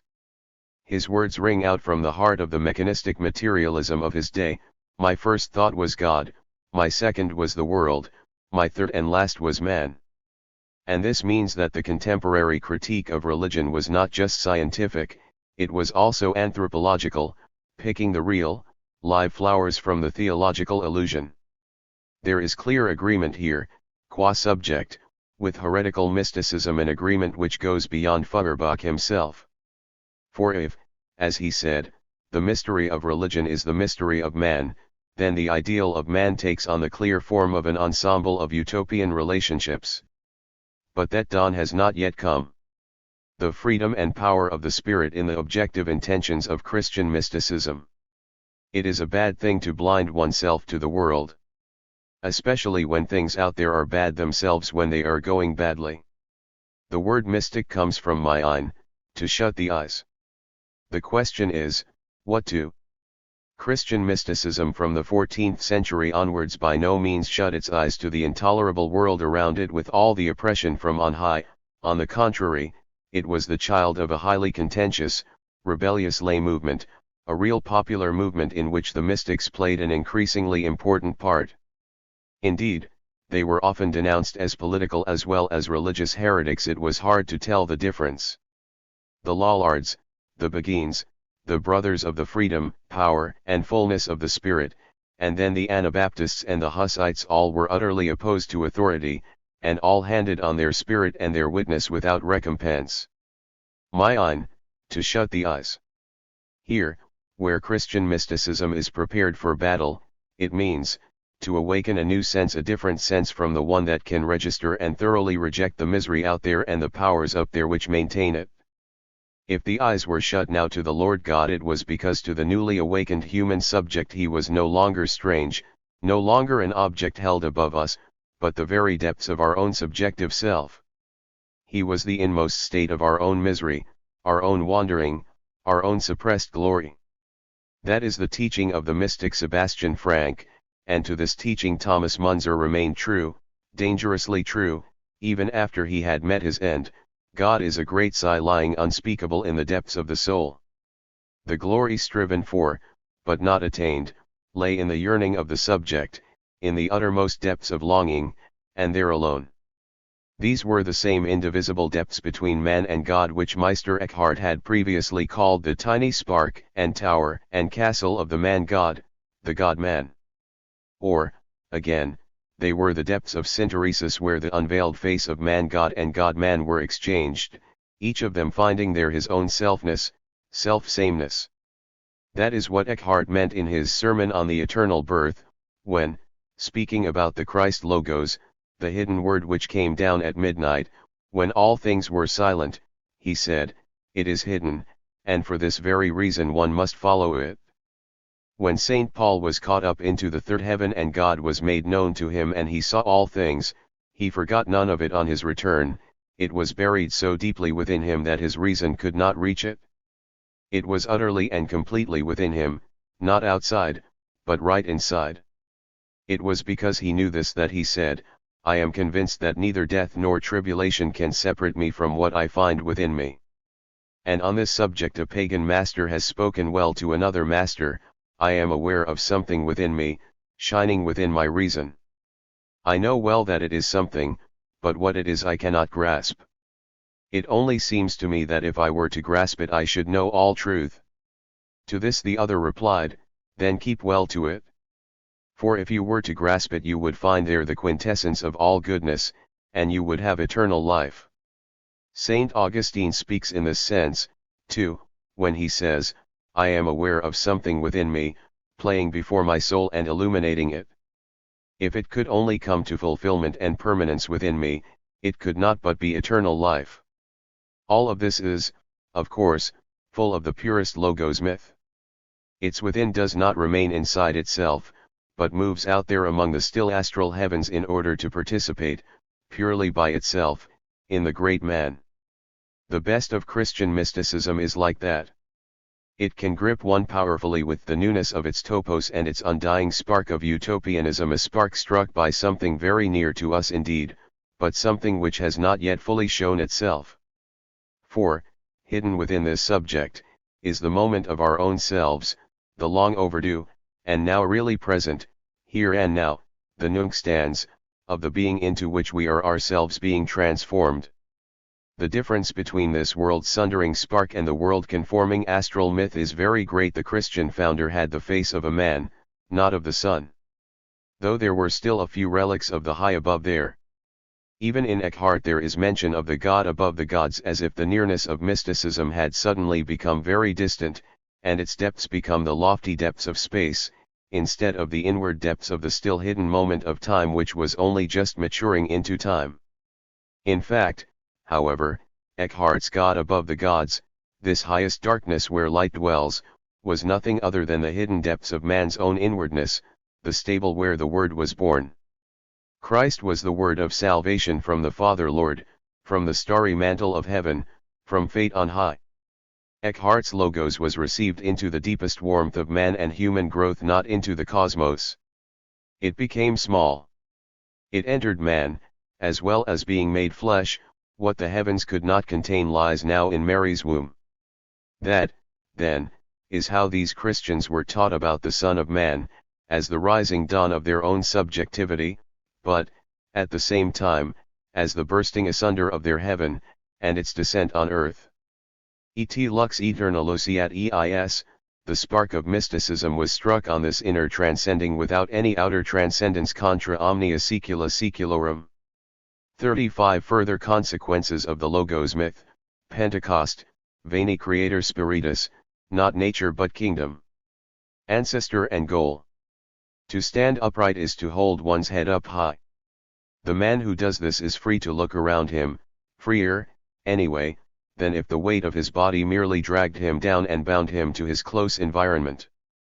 Even the circumstances of a long inherited milieu are less binding on the man who stands up straight. He can, after all, use his hands to tackle them. He no longer needs them for walking. When he works to provide himself with food and shelter, instead of just collecting what is already there, he frees himself step by step from the loyalties which bind him to inherited tradition, until he finally gains freedom from the wherefrom of this tradition itself, completing or breaking the picture in the form of a freshly thought out where-to. Ancestors and their dottery, backward-bending cult are increasingly replaced by a thoroughly forward-looking attitude and goal, and by a cult which does not beg the spirits but commands.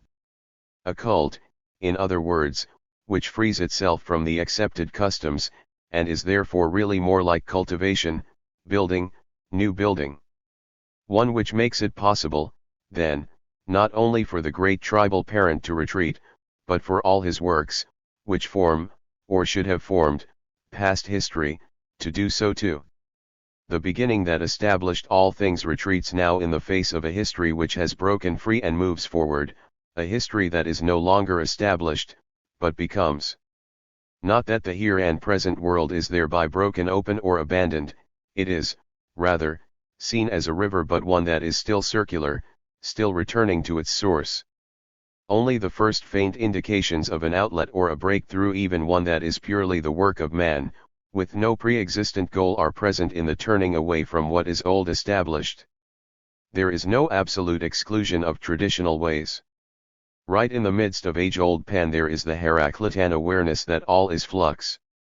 Fire flows, too, and devours the great ancestor, the primordially established once and for all of world.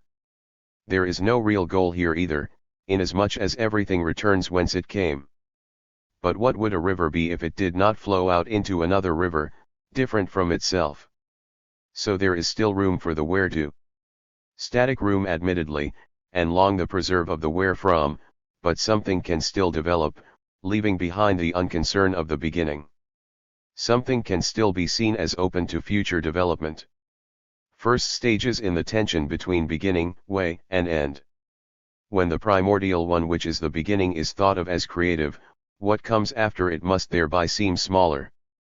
To proceed from so lofty a source is ipso facto to diminish. The Neoplatonists, and later on the Gnostics, did not believe in creation by a primordial father but in emanation from a primordial light. These emanations, however, were at the same time downward falls.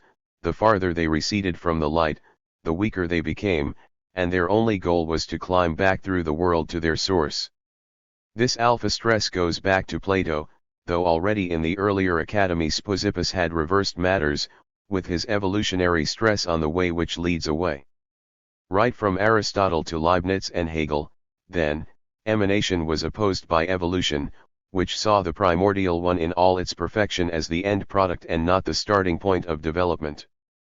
The beginnings of growth took place, on the contrary, in a very vague and imperfect realm indeed, one which stood closer to Plato's questing eros than to a perfect world of ideas beyond all growth.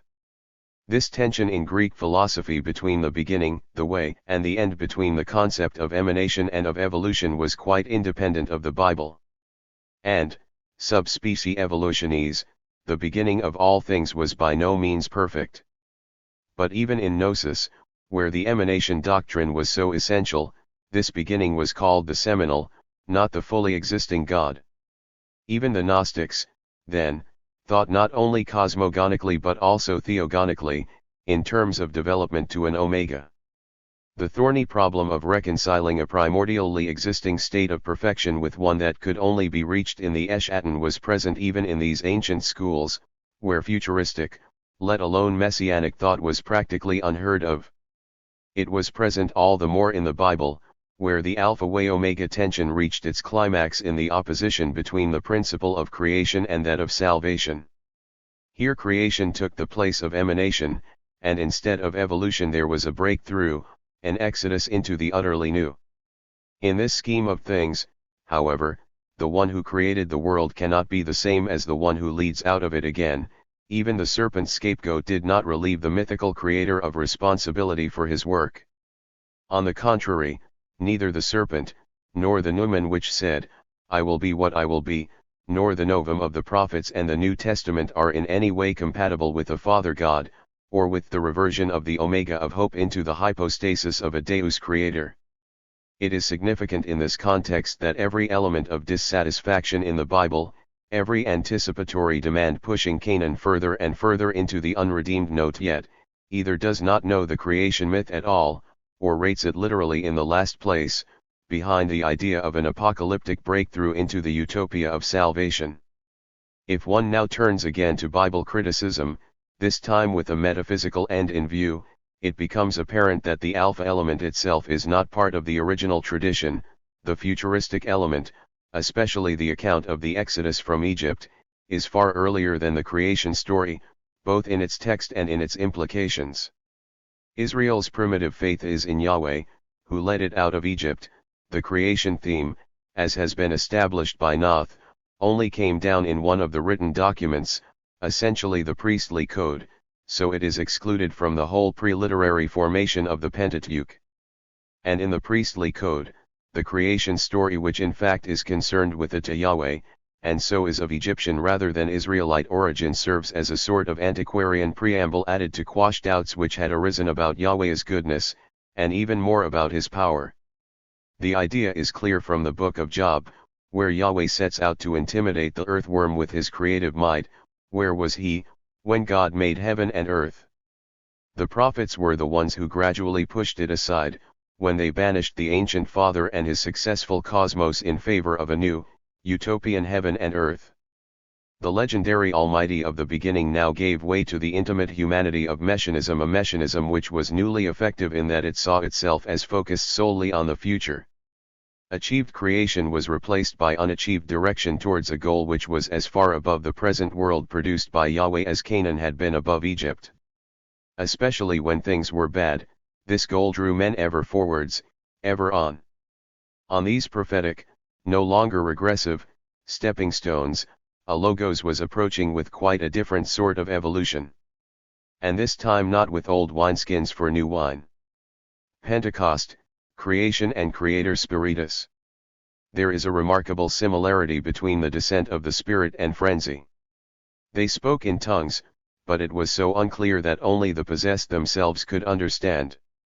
To the outsider they seemed to be filled with new wine, not that of a new eon, either, but of a very familiar pagan, orgiastic one. Pentecost was, in fact, intimately connected with what Bader has called a simple spiritual awakening of the nervous system, and consequently with the Pauline stricture that he who speaks in a tongue edifies himself, but he who prophesies edifies the church. And, in particular, Pentecost was concerned with the solemn participation in the Holy Spirit himself, whose coming had so long been awaited. And this connects up in a great sweep of tradition, like some sort of unexpected and deceptive rainbow, with Dionysus and the Maenades. When the day of Pentecost had come, they were all together in one place. And suddenly a sound came from heaven like the rush of a mighty wind, and it filled all the house where they were sitting. And there appeared to them tongues as of fire, distributed and resting on each one of them. And they were all filled with the Holy Spirit and began to speak in other tongues, as the Spirit gave them utterance. What distinguishes this text from all previous ekastases is that the element of somnambula there is not an apparition of Jesus.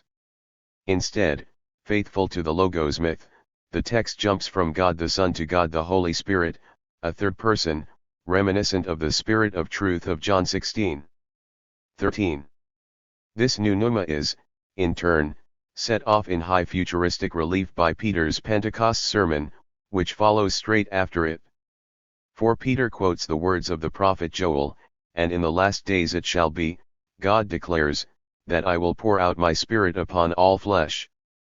Pentecost was quite different from all previous feasts of frenzy in that it set the real celebration at the last days, the end of human history. This finally made room for the complete triumph of the Logos in a true age of the Holy Spirit. Later on, the controversial church father Origen could speak in this vein of a tertium evangelium, that of the Holy Ghost. And later still Joachim of Flores, in the full spate of revolutionary heresy, could announce the end of the aeon of sovereign rule by the Father, and the beginning of the aeon of illumination, proceeding from the stateless and churchless Logos. In a different way, Pentecost stirred up the old problem of beginning and end again, the problem of an infinitely great Creator Father, the primordial maker of all things, including the evil which men begged him to redeem, the God who looked jealously on the Prometheus in man, on the Tower of Babel and all that implied. Not only in the book of Job rebel man was compared with the pot which contends with the potter, not only there was he considered laughable. But now, at Pentecost, a new cry rang forth, the cry of a new creation, where no pater omnipotens held sway. Rabanus Maurus gave it words in his hymn Veni Creator Spiritus. Here the primeval, heavenly category of creation remains, and remains in unison with its opposite, the category of salvation. It is rather the Deus Creator that drops out. True creativity now has the Spiritus Intus Docens as its subject, the Holy Spirit, who pours himself out in our hearts. To put it in modern terms, the infinite greatness of a creative beginning is lost now, with this future-facing Veni Creator Spiritus, in the infinite smallness of a beginning which is no more than a beginning, a state of pure need. Nor is this new beginning any once and for all, mythical, pre-earthly creation of the universe, leaving room only for beings which are in themselves complete. It is, rather, a simple X, an alpha present in all being. Incomplete and unobjective in itself, it draws man on through the transient darkness of each moment in the way of the world. It is the not there of each present moment, which, still veiled to itself and seeking itself, truly evolves into being in and through world process and its experimental forms, for it is their primary stimulus and driving force. Its place in human history is at the decisive front of the experimentum mundi, where man lies equally open to everything and nothing, to fulfillment and to ruin, and where the world is in high labor as the laboratorium possibilis salutis. The topos of way and, even more so, and is the same endless forward-looking openness, not the closed topos of the astral myth with its eternal, iron laws. It is the great topos of the future, still full of objective and really available possibilities for birth, development and experimental forms of fulfillment, the topos where the X of the beginning runs ever onward in the still immediate, unmediated, unobjectified, unmanifested here and now of each present moment. Here alone, in this closest closeness and most imminent immanence, lies hidden the mystery, hidden even to itself, that there is a world, whatever may be its reason and its end. This mystery of man's being, along with its still unfulfilled solution, has its place, therefore, not in some distant pre- and supra-earthly transcendence high above, but in the ferment of the undiscovered moment, in its most imminent immanence. Its unawareness of itself is the driving force which lies behind the phenomenon of the world, and is also the high, utopian torment in which the matter of the world wells forth the fount and pain and quality of world matter. The true world is here still uncreated, it has its being in newness which is quite the opposite of the antiquarian mythology of Deus Creator and of an utterly complete, fulfilled beginning. The real genesis is not at the beginning but at the end, and it is only when the where to and the what for have at last found adequate expression within us that the where from begins to flicker into the focus of our sights. In this way there comes into the world something which casts light on every childhood, somewhere where no one yet has been, it is called home. Item, creatio est exodus, non est restitutio in inte grum. More about Alpha Mundi as empty waste. Neither sun nor moon in the apocalyptic revelation, but the Christ figure of the kingdom. There is much that contrasts with a mere beginning, a simple has been. First of all there is the darkness of the present moment, always impinging but never grasped, never in possession of itself. The darkness which means that every real beginning is a future thing, alive in the past as a foreshadowing of the future. Or, to put it in other words, the veiled presence of the future here and now is the open-ended darkness of each present moment, is the pregnant state of all that it contains. In this respect Jacob Boehm's insight into the primeval void went far deeper than the massive ancestor cult and the deified 6 days work of the priestly code. The same minimalizing train of thought was taken up by Schelling, who, in his Munich lectures on the history of modern philosophy, said, the subject, in its pure, essential nothingness, is utterly empty of all qualities. It is still only itself, it is utterly empty of, and in respect to, all being. But it cannot avoid attracting itself, putting on itself.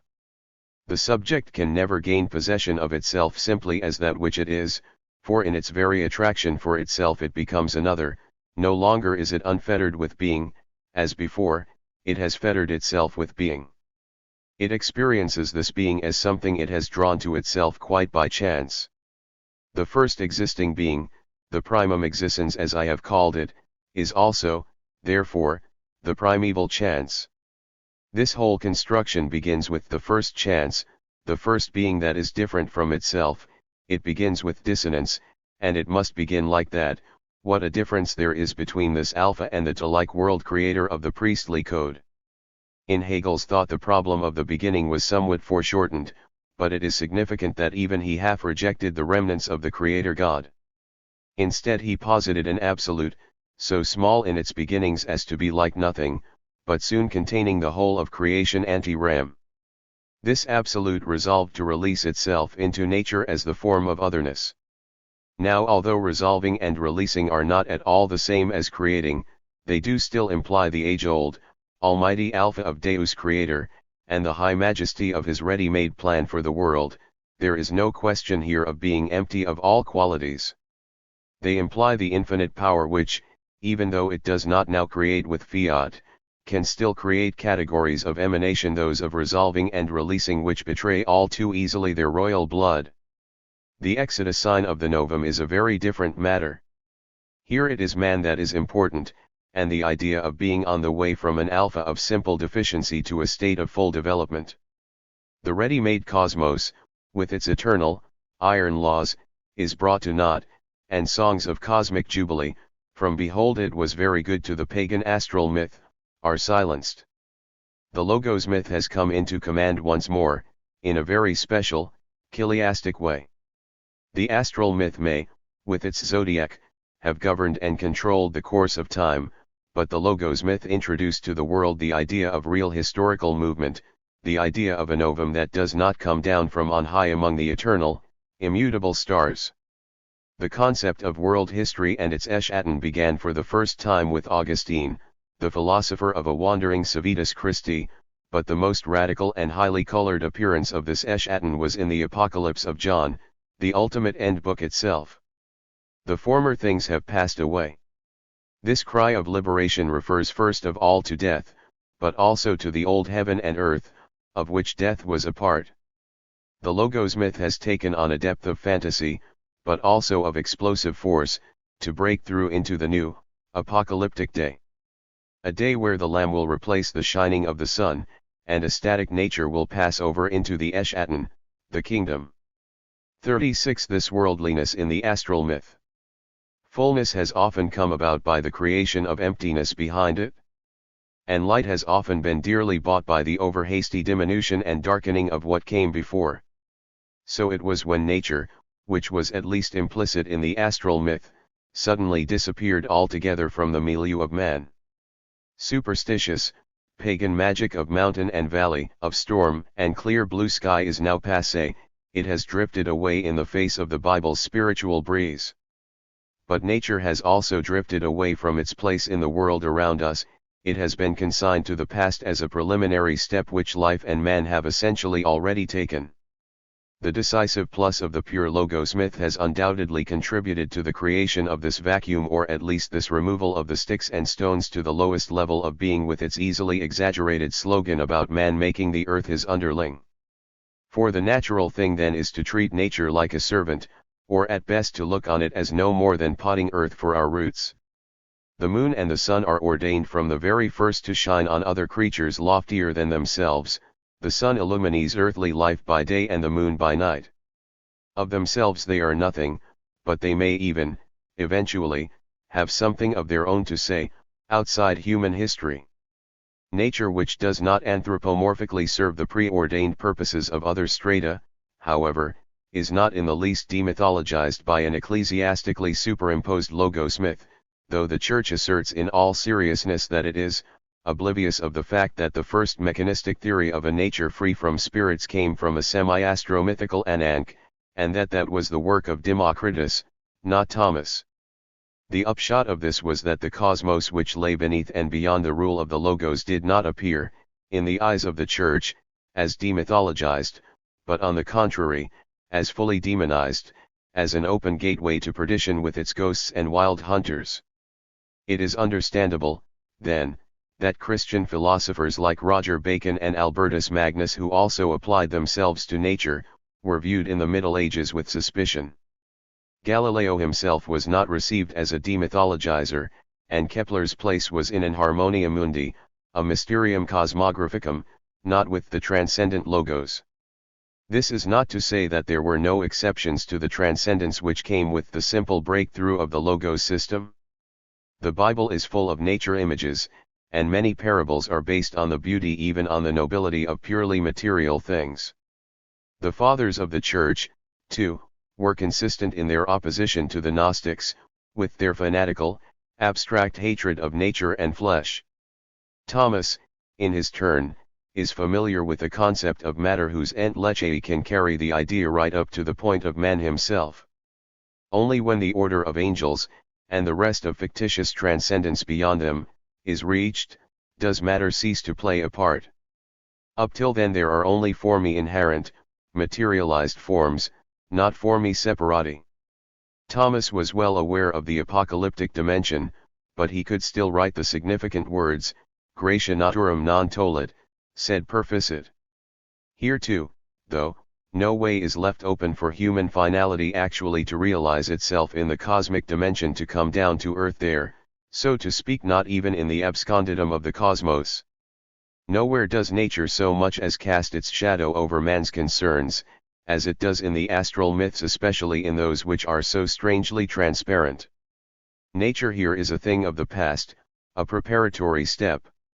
Or, at the very most, it may be admitted at Christmas and Easter to the lowest rung of being, where it can celebrate the Christological mysteries unawares. The attitude taken here by later thinkers becomes clear when one observes their calm unconcern for the out there and all its magic. This is primarily a matter of aesthetics, vis-a-vis the beautiful in the forms of nature. These belong to the non-ego, and consequently Fichte, with his complete rethinking of the primacy of man, had no time for them at all. Kant, on the other hand, though he would not allow an out there independent of consciousness, was equivocal when it came to feelings about beauty and nobility. Beauty came to man not so much from the positive realm of his spiritual constructs, but from landscape and the beauty of nature.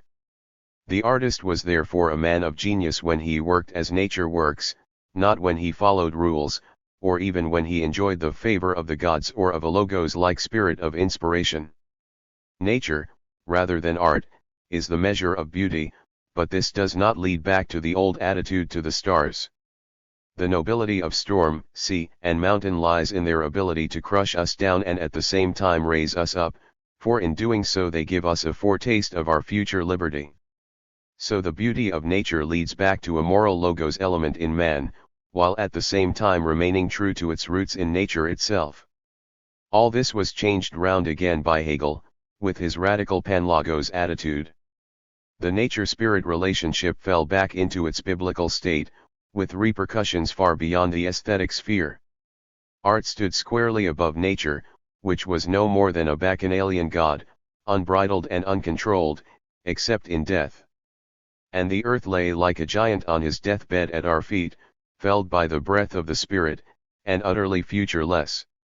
Hegel even goes so far as to say in one place that the only truth about matter is that it has no truth in comparison, that is, with the subjective spirit of the soul.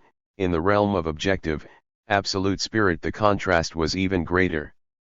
This is not to deny, of course, that his world structure was an entirely immanent affair, a structure not of pure spirit but of world spirit, of the spirit of this world.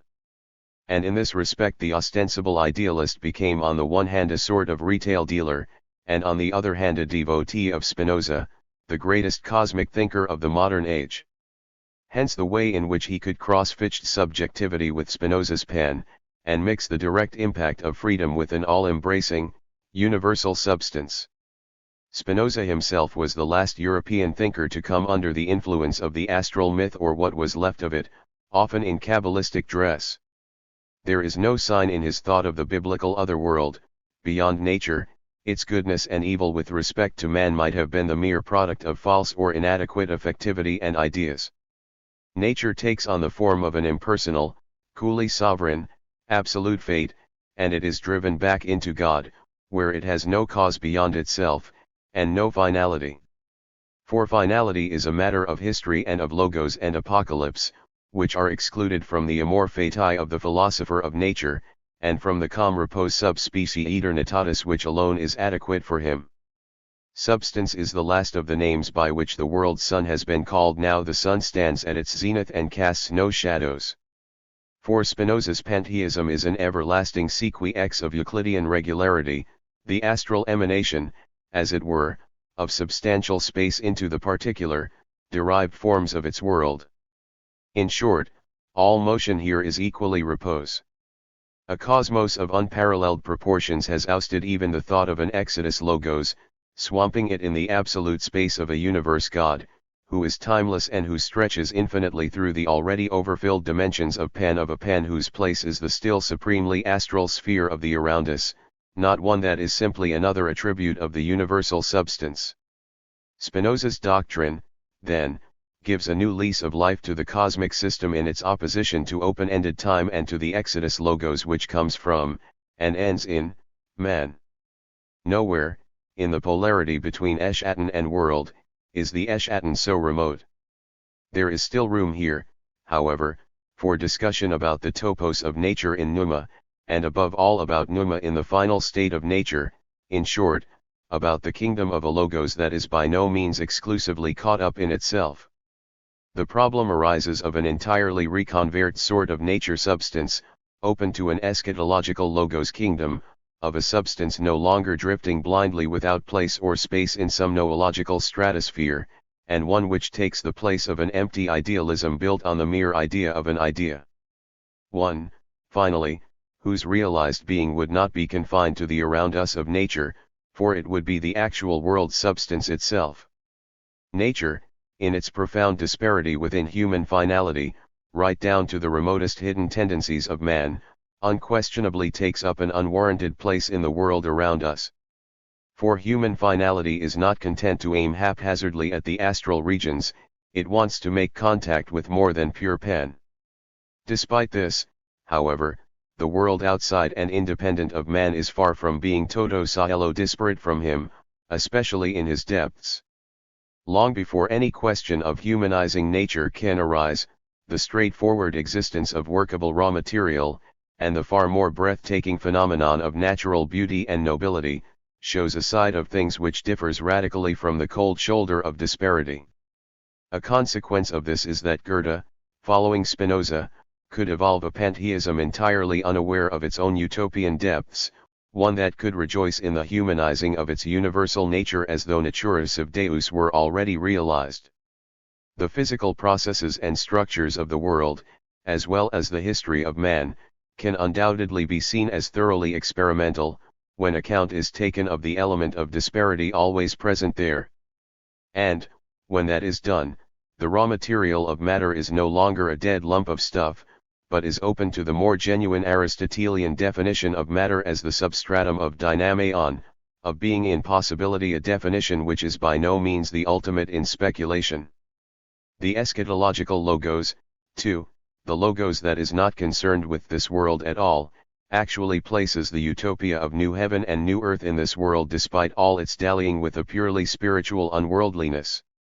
It places it in a mythically and apocalyptically exploded world, but one which, unlike its predecessor, belongs in the realm of nature, and one whose topos has remained within the fully logos mythical but also metaphysical framework of an Eschaton of New Jerusalem. There is no moon or sun there, that is true, the Son of Man is the only lamp in that city, but it is a city built on the territory, in the firmament, of a nature that has been both annihilated to form the kingdom and unveiled in all the splendor of its eschatological truth. That is the final non-alternative between cosmos and logos proposed by the new, antithetical, Exodus revealing Genesis images of the apocalypse. And yet, on this very different plane, Naturis of Deu seems at last to find its home here too, the home where it is realized and achieves perfection. One can say in fact without any undertone of myth that the world as home has come, that state which realizes both the heritage of the world around us and the novum of home, whose subjects are the assembled company of the unveiled countenance. The voice on Patmos may seem exceedingly remote, and its apocalypse very much confined to human space. The elements of raving fantasy there may seem to mix strangely with those other elements which bore fruit in the Urbs Christiana. But nowhere is the omega of Christian utopianism so untranscendent and at the same time so all-transcending, as in the New Jerusalem of Revelations 21:23. Religion is full of utopianism, as is evident above all in the omega which lies at its heart, the omega of a free nation on free land, of civitas Christi in natura ut illi civitatis extensio. This is a realm where the docetism of pure spirit cannot live, and where the world is totally transformed, so that man is no longer burdened with it as with a stranger. 37. The strange, strictly non-parallel breakthrough of both man-centered and materialistic systems into the divine transcendence, which they replace. The within, also known as the soul, is often taken up with its own concerns. It is certainly connected intimately with the body, but not in such a way that its invisible life takes visible, bodily form. It has often been set in contrast to the tangible world outside, as something whose presence lies within itself, as opposed to something that is strewn spatially around man in the world out there. Idealism sees the way as leading mysteriously within, materialism sees it as a path free from mystery, under the exclusive guiding light of the out there, and leading back to the mechanical roots of being. But Feuerbach did not want to remain an idealist. On the contrary, he was already on his way to the words "man is what he is" when he said that his first thought had been God, his second spirit, and his third and last man. This could hardly be considered the clear explanation of a materialist, rather, it was itself in need of the light of mechanics. Marx, too, under the influence of Feuerbach, gave pride of place historically to man and human explanations. To be radical is to grasp things at their roots. But the root of all things is man. And even later on, when he adduced this motto from the mere abstract genus man, and reduced this genus to an ensemble of social relationships, human perspectives by no means disappeared from the materialism which then arose on the wider socio-economic plane. Historical materialism succeeded the purely scientific variety, and a dialectics of human productivity grew up alongside that of purely mechanical movements and forces. But to go further, the juxtaposition of the anthropological and the materialistic may well give rise to astonishment, even when the concept of matter is not the common bourgeois one of a mechanistic lump, a concept which, despite the later acknowledgement of subatomic energy, cannot even be deemed a relic of the astral myth except inasmuch as it rules out the presence and activity of man, let alone of the Son of Man, in matter. The history of materialism has, however, brought other concepts of matter to light, besides the dead, unqualitative, mechanistic ones. Democritus himself taught that the soul was composed of special fire atoms, and Epicurus qualified Democritus' mechanical determinism with a free fall of atoms, a deviation from the straight line fall of mechanics, based, so to speak, on free will. Aristotle brought out the crucial idea, only recently understood again, of real, objective possibility, according to which matter, apart from being the mechanical condition for phenomena to arise kata to dynaton, was also, above all, the dynameion, the being in possibility itself. Unfortunately, this was still thought of in passive terms. Matter was as undefined as a lump of wax, and the active, formative idea impressed the particular form into it like a seal. Very soon, however, an Aristotelian left wing arose, discarding the passive notion of matter and replacing it with the active element of the informing idea. Matter thus became the mater ia, the mother of all things, the absolute, self-fructifying, self-sufficient natura naturans of the whole natura naturata that was the world. The Arabian Aristotelians, Avicenna and Averroes, were especially clear on this point. Their basic tenet was that development is simply eductio formarum ex materia, the eduction of forms from a nature that is no longer passive and unqualitative, but is also almost free from the need for a transcendent Father God. This was the point of origin of the idea of a completely immanent world substance, whose life stretched from Paracelsus, Giordano Bruno and Spinoza to Goethe, a substance which was by no means alien to man, but was the cosmic counterpart of him who for Bruno was Uomo Eroico and for Paracelsus Vulcanus Interior, one, finally, which could penetrate into the former realms of a discarded transcendence, and at least polemically participate in them. Hence Goethe's words, "What sort of God would that be who merely gives the world a push from outside? It is fitting for him to contain nature within himself and himself within nature." This use of the term nature is as much as to say that whoever sees natura naturans sees the Father, for this nature and the Father are one. And there is also a subject here, moving the world from within, a subject of nature, not stated in anthropological terms, but certainly in terms free from transcendence. The great right-wing Aristotelian Thomas Aquinas entirely rejected the idea that matter could have a place in creative form. Instead, he taught that forma inherens, being a remnant of earth, is found only up to the level of man, who is still a creature of earth, a unity of soul and body. The angels, lying between men and God, are already pure formi separati, and as for that which men call God, the Lord of heaven, he is utterly free from matter. It cannot, even as natura naturans, penetrate his autocratic transcendence. It cannot do so even as Spinoza's pen, which, while being no son of man, could almost say, "I stand in the place of the Father, sub specie substantia." But, long before this, Plotinus, the radical transcendentalist, had posited a hyl-noetic, a spiritual matter, reaching up to the level of the highest ousia or essence. And the Spanish Jew, Avis Braun, in the tradition stretching from this paradoxical Neoplatonism to Giordano Bruno, held to the existence of earthly spirits even higher than the angels, which were themselves by no means exclusively superterrestrial beings. He would even have given matter a place in God if that had been possible. In these shadowy echoes of a non-mechanistic materialism, then, soul and the allegedly unqualitative out there of matter are no longer simple alternatives. At least with Avicenna and Averroes, logos and cosmos occasionally exchange their respectively anthropological and pansophist faces, in their antithesis to transcendence. And the Stoa had, long before, incorporated a logos spermaticos into its crypto-materialism, as a life and direction-giving principle. Though when it took on Christian dress, the logos could no longer allow of an omega in the shape of the present cosmos, for only the astral myth paid absolute homage to that, and such an idea would also rule out any cosmic apocalypse. The utopian memories and yearnings conjured up by the notion of the Son of Man naturally introduced in a more radical way than ever the idea of a utopian pan into the hypostasis of transcendence.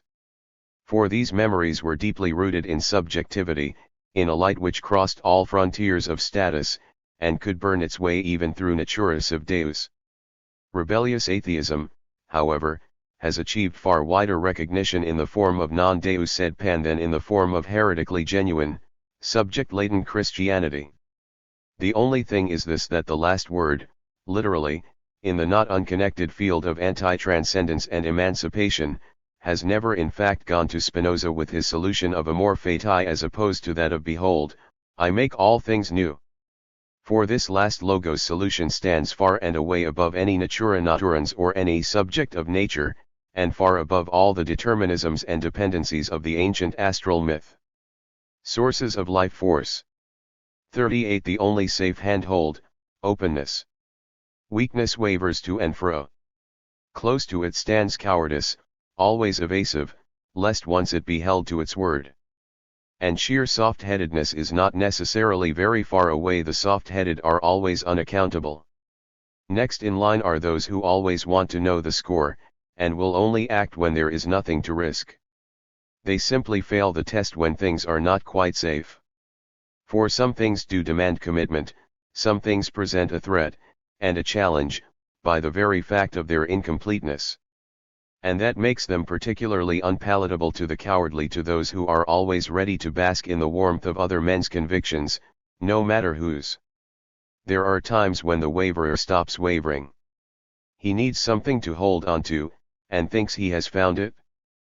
But when his prop and stay is not that of firm completeness, he is lost, like a man who has accepted payment in a coin he cannot cash. Then, when times change and the market drops, he turns his back very quickly on his already tottering loyalties. Something that can easily and comfortably be believed in, and learned blindly off by heart, is all the more readily ditched when even a part of it fails. The safe stronghold then seems too shaky for any more than lip service. The conventional prop of regulations is a variation on this same theme. It is written, the party is never wrong, a gentleman's word is his bond, none of it will stand up to a single jolt, above all to a jolt of thought. The prop that is made in one piece, without core and outer cladding, will break in one piece when the pressure becomes too great. The only thing one can really hold onto is the search for a handhold, the constant feeling that one is on the way to finding it, and the faithful following of the signs.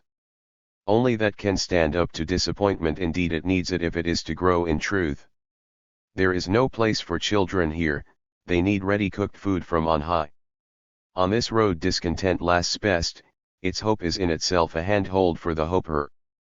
The best things must be left to simmer slowly, in anticipation, if their promise is ever to be enjoyed. There is something there still open to us in the distance. But the gap has not yet been closed, and to fill it falsely is to provide a treacherous handhold that will lead to an even greater fall, that will lead one to one's knees, gambling on a false and fabricated trust, only to have one's hopes shattered along with one's ready-made faith. As if somewhere, somehow, things could be good in themselves, without the constant, ever undecided struggle. Undecided, that is, except for its all the more decisive determination to stay, despite everything, in open ferment, its determination to remain an open, traversable way, foreshadowing the future. Out of the future shadows on this way there comes a continuous call, but no more faith is needed than faith in discontented hope. Such hope is active, it contains the seeds of a conscious, outward-reaching pact with the objective pole of tendency. This is admittedly less than being in really good, safe hands, but it is more than any prescribed handhold can provide, and it has a far higher view of man. It is better, too, than any of those ready-made, pre-flavored foods that only go to ruin one's real appetite, the appetite for more. 39. True enlightenment is neither trivial nor shallow. The thinking man will not be taken in. He will always break away and begin afresh, laying aside the ghost of old ideas, rejecting the bonds of custom and taboo and the hypocrisy of the good old days which were really not good at all. The bonds of faith are well known in this context for gathering moss, and for binding men to obsolete forms of rule. It is another matter when these still extant forms and structures are seen as unsettled debts. Then they wait for us in the future rather than bind us to the past. Certain aspects of Christianity can in this way seem paradoxically familiar to the emancipated man. He seems to meet them anew and encounter their binding force afresh rather than merely remember them as a constant feature of the past. And then it is the turn neither of history, nor of the arrears of semi-disillusionment, but of his emancipation itself to show its Christological and messianic paces. There is no question here of a mere heritage, like that of some great cultural achievement whose power and depth is tied up with the surfeit of religious ideology. The re-encounter we are speaking of is simply autochthonous. Not even freedom can help finding within itself images taken from the Exodus, or from the destruction of Babylon, or from the kingdom of the free. Lenin was certainly right when he attacked the semi-disillusioned, not to mention the smugglers of reactionary contraband, in the following terms: it is one thing if an agitator speaks like this in order to be understood more easily, in order to find a starting point for his argument, and a mode of expression familiar to the underdeveloped masses, so that his views may make more impact. But it is quite another if a writer actually starts preaching the construction of God, or a God-constructing socialism. In the former case the thesis socialism is religion serves as a bridge from religion to socialism, in the latter it passes from socialism to religion. The truth of these words lies in their accurate appraisal of the Marxist fellow traveler, a breed which resembles a hen with eggshells still stuck to it, or a half-grown centaur with fore and aft of church and party joined only in perpetual dialogue. It is a very different matter, in fact, when real, genuine disillusionment encounters the ancient rebellious archetypes of religion, and does so precisely at the level of godlessness. That can be a very significant encounter, for the disillusionment will lift these archetypes out of the quagmire of oppressive myth and open them up, associating them with its own disruptive essence. Not that the church of the ruling classes gains thereby, on the contrary, she has always burned heretics quite as willingly, if not more so, than atheists. Which is understandable in view of the fact that heretics have often taken their stand on the early church on the good soil of those days and the bad conscience now built on it, and that endangers the church at its core.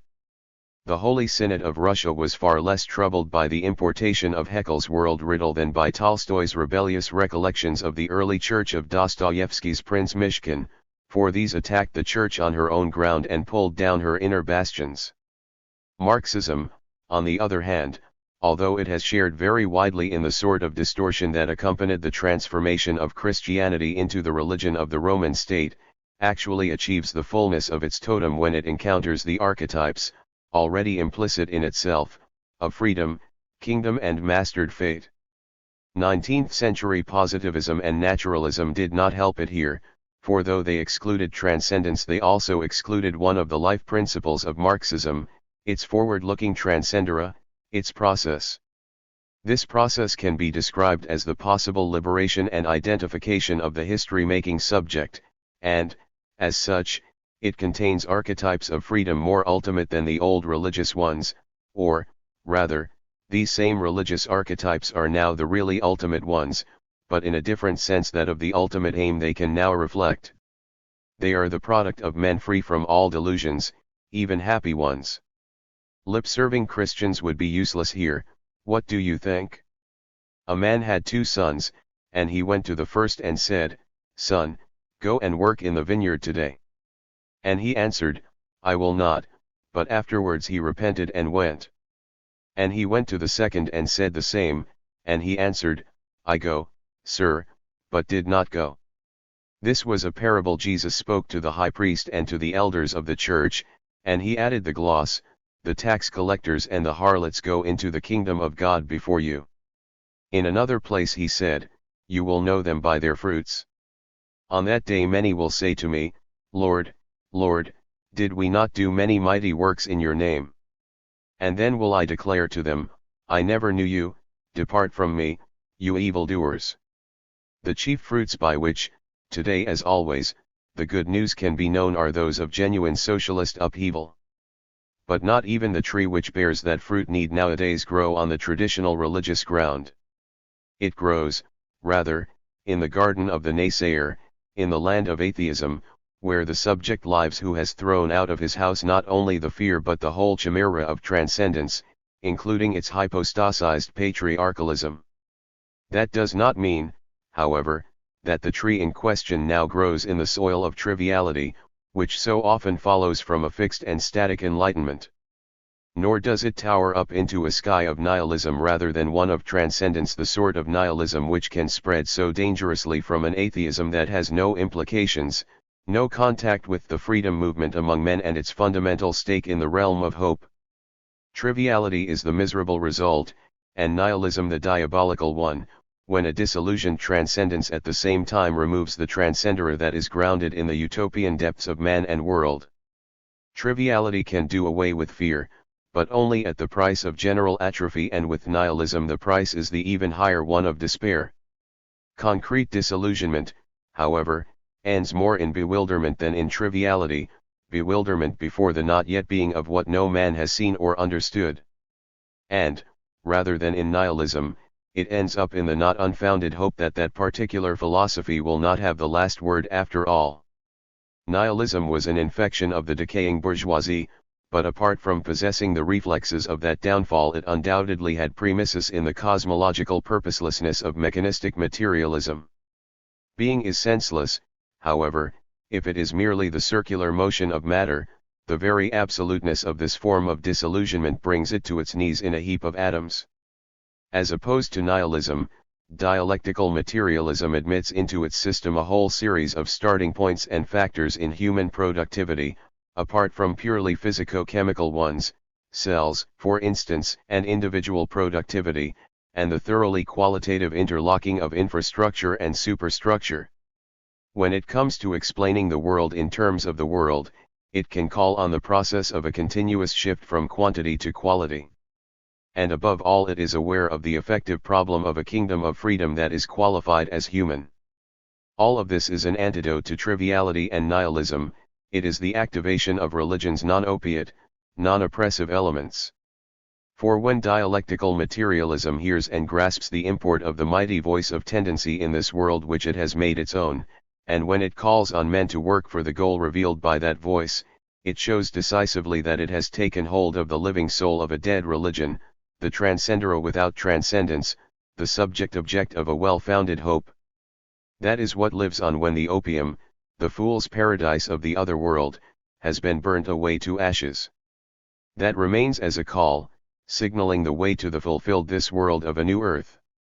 And when the gods of taboo and fear have been abolished, there is room for the advent of a mystery that is adequate to the fearless man. Respect before this mystery now takes the place of fear, respect, so foreign to triviality and nihilism, reflecting within itself the fearless acceptance of the strange and sinister, the fully human acceptance of the unthinkable. With respect there also comes nobility, bringing with it a first breath of future freedom. For nobility is proper to a transcendere in which there is no self-alienation, and to its correlative, the latent power of a hope for resurrection. There is no refuge here for fear and ignorance. This is the territory of hope and of its strong will and ability to know. Messianism is the burning mystery of all revolutionary, all fulfilled enlightenment. When man is called upon to act morally, heaven becomes an empty, distant thing even in its capacity as guarantee fund for the reward of otherwise motiveless good deeds. If he is to maintain his grip on the only enduring summum bonum of human finality, man must be able to see the kingdom of heavenly freedom as his geographical utopia too. Atheism is the presupposition of any concrete utopia, but concrete utopia is also the remorseless consequence of atheism. Atheism with concrete utopia is at one and the same time the annihilation of religion and the realization of its heretical hope, now set on human feet. Concrete utopia is in its turn the philosophy and praxis of the tendency latent in the world, latent in matter, which has been qualified with ultimate direction. This is small enough to allow no room for self-alienation and large enough enough to give some remote sense of possible this worldly reality to the boldest of utopian schemes. These ideas belong to the frontiers of messianism, but, rightly understood, they imply the drive to surpass itself and achieve totality which is imminent in the work of human liberation. 40 Enlightenment and atheism do not overthrow the satanic with the God hypostasis. In early times evil was not seen as weak. Primitive life was too deeply threatened by it, even in its ghostly manifestations. That all changed, however, when man gained confidence and no longer looked on the out there as quite so dangerous. He gave up his childish ways and dared to use his mind. This is above all true of those times which we call enlightened. The very word means to make clear, to dissipate the fog. And of all these periods the enlightenment of the 18th century was the most self-possessed. It was the fruit of the struggle of the bourgeois will to break free from the long ages of stultifying and oppressive gloom and to reach for the light. On the whole, at that time, life seemed pleasant and friendly. When the people broke free from the lying grasp of prince and priest, the scales fell en masse from their eyes. Obvious evil in the form of poverty, illness, wickedness, and the occult was viewed either as a delusion or, at the very most, as a relic of medievalism. This resulted in a very salutary devaluation of the general fear of ghosts, and in an easing off of the horrors of witch hunts, which were still a very real evil. In these matters enlightenment was the sworn enemy of the monsters of night, and the wise man was called on to put aside its fearful temptations. The Lisbon earthquake of 1755 broke into this best of all possible worlds with a wave of revulsion. Evil could no longer be the mere absence of good. But only the old, despotic Bible, so strongly rejected by the Enlightenment, could provide an explanation. This great rift in the peaceful order of nature was a punishment decreed by an otherwise gentle Heavenly Father. But the Lisbon earthquake receded, albeit rather slowly, from the scene, and a general mood of optimism prevailed up to and beyond the French Revolution, as the tribute paid by an Enlightenment tout prix to the ruler's need for peace. So although the so-called satanic element did not fall out of literary fashion, it did to a great extent fall out of philosophical use. For this philosophical enlightenment did not really go in for the technique of denunciation, the technique of highlighting the anti-light in order the better to grapple with it. The optimism of the day saw evil rather as something small and weak, a mere blemish on the beauty of an otherwise perfect world. Even concepts like hallucination and aggressive drive, however, proposed from the subjective point of view as grappling points in man's basic struggle with evil, and concepts like oppression and war or the inhumanity of class-controlled means of production and trade, proposed from the objective, social point of view. Even these farther-reaching ideas are fundamentally inadequate in the face of a phenomenon like Auschwitz. They can neither explain it causally, nor enable it to be assumed post factum into human speech. Schopenhauer was the only thinker of the 19th century to undertake the transposition of his thing in itself, the will to live, into thoroughly diabolical terms, but even he could not, in his description of the night of terror into which the world as will was plunged, achieve quite the same consistent pitch of speechless, eloquent horror that Dante, and Dante alone, had reached with his abandoned hope, all yet who enter here, inscribed on the portals of his Inferno. Even Schopenhauer thought he could banish the misery of the world to the realm of pure appearances by virtue of a merely individual denial of the will to live. It is, in fact, a common occurrence that the generation which strives for light should show its hatred of the darkness by reducing its dimensions, or passing it over, or at least relativizing it to such an extent that one might be led to think the Enlightenment had already been achieved toto inferno as well as toto cielo. A special case of this is the fairy tale, that early example of an enlightenment which could reduce evil to the evil one, a devil whose very stupidity was calculated to be a source of encouragement. On another plane it was also due to the Enlightenment that, in the great works of literature and philosophy which followed it, the figure of the adversary should be treated as undualistically and unmanichaistically as possible, being reduced and relativized to a broken, defeated collaborator in a final, prearranged victory. In this almost universal glow of optimism, the undefeated behold, it was very good of biblical theocracy rang out into an atmosphere of purely world-centered good-naturedness, for Hegel, following the Enlightenment, had localized goodness as entirely immanent in the world. But even apart from all this secularization, the Enlightenment had no room in its immediate scheme of things, not even a reserved place for the sort of evil that could appear at Lisbon or Auschwitz. It was, then, almost automatic that the growing disbelief in God should be accompanied by a growing disbelief in his adversary, and there lay the problem. Even Voltaire's Candide found it easier after the Lisbon disaster to attribute real existence to demons than to consider realistic the enlightened optimism which could see the world as pure day. However, this reduction of the evil one to the point of invisibility did not by any means put him out of work. For the satanic is a far firmer plank than the theistic, when angels are seldom seen and the God of all creation is simply undetectable. Light that brings nothing but beauty can deceive. It is certainly a good antidote, however, to the grumbling and grousing that just want to assert their own wretchedness. The Enlightenment was a very salutary and human thing, though far from being either comforting or beautifying, when it quenched the funeral pyres with water which did not come from weeping, and put a stop to all the devilish deceit and superstition of the day. Revulsion was consigned to the realm of stupidity, as were the priests who preyed on the stupid masses, and in every quarter of the sky the clear light of day broke through. Yet in all this there was a very short-sighted confidence. There was the optimistic notion that man was good and nature perfect wherever corruption and torment could be kept at bay. This notion served as a sort of protective enclosure for all it touched. The world seemed idyllic, and its carefree harmony was reflected in the dolce vita of the aristocracy. Leibniz, with his great and energetic mind, had conceived of the present world as no more than the best of all possible worlds, but Shaftesbury, the simple optimist, saw things differently. The world was a constant harmonious interplay of things in continual ascent to higher forms of finality. This unmitigated faith in progress ran on into the last century, a far less noble age, blinding men all the while to the countless manifestations of disruption and emptiness whose negativity was itself by no means immediately negated.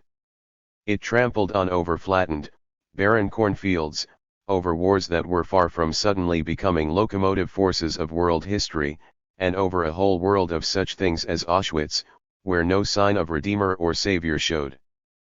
But evil had already made it clear that it was not in its interests to make much noise. It was content, while still on the way, to appear in the harmless guise given it by the Enlightenment. You see a man like other men. Mephisto's words are quite harmless and quite within the law.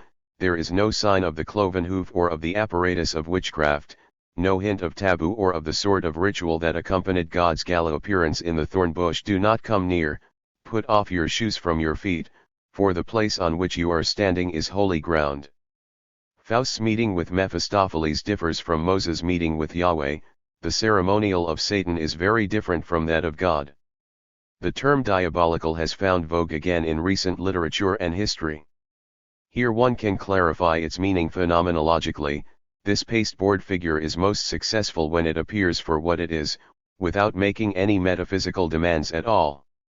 For the diabolical, in its essence, does not want one to believe in it at all, and in this it is opposed to the divine, which even in its polytheistic, let alone its monotheistic manifestations, demands implicit faith and needs it. For the so-called divine is entirely ordered to faith, whereas for evil there is as much empirical evidence as one needs. Even in terms of concrete phenomenology, let alone of a mere eidetic survey, it has no need of faith, quite the opposite, in fact.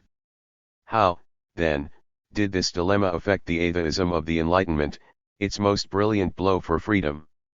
Blind fear was now, for the first time, deposed, and with it went all the scandalous obscurantism which had served the divinely established authorities of feudalism so well. The Lord God hypostasis was overthrown, and men could now see and criticize their own immaturity and their self-alienation. This humanistic, detheocratizing function of atheism was so far-reaching and clear, and so different from the equally staggering potentialities of optimism when it comes to the emancipation of the satanic, that even when, as with Nietzsche, the atheist became confused with the Antichrist, the innate power of atheism to break all encapsulating boundaries, including those of the inferno, could still force its way to the top. The result of this, in Nietzsche, was an atheism whose bold utopian tone was due precisely to the death of faith in God. We are, perhaps, still too close to the immediate consequences of this event and, contrary to what one might think, these consequences, its consequences for us, are not at all sad and gloomy. They are, in fact, like a new sort of light that is difficult to describe. They are like a new sort of happiness, relief, lightheartedness, encouragement, dawn. In the event, we philosophers and free spirits feel ourselves bathed in the warm rays of a new dawn. When we hear the news that the old God is dead, our hearts overflow with thankfulness and astonishment, with premonition and expectation. The horizon may not be bright, but it does at last seem free. Our ships can sail out again to face danger. Every risk of knowledge is now once more allowed. The sea, our sea, lies open before us again. Perhaps there has never been such an open sea before. But, with this statement, Nietzsche shows to an astonishing, thought-provoking extent, something of the same precarious minimalization which characterized the Enlightenment's attitude to everything it wanted to deny, whether this was hanging on to the satanic or to the theistic plank, or had jumped from one to the other. For where in this simple eradication of the God hypostasis was there still room for its use as an apologia for every sort of tutelage, every sort of hierarchy, every sort of static master-serf relationship? And where, above all, was there still room for the great opponent, the Zeus archetype of lordship, who, though veiled in transcendence and myth, was never thought of as a merely optional extra, for without him Prometheus would never have been able to make his archetypal rebellion at all.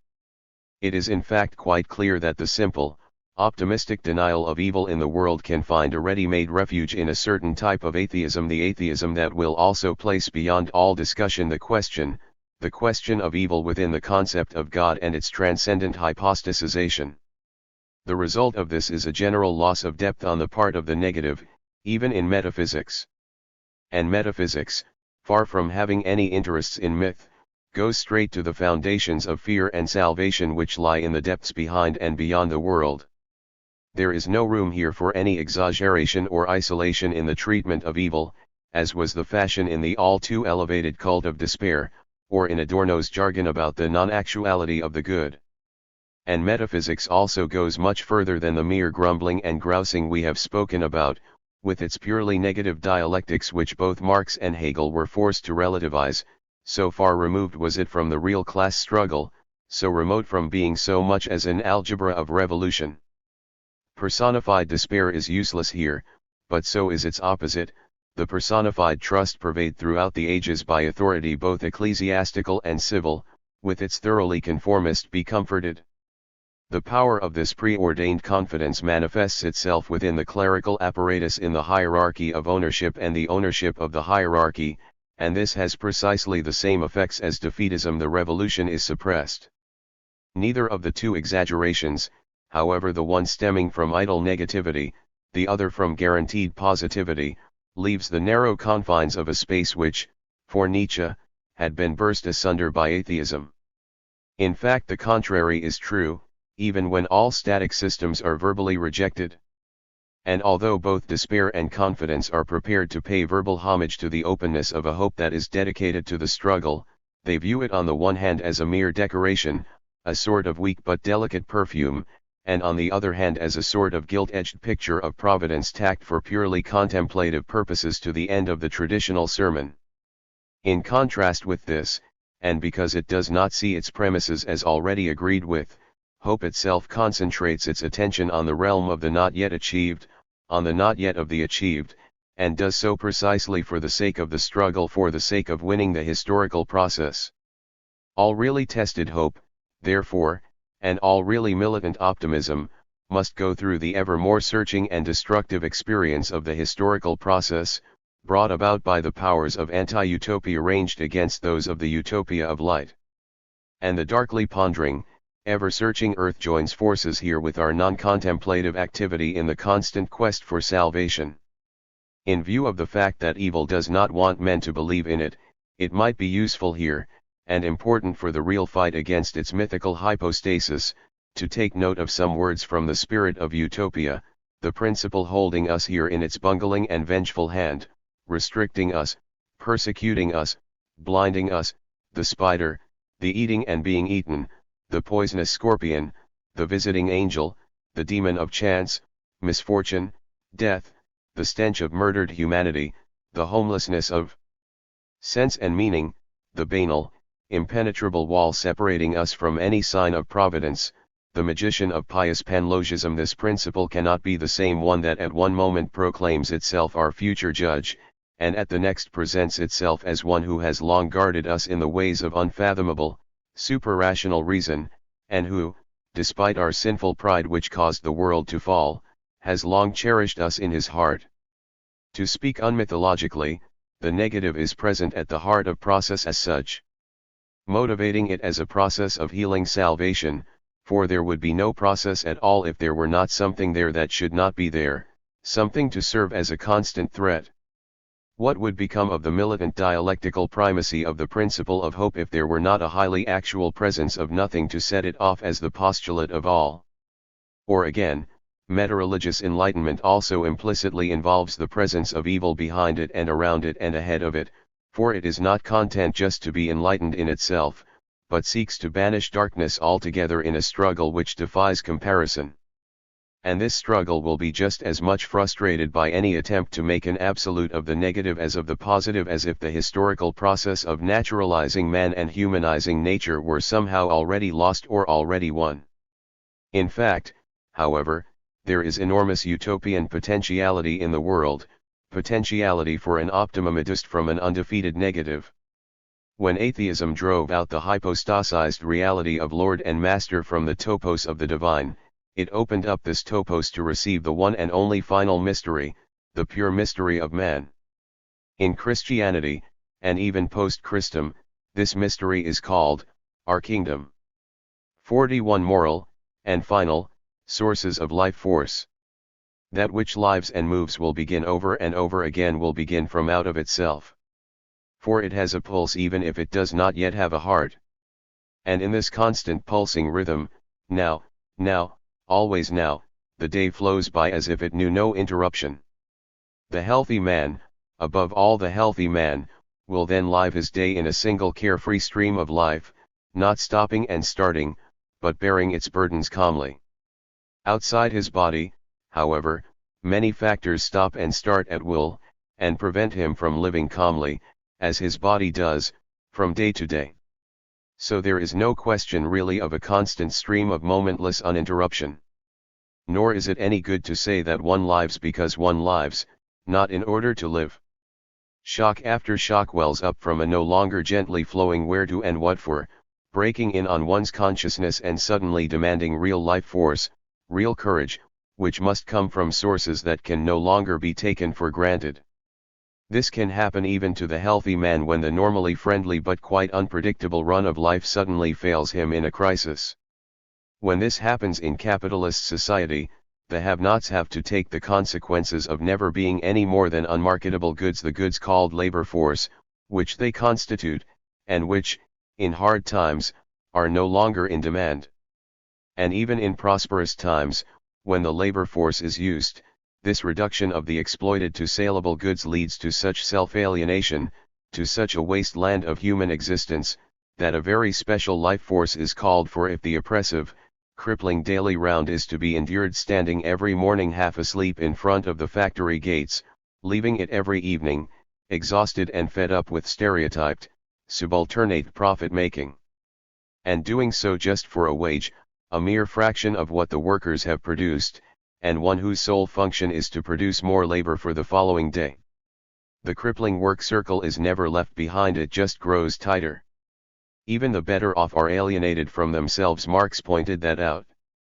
The difference is that in this alienation the capitalist feels himself confirmed as a capitalist, and that alone, the loss of self, the wasteland is, so to speak, of a higher sort. Life can seem a poor, worthless thing even in the higher strata. The boredom of the man who is shielded from need and from being a mere cog can be just another form of long protracted death. And, at the end of life, however fulfilled or unfulfilled it may be according to the sordid standards of class distinction, there is the certainty of death, a highly inadequate end, generally breaking, only very rarely rounding off, the human life. Not even the suicide has turned his back on the will for more which lies at the heart of life. He seeks, rather, to liberate life from all its unfulfilled ideals and goals. As Schopenhauer said, he by no means contradicts the will to live a really better life, but, paradoxically, continues to affirm it. What he rejects is simply the conditions under which he has himself had to live. Apart from the suicide, however, perhaps even greater strength is needed to face up to the ordinary sort of death, in all its unchosen inevitability. And even within the sheltered confines and shallower insights of daily life a leaden melancholy can arise, and then many people are in sore need of the so-called wings of life force, the wings of energy and courage. For not all ages and all societies are so bursting with dissatisfaction and concrete plans for change that the laboring masses can take some clear, perhaps even spirited, steps to struggle up out of the oppression of a dull and grueling life. In fact, in order to forestall these outbreaks of the courage to contradict, every age in which dullness was the order of the day had at least to make gestures towards providing a fleeting substitute for life force in the form of circuses, a rubber-stamped sort of entertainment whose phantom figures really only served to bring more boredom. The idea being, of course, to come to rest in the bourgeois just milieu, however crippling that might be, or also, perhaps, to provide a substitute for the spiritual consolations which no longer drew the crowds. But the real result of this was simply to bury the true sources of life force in this just milieu, however unforgettable they might remain in their urge to break through, and, above all, however unswerving might be the path by which they bear the moral in spite of to its summit, along with the final in memory of which surely carries no marshal's staff or bishop's crozier in its kit bag, but rather the opposite, the invariant factor of a kingdom of rational beings which is more than just intelligible. Instead of this, however, one hears on every hand the false, capitulating tones of a morning prayer which, even to pious souls, can only really sound like Wilhelm Raabe's pungent travesty, "Lord, give me this day my daily illusion." But even then, though thoroughly beaten down, life force stands not at the Sisyphus but at the waiting for Godot level, that of waiting for an illusion. And in this very waiting, in the missing out on what would not be illusionary, there are surely still some signs of a life force which must find the paradox of the in spite of not paradoxical but quite natural, quite understandable, along with the plus ultra which in the present condition of the world is quite indispensable. In short, when life force is not a pleasure it is a duty, and when it is not a duty it is the pleasure taken on earth in the still remote and absent goal to which life has started moving. Whatever lives out of itself, surpasses itself. The individual ego, aware only of itself, must not take itself too seriously. It will, anyway, die more than once in life, like the things that stand around it. The ego is no exception to that rule. The enduring element within us, the element which is not in vain, does not adhere to our precious ego but comes from our still veiled and hidden depths, not from something taken as seriously as a private bank account. But this does not mean that the interned ego takes up residence within itself, as a higher form of being, just so, a substitute for authentic frontier existence. No mishap can destroy that altogether. So the first real trickle of life force comes from that principle within us which makes us stand up straight, whether this is understood in an organic or a political or a moral way. The Stoics recognized this principle and called it the capacity for independence. Not that there was any real fight for independence and openness in those times, but the principle still persevered through thick and thin, in the face of oppression and misfortune, as the hegemonicon, the seat of manliness and resolution, impavidum feriunt ruini. The Stoa did certainly tend to declaim a bit about all this, but still, the first stirrings of a moral life force, the first signs of real spirit, have their source in the simple, age-old directive to lead an upright life. This did not do away with death, but neither did it capitulate in the face of failure, or of the axe, or fate. It did not yet point beyond imperturbability to the wings of indestructibility. But it did point to an utter scorn for death which in its Stoic form called for no fanaticism but rather simply refused to be disturbed in its depths of moral dignity. There was, of course, no deep-seated rebelliousness here, for the Stoa did not for a moment want to transcend the given world of man and nature. On the one hand this world was the perfect city of Zeus, but on the other hand the wise man could really only put on a thick skin against its trials. Only with Christianity did the subject begin to become a thing of mystery, and then the outer world became a thing of darkness. The city of Zeus was laid in ruins and its good providence turned back into a demonic one, inimical to man. Christianity brought with it a resurgence of the attitude that no longer expects anything from the world, and did so despite its notion that man had been crippled by sin and was therefore unable any more to stand upright. It brought in a transcender that was more than just internal, blasting a great hole through the famous Stoic constancy in life and death, and making way for the beating wings of a glory which, though still hidden within us, was, in the intentional order, entirely indestructible. With that, finality came to join morality as a second source of life force, the finality which lay in the courage to break free from this devil's guest house, this world. Nor was this courage inspired purely by the mythical wish mysterium of Christ's ascension to a transcendent on high.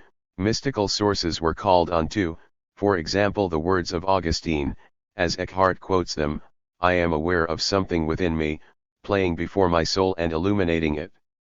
If it could only come to fulfillment and permanence within me, it could not but be eternal life." Even if this category of eternal life does not, for modern, non-mystical man, shine right through death and break its force, it does imply the deep presence of something that has not yet appeared on the surface of him who is, as it were, the inside of the world. For the deep core of man, the level with which Augustine and Eckhart were concerned, is extraterritorial to any previous category of human appearance or, therefore, disappearance. And in its playing and its illuminating, its foreshadowing of itself without appearing, it points to the same end as the deepest life force, the centrally important insight, foresight, of spero ergo ero. This is the real utopian source of a finality which does not destroy, but inaugurates our true, essential being. The playing and illuminating, however, also contain an impulse which has never been content to remain hidden among the foundations, an impulse which first appeared in olden times with the advent of Christianity, when it replaced the immobile Stoic concept of ataraxia. Its presence can be felt, playing before the soul and illuminating it, even when it is not by any means the great perfectum or plusquamperfectum of amor fati or amor dei, whose glory is all too ready-made and complete. Instead of this sort of confidence in the already defined and its definitivum, there is hope, the hope that stays with us in the midst of doubt and stormy waters, inspired by that light whose being, even with Augustine and Eckhart, is the total future in which we come forth from the deep within of upright stance. The form in which this last, this really final sort of life force found expression was no longer medieval, so it remained untouched by secularization. In fact, secularization set it for the first time on really human feet. And, in the absence of this praxis, the dream of a better life has kept the life force open to utopia. This dream could sometimes be illusionary, but when it steered clear of rashness it was wide open to the dawning of a better world.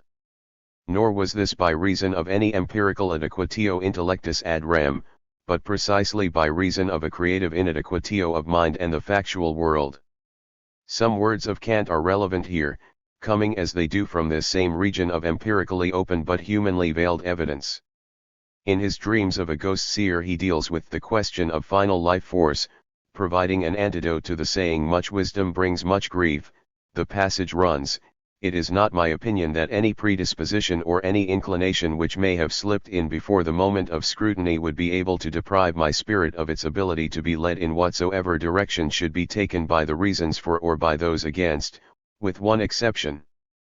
For the weighing scale of the mind is not entirely unpartisan, and one of its arms, bearing the inscription future hope, has a mechanical advantage which so operates that even when light reasons fall into the pen attached to it, they lift up on high the weightier speculations on the other side.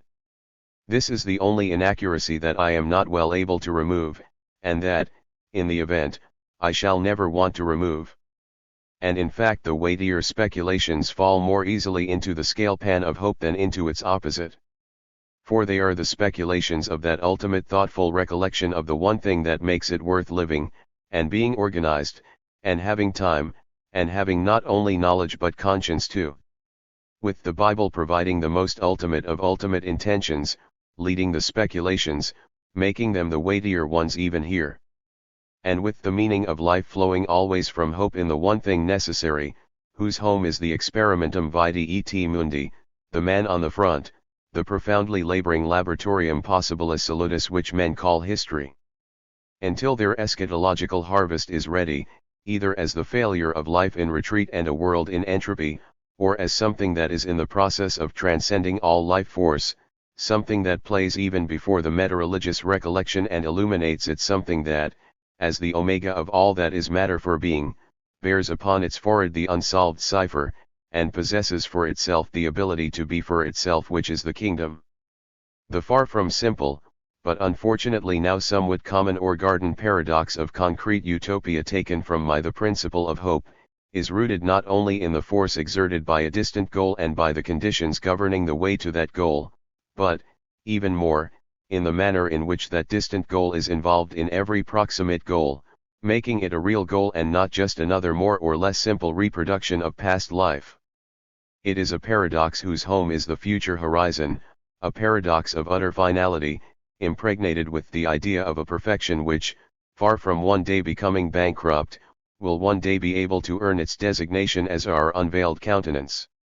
And the chorus mysticum of this omega is the same one that heralds the advent of Christ with its simple solution of a finally free humanum.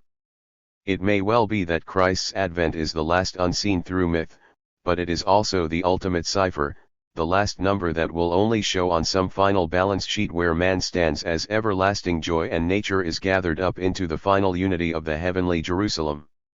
Everywhere one looks, the messianic is the last handhold of life and the ultimate resultant of the light of utopian truth. To the clever that is folly, to the pious it is a prefabricated house, but to the wise the sense of utopia is the most real and pressing problem of an unsolved world. It follows that life itself has sense precisely inasmuch as it forms itself in dissatisfaction, in work, in rejection of the inadequate and in prophetic premonition of the adequate. Man does not lose himself in these heights, he surpasses himself. 42 sources of possible death force, departure. Dying is not the same as death, it is just a pallid sort of life, a very this worldly affair, however closely connected with the death which follows. It is an act, and even the act of extinction is very different from the resultant state. There is room in it for a fear and a courage different from those which face death. Signs of pain are, after all, signs of life. However deadly they may be, they point forward to a danger rather than to an already present reality. Nevertheless, the pungent scent of death is certainly present in what precedes it, and the fear of dying is surpassed by the horror of death as like by like, for dying is a living departure. We cannot experience death in our own bodies, and that makes it so much the less disturbing to have a preview of it in others, a preview of a reckoning that is quite sure to come, as the epitaph says, "What you are, I once was, what I am, you will one day be." The strength necessary to pass through this is quite different from the strength needed for living and dying, however hard or however shallow those experiences might be. The dying ego has always before it that pulverizing, annihilating dread so peculiar to man, for animals fear dying, not death. They have no self-conscious ego that can foresee its own annihilation, and can fear the plain and final fact of death even more than it fears the act of dying. Where then can man find strength to face this outright and immediate devaluation? Where can he find courage to face the most democratic, and most hostile, of human levelers? One can appeal, of course, to the encouraging picture of death as a peaceful rest. The Greeks saw it as the brother of sleep, and the Bible as the repose taken after the evening meal at the end of the day's work. Abraham died an old man and full of years. There is a lot of truth in this too, at least when death comes in old age as the cool of night after the heat of day, so much so that courage might seem unnecessary. But the Greek picture of death as sleep did not last long. Homer's attitude to the shades was one of pity, and late antiquity experienced an unparalleled outbreak of the fear of death, which no Phaedo dialogue of the dying Socrates could still. In the Bible, too, where earthly well-being had long seemed all-sufficient, and had long submerged the fear of death, the book of Ecclesiastes struck a bitterly dispirited note, as the beasts die, so dies man. Death is just the same, whether he rebels against it or not. There is, of course, ostensibly another side to this picture. There is the full acceptance of death on the cross, a particularly terrible end, presented by the Bible as the irresistible source of a really death-conquering force. Baptism is entry into the death of Christ as the guarantee of resurrection, and it was this inherent finality, not any moral content, that appealed to the fear of death in late antiquity.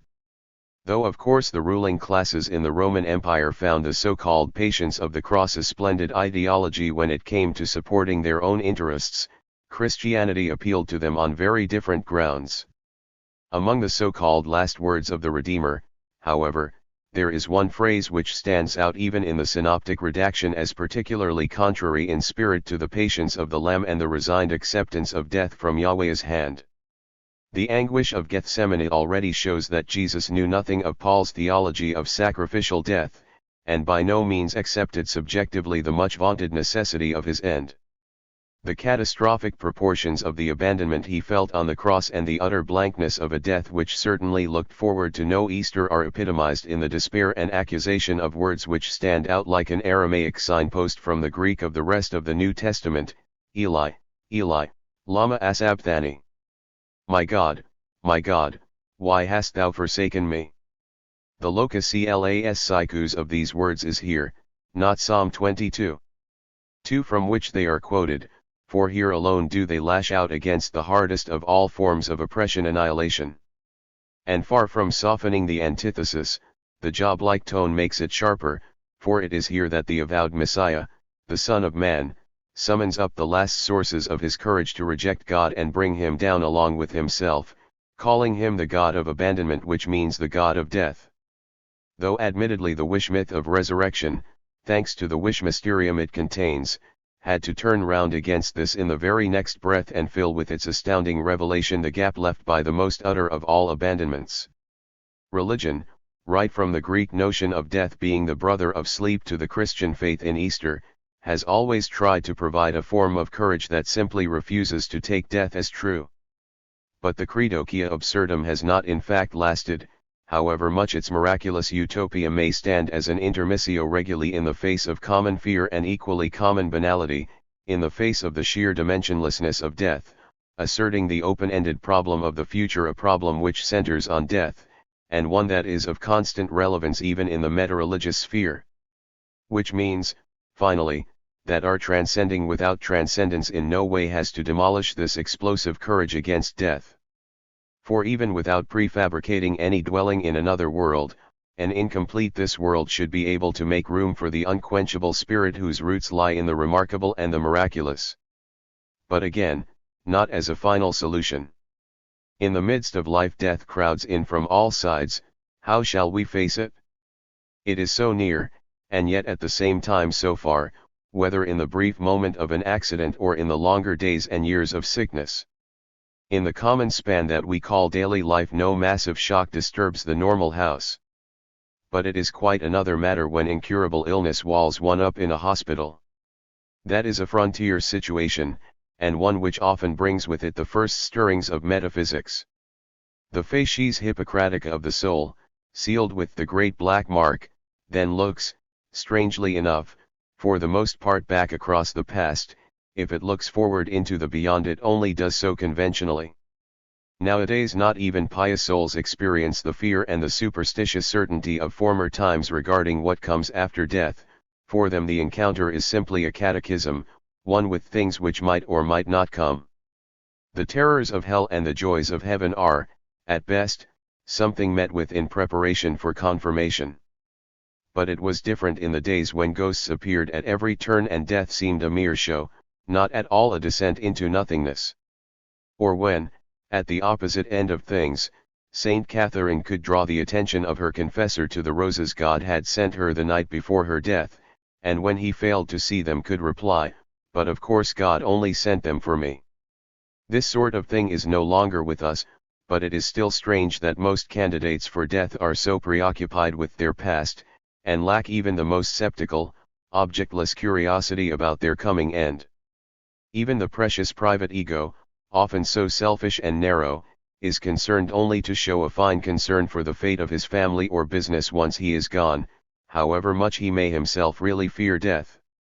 The very most that is allowed is that the moment of death should see a highly concentrated review of the whole of life, but even in that fable there is no question of any foretaste of an individually tailored, and, in the final analysis, substantial future state.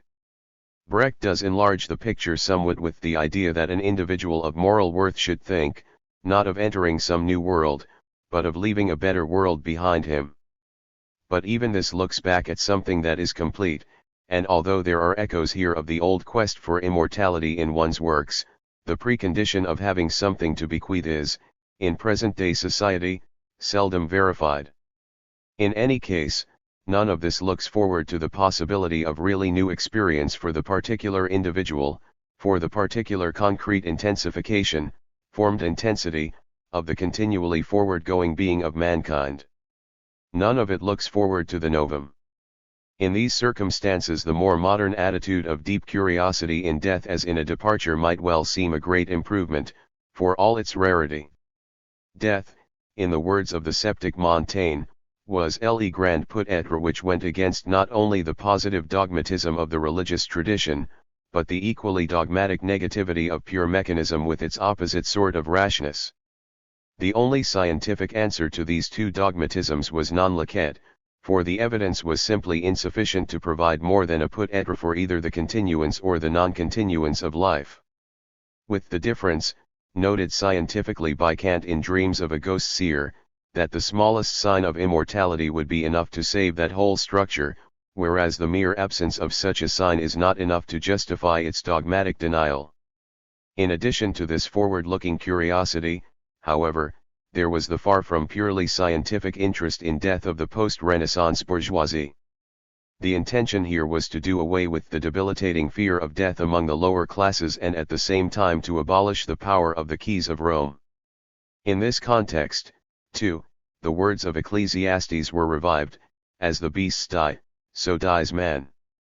But the revolutionary spirit of freedom underlying the deep pessimism of these words was kept out of sight, for reasons of state, along with the devaluation which not only removed the terrors of the other world, but also any idea of making sense of death at all.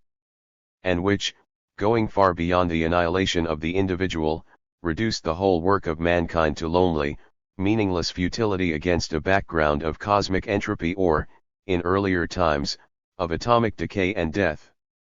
There was no cause here for rejoicing in a purely mechanical defense of death, but there were grounds for summoning up all one's courage to utter a final, open, undogmatic non omnes confundar, non omnia confunduntur, I shall not altogether be confounded, all things will not be confounded. Grounds too for a by no means obsolete fundamental attitude to oneself such as one has towards those one loves, and above all towards the woman, Beatrice. This being, this aura, these images cannot pass away, they shine through death, whether it be past or yet to come. Or, to be more masculine, the formed intensity that is my own self reaches its high point phenomenologically when it breaks out in search of more light, more room, and home. There is no accidental oversteeping of the boundaries here, no mere chance shaking out of one's wings, but rather something that lies close to the words put by the young Goethe on the lips of his Moses of the Koran, Lord, make room for me in my narrow breast. Something, therefore, that is simply not touched by the departure and the downfall of this narrow breast itself. All this makes for a new understanding of the unthinkable, shocking wish, the meta-religious, hereditarily utopian wish modus present in the resurrection of Christ, de te homo, nondum naturans, supernaturans, fabula narrator. The fabula in question tells of what man is really about, and tells it for the first time the intense core of his intentionally directed being has only ever appeared in small hints, in attempts at hope and at the formation of resurrection utopias.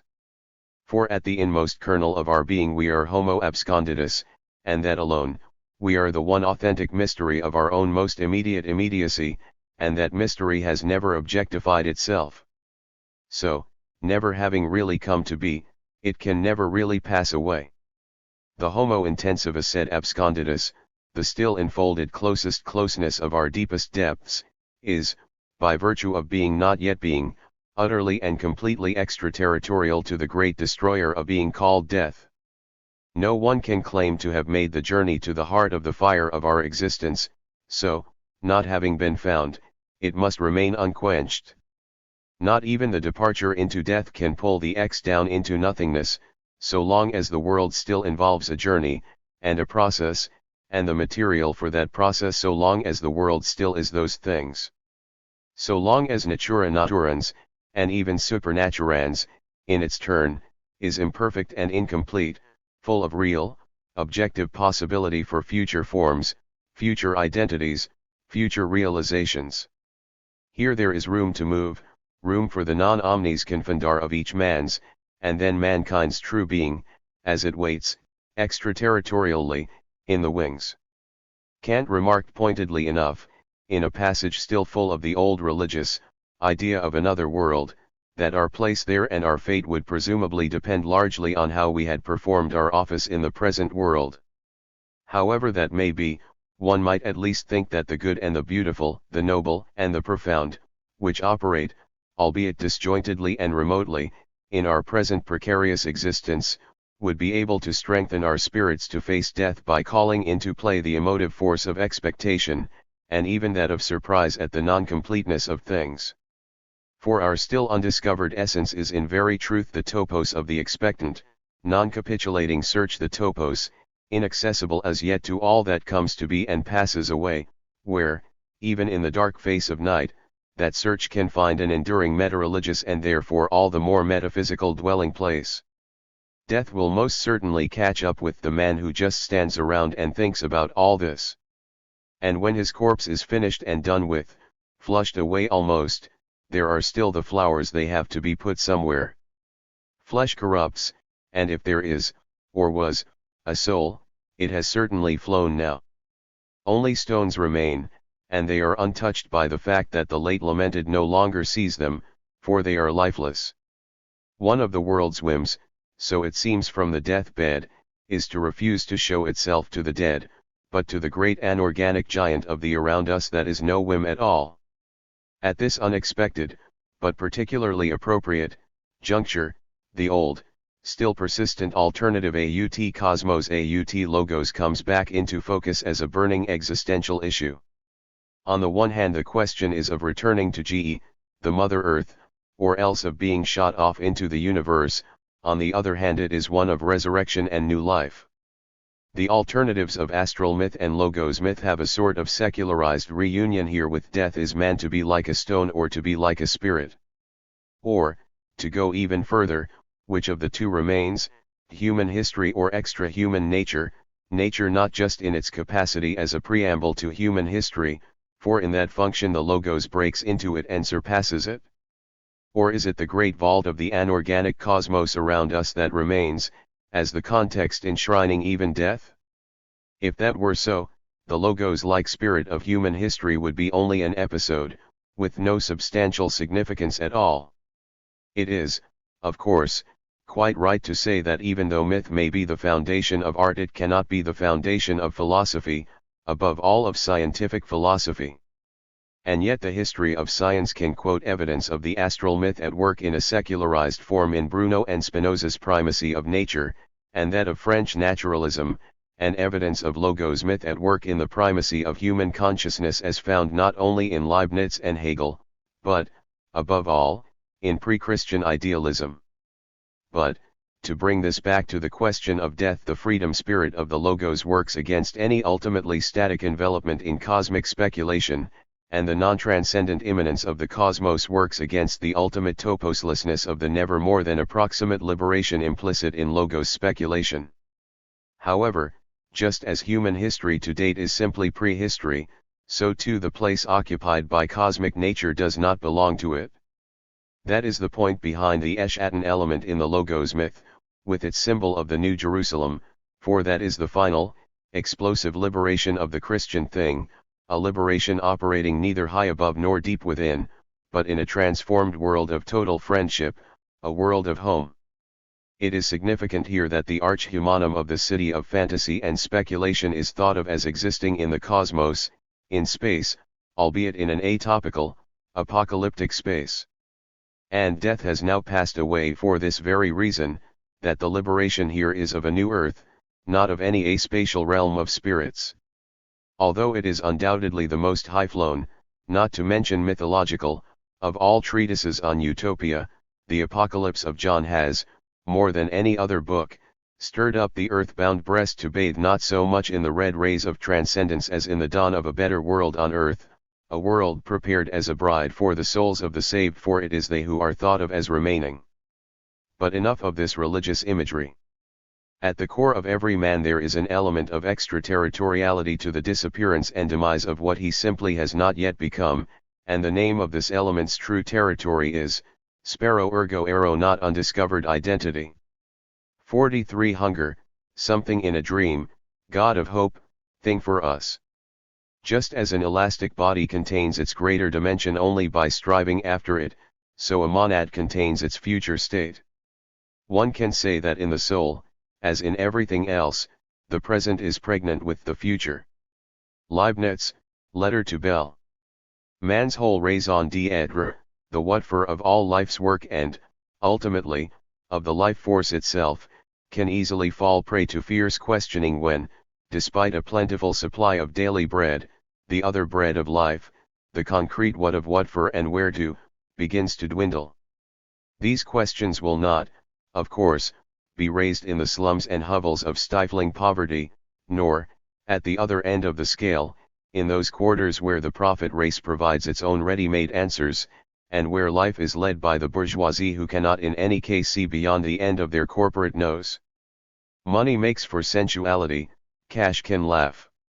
The other hunger, the unassuaged, explosive hunger of the life force, presents itself as the continual not yet of true human possession. It is an aspect of the quest for meaning, and, far from drugging the hunger for meaning with any opium of the people in the form of dreamed-up compensation in another world, it fills it with the food of restless labor, working away, unswerving and incorrupt, to gain a true awareness and genuine satisfaction of man's utopian needs.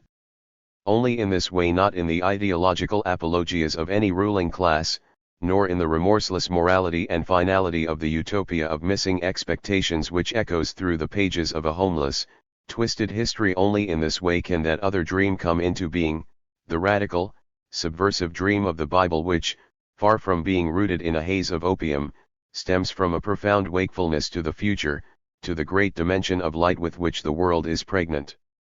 This dream can make the future present even in the past. It harbors no crippling historicism and no over-abrupt Jacobinism, but simply the irrepressible sense of the awakening of meaning. In Marx's words, it will then become evident that the world possesses something in a dream of which it need only become aware to possess it in truth. The something in this dream, and the awareness which brings it to reality are, even in Marx, neither more nor less than the anticipated presence of the kingdom of freedom, kept alive in the hope of those who walk with the laborers and heavy laden, the degraded and despised, and available only to those who can stand up on their own 2 feet. The something in a dream was, and is in its avowed utopianism, nothing to do with the acquisition of profits and the misappropriation of values which only laugh on one side of their face, nor with the subjectively lonely world of illusion, so alien to all ideas of tendency. The ultimate concrete awareness of all true hunger, and its concrete activity, is directed towards possession of this something in its not yet being. But the really paradoxical element in all this is that utopia does not end with its final, concrete realization, it begins there. That is the meaning of Marx's words. For the something in a dream is, after all, rebus fluentibus, in some way an objective, concrete something. It is something in a state of process, something still pending in latent hope, drawn onto its vanishing point in the perspective of meaning, drawn to the gravitational center of an as yet unrealized at all, which men used to call God, but which atheism sees as the utopian omega of the fulfilled moment, the eschaton of our immanence, the illumination of our incognito. The forward look has replaced the upward look. Feelings of humility and obeisance vis-a-vis the Prince and Lord are no more than a memory, as are prayers of supplication and all the rest of the baptized beggary.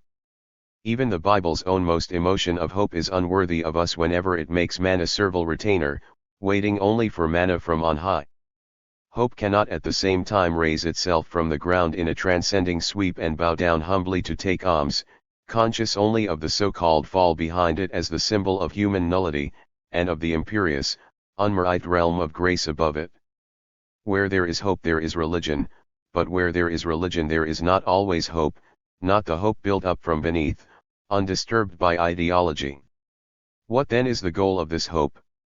It is not only the theocratic sections of the Bible that give the ever-open reply to those whose nature is pure enough to receive it, and everlasting joy will dwell upon them, the unveiled light of utopian joy, the light of man, welling up to profundities, from his depths, not his lowliness.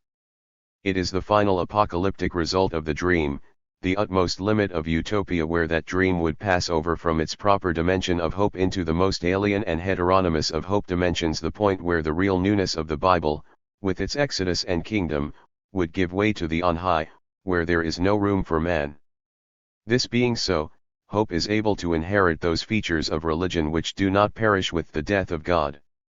There are such features for, contrary to all pure facticity, the futurum of hope was thought of as a property of God's being, and one which distinguished him from all other gods. The thing for us, the world for us in the dream of something without God but with the hope that is his essence. This world has one perspective only, it is the perspective of the front, openness. Novum, the ultimate matter for being, to be. Utopia. And no secret is at the same time so remote and so near as that of Homo absconditus in the midst of this world which has its own mystery and its own problem to bear, in the how and the why and the wherefore of its being. These questions remain at their deepest level unsolved, waiting for the answer that will bring identity, and they do so not only where we men are concerned, not only where our knowledge of the world is concerned, but also with respect to the world itself in its own most process. 44 Conclusion, Marx and the End of Alienation. Come to your senses. An appeal at once very old and very new. Give up being misused for other men's gain. Give up being a beast for other men's burden. Give up being made to fight your own flesh and blood, and dying for those who are not your flesh and blood at all, while our Sunday men, one moment worldly, the next moment spiritual, but always loyal to their Lord, stand by and give their blessing. The pastors paid willing homage to the power which had crucified the first Christian heretic. It was, after all, often their own power. But to the poor and the exploited and the deprived they preached patient tolerance, not force. They were not, of course, disturbed when the oppressors used force, whether it was the constant intimidation of daily life or the unmasked brutality which countered all outbreaks of impatience down below. In those circumstances gas and pistol were called means of defense, and rebellion, however justified, was terror. The power of the on high was draped in ideology, and songs of praise were ready even for the loaded revolver. They deck out the altars, and the poor suffer bitter hunger. Amos's words have always been relevant, and generally in vain. Even the decking out of art and philosophy, apart from giving expression to their age in thought, has often in fact put up an apologetic mask in front of it, gilding the fog of false conscience, spinning a thick web of words. But prescinding now from all this whitewashing, the ideology of late capitalism contains a special element of the class-conditioned alienation of man from himself, an element first brought to the light of day by Marx.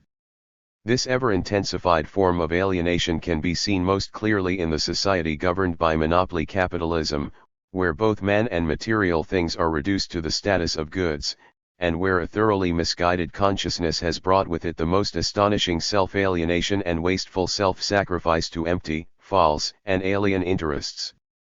Not without reason has the anthropological and religious critique of gods and godry come down to earth from heaven. Not without reason did Marx speak of the fetishistic character of commodities, and of the illusions of ideology, until in the end, thanks to economics, these somewhat less transcendent scales also fell from men's eyes. Significantly enough, In fact, the whole analysis of alienation and the attempt to restore the alienated factors to the human subject began with the critique of religion, with the young Hegel's statement about the treasures squandered on heaven, and the anthropological insights added forcefully if not very profoundly by Feuerbach. It was again from books that the fire broke out when Marx publicized the fact that a mythical heaven had stolen and alienated the ultra-earthly phenomenon of goods, along with their producer, whom it had reduced to a personified workforce, a mere commodity. One must never forget here that Marx's critique of alienation and goods would hardly have arisen at all if it had not been for his previous involvement in, and critique of, religion. Unlike Feuerbach, however, he was not content to see man's treasures squandered on heaven simply in order to bring them back from alienation to some abstract species man. Instead of that, he put the whole ideology of the on high on a par with heaven, and denounced not the condition of abstract man but the actual, given ensemble of capitalist relations and, above all, its victims, the laborers and the heavy laden. For they are the most alienated of all, and they are at one and the same time a possible lever towards the downfall of those relations which hold man in abandoned slavery, and the immediate heir to that fall. This detective glance at history, seeing through it and its ideologies, undoubtedly belongs to the cold current in Marxist thought. But the what for, the distant goal of this penetrating glance, belongs to the warm current evident in the beginnings of Marxism, for it is unquestionably rooted in the originally Christian ground plan for the kingdom of freedom itself. It is the cold current, however, that brings the statement, relevant to most of our past history, that when ideas and interests meet it is always the ideas that capitulate. And it is the cold current that says of the revolution, which at long last is objective and not a mere figment of abstract utopia, that the working class does not have to implement ideals, but to liberate the tendencies towards those ideals which are already present in society. In the same way, too, Engels gave one of his books the very cooling title, The Progress of Socialism from Utopia to Science, though sometimes, as the warm current, and the results of its absence, proclaim, this particular progress can be overdone. And then the warm current needs science, not as somehow non-utopian, but as the concrete realization, at last, of utopia. Far from being a contradiction in terms, concrete utopia is the firmest of handholds, and by no means only where the propaganda and implementation of socialism is concerned. The whole surplus force of culture finds its salvation there, and these forces are becoming more and more relevant to us all the time. Above all, the wealth of artistic allegories and religious symbols, whose day is not yet done when the ideology which bore them disappears. An old sage once said that man is easier to save than to feed. The coming age of socialism will find, when everyone has sat down to the meal, that the conventional reversal of this paradox is very indigestible indeed, that man is easier to feed than to save. Taking everything into consideration, that is ourselves and socialism and death, and the crucial secret that there is in fact a world at all to be set straight. For the really enduring sort of self-alienation is not so dependent on the false society that it will go when that society goes, its sources lie deeper than that. Marx said, to be radical is to grasp things at their roots. But the root of all things is man. The first letter of John also takes man as the root, but rather as being on the way to something than as being a real cause. It does not yet appear what we shall be, but we know that when he appears we shall be like him, for we shall see him as he is. And every one who thus hopes in him purifies himself as he is pure. The he admittedly refers to the so-called Father in heaven, but it is the Son of Man, of one essence with the Father, that is really meant. He is our own, true, radical identity, appearing at the end of history. If these two tests had ever come face to face, the encounter would have shed a searching utopian light on the problem of universal alienation and its possible cure. From the Christian point of view, that which men call God would have become man at last. From the philosophical point of view, Hegelian phenomenology would have been left high and dry by the idea that substance is now subject. It would be a strange meeting, but then, why not? The meeting is strange even when it occurs at far less remote places than the root point of man, the root which has not yet flowered. Or, if it has flowered, then only in such a way that the bloom always has to bear an alien blight. Only at its deepest moments did the 19th century see the end of all metaphysics as the consequence of such strange atheistic systems as those concerned with the dissolution of alienation. The vulgar Marxists can be left out of the reckoning here, let alone the transcendence conservationists. Hic rotus, hic salta, daring to dance, to leap, to explore the new, without any sort of catechism. There is a passage in the economic and philosophic manuscripts of 1844 in which Marx reaches out in an astounding piece of speculation, constructing a chiasmus that in recent years has become so well known as to be almost unknown again.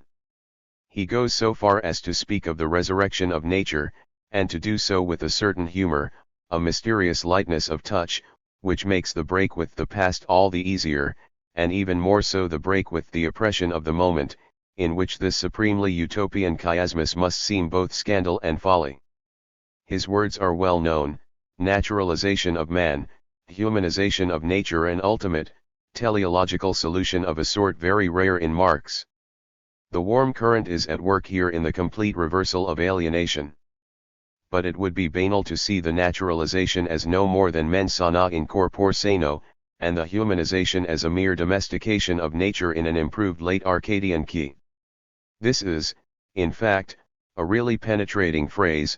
There are a lot of them latent in Marxism, but too few ever get actually said. It is a phrase whose two halves could have come from Jacob Boehme and Franz Baader respectively, with on the one hand their well springs of fresh water and on the other their son-man or man-son. Marx himself did not need such an encounter, but Marxism in its reduced form certainly does. And, so far as Christianity is concerned, how else, apart from the chiasmic interchange of man and nature with its real, crucial secret, can it hope to get away from the transcendence it has just seen through? Naturalization of man, that would mean his incorporation into the community, his final this worldly awakening, so that, free from all alienation, we could really control our hic et nunc. Humanization of nature, that would mean the opening up of the cosmos, still closed to itself, to be our home, the home once expressed in the mystical fantasy of new heaven and new earth, and echoing on through the beauty and quality of nature as these have found expression in painting and poetry, with the great leap out of the realm of necessity drawing ever closer to man.